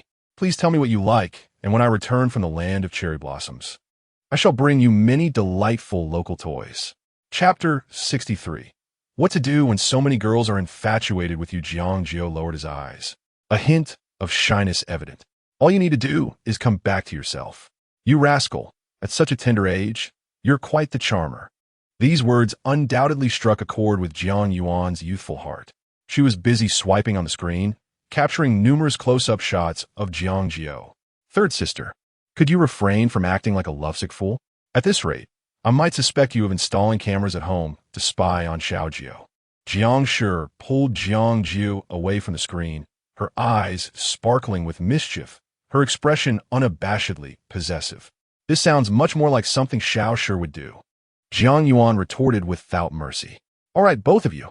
Ultimately, it was Jiang Yin who interrupted their banter. "It's getting late, and Xiao Jiu has to report to school tomorrow. We can continue this conversation later." Fine. Xiao Jiu must video call me every day until you return home, sister." Though reluctant, Jiang Yuan knew the signal on her end was rather poor. After exchanging a few more pleasantries, they ended the video call. The following day, with a backpack slung over his shoulder, Jiang Jiu followed the teacher, stepping at a leisurely pace into the 6th grade classroom of Jinghai affiliated primary school. With sharp features, an air of nobility, and yet a touch of youthful innocence, the young boy instantly captivated everyone's attention. "My name is Jiang Jiu. I look forward to your guidance." Jiang Jiu gripped the chalk with his small hand, elegantly inscribing his name on the blackboard, his handwriting flowing like water, graceful and refined. With such good looks, he was undoubtedly the new heartthrob of the school. The female students were aflutter, their gazes filled with longing. The male students exhibited a range of reactions. Some were delighted, some indifferent, while others scrutinized him, weighing his worthiness for conversation. Whispers rippled through the crowd. "Wait, I feel like I've seen him recently on some popular variety show. Isn't he a child star? I can't quite recall, but wasn't he a poor child from a mountain village? The one who suffered abuse from his parents and then had the fortune of being adopted by the Jiang family, who are in finance and real estate." Students at Jinghai affiliated primary school were typically privileged, born with silver spoons in their mouths, generally precocious and self-serving. Upon hearing this, their interest in Jiang Jiu swiftly waned. Some even mockingly inquired about Jiang'an. "Is this your adopted brother?" Upon learning that Jiang Jiu had skipped a grade to join his class, Jiang'an felt a surge of displeasure but dared not reveal it. His expression darkened as he glared at the spotlighted Jiang Jiu, his teeth nearly grinding to dust. Only when a classmate mentioned him did Jiang'an snap back from his twisted jealousy. He has a bandage on his head, and his eyes are brimming with tears, looking quite pitiful. He neither confirms nor denies anything, just refuses to clarify. "Jiang Jiu is my cousin who was recently brought home. I'm not certain of his background, so please do not discriminate against him. It was undoubtedly a ploy to incite misunderstanding. Turns out he is just a country bumpkin. I thought he was some esteemed young master." In a bid to placate public opinion, the prestigious Kyoto University affiliated primary school admitted individuals of lesser caliber, resulting in a chaotic atmosphere within classroom. Mockery erupted in abundance. Yet some voices rose in defense of Jiang Jiu. "Classmate Jiang Jiu is a gifted student, excelling far beyond you. Do not be envious. Despite his commendable grades, he is but a ward of the Jiang family. He is hardly deserving of such pretentious airs, so why feign superiority?" The discussions grew increasingly piercing, prompting the teacher to gently clear her throat, silencing the chatter.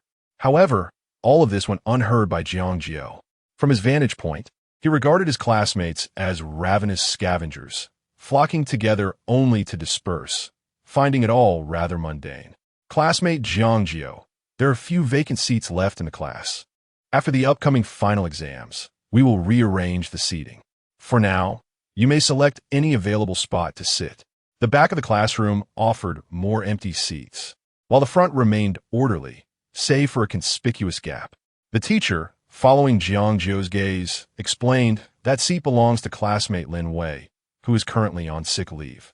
However, if you wish to sit there, the teacher's tone bore a hint of obsequiousness, her posture unconsciously bending slightly, as if ready to serve.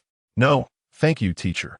Jiang Jiu made his way to the last row, choosing a seat at random. After arranging his belongings, the school bell rang. Jiang Jiu, is that really you? You've jumped straight to the 6th grade. How impressive. A sweet, melodic voice chimed beside him. Jiang Jiu glanced up to see a girl standing in front of his desk.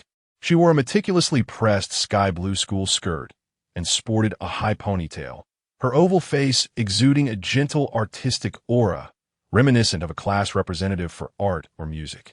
At that moment, she clasped her hands together in front of her chest, bowing her head slightly towards Jiang Jiu with an infectious, warm smile. Who are you? Jiang Jiu inquired, though he felt a sense of unfamiliarity, recognizing her as a prominent figure within the class. Her presence seemed to draw the attention of several unfriendly gazes back to him. I'm Li Jiyun. You might not remember me, but perhaps you recall my mother? With this, Jiang Jiu recalled that her mother, Madame Li, was a close acquaintance of the Jiang family, a plump and amiable woman who had attended his welcome banquet, a woman known for her attempts at social maneuvering. Acknowledging her with a casual nod, Jiang Jiu had no intention of prolonging the conversation. You probably haven't met Su Qinxia yet, right? The girl, Li Jiyun, appeared quite at ease, showing no signs of wanting to cease the dialogue. Who? Jiang Jiu responded, slightly bewildered. He rifled through his memories, confirming that this unfamiliar name meant nothing to him. Li Jiyun did not answer his question, instead smiling knowingly. Then I shall sit beside you, my little desk mate. Before Jiang Jiu could respond, she cheerfully gathered a stack of books and settled in next to him, her smile as flawless as if measured by a protractor. Apologies, but Jiang Jiu is my friend. Would you mind switching seats with me? She spoke softly to Jiang Jiu's desk mate, her tone amiable yet laced with an undeniable authority that left no room for dissent. All right, fine. Curiously, the original desk mate complied without a word of objection, quietly gathering their belongings and moving to the front row. In the wake of this exchange, Jiang Jiu's companion transformed into Li Jiyun. Chapter 64. Friends abound. Jiang Jiu was indifferent. It made no difference to him who he sat beside. Li Jiyun tilted her head, a radiant smile gracing her face as she exuded kindness. I am the study representative of our class, so if you encounter any difficulties in your studies, feel free to ask me. Jiang Jiu responded candidly, akin to an impenetrable fortress. No need, whatever you know. I undoubtedly do as well. What you do not understand, I am also well versed in. Li Jiyun choked back her words. This was far from her expectations. She had intended to cultivate a relationship with Jiang Jiu through gentle and subtle means, nurturing him like spring rain, hoping to mend the isolation he felt from other classmates. However, Jiang Jiu was utterly impervious to her approach. She forced a smile. Don't say that. What if you encounter a problem? Jiang Jiu casually flipped through the textbook for the next class, considering it a form of preview. Within mere moments, he had imprinted the logic and principles of the mathematical formulas into his mind. As for what I cannot comprehend, you're even less likely to grasp. His voice, light and airy, delivered a final blow to Li Jiyun, exuding the demeanor of a quintessential Sigma male. Li Jiyun, being the belle of the class, had never been rebuffed by a boy before. Yet, she was still a child at heart. Upon hearing his words, her eyes widened like a startled deer, and she pouted her lips, sulking in silence. Jiang Jiu remained oblivious to her plight. Since childhood, he had his childhood sweetheart Fei Fei, an exceptionally intelligent sister Jiang Shi, and a charming star sister Jiang Qin. Compared to them, Li Jiyun lacked both competitiveness and allure. He was not in dire need of new friends, nor would he lower his standards to include someone whose intentions were so transparent. As Li Jiyun fell silent, Another hesitant figure lingered before the desk. Jiang Jiu did not look up, yet he recognized it was Jiang and solely by the scent of medicine and disinfectant that wafted from him. Small Jiu, I apologize for what happened yesterday. I was momentarily confused. I realized my mistake. Please forgive me. After a prolonged silence, Jiang stood fidgeting, weighing his words with little finesse. He was certainly not experiencing a sudden epiphany of conscience. Rather, his academic performance had consistently hovered around the 10th position in his grade, making admission to the prestigious Chen Yao Secondary School in Jinghai a distant dream, likely requiring a substantial donation for enrollment. His mother, Jiang, was unwilling to finance it. Upon hearing this disheartening news, Jiang's uncle and aunt erupted in fury at home, and he could not escape a painful retribution, compounded by their insistence that he win over Jiang Jiu. Reluctantly, Jiang complied. Just a day prior, his parents had urged him to sabotage Jiang Jiu, and now their attitude had flipped a complete 180. Yet, he had no other recourse but to face the situation head-on. Jiang lingered awkwardly for quite a while, until Jiang Jiu finally closed his textbook and raised his head, as though bestowing a favor. Having not seen him for a day, Jiang Jiu noted that aside from Jiang's head being wrapped like a dumpling, his exposed arms bore numerous bruises, presenting a rather pitiful sight. Jiang Jiu caught a glimpse and felt a twinge of confusion. Had he sustained so many injuries aside from being struck on the head by Lin Wei's ball yesterday? Jiang Jiu felt no inclination towards sympathy. Someone who had repeatedly plotted against him warranted none. He found Jiang's apology to be utterly insipid and rather amusing. Why do you admit to wrongdoing? You've been causing trouble until just moments ago, haven't you? Xiao Jiu, I truly cannot fathom why the classmates are unfriendly towards you. Please do not blame me. I've said nothing. Jiang's stammering confession revealed more than he intended. You did say something, Jiang Jiu asserted, his tone unwavering. A declaration rather than an inquiry. The implication was clear. Aside from you, there is no one else who harbors such animosity towards me. Despite his generally amiable disposition, Jiang Jiu felt a flicker of irritation at Jiang's cowardly demeanor. I need to study. Please refrain from hovering around me. Jiang stiffened, too intimidated to meet his gaze, and shrank back. Jiang Jiu's eyes were unsettling, akin to those of his elder cousin, yet clearer and more piercing. This unnerved Jiang, who was already timid and prone to mischief, causing him to crumble and shed tears, rendering him even more pitiful. Xiao Jiu, I truly must attend Xingya Middle School. Can you please persuade my elder sister not to withdraw the funds meant for my school selection? He sobbed, adopting a stance of stubbornness, as if he would remain there until he received his way. However, the students at Jinghai Primary School were of his age, some even younger than Jiang Jiu, and none were inclined to sympathize with him or consider his feelings. His display drew the attention of several male classmates, who exchanged glances and laughed at his expense. Oh, look at Jiang and the crybaby at it again. Keep your distance. Otherwise, if his parents come to the school, we'll be blamed for provoking him. It appeared he had little rapport among his peers and was even rather despised, perhaps due to the peculiar antics of Uncle Jiang and Aunt Jiang, who frequently caused disturbances with the other students. Nothing is rightfully yours. Jiang Jiu's expression was icy, a silent dismissal. Even if you stand here until the dismissal bell rings, I shall not acknowledge you again. Jiang Jiu offered Jiang in no semblance of dignity. As his elder sister remarked, greed often leads to insatiable desires. If he did not articulate his words more clearly, Jiang would likely become even more presumptuous, believing that all the Jiang family's assets were his for the taking. Assuming himself to be the master of the Jiang household in the future. Woo-woo-woo. Upon hearing this, Jiang felt as though the sky had fallen, and dared not press further, slowly wiping his tears as he walked away.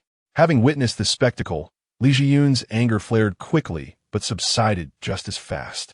She rested her delicate chin on her book, saying, Jiang is truly insufferable.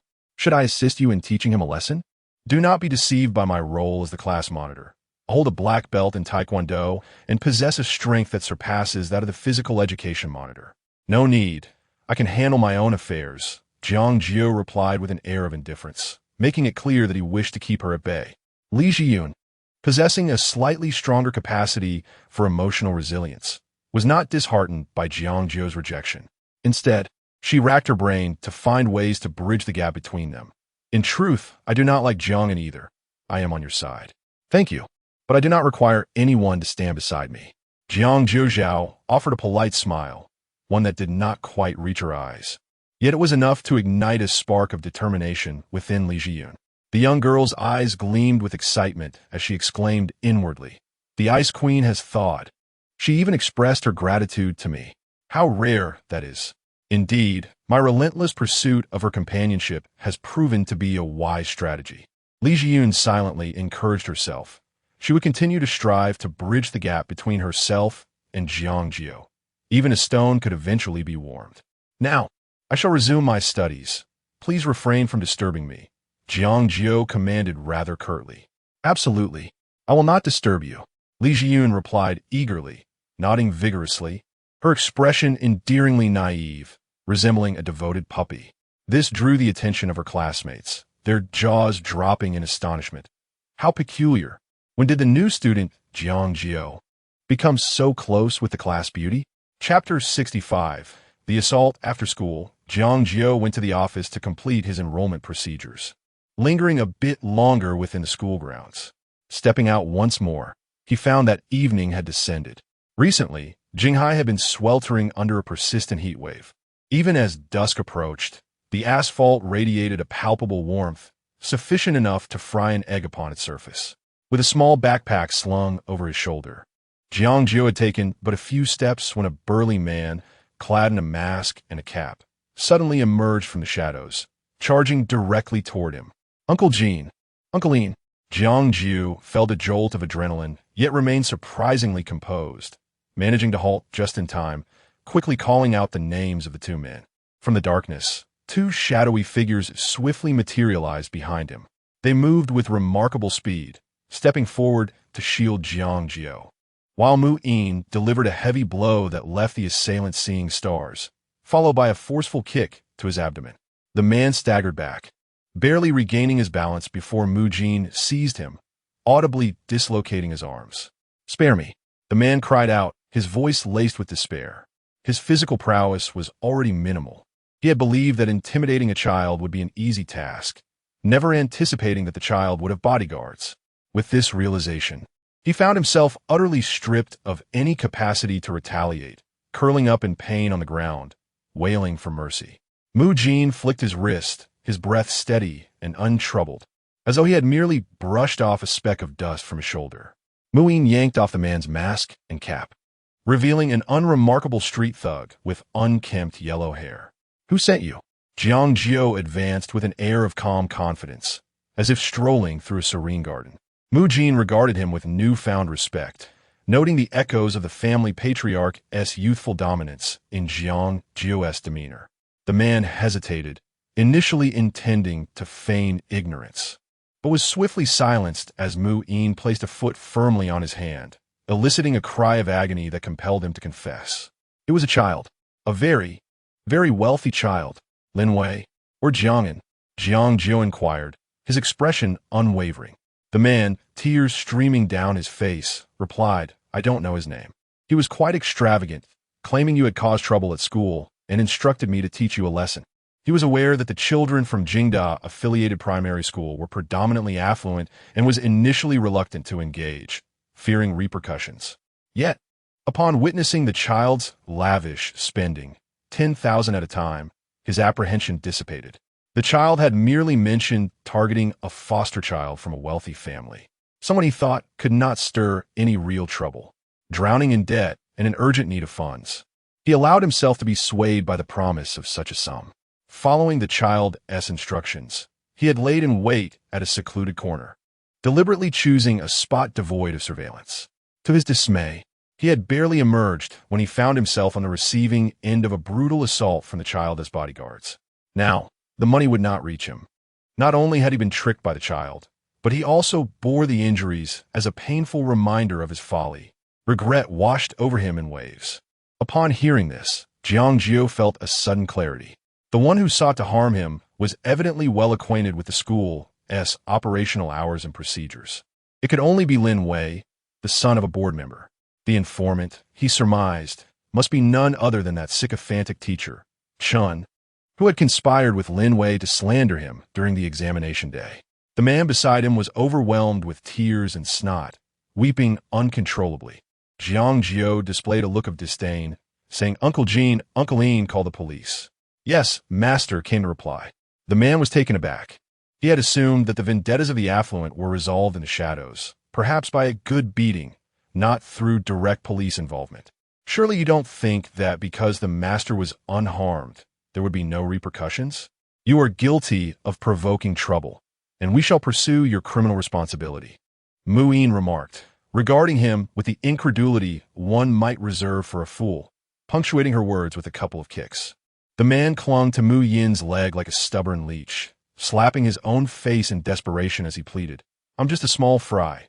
Please, master, show mercy and let me go." Mu Yin kicked him away. "What a pity. You live in a world governed by law. Go and speak to the police." Given that the incident involved a student from Jinghai Primary School, the Jinghai police responded with remarkable swiftness, arriving shortly to escort the man away. Mu Yin accompanied them to provide her statement. Jiang Jiu, under the protective watch of Mu Jin and Mu Yin, boarded the exclusive Cullinan, their commuting vehicle. The dazzling nightscape outside whizzed past. Sitting in the back seat, Jiang Jiu closed his eyes in feigned slumber, remaining silent for a while before suddenly speaking. "Uncle Jean, could you teach me some self-defense skills?" He understood that Mu Jin and Mu Yin would always be there to safeguard him, even as they aged.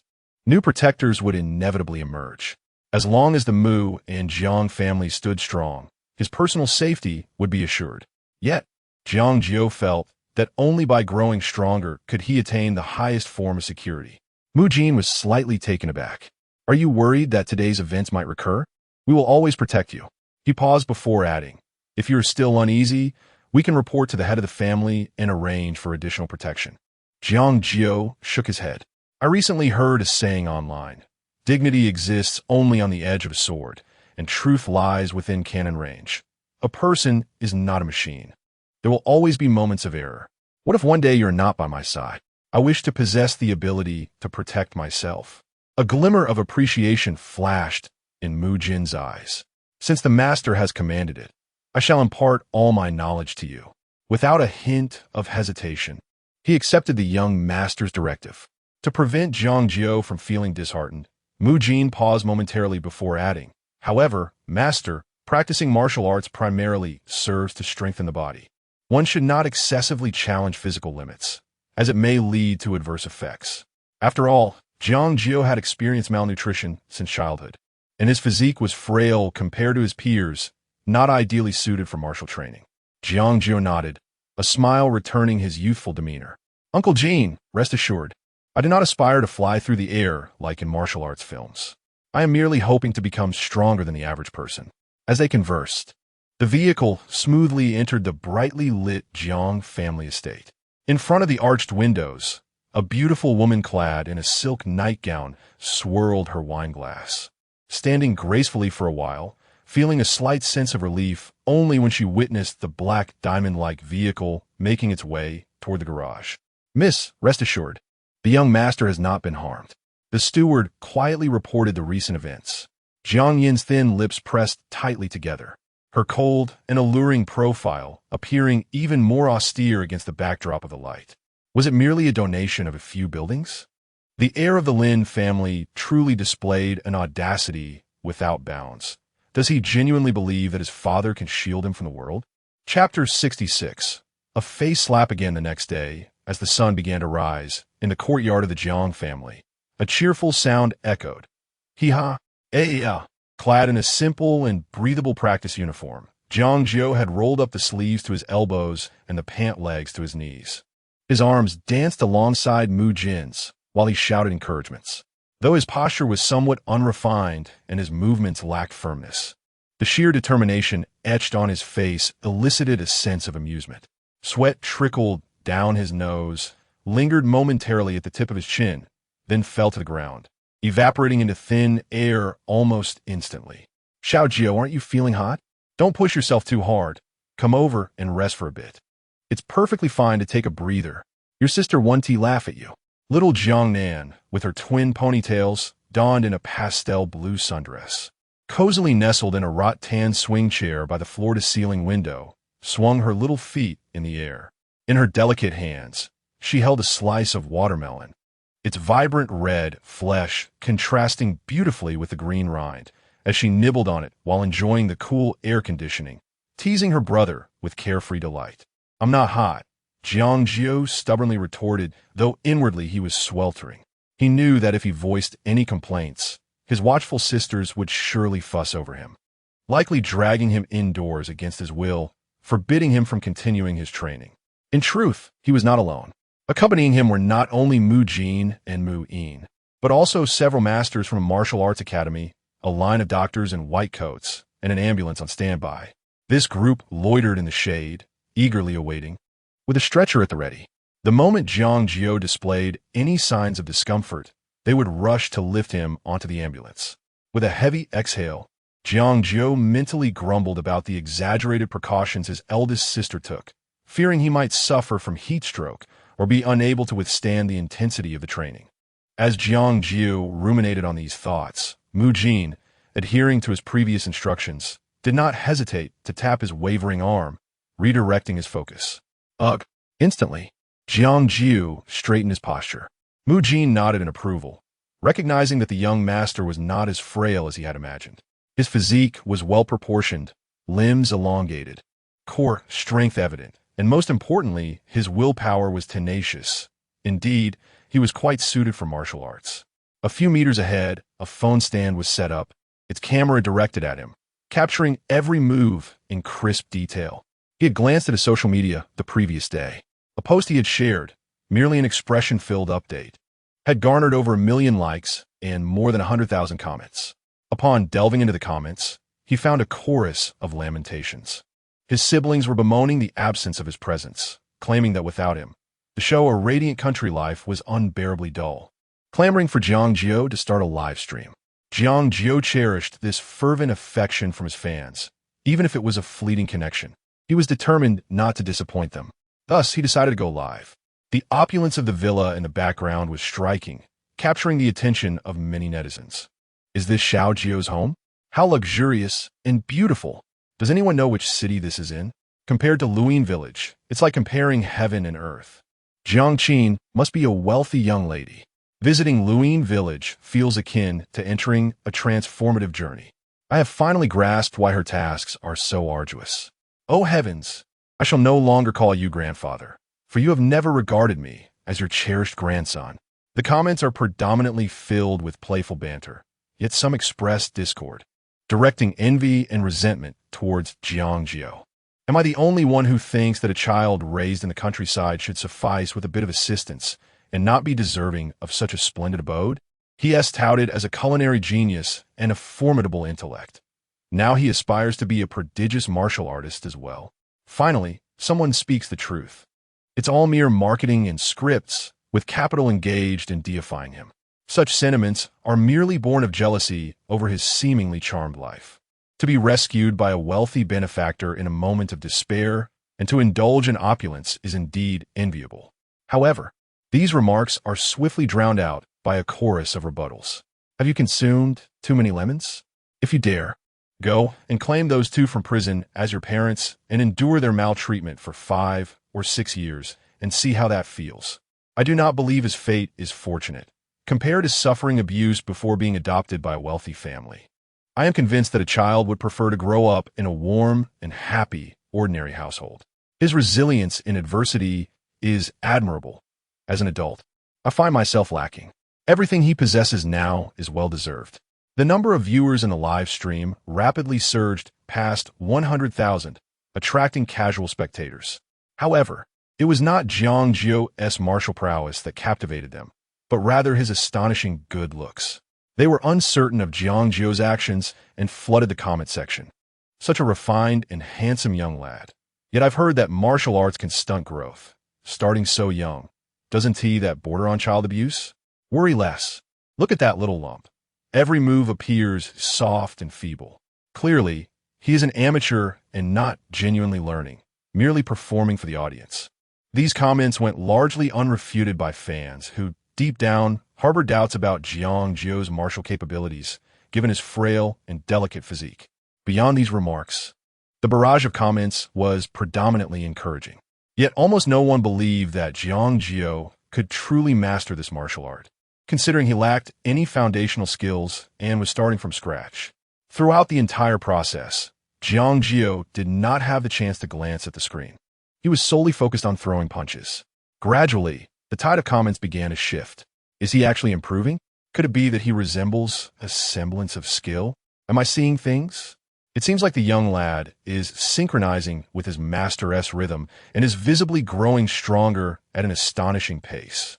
Could he truly be a genius? Jiang Jiu endured the aching of his muscles, his vision blurring with perspiration. He decided to close his eyes, envisioning a surge of warmth rising from his feet into his dantian. He threw punches again and again until his movements became second nature, gradually transforming into a fluid and precise martial art, each action flowing seamlessly, executed with clarity and precision, resonating with a fierce sound as he struck with vigor. He has truly succeeded. The comments were left astonished. They once again bore witness to the entire spectacle of the netizen being publicly humiliated by Jiang Jiu, even developing a fleeting illusion that there exists no obstacle in this world that this young man cannot surmount. Mu Jin and Mu Yin were equally profoundly shaken, standing in place, rendered speechless for an extended period. Over the years, they had encountered countless so-called prodigies. Yet a child who embodies both innate talent and resilience is indeed a rarity in this world.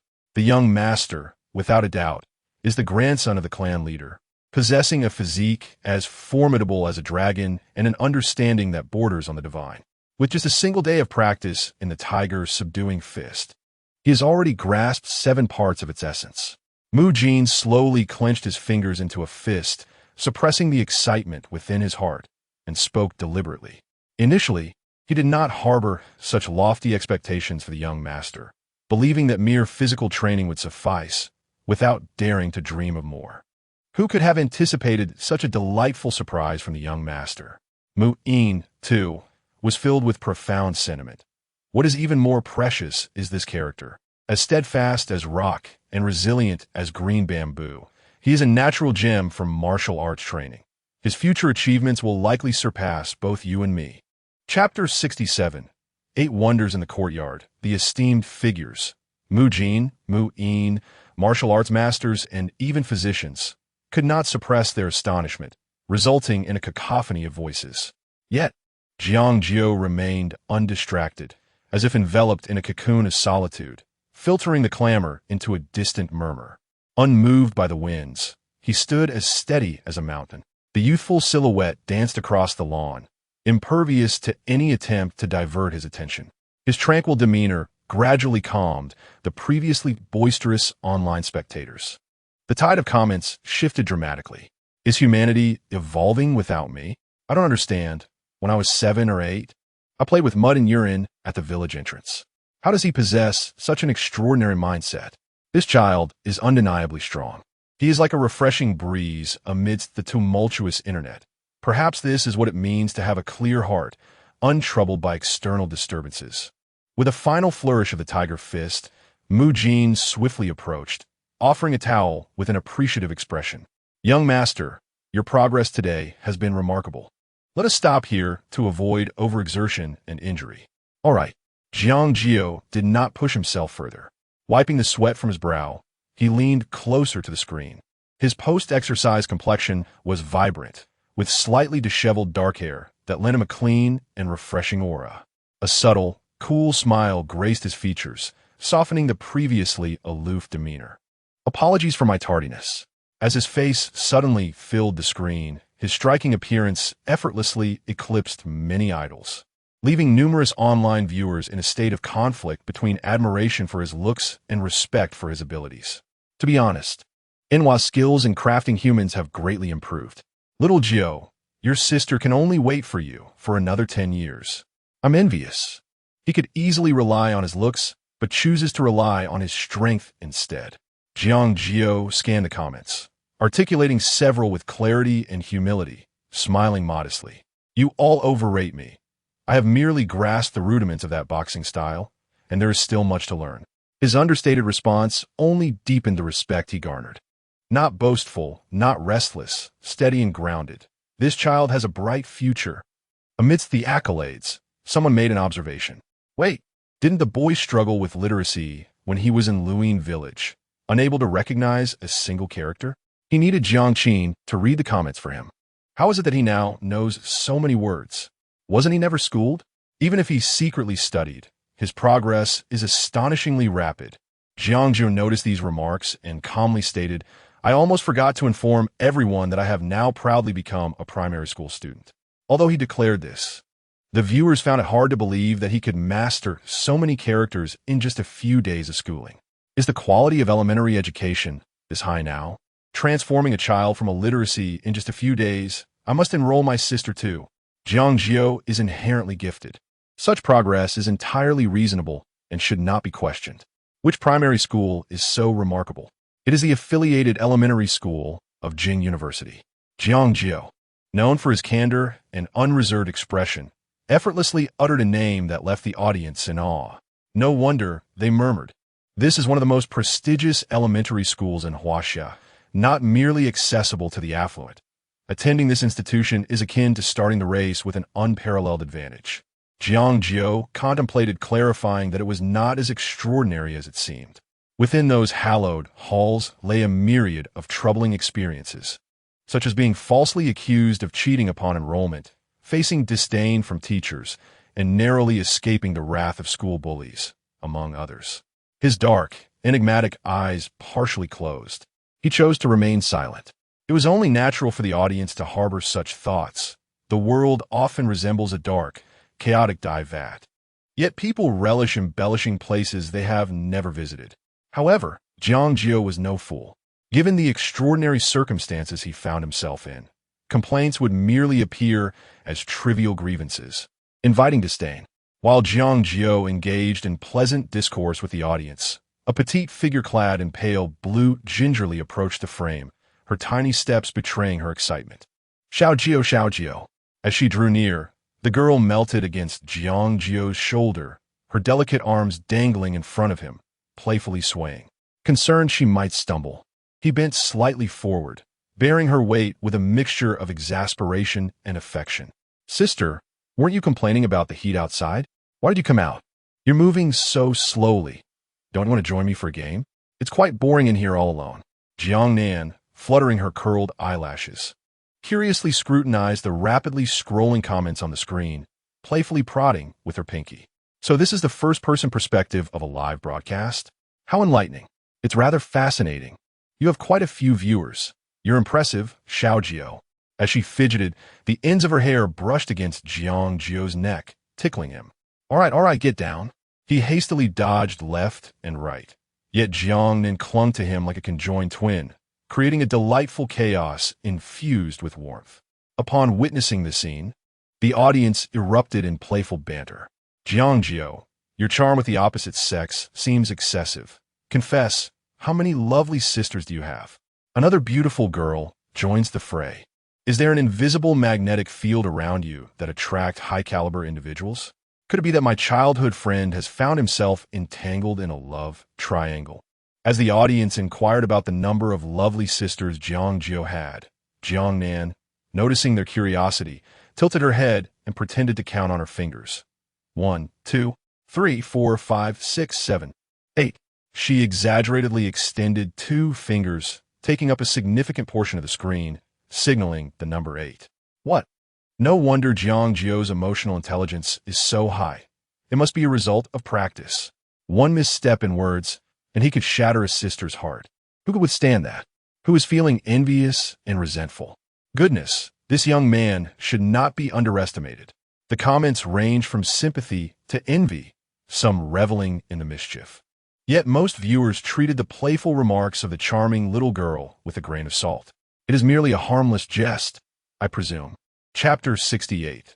The comical girl Jiang Nan tilted her head, gazing at the barrage of playful comments that filled the screen, her large, dark, grape-like eyes radiating innocence. How could everyone be so disbelieving? It was undeniably true. Just as she was about to part her rosy lips to refute, she was gently nudged aside by Jiang Jiu. "All right, sister, stop messing around," he said. Jiang Nan puffed her delicate cheeks, casting him a sidelong glance, her small head defiantly turning away. "Humph, naughty Jiu. You wicked little rascal. This mischievous Jiu must have ambitions of usurping my position, unwilling to let me clarify things, surely desiring to ascend and be the elder brother." Jiang Jiu looked at her helplessly and smiled. Perhaps due to being raised by their elder sister, the eighth sister exuded an air of aloofness that deterred strangers. If one were to meet her for the first time, they might mistakenly perceive her as a cool and distant girl, too intimidated to approach. In reality, she possessed a childlike innocence. "Don't be upset. How about I join you for a game after my stream? You can choose any game you like. We can play all night if you wish. This is your promise, no backing out. I want to introduce you to a game of bloody slaughter that will plunge you into utter despair, but fear not." Jiang Nan rubbed her hands together, a sinister smile creeping onto her face. Jiang Jiu's expression stiffened, a twinge of apprehension blossoming within. "What game?" Jiang Nan's lips curled into a mischievous smirk. "Are you scared?" "Not all. Since you inquired, I shall graciously reveal it. It's the versus mode of Plants versus Zombies." Surprised? Thrilled? Ha ha ha. While you control the plants, I shall be the zombies, and I will devour your brains. With that, Jiang Nan's frown vanished, replaced by a radiant smile as her little tantrum dissipated and she obediently scampered off to play. What a comical girl. Is there really such an extraordinary game? Good heavens, I have encountered the ultimate charm master. No tricks, no techniques, just sheer charisma, a precise grasp of human emotions, leaving even a seasoned veteran like me in awe. Perhaps this is what they call talent. The barrage echoed with sighs of admiration, longing to embody Jiang Jiu's prodigious charm. Some even urged him to share his secrets. "Jiu, there are outsiders just now, so I refrained from asking. Now that I'm on my knees, please impart to me your skills in charming the ladies. Give it up, brother." Jiang Jiu clearly relies on a modeling strategy. If you have the means, you might consider a more economically advantageous approach. There were no real techniques. Perhaps this was what they referred to as innate talent. Although Jiang Jiu did not fully grasp the concept of charm, nor did he understand the notion of innate talent, he sensed the goodwill in their words and, in a rare moment, made a clumsy joke. The barrage buzzed with astonishment. "I feel like the distance between me and Jiu has narrowed. Wait, did he actually say something so down to earth? Why do I feel as if Jiang Jiu has descended from the heavens?" Jiang Jiu conversed with the barrage for quite some time, only ending the stream when it was time for lunch, amidst a chorus of reluctant lamentations. At the dining table, the three sisters clustered around Jiang Jiu, while the playful Jiang then stealthily crept closer to his side, poking him gently in the arm. Jiang Jiu, still sore from his rigorous training earlier, winced in pain at her sudden jab. Ouch! Consequently, Jiang Nan received 2 playful thumps on her head. Jiang Qin and Jiang Yin, on either side, tugged at her ears, their beauty marred by a feigned scowl. "Focus on your meal. Stop bothering your brother." Yet, Jiang Nan, with her tendency to chatter incessantly, found it more unbearable to be silenced than anything else. Thus, after a mere 3 seconds of silence, rubbing her sore head, she couldn't resist speaking again. "Xiaojiu, the martial arts routine you practiced today was quite impressive. You seem on the verge of transforming into one of those muscle-bound men from television." Jiang Jiu replied modestly, "I don't think that's quite accurate." Jiang Yin looked at her indulgently, her eyes curving into a smile. "Your flattery is rather exaggerated. Perhaps you should refine your eloquence." He, Jiang Nan chuckled awkwardly, but pressed on. "I recall fourth sister mentioning something in the WeChat group. What was it? Ah, yes. No matter how skilled you are, you still fear the kitchen knife." Jiang Jiu raised an eyebrow. "Are you referring to the fourth sister who roams the world? She seems somewhat unreliable to me." "Don't underestimate her," Jiang Nan asserted proudly. "None of the other 6 sisters can compare to her. Someone as slender as you.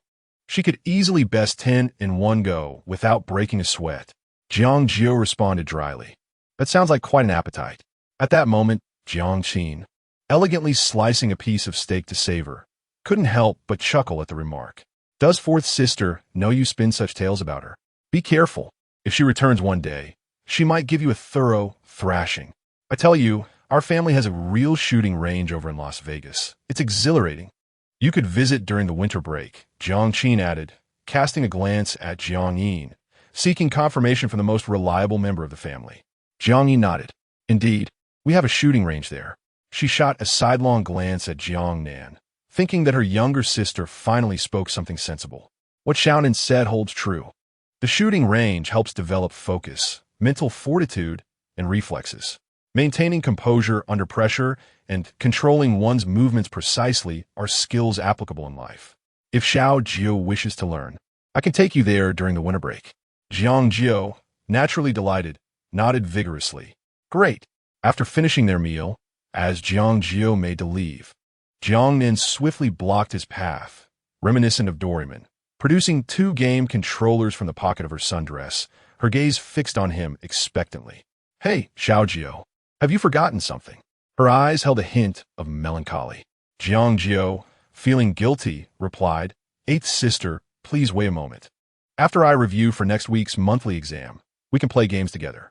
Upon hearing this, Jiang Nan's shoulders slumped in disappointment.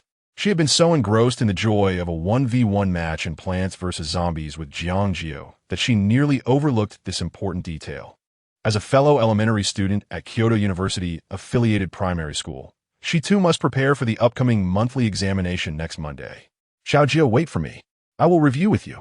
Jiang Nan sighed, resigned to her fate as she clutched a stack of test papers and followed Jiang Jiu into his study. No matter what, she was determined to stick by him. On the elegantly crafted desk, there was ample space, yet the 2 small figures insisted on huddling close together, like 2 young animals seeking warmth. The air conditioning is a bit too cold. Why not snuggle up with your sister? Jiang Jiu said with a hint of exasperation. Nevertheless, he acquiesced to her presence and promptly directed his attention to the test questions before him. Although he had already mastered over 90% of the material in the textbook, he approached the task with utmost seriousness. An open mathematics workbook lay on the desk, claiming to contain 6th grade problems, but in reality, most were advanced Olympiad questions. Jiang Jiu furrowed his brows, his pencil poised above the question without making contact, as he silently read through it once, effortlessly arriving at the answer. His handwriting rarely appeared on scrap paper. Most often, a mere glance at the problem was sufficient for the answer to materialize in his mind as naturally as breathing. In stark contrast, Jiang Nan, who was also facing the monthly exam, found herself in quite a predicament. Chapter 69. A battle of wits. Her brows furrowed so tightly they could almost crush a fly. Jiang Nan possessed a commendable artistic talent, marked by an innate flair and perceptiveness, yet her studies proved to be quite a headache.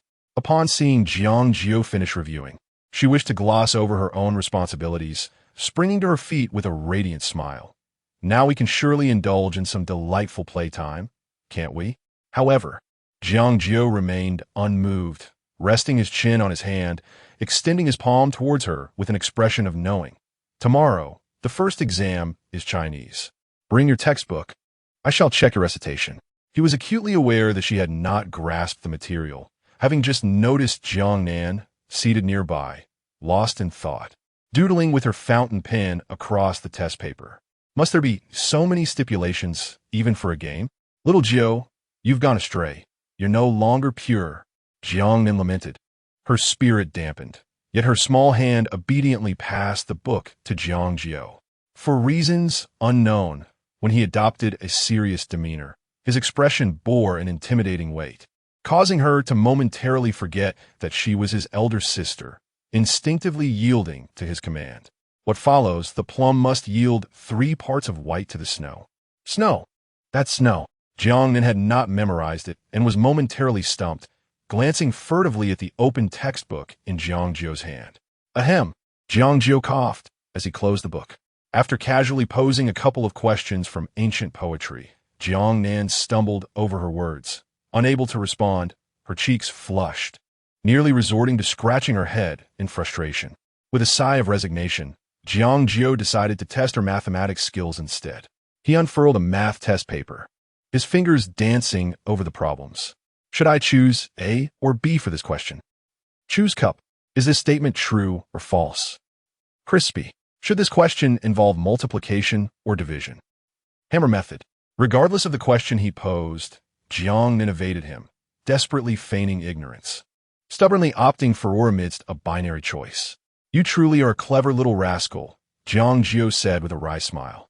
At the tender age of 8, he experienced the bittersweet struggle of a teacher contending with a mischievous child. Jiang Nan, oblivious to the nuances of his words, felt a spark rekindle in her eyes, her lips curving into an uncontainable grin. Hee, you think so too, right? Witnessing his sister blossom like a wilted plant rejuvenated by rain, Jiang Jiu's calm facade nearly cracked. Sister 8, I truly must enroll you in a tutoring class. Upon hearing this, Jiang Nan tossed her pen aside with a dramatic flair, clinging to Jiang Jiu's arm like an octopus, her voice dripping with charm. Little Jiu, please don't let that slip. Just give me a little time, and I swear I'll learn in no time. How about we have fifth sister come to teach you when she's free? Jiang Jiu suggested, perceiving her strong aversion and understanding that Sister 8 might be concerned about losing face. Bang! Jiang Nan sank to her knees. No. She would not only make me laugh to death, but also share in the WeChat group, letting all my sisters have a good laugh at my expense. Can you truly bear to subject me to such torture? Her eyes glistened with unshed tears.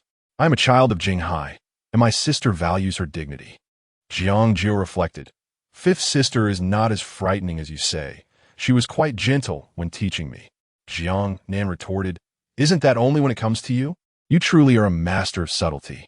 Observing the girl's blush and the pleading look in her teary eyes, Jiang Jiu felt unable to refuse. Ultimately, he sacrificed his own rest to assist her in a last-minute cram session, breaking down the knowledge and explaining it to her in detail. That day, the two studied late into the night, failing to fulfill their promise of gaming until dawn. The next day, Jiang Nan, rubbing her sleepy eyes, shuffled out of Jiang Jiu's study in her slippers, dark circles lingering beneath her eyes. Jiang Yin, seated at the breakfast table, expressed surprise upon seeing her come downstairs. Did you really play games all night?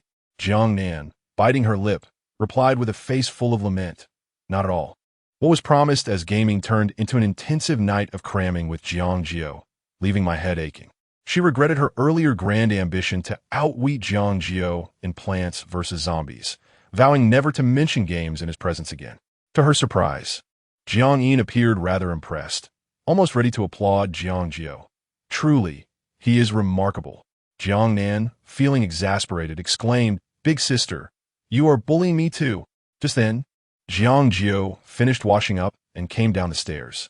Glancing at his watch, he patted Jiang Nan's shoulder and said, Eighth sister, hurry up. We're going to be late. With that, he strode out ahead. Oomph. Jiang Nan felt a mix of frustration and helplessness, snatching his sandwich and chewing it furiously. Bad Jiang Jiu, he just doesn't want to play with me and uses tutoring as an excuse, leaving me utterly exhausted. After muttering to herself for a while, she finally stomped her foot, grabbed a sandwich and some milk for Jiang Jiu, and hurried out to catch up with his strides. As Jiang Jiu reached the corridor, he noticed the classroom bustling with activity, seemingly lively. Peering through the glass window, he saw students gathered in a circle around a desk in the front row, Lin Wei's seat. Lin Wei, who had taken a few days off, was now clad in long-sleeve school attire, appearing noticeably thinner as he lethargically organized his textbooks at his desk, resembling a deflated balloon, having lost his once arrogant demeanor. Even as classmates regarded him as a spectacle, he seemed too drained to feel anger. Had Lin Wei actually lost? Was the reign of a school bully about to change? It appeared Jiang Jiu was not as neglected as Jiang had suggested. Look how protective the Jiang family was, with Jiang Jiu remaining unscathed while Lin Wei was the one to transfer classes. The chatter ceased abruptly when Jiang Jiu entered the classroom. Upon seeing him, Lin Wei shrank back, seemingly frightened. Jiang Jiu, don't come looking for trouble. I'm already in such a miserable state. I'll be transferring classes today, so I won't be a burden to you anymore. As he roared, the surrounding classmates held their breath, not daring to make a sound, as if an intense battle were about to erupt between the two. Even several class leaders were prepared to intervene. However, Jiang Jiu found their reactions utterly perplexing and chose to disregard them, walking past Lin Wei with unwavering focus. Lin Wei's body tensed, bracing himself for an impending assault from Jiang Jiu, yet he was met with indifference, leaving him inexplicably disheartened. Was that it? The classmates instinctively parted ways for Jiang Jiu, abandoning any semblance of the spoiled demeanor typically exhibited by the pampered young masters and mistresses, each behaving as obediently as little chicks. Chapter 70. Oppressing the class flower, Li Jiyun leaned in closer. Jiang Jiu, your sisters are so protective of you. They must love you dearly. I envy such familial affection. Her hands formed fists under her chin, her tone laced with a hint of jealousy, her eyes brimming with unfeigned yearning. This was a heartfelt truth. Had she found herself in conflict with Lin Wei, her parents would not have shielded her in such a manner. Instead, they would have scolded her harshly and compelled her to apologize. Indeed, Li Jiyun seldom witnessed the usually composed Jiang Jiu display any signs of emotional fluctuation. Even his typically cold expression bore a faint warmth. In that moment, she comprehended. Her words had struck a chord deep within Jiang Jiu. Beneath his seemingly indifferent demeanor lay the profound appreciation for familial bonds, revealing a new avenue for her to grow closer to him. With this realization, she became even more enthusiastic, making a decision that contradicted her upbringing, heaping lavish praise upon Jiang Jiu's sisters. She had only encountered Jiang Yin and Jiang Nan. She extolled Jiang Yin as a paragon of wisdom and beauty, reminiscent of the legendary Empress Wu Zetian. She lauded Jiang Nan as a piano prodigy, akin to a reincarnation of Beethoven. Jiang Jiu listened, unembarrassed. In fact, he found her candid remarks surprisingly agreeable, his expression softening slightly in response to Li Jiyun's effusive compliments. Meanwhile, Lin Wei maintained a defensive posture, observing Jiang Jiu, who seemed utterly unfazed by his presence, as he engaged in light-hearted banter with the class flower. Defeated, Lin Wei could only retreat through the back door. As the examinations approached, Li Jiyun busily flitted about, dutifully following Jiang Jiu to tidy up, placing his textbooks into the storage locker. Jiang Jiu attempted to dissuade her several times, but ultimately relented, allowing her to assist. After all, Li Jiyun, with her earnest demeanor, argued that as the class representative, it was her duty to care for the new students, leaving no room for politeness. This piqued the curiosity of their classmates, not because the class flower was currying favor with a mere background figure, but due to her audacity in approaching someone as formidable and cold as Jiang Jiu. Had Li Jiyun truly succeeded in winning over Jiang Jiu? Just days prior, she had faced his indifference, yet now they appeared to be on amicable terms again. Truly, the class flower exhibited remarkable adaptability. The class representative, as expected, displayed foresight, recognizing Jiang Jiu's exceptional nature on the very first day. Suddenly, someone voiced their indignation. It's all that coward Jiang and S fault. He insisted Jiang Jiu was adopted, misleading us, and almost leading to a grave mistake. Exactly. Fortunately, Jiang Jiu seems disinclined to hold a grudge against us. Otherwise, if I were transferred to another class, my father would be furious with me. In the corner, Jiang felt the heat rise to his face, acutely aware of the piercing gazes directed at him, each one like a needle pricking his skin. Earlier, he had felt fortunate that Lin Wei had not sought him out today, but within moments, the focus of all eyes had shifted to him. Jiang stammered, lowering his head as if the moment he met their gazes, the fragile bravado he had mustered would dissolve like frost under the blazing sun. He awkwardly rubbed his fingers against his uniform, hesitating, yet ultimately remained silent. Fearing that any rebuttal might appear ostentatious, Jiang Jiu refrained from engaging further, dreading a confrontation that could turn disastrous. With his gaze lowered, he busied himself with his textbooks, exuding an air of calm composure, completely oblivious to the mix of reverence and awe in the eyes of his classmates, who viewed him in an entirely new light. In the trembling hearts of his peers, Jiang Jiu had ascended to the status of a formidable school tyrant, a terrifying presence who had effortlessly intimidated the son of a board member without a single blow. Even the gentle and kind-hearted class beauty, who occasionally displayed a hint of sharpness, had succumbed to his influence, becoming one of his loyal subordinates, eager to serve his every need. Yet, Li Jiyun maintained a radiant smile, bustling about like a diligent little maid, appearing thoroughly pleased with her role. Jiang Jiu, your locker seems too full. You can store your things with me. I'll give you a key to my locker, and you can use my space anytime you wish. She exclaimed enthusiastically, offering him a spare key cradled in her palm, as if presenting a treasured gift. Jiang Jiu merely acknowledged her with a soft grunt, indifferent to her gesture, before returning to his own affairs. In response to his nonchalant demeanor, Li Jiyun only smiled brighter, eliciting murmurs of disbelief from her surrounding classmates. What could possibly be going on here? Chen Yao, the class leader, watched this unfold with a heavy heart. As a fellow academic committee member witnessing such exploitation, he felt a pang of sympathy for Li Jiyun, fearing that he might be next in line for such treatment. Truth be told, they were on the brink of adulthood and felt a sense of shame at their fear of someone as diminutive as Jiang Jiu. Chen Yao attempted to muster the courage to confront the oppressive force, but ultimately succumbed to despair, knowing he could not provoke Jiang Jiu's influential family. All he could do was feel for Li Jiyun's plight. As the sharp chime of the class bell echoed, the monthly examination commenced. The difficulty of the test was moderate, primarily assessing foundational knowledge, and the answers flowed from Jiang Jiu's pen as though they were second nature. In just a few hours, he completed the 3 subject exams, being the first to submit his paper during the final test. Watching him exit the classroom, Li Jiyun felt a twinge of bitterness. Her hope of sharing lunch with Jiang Jiu after the exams had evaporated. Her mother had constantly urged her to cultivate a good relationship with him to avoid being outpaced by other girls, and she felt as though her ears would soon develop calluses from the repetition. She wished to comply, but Jiang Jiu seemed like an infallible 6-sided warrior, a challenge to approach. Moreover, an obstacle named Su Qinxia stood between them. Fortunately, Li Jiyun consistently excelled academically, generally ranking within the top 5 at her grade, securing her place at Yao Middle School with great confidence. It was likely that she and Jiang Jiu would remain schoolmates in the future. Life stretched ahead of them, and with that thought, she let out a sigh of relief, pushing aside her anxious feelings and refocusing on the exam paper before her. Meanwhile, Jiang Jiu exited the classroom, heading straight for the Cullinan parked at the school gate, awaiting his sister Jiangnan.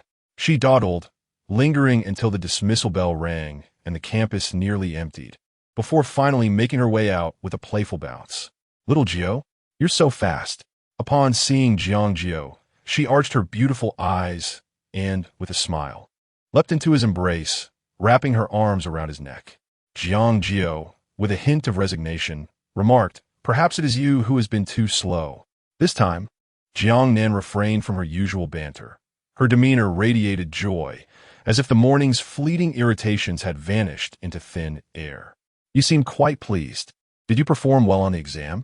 Jiang Jiu astutely observed.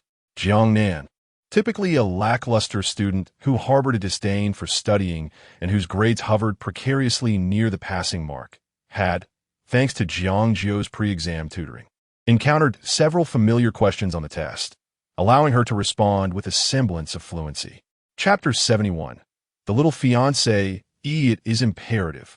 Jiang Nan unabashedly praised herself, exclaiming, "With such a sharp mind, I mastered it with just a bit of study.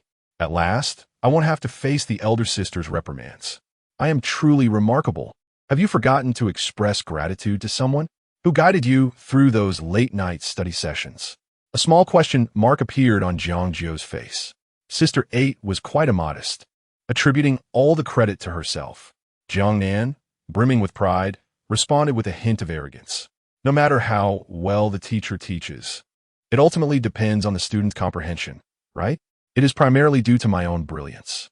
"Oh, Xiao Jiu, spare me your attempts to claim credit." With that, she unabashedly boasted, sticking her tongue out playfully at Jiang Jiu before lifting her skirt and stepping into the vehicle. Jiang Jiu shook his head helplessly, following her lead and climbing aboard. As he walked, a light clinking sound emanated from his pocket, a gentle jingling. Instantly curious, Jiangnan inquired, "Xiao Jiu, what do you have in your pocket?" Jiang Jiu reached into his pocket and retrieved the item. discovering it to be the locker key that Li Jiyun had just handed him. "Here, it's a key," he said, lifting it for Jiang Nan to see. The key was attached to a keychain, a chain adorned with a small red wax seal charm, which was the source of the jingling noise. "Oh, it's from Cartier," Jiang Nan observed, narrowing her eyes with a teasing smile. "Confess, which girl gave it to you? Don't let your imagination run wild." "The one who gave me the key is our class officer. My locker space was insufficient, so she lent me a bit of room to store my things." Jiang Jiu replied seriously. "You didn't deny it, so it must be a girl, right?" Jiang Nan pressed on, relentless in her pursuit of gossip. "Yes, it's a girl. The study monitor gave it to me," Jiang Jiu admitted, resigning himself to the truth as there was little scandal to uncover. Who would have thought that Jiang Nan, with wide innocent eyes, would dig deeper? The study monitor. If I recall correctly, your class's study monitor is Li Jiyun. Isn't it? Upon hearing her fluently utter Li Jiyun's name, Jiang Jiu felt a twinge of curiosity. "How do you know her?" "Before you returned home, Sister Jiyun attended my birthday party, so we are acquainted, albeit not deeply." "When did you two become so close?" Jiang Jiu tucked the keychain back into his pocket and sat up straight. Jiang Nan's expression suddenly shifted to one of seriousness, as though recounting a ghost story. She leaned closer to Jiang Jiu and whispered, "Xiao Jiu, don't you know? You have a betrothed fiancé. Although she resides in the lighthouse country and wants to return for some time, aren't you afraid she might suddenly appear one day and catch you in the act?" "Fiancé?" The word echoed in Jiang Jiu's ears, like a heavy gong striking his mind. "Sister 8, what nonsense are you speaking? This is utterly absurd." He looked at Jiang Nan with a face full of skepticism. He had never heard the elder sister or the fifth sister mention anything about a fiancé. Surely Sister 8 was fabricating this tale to play a prank on him. Jiang Nan observed him, seemingly oblivious, and realized that her sisters had not broached the subject with Jiang Jiu. In a flurry, she covered her mouth, regretting her inadvertent slip. Upon witnessing her demeanor, Jiang Jiu felt a chill wash over him. If Jiang Nan were smiling, it would likely be feigned. If she were not, it would probably be genuine. In this era, had arranged marriages not become obsolete? Jiang Jiu's expression stiffened, half of his face frozen in disbelief. Indeed, it was merely a betrothal arranged in childhood. There was no need to fear, although their mothers had formed a close bond, having been best friends for many years. That was all in the past, and should not weigh heavily on them. Realizing that she had overstepped, Jiang Nan hurriedly attempted to console her brother. A betrothal arranged in childhood. Jiang Jiu's pupils dilated in shock, nearly turning to stone as he felt his worldview shatter. "I shall say no more." Jiang Nan recognized that her attempts to clarify only muddied the waters further, leading to a tangled mess, and thus she fell into a contemplative silence. The two of them remained quiet as they returned to the Jiang family estate. Inside the villa, the two children stood in a row, looking dejected as though they had committed some grave error. Jiang Yin, observing their serious expressions akin to that of adults, could not help but chuckle. "Little Nan, why bring up such old tales with Xiao Jiu?" Jiang Nan, playing with her fingers and exuding a demeanor of innocence, replied, "You can't blame me. I thought you already told Xiao Jiu, and I merely let it slip." Noticing Jiang Jiu's troubled countenance, Jiang Yin felt a mischievous urge to tease him. "What is Xiao Jiu thinking? Eager to meet your little fiancé? Alas, your sisters wish to keep you to themselves a bit longer. It seems the time has come for you to grow up." Jiang Jiu's face flushed crimson. "I'm not. Elder sister, how could you say such a thing?" All right, Jiang Yin comforted, patting his shoulder with a gentle smile. "Do not worry. Those are mere idle tales. We now live in an age of free love."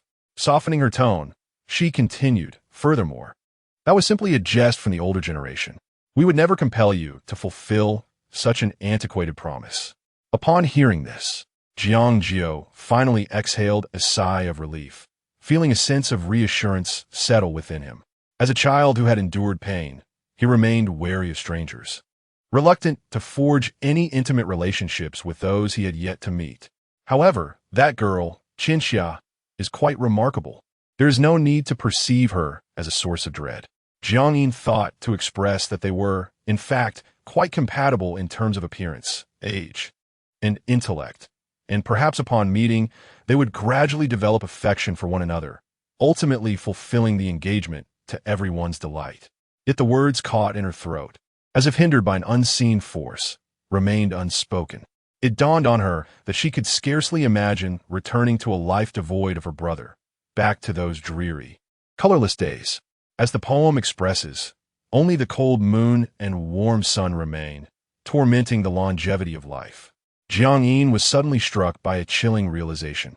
Her thoughts were undeniably selfish and difficult to articulate, reminiscent of a dragon hoarding treasures, fiercely guarding its possessions against the threat of others. Perhaps her recent teasing of Jiang Jiu was a subconscious attempt to compel him to declare, "I will always be by my sister's side." This was certainly troubling.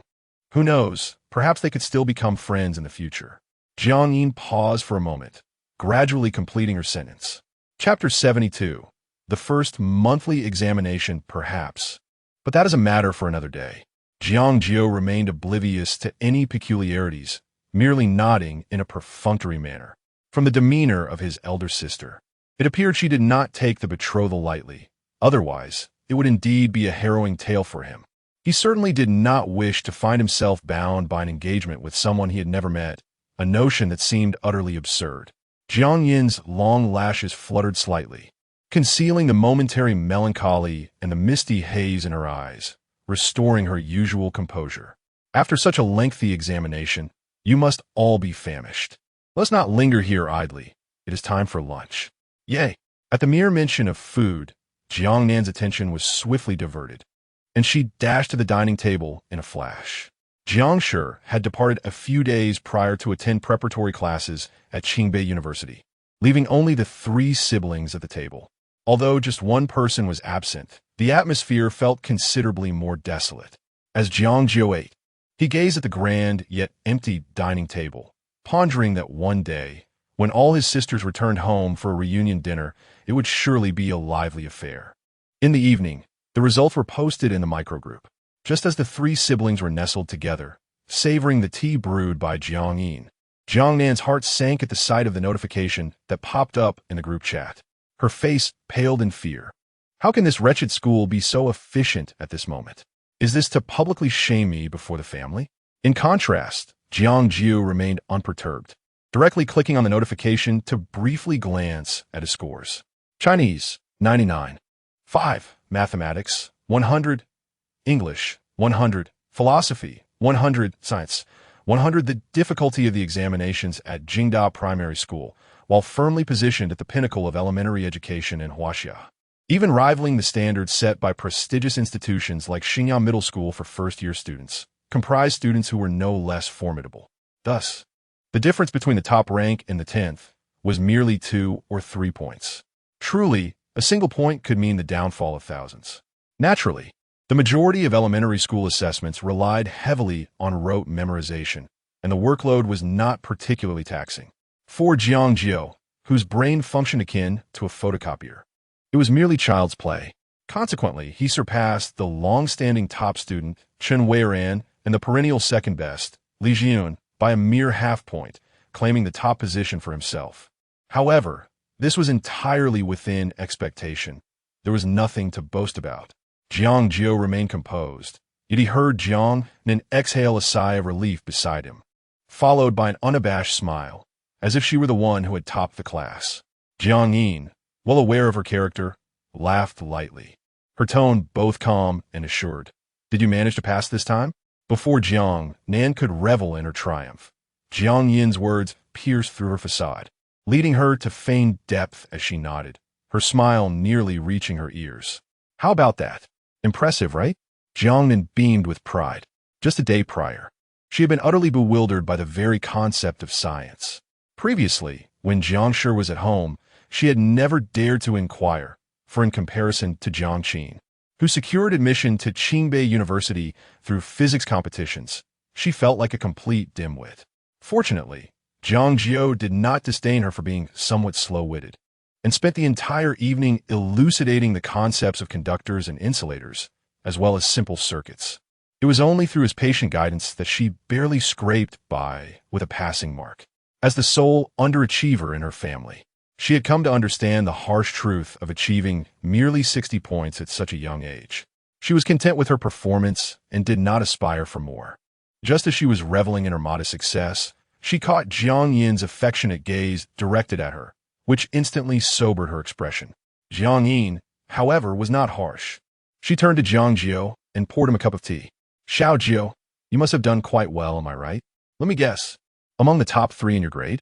This guess, if overheard by others, would have seemed rather audacious. Yet Jiang Yin felt it was a conservative estimate. Nevertheless, she added, even if you did not achieve that, it is of little consequence. Simply strive harder next time. I believe in your abilities. Indeed, Jiang Jiu nodded with composure. First place. As expected of you. Jiang Yin then opened the electronic document in the WeChat group, enlarging the score report on her phone screen, her fingers gently caressing it, a soft smile unconsciously gracing her lips. Xiao Jiu's results were well within her expectations. After all, he had previously demonstrated immense talent both on a variety show and in his accelerated examination, far surpassing the typical elementary student. It would have been peculiar for him not to secure the top position. His performance was undoubtedly stellar. Xiao Jiu was sure to replicate the academic trajectory of Xiao Shi, perhaps even surpassing her. A few strands of deep brown hair cascaded down, soft and graceful, softening the usually decisive contours of her face, rendering her, at that moment, a gentle and approachable elder sister. Jiang Nan, witnessing this scene, approached with a hint of reluctance. Is there something amusing on his report? Did it make you laugh? Let me show you mine. I've actually surpassed my own record. Jiang Yin glanced at her report and noticed that all 5 subjects hovered between 60 and 70 points, prompting a silent sigh. The challenges of a slow learner can indeed be amusing. Both Xiao Shi and Xiao Jiu were children who caused no concern. While Jiang Nan was a source of considerable headache, her academic performance distressingly poor. She had driven away numerous tutors, yet her grades remained stagnant. Reflecting on this, Jiang Yin's gaze towards Jiang Jiu was filled with admiration. Even Jiang Nan, this little troublemaker, can be made to study obediently. Truly, my brother is remarkable. Jiang Nan, feeling defiant, retorted, don't underestimate me. This is all thanks to Xiao Jiu tutoring me for an entire night. ISNT that right, Xiao Jiu? Jiang Jiu remained indifferent, his gaze fixed elsewhere, embodying the serenity of a sage confronted by a mischievous monkey, his expression suggesting that he was merely waiting for the inevitable chaos to unfold. Observing the impending eruption of Jiang Nan and her silent brother, Jiang Yin shook her head with amusement. You are indeed correct. Xiao Nan has made progress and deserves commendation. Jiang Nan's intellect might slightly exceed that of Jiang Jiu's childhood companion from Luyin village. It was somewhat inferior to that of a border collie. Were it not for the family's affluence, allowing for the financial support of her artistic endeavors, Jiang Yin would genuinely worry that her unfocused younger sister might one day succumb to the rigors of academia and abandon her studies altogether, perhaps eloping on a motorcycle with a delinquent companion. To speak candidly, a significant portion of your success can be attributed to the efforts of Xiao Jiu. You ought to express your heartfelt gratitude to him. Jiang Yin, maintaining an impartial stance, remains entirely fair.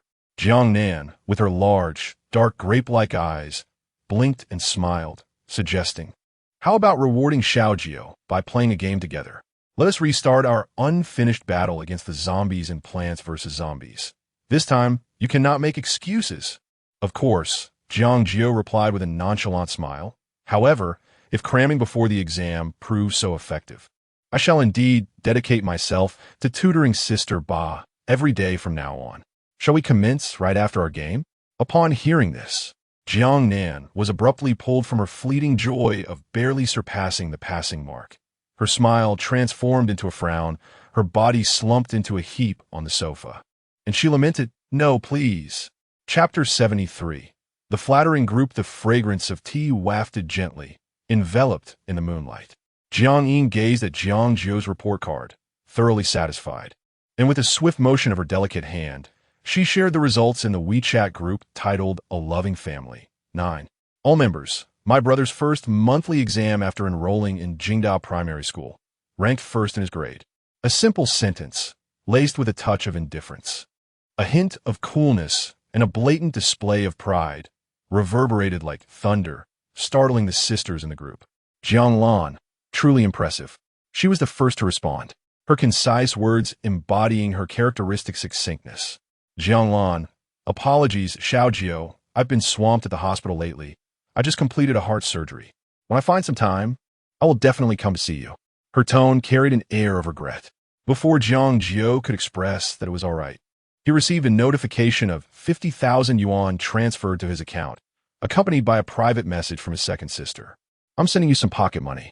It's not much, just take it. Jiang Lan, the attending physician in the cardiac surgery department at a prestigious hospital in the capital, may not possess the wealth of Jiang Yin, yet her salary is quite substantial, perhaps having witnessed the vicissitudes of human emotions from a young age, and later observing the thin line between life and death at the operating table. She remained calm and composed, often at a loss for words.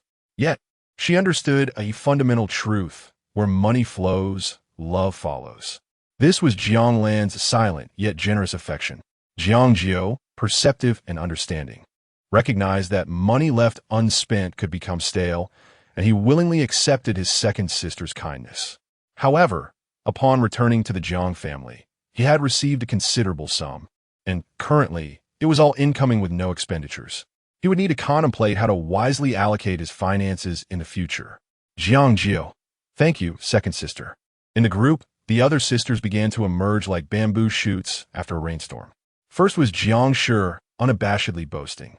Jiang Shi. This scholar attribute is clearly inherited from me. Jiang Yuan. With both looks and academic prowess at their peak, Xiao Jiu. Are you leaving anyone else a chance? The entertainment industry. No. With you, the Jiang family is remarkable. Just from reading these lines, Jiang Jiu could vividly envision the charming figure beneath the cherry blossom tree, infatuated with him, fervently waving banners in his honor. He momentarily found himself lost in thought. This expression seemed oddly familiar. It was reminiscent of the host from his social media fan club, the one known as Cherry Little Round. Little Round, Jiang Yuan? Connecting the dots with Cherry Little Round's cherry blossom-themed content, it all clicked into place. Suddenly enlightened, Jiang Jiu blinked his dark eyes, realizing he might have stumbled upon something significant. Yet, he chose not to expose her. Since his third sister had not disclosed her identity, she must have her reasons. Perhaps she enjoyed the dynamic between idol and fan? Thus, he refrained from unmasking her, allowing her to maintain her facade before the other sisters. The term social death was something he had recently learned while browsing online. Jiang Jiu was momentarily dazed for just 3 seconds before a flurry of messages erupted in the WeChat group, animatedly sent by his lively fifth sister. Jiang Qin. Xiao Jiu's abilities are undoubtedly beyond question. I was the first among us to recognize his extraordinary talent. I had long anticipated Xiao Jiu's current achievements. You may only harbor envy and resentment. Jiang Qin. By the way, I have delightful news to share. Xiao Jiu's children's clothing advertisement for Sierra is set to launch soon. Let us not forget to show her our unwavering support. Jiang Qin. Xiao Jiu. Once I finish my commitments, I will treat you generously. Feel free to ask for anything you desire. Jiang Nan. Excelling in both academics and sports? I adore it. What shall I do with such a talented younger brother? As Jiang Jiu observed the flurry of messages in the group, a warm sensation enveloped her heart, a smile blossoming in her eyes. Jiang Min was not pleased. Didn't I perform well too?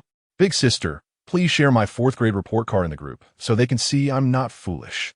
Responding to Jiang Nan's fervent request, Jiang Yin forwarded his report card to the WeChat group, accompanied by a note of praise. Jiang Yin. Lil Ba Mei has also done well, passing all subjects. Surely, she can now shed the title of being last in class?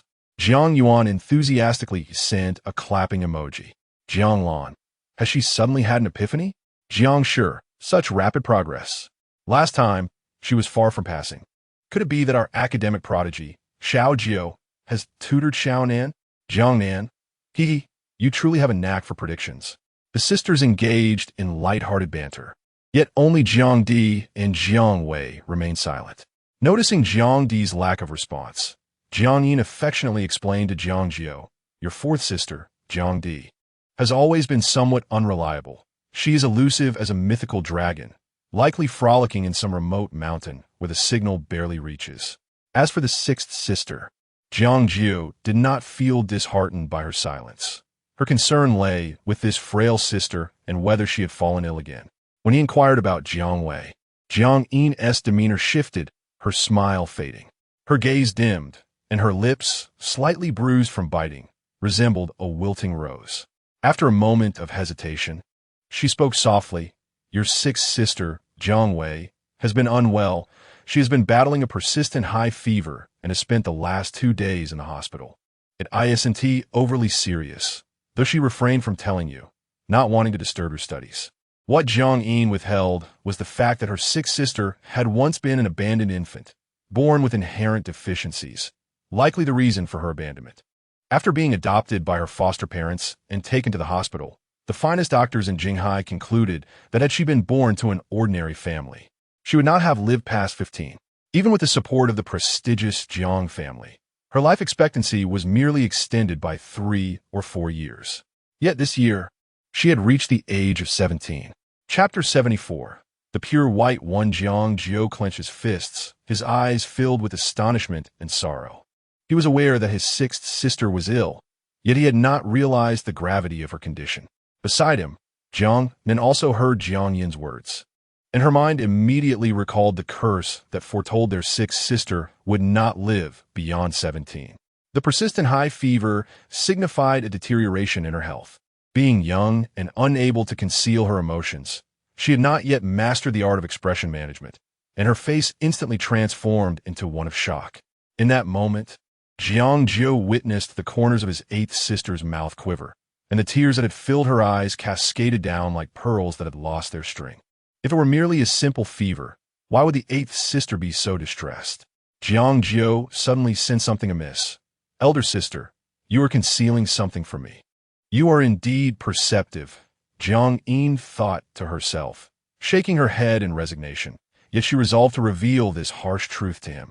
After all, one could deceive for a moment, but not for a lifetime, especially since Xiao Jiu was not a child easily misled. I am sorry for not telling you the truth sooner.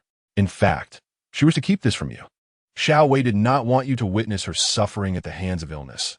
She hoped to appear before you in good health once she recovered.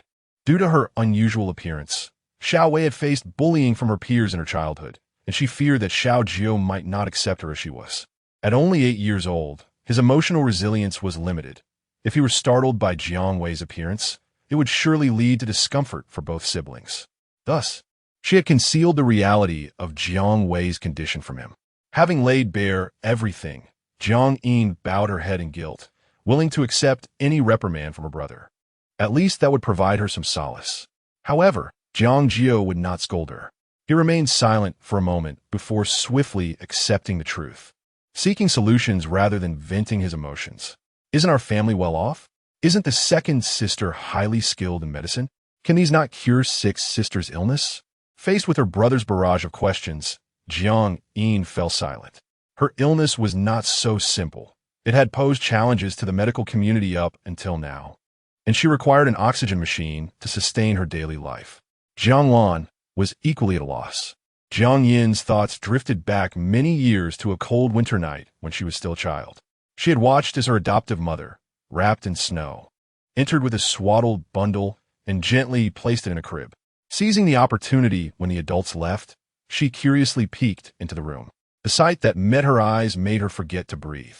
Inside the crib lay an infant, entirely cloaked in pure white, not the rosy hue of a healthy newborn, but a pristine whiteness that extended even to her eyelashes, eyebrows, and hair. The only contrast was a pair of pale pink eyes, reminiscent of a brush dipped in rouge, inadvertently leaving a mark on white paper, evoking the image of early cherry blossoms yet to bloom in early spring, beautiful yet fragile. The infant was remarkably docile, neither crying nor fussing, instead observing her surroundings with curiosity. In that instant, as their gazes met, Jiang Yin felt a flutter in her heart. Jiang Yin stood there for an extended period, losing track of time, until a pair of warm hands lifted her away. Her adoptive mother informed her that her younger sister was frail, afflicted by multiple ailments, and could be injured at the slightest touch. It was not until much later that she learned this condition was called albinism, and Jiang Wei's pale pink eyes were a result of insufficient melanin. Jiang Yin felt a wave of sorrow for her, but that was merely one of the lighter afflictions Jiang Wei endured. Eventually, the sister saw little of Jiang Wei, whose health deteriorated, spending 90% of her time confined to a hospital bed, deprived of much familial warmth. A few months prior, Jiang Yin had flown south with several of her sisters to visit her. Jiang Wei remained a fragile figure, her white hair and pink eyes marking her as otherworldly. Yet she managed to muster a faint smile upon seeing them. That sight filled Jiang Yin with profound loneliness, leaving her in tears for a long while. Even now, recalling the memory brings a sting to her eyes, emotions bubbling just beneath the surface. In the end, she could only sigh deeply. Perhaps the world was unworthy of her. I must go see sixth sister. Upon hearing her reminiscence, Jiang Jiu made a swift decision, his voice soft yet resolute, carrying an unexpected weight. I'm going to see her now. Jiang Yin's phoenix-like eyes widened, her breath momentarily caught, as if the very air had stilled in response to her astonishment. But was this not too hasty? Jiang Wei's appearance was unlike theirs, and you have never encountered someone with such afflictions. I fear that you might frighten each other. Do you not need more time to prepare yourself psychologically? However, she wished to voice many more objections. I must go. Jiang Jiu's tone remained unwavering, unchanged in the slightest. Upon meeting the youthful, earnest face of her brother, who bore an unusual composure for his age, Jiang Yin found herself conceding. This indeed was his character. If he did not insist on going, it would be unlike him. Can you share your reasoning with me? In the past, whenever I faced punishment in the Chen household, I was acutely aware that I might not see the sun rise again. Thus, I have always treated today as if it were my last, meeting friends I wished to see and admiring flowers I desired to behold, so as to leave no regrets. Jiang Jiu remained steady, his expression devoid of turbulence, rendering his emotions inscrutable. In contrast, Jiang Yin's eyes were red-rimmed, her head bowed in despair, her former brilliance dimmed, resembling a child who had erred. Sister, if sixth sister's condition is indeed so dire, do we truly have the luxury of postponing our visit? Jiang Yin found her brother's words striking, like a bucket of cold water, extinguishing her anxious heart. She then realized how profoundly misguided she had been. If Jiang Wei's health were to worsen, and she were to pass away alone in that southern hospital, reduced to a mere handful of earth, she would never forgive herself for hesitating. Very well. Ultimately, she was unsure what expression graced her face as she inexplicably nodded. Jiang Jiu, noticing her disheartened demeanor, offered her reassurance. Elder sister, do not worry. I will not be afraid. Once upon a time, in Luyin village, the people around appeared human. Yet their actions were anything but. Nevertheless, my sixth sister would never wish me harm. After all, we are family. Observing Jiang Jiu's earnest attempts to comfort her, Jiang Yin couldn't help but chuckle. It seemed she was regressing, relying on her younger brother, not yet 10, to be the pillar of their household. Xiao Jiu was indeed correct. It was her own confusion that clouded her judgment. Her voice lightened, as if she had cast aside a heavy burden. Let us go meet Jiang Wei. We shall set off at once. Chapter 75, Sixth Sister Nangang City. Nangang Yunqi Sanatorium. The wrought iron gate slowly swung open as a black luxury vehicle glided down a tree-lined avenue, eventually coming to a halt in front of a quaint white building.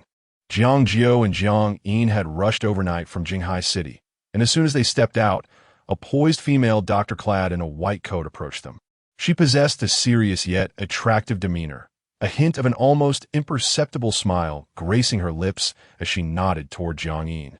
Her demeanor was neither overly aloof nor excessively warm. You've arrived, she stated. Dr. Lin, we came without an appointment and hope we haven't intruded, Jiang Yin replied, bowing her head in apology. Not at all. Senior Lan informed me in advance, Dr. Lin responded, referring to Jiang Lan. Dr. Lin, whose full name was Lin Qin, was a junior colleague of Jiang Lan during her doctoral studies at the Capital Medical University, and the two shared a close bond. Over the years, Dr. Lin had served as the deputy director of the Nangang Yunqi Sanatorium and had always taken special care of Jiang Wei. After exchanging a few pleasantries, Dr. Lin's gaze shifted slightly, unintentionally landing on Jiang Jiu, her expression softening. So, this must be the younger brother that Senior Lon has been speaking of. Indeed, one can see the family resemblance. He bears the same solemn demeanor as his sister. Jiang Jiu, naturally, greeted her with politeness. Dr. Lin patted his shoulder gently, advising, "A word of caution.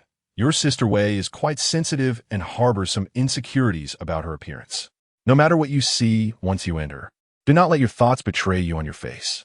Jiang Jiu nodded silently, taking her words to heart. The journey continued in silence until they reached the end of a deep, quiet corridor. Dr. Lin knocked lightly on the frosted glass door of the ward. "Xiao Wei, your family has come to see you." She then gently pushed the door open. As they stepped inside, they were suddenly enveloped by darkness, and Jiang Jiu experienced a fleeting moment of visual void. The room remained dimly lit, with only faint rays of twilight filtering through the white curtains. The wind teasingly lifting a corner to reveal the blooming pink flowers outside, resembling a dreamlike veil. A young girl dressed in a blue and white striped hospital gown reclined against the pillow, leaning sideways on the bed, her back towards them. From Jiang Jiu's vantage point, he could only see her cascading long white hair, flowing like a waterfall, obscuring her slender shoulders. Her exposed skin was so pale it appeared almost translucent, as if sculpted from snow. From her posture, it was evident she was lost in thought, gazing out at the scenery beyond the window. "Eldest sister, you've come again. Didn't I say you needn't visit so frequently? It won't hasten my recovery." The girl spoke softly, her voice slightly weakened by illness, as she sensed the quiet rustling at the door. She did not turn around, having anticipated that it was Jiang Yin who had arrived. Perhaps it was due to her lack of friends over the years. "Xiao Wei, this time, it's not just me who has come." Jiang Yin's tone was affectionate and cheerful. "Xiao Nen has come as well." Jiang Wei's frail form shifted as she slowly turned to face them. "Why are you all so anxious about me?" "It was merely a high fever. I am resilient, and I shall not succumb easily." The unfinished sentence dissipated into the air. Jiang Wei turned around and was instantly captivated by the small figure she had long yearned for. Little Jiu. She was so fair, with only a hint of pink at the corners of her eyes and along her cheeks, rendering her akin to a delicate peach.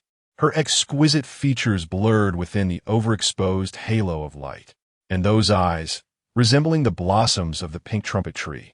The moment Jiang Wei's gaze met Jiang Jiu's, she felt as if seared, instinctively retreating.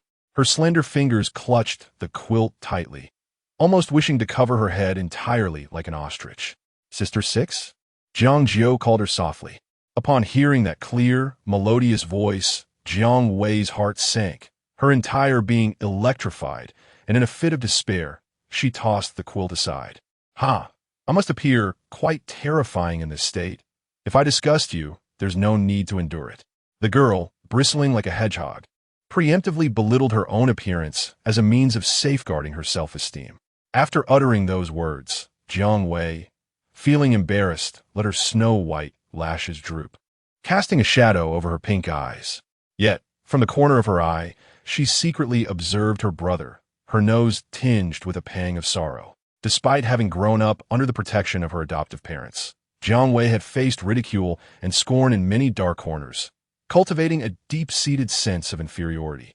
Convinced that the world was filled with malevolence, she suffered from severe social anxiety. Her social circle narrowed to a few sisters who did not shun her, and thus, for over a decade, she had grown accustomed to this isolation.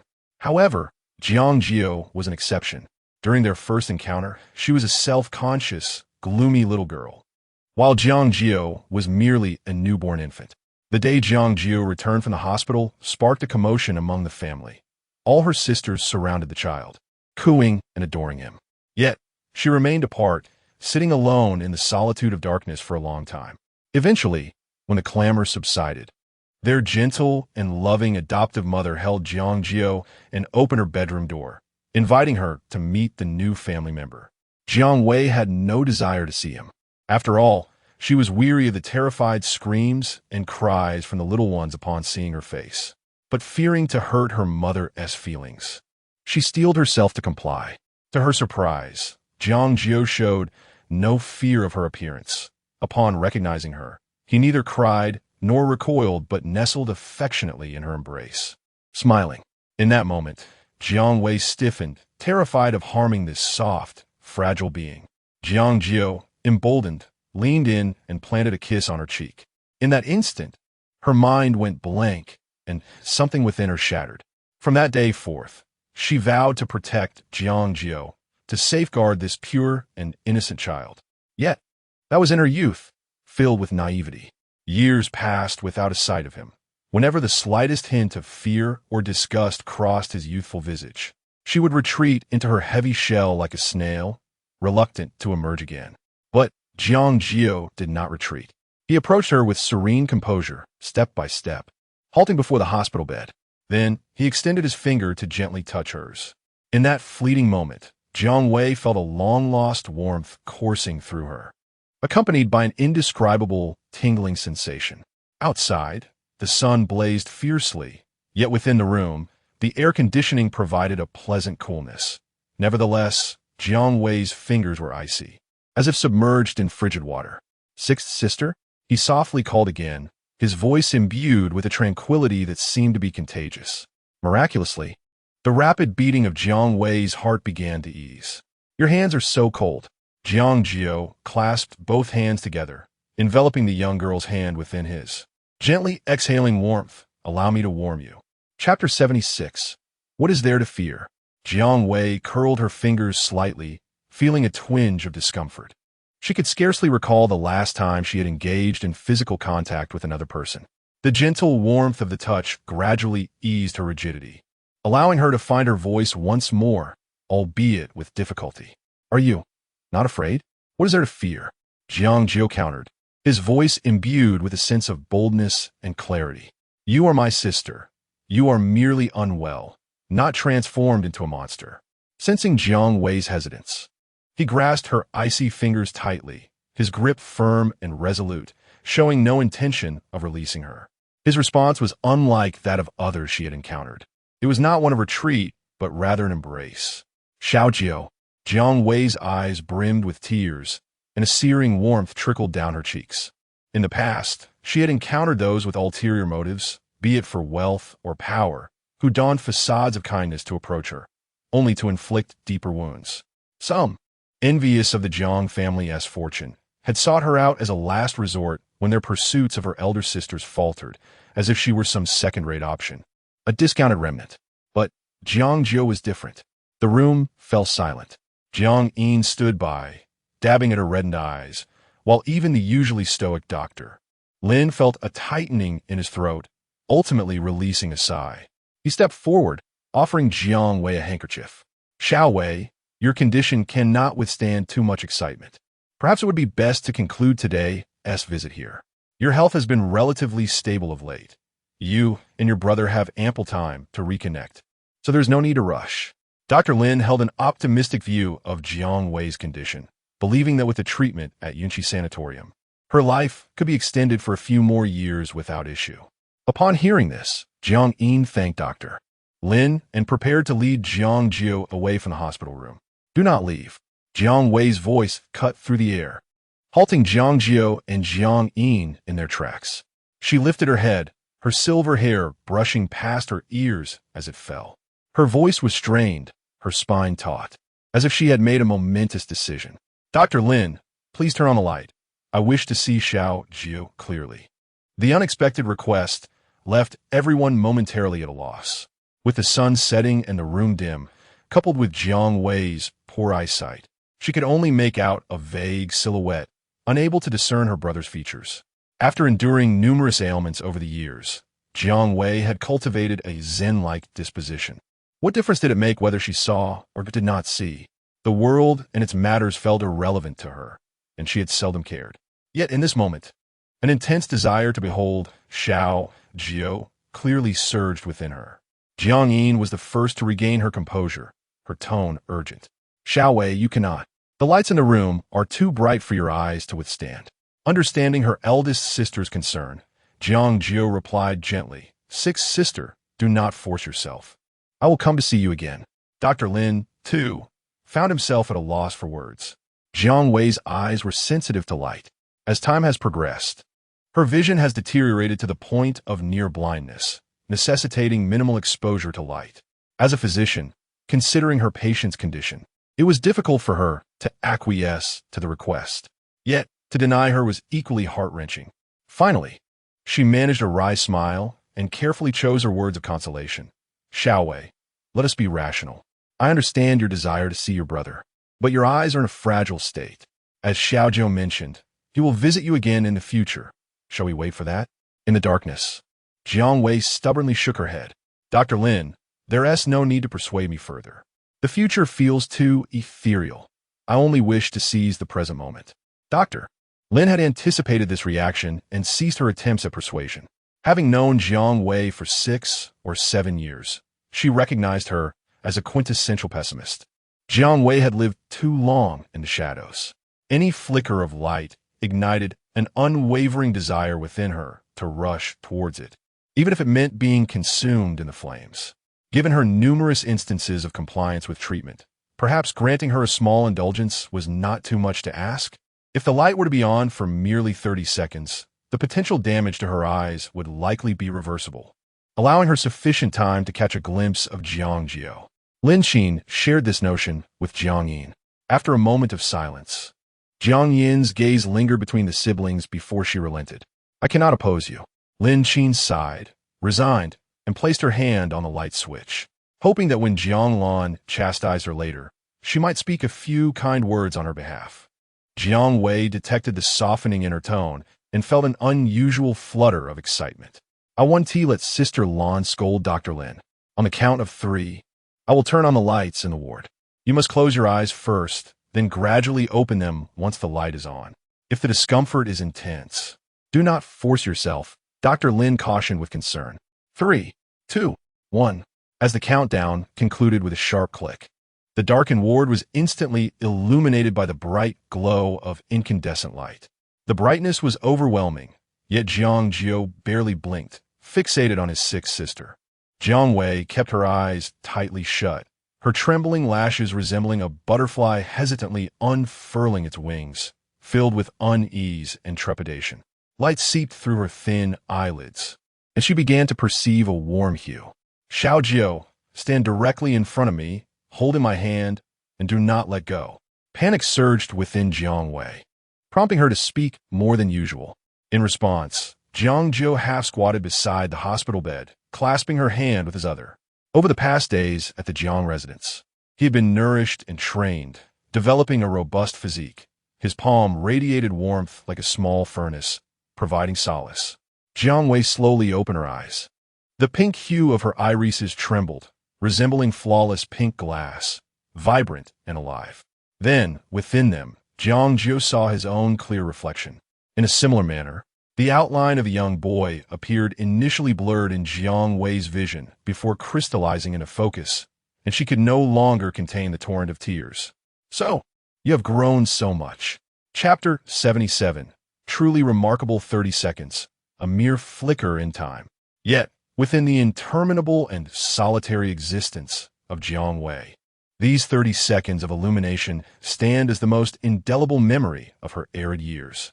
Her vision gradually crystallized, tracing Jiang Jiu's face repeatedly. So you've grown up, she murmured, her voice choked with emotion. Her brother had quietly matured in a forsaken corner, flourishing in splendid form without anyone to care for him. Even as waves of pain pierced her eyes, Jiang Wei greedily widened her gaze, longing to etch this visage into her very bones. 20 seconds, 10 seconds. Dr. Lin's eyes remained fixed on her watch. Jiang Yin stood rooted to the spot, holding her breath, fearful of disrupting the fleeting moment of connection between the siblings. Even the most resolute and seemingly unfeeling female CEO could not suppress the surging emotions within her. Time is up. As the countdown reached its final tick, Dr. Lin announced the conclusion with a voice that brooked no argument. The moment her words fell, she decisively pressed the switch. Click! The light vanished instantly, akin to a curtain descending on a stage, the ward once again engulfed by a thick darkness. Jiang Wei exhaled sharply, momentarily dazed and reluctant to part from the emotions that had just unfolded. She certainly had not seen enough. Yet, she could not once more challenge Dr. Lin's boundaries. In the enveloping gloom, Jiang Jiu leaned close to her ear. "Sick sister, wait for me. I will come to see you again." Jiang Wei softly acknowledged with a faint hum, her lips seemingly curving ever so slightly upwards.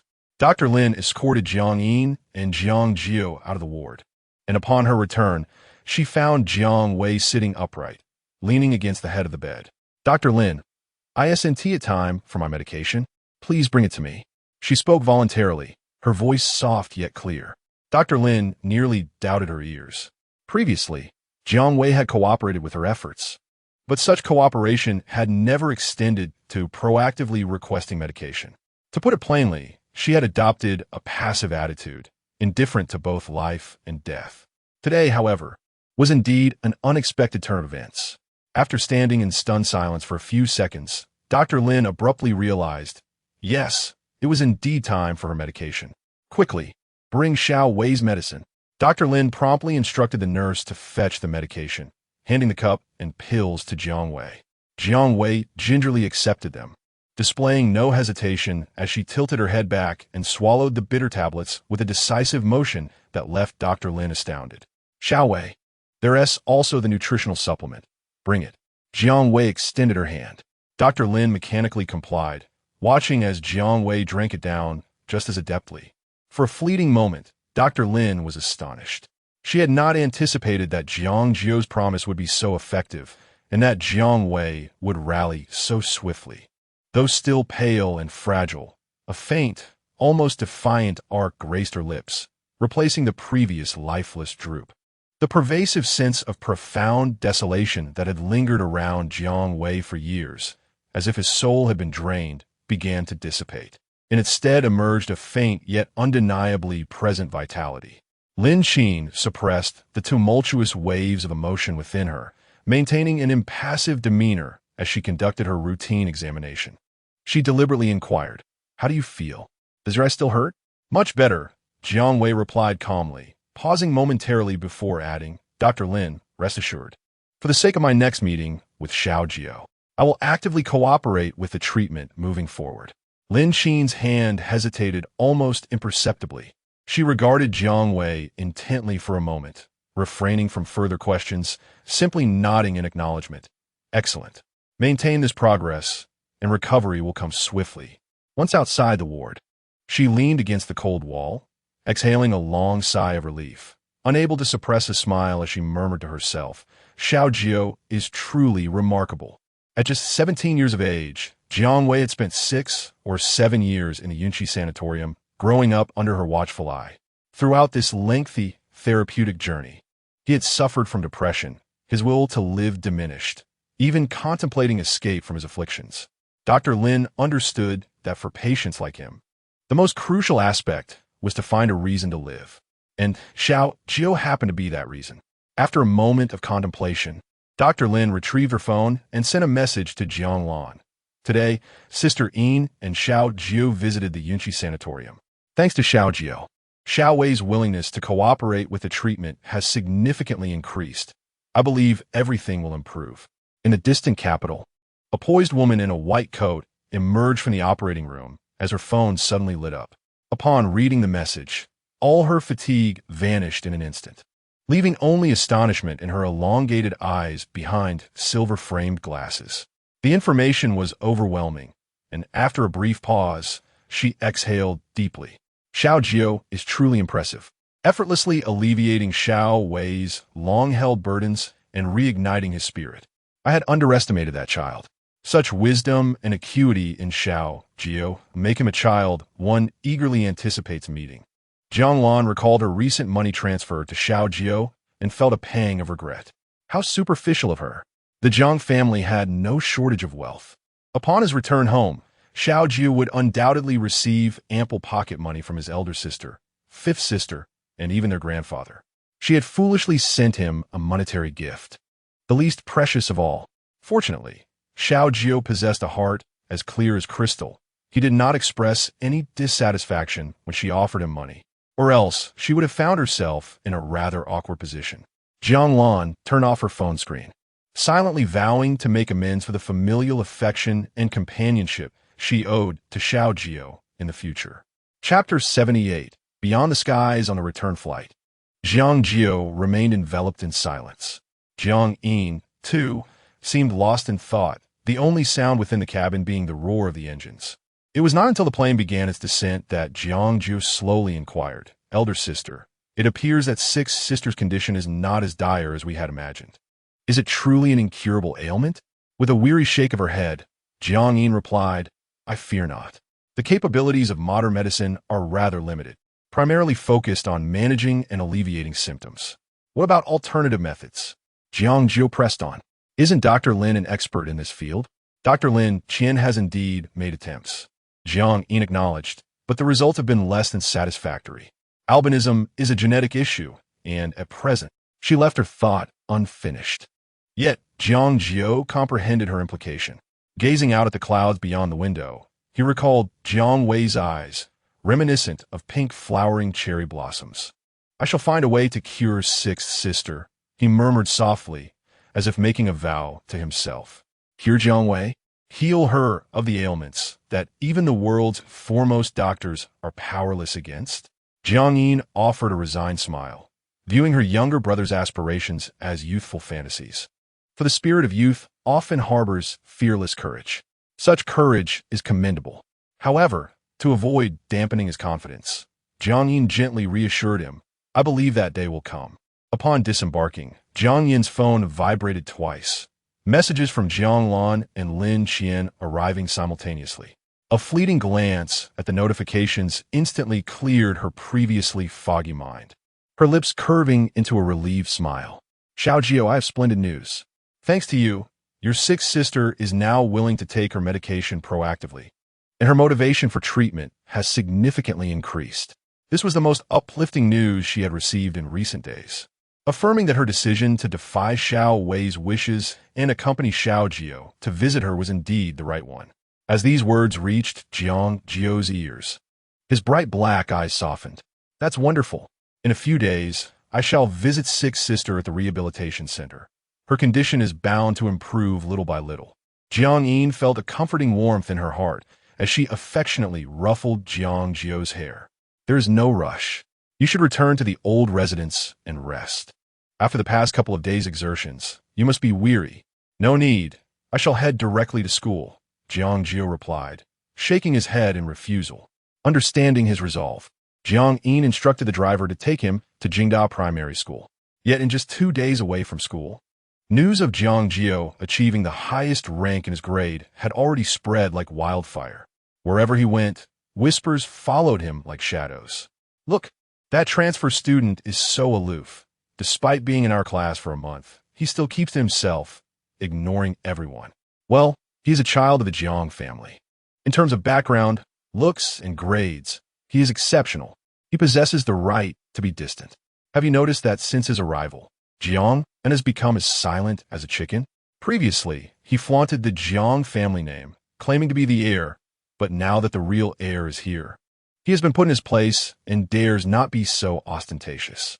As the recess bell rang, all eyes converged on Jiang Jiu the moment he entered, as though they sought to devour him with their gazes. Jiang Jiu remained silent, effortlessly carrying his backpack, his steps steady. Whispers circulated among the crowd. Who would dare believe? The top of the grade was not Chen Yao this time, but him. Jiang Jiu was astonishingly formidable, wasn't he? It was said that he had never attended school before. Such a feat seemed impossible. How could it be impossible? Just then, the mathematics teacher happened to walk by, preparing for the next class, and immediately refuted the claim with stern words. Jiang Jiu was a robust star student in their class. The students who could gain admission to Chen Yao were directly linked to his rewards. He could not allow anyone to tarnish this precious gem. Not only did Jiang Jiu secure the top spot, but he also achieved a perfect score in mathematics. The final Olympiad question was beyond the syllabus. Even your class leader, Chen Yao, had made errors in his solution, yet Jiang Jiu managed to solve it flawlessly. Chen Yao was a prodigy, yet there were always those more exceptional. Sitting at his desk, organizing his incorrect answers, Chen Weiron's face flushed with embarrassment upon hearing this, a twinge of disappointment stirring within him. Such protective words were usually spoken by teachers on his behalf. Now, however, the focus had shifted, and he could not help but feel a pang of sadness. The surroundings fell into a hushed silence. Jiang Jiu lifted his gaze, casting a calm glance at the class, which had grown eerily quiet, before turning to leave. He noticed a change in the way people looked at him. After Lin Wei had left in disgrace, their gazes had held a hint of fear, but now, that fear had transformed into admiration. As soon as Jiang Jiu returned to his seat, Li Jiyun approached him. "Classmate, do you have free time this weekend? Would you like to come over to my house to study? My private library is always open to you." Li Jiyun leaned over a stack of books, her large eyes sparkling with excitement. "No, I don't plan to study during my free time." The surrounding eavesdroppers collectively gasped.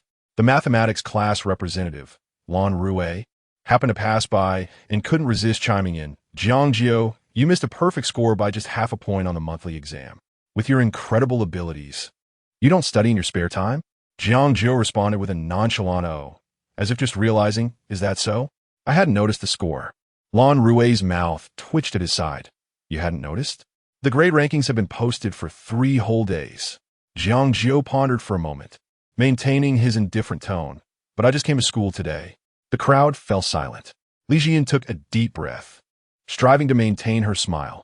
"Then what have you been doing in your spare time recently?" "Recently? I've become engrossed in a game called Plants vs. Zombies Battle Edition. It really tests one's intellect. I recommend you try it." Jiang Jiu replied casually. "Jiang Jiu, do you know that speaking like that could get you into trouble?" Jiang Jiu looked up, his eyes clear and innocent. "Really? I was merely speaking the truth." The crowd remained speechless. The straightforwardness of a top student often felt both unadorned and suffocating. Meanwhile, Chen Weiron glared fiercely at the two figures leaning together, wishing he could rush in and take his place. He was certainly not still contemplating how to overthrow Jiang Jiu's dominance. Instead, he would take Li Jiyun's place. He understood better than his peers the terrifying nature of Jiang Jiu. His top-ranking scores were merely the result of cramming with excessive notes and resources.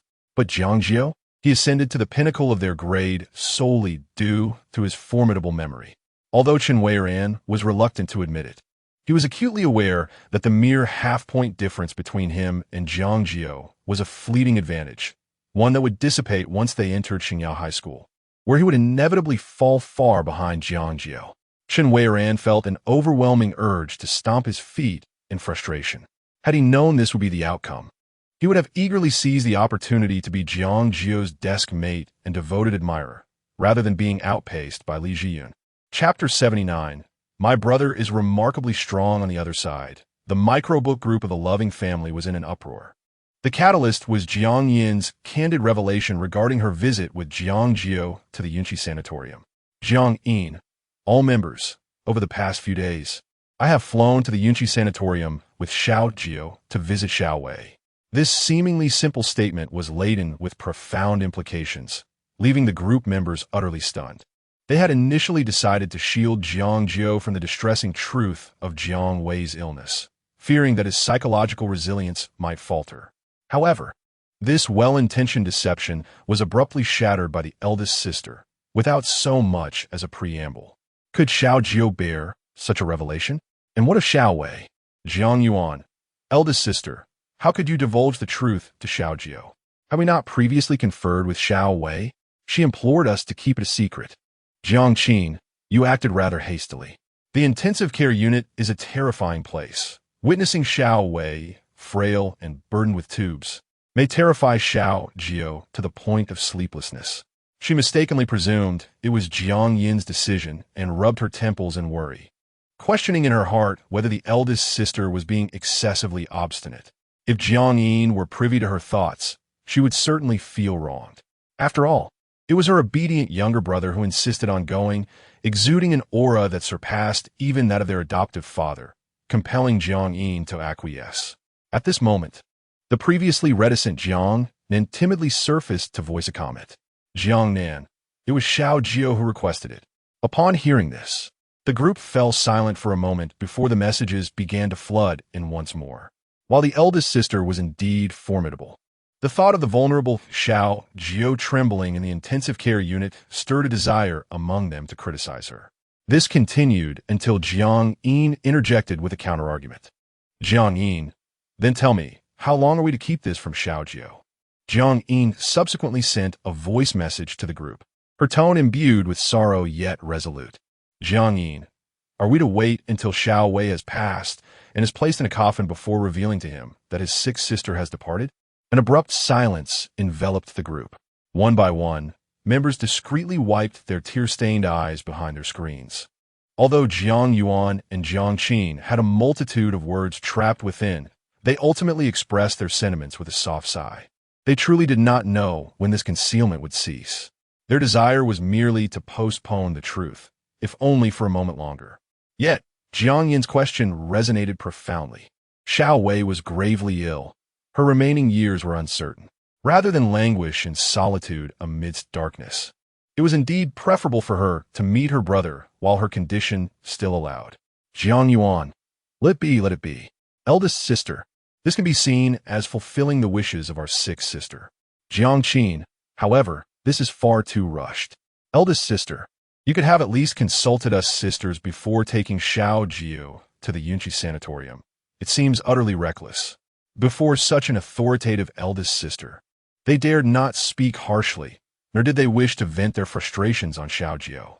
Thus, they could only voice their grievances with a trace of resignation. Until Jiang Lan casually commented in the group chat, the disputes had persisted. Jiang Lan, do not perceive Xiao Jiu as fragile. He is remarkably capable. Jiang Yuan, what leads you to say that? Jiang Lan, just now, Lin Qin, Xiao Wei's attending physician, informed me that after Xiao Jiu's visit, Xiao Wei willingly consented to take her medication. Jiang Lan, Xiao Jiu's mere presence transformed her entire demeanor, surpassing the impact of countless previous visits. It is indeed difficult to believe, yet it is the undeniable truth. Jiang Qin rubbed her eyes, staring incredulously at the lines on the screen, rereading them repeatedly. Fearful of misreading, she understood that on the surface, Xiao Wei had obediently accepted treatment, regarded as a model patient envied by many doctors. She complied with injections, surgeries, and medications without protest. Initially, Jiang Qin felt gratified by her youngest sister's cooperative attitude towards treatment, but gradually, she sensed something amiss. The essence of her existence was steeped in negativity. This compliance was merely a fade to alleviate the concerns of her family. Her fate hung entirely in the balance of providence.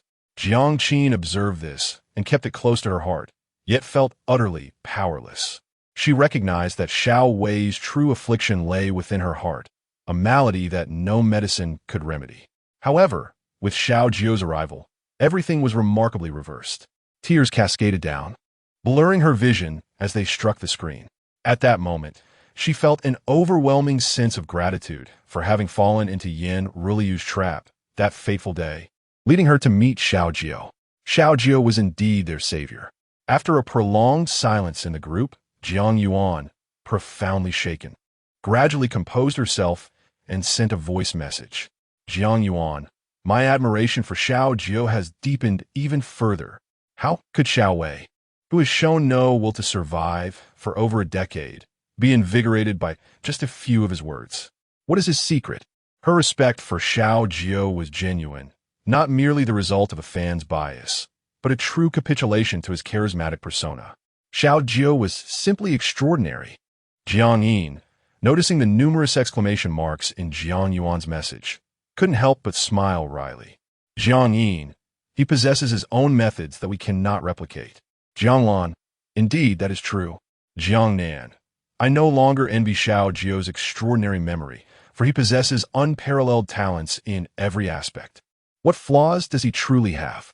Jiang Nan, in shock, posed a heartfelt question. Initially, when Xiao Jiu ranked first in his class, a flicker of jealousy had stirred within her, but was now entirely replaced by admiration. A collective sigh of awe echoed among the sisters scattered across the globe. Their brother was undeniably exceptional.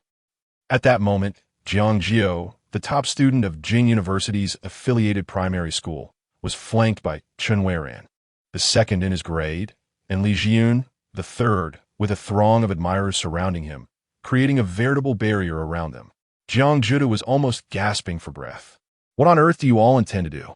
The stares from those infatuated admirers sent shivers down his spine, prompting him to let out a helpless sigh. Is there some sort of virus circulating in the classroom? Even Chen Yao, who always regarded him with an odd gaze, seemed to have succumbed to this bizarre phenomenon. Now, he was competing with Li Jiyun over Jiang Jiu's water cup, insistent on pouring water for him. He even wore a sycophantic smile, saying, "Jiang Jiu, may I befriend you? I'm more than willing to serve you tea and water." Chen Yao thought to himself, "My rear feels oddly itchy, as if a tail is about to sprout." Chapter 80. The fiancé, Jiang Jiu, finally managed to extricate himself from the overly enthusiastic group of classmates. As he approached the school gate, a discreet yet luxurious black sedan came to a gentle halt before him. The window rolled down, revealing Jiang Yin's finely chiseled face, exuding both elegance and efficiency. "Get in, Xiao Jiu," she beckoned with a subtle smile. "We have a guest at home today." Jiang Jiu obediently opened the car door and settled into the passenger seat. After fastening his seatbelt, he inquired, "A guest?" "Your little fiancé, Jiang Yin replied, starting the engine, her expression a blend of cold allure and enigmatic amusement. Jiang Jiu was taken aback. Hadn't he heard she was in the lighthouse country? Confused and somewhat apprehensive, he could not suppress his curiosity. "Big sister, what kind of person is Su Qianxia?" Noticing the stiffness in Jiang Jiu's tone, Jiang Yin chuckled softly. "There is no need to be so tense. Today is not a formal introduction. It's merely an opportunity for you two young ones to get acquainted." She then proceeded to answer his question about Su Qianxia. "She is quite an impressive child, academically outstanding, and currently preparing to attend MIT for her preparatory studies." Jiang Yin's expression was filled with admiration. She genuinely liked Qianxia, considering her nearly equal to Jiang Jiu in capability. Jiang Jiu unconsciously rubbed his fingers together. MIT, Massachusetts Institute of Technology. Another genius girl, likely akin to his seventh elder sister. In the living room, Jiang Nin was engaged in lively conversation with a stranger. As Jiang Jiu entered, the laughter between Jiang Nan and the girl abruptly ceased. "Xiao Jiu, you're back. This is Qianxia." The girl, referred to as Qianxia, appeared to be around 10 years old, sporting a neat bob and dressed in a simple white shirt and jeans. She elegantly sipped from a glass. Upon hearing footsteps, she turned, revealing a face as delicate as a porcelain doll. Her aura was intriguing, reminiscent of flowers seen through frosted glass, elusive yet compelling. "You must be Jiang Jiu," she said, setting down her teacup and rising, a faint smile gracing her lips. "I am Su Qianxia." Jiang Jiu froze, his mind a blank slate. The person he had just spoken of days earlier now stood before him. The sensation was undeniably complex. Noticing the awkward atmosphere between the two, Jiang Yin hastily interjected with a smile. Qianxia has returned to handle some matters and thought to drop by for a visit. She encouraged, "Well, you two chat." Jiang Jiu's eyelids drooped once more, a non-committal escaping his lips as he turned to escape up the stairs. "Hey!"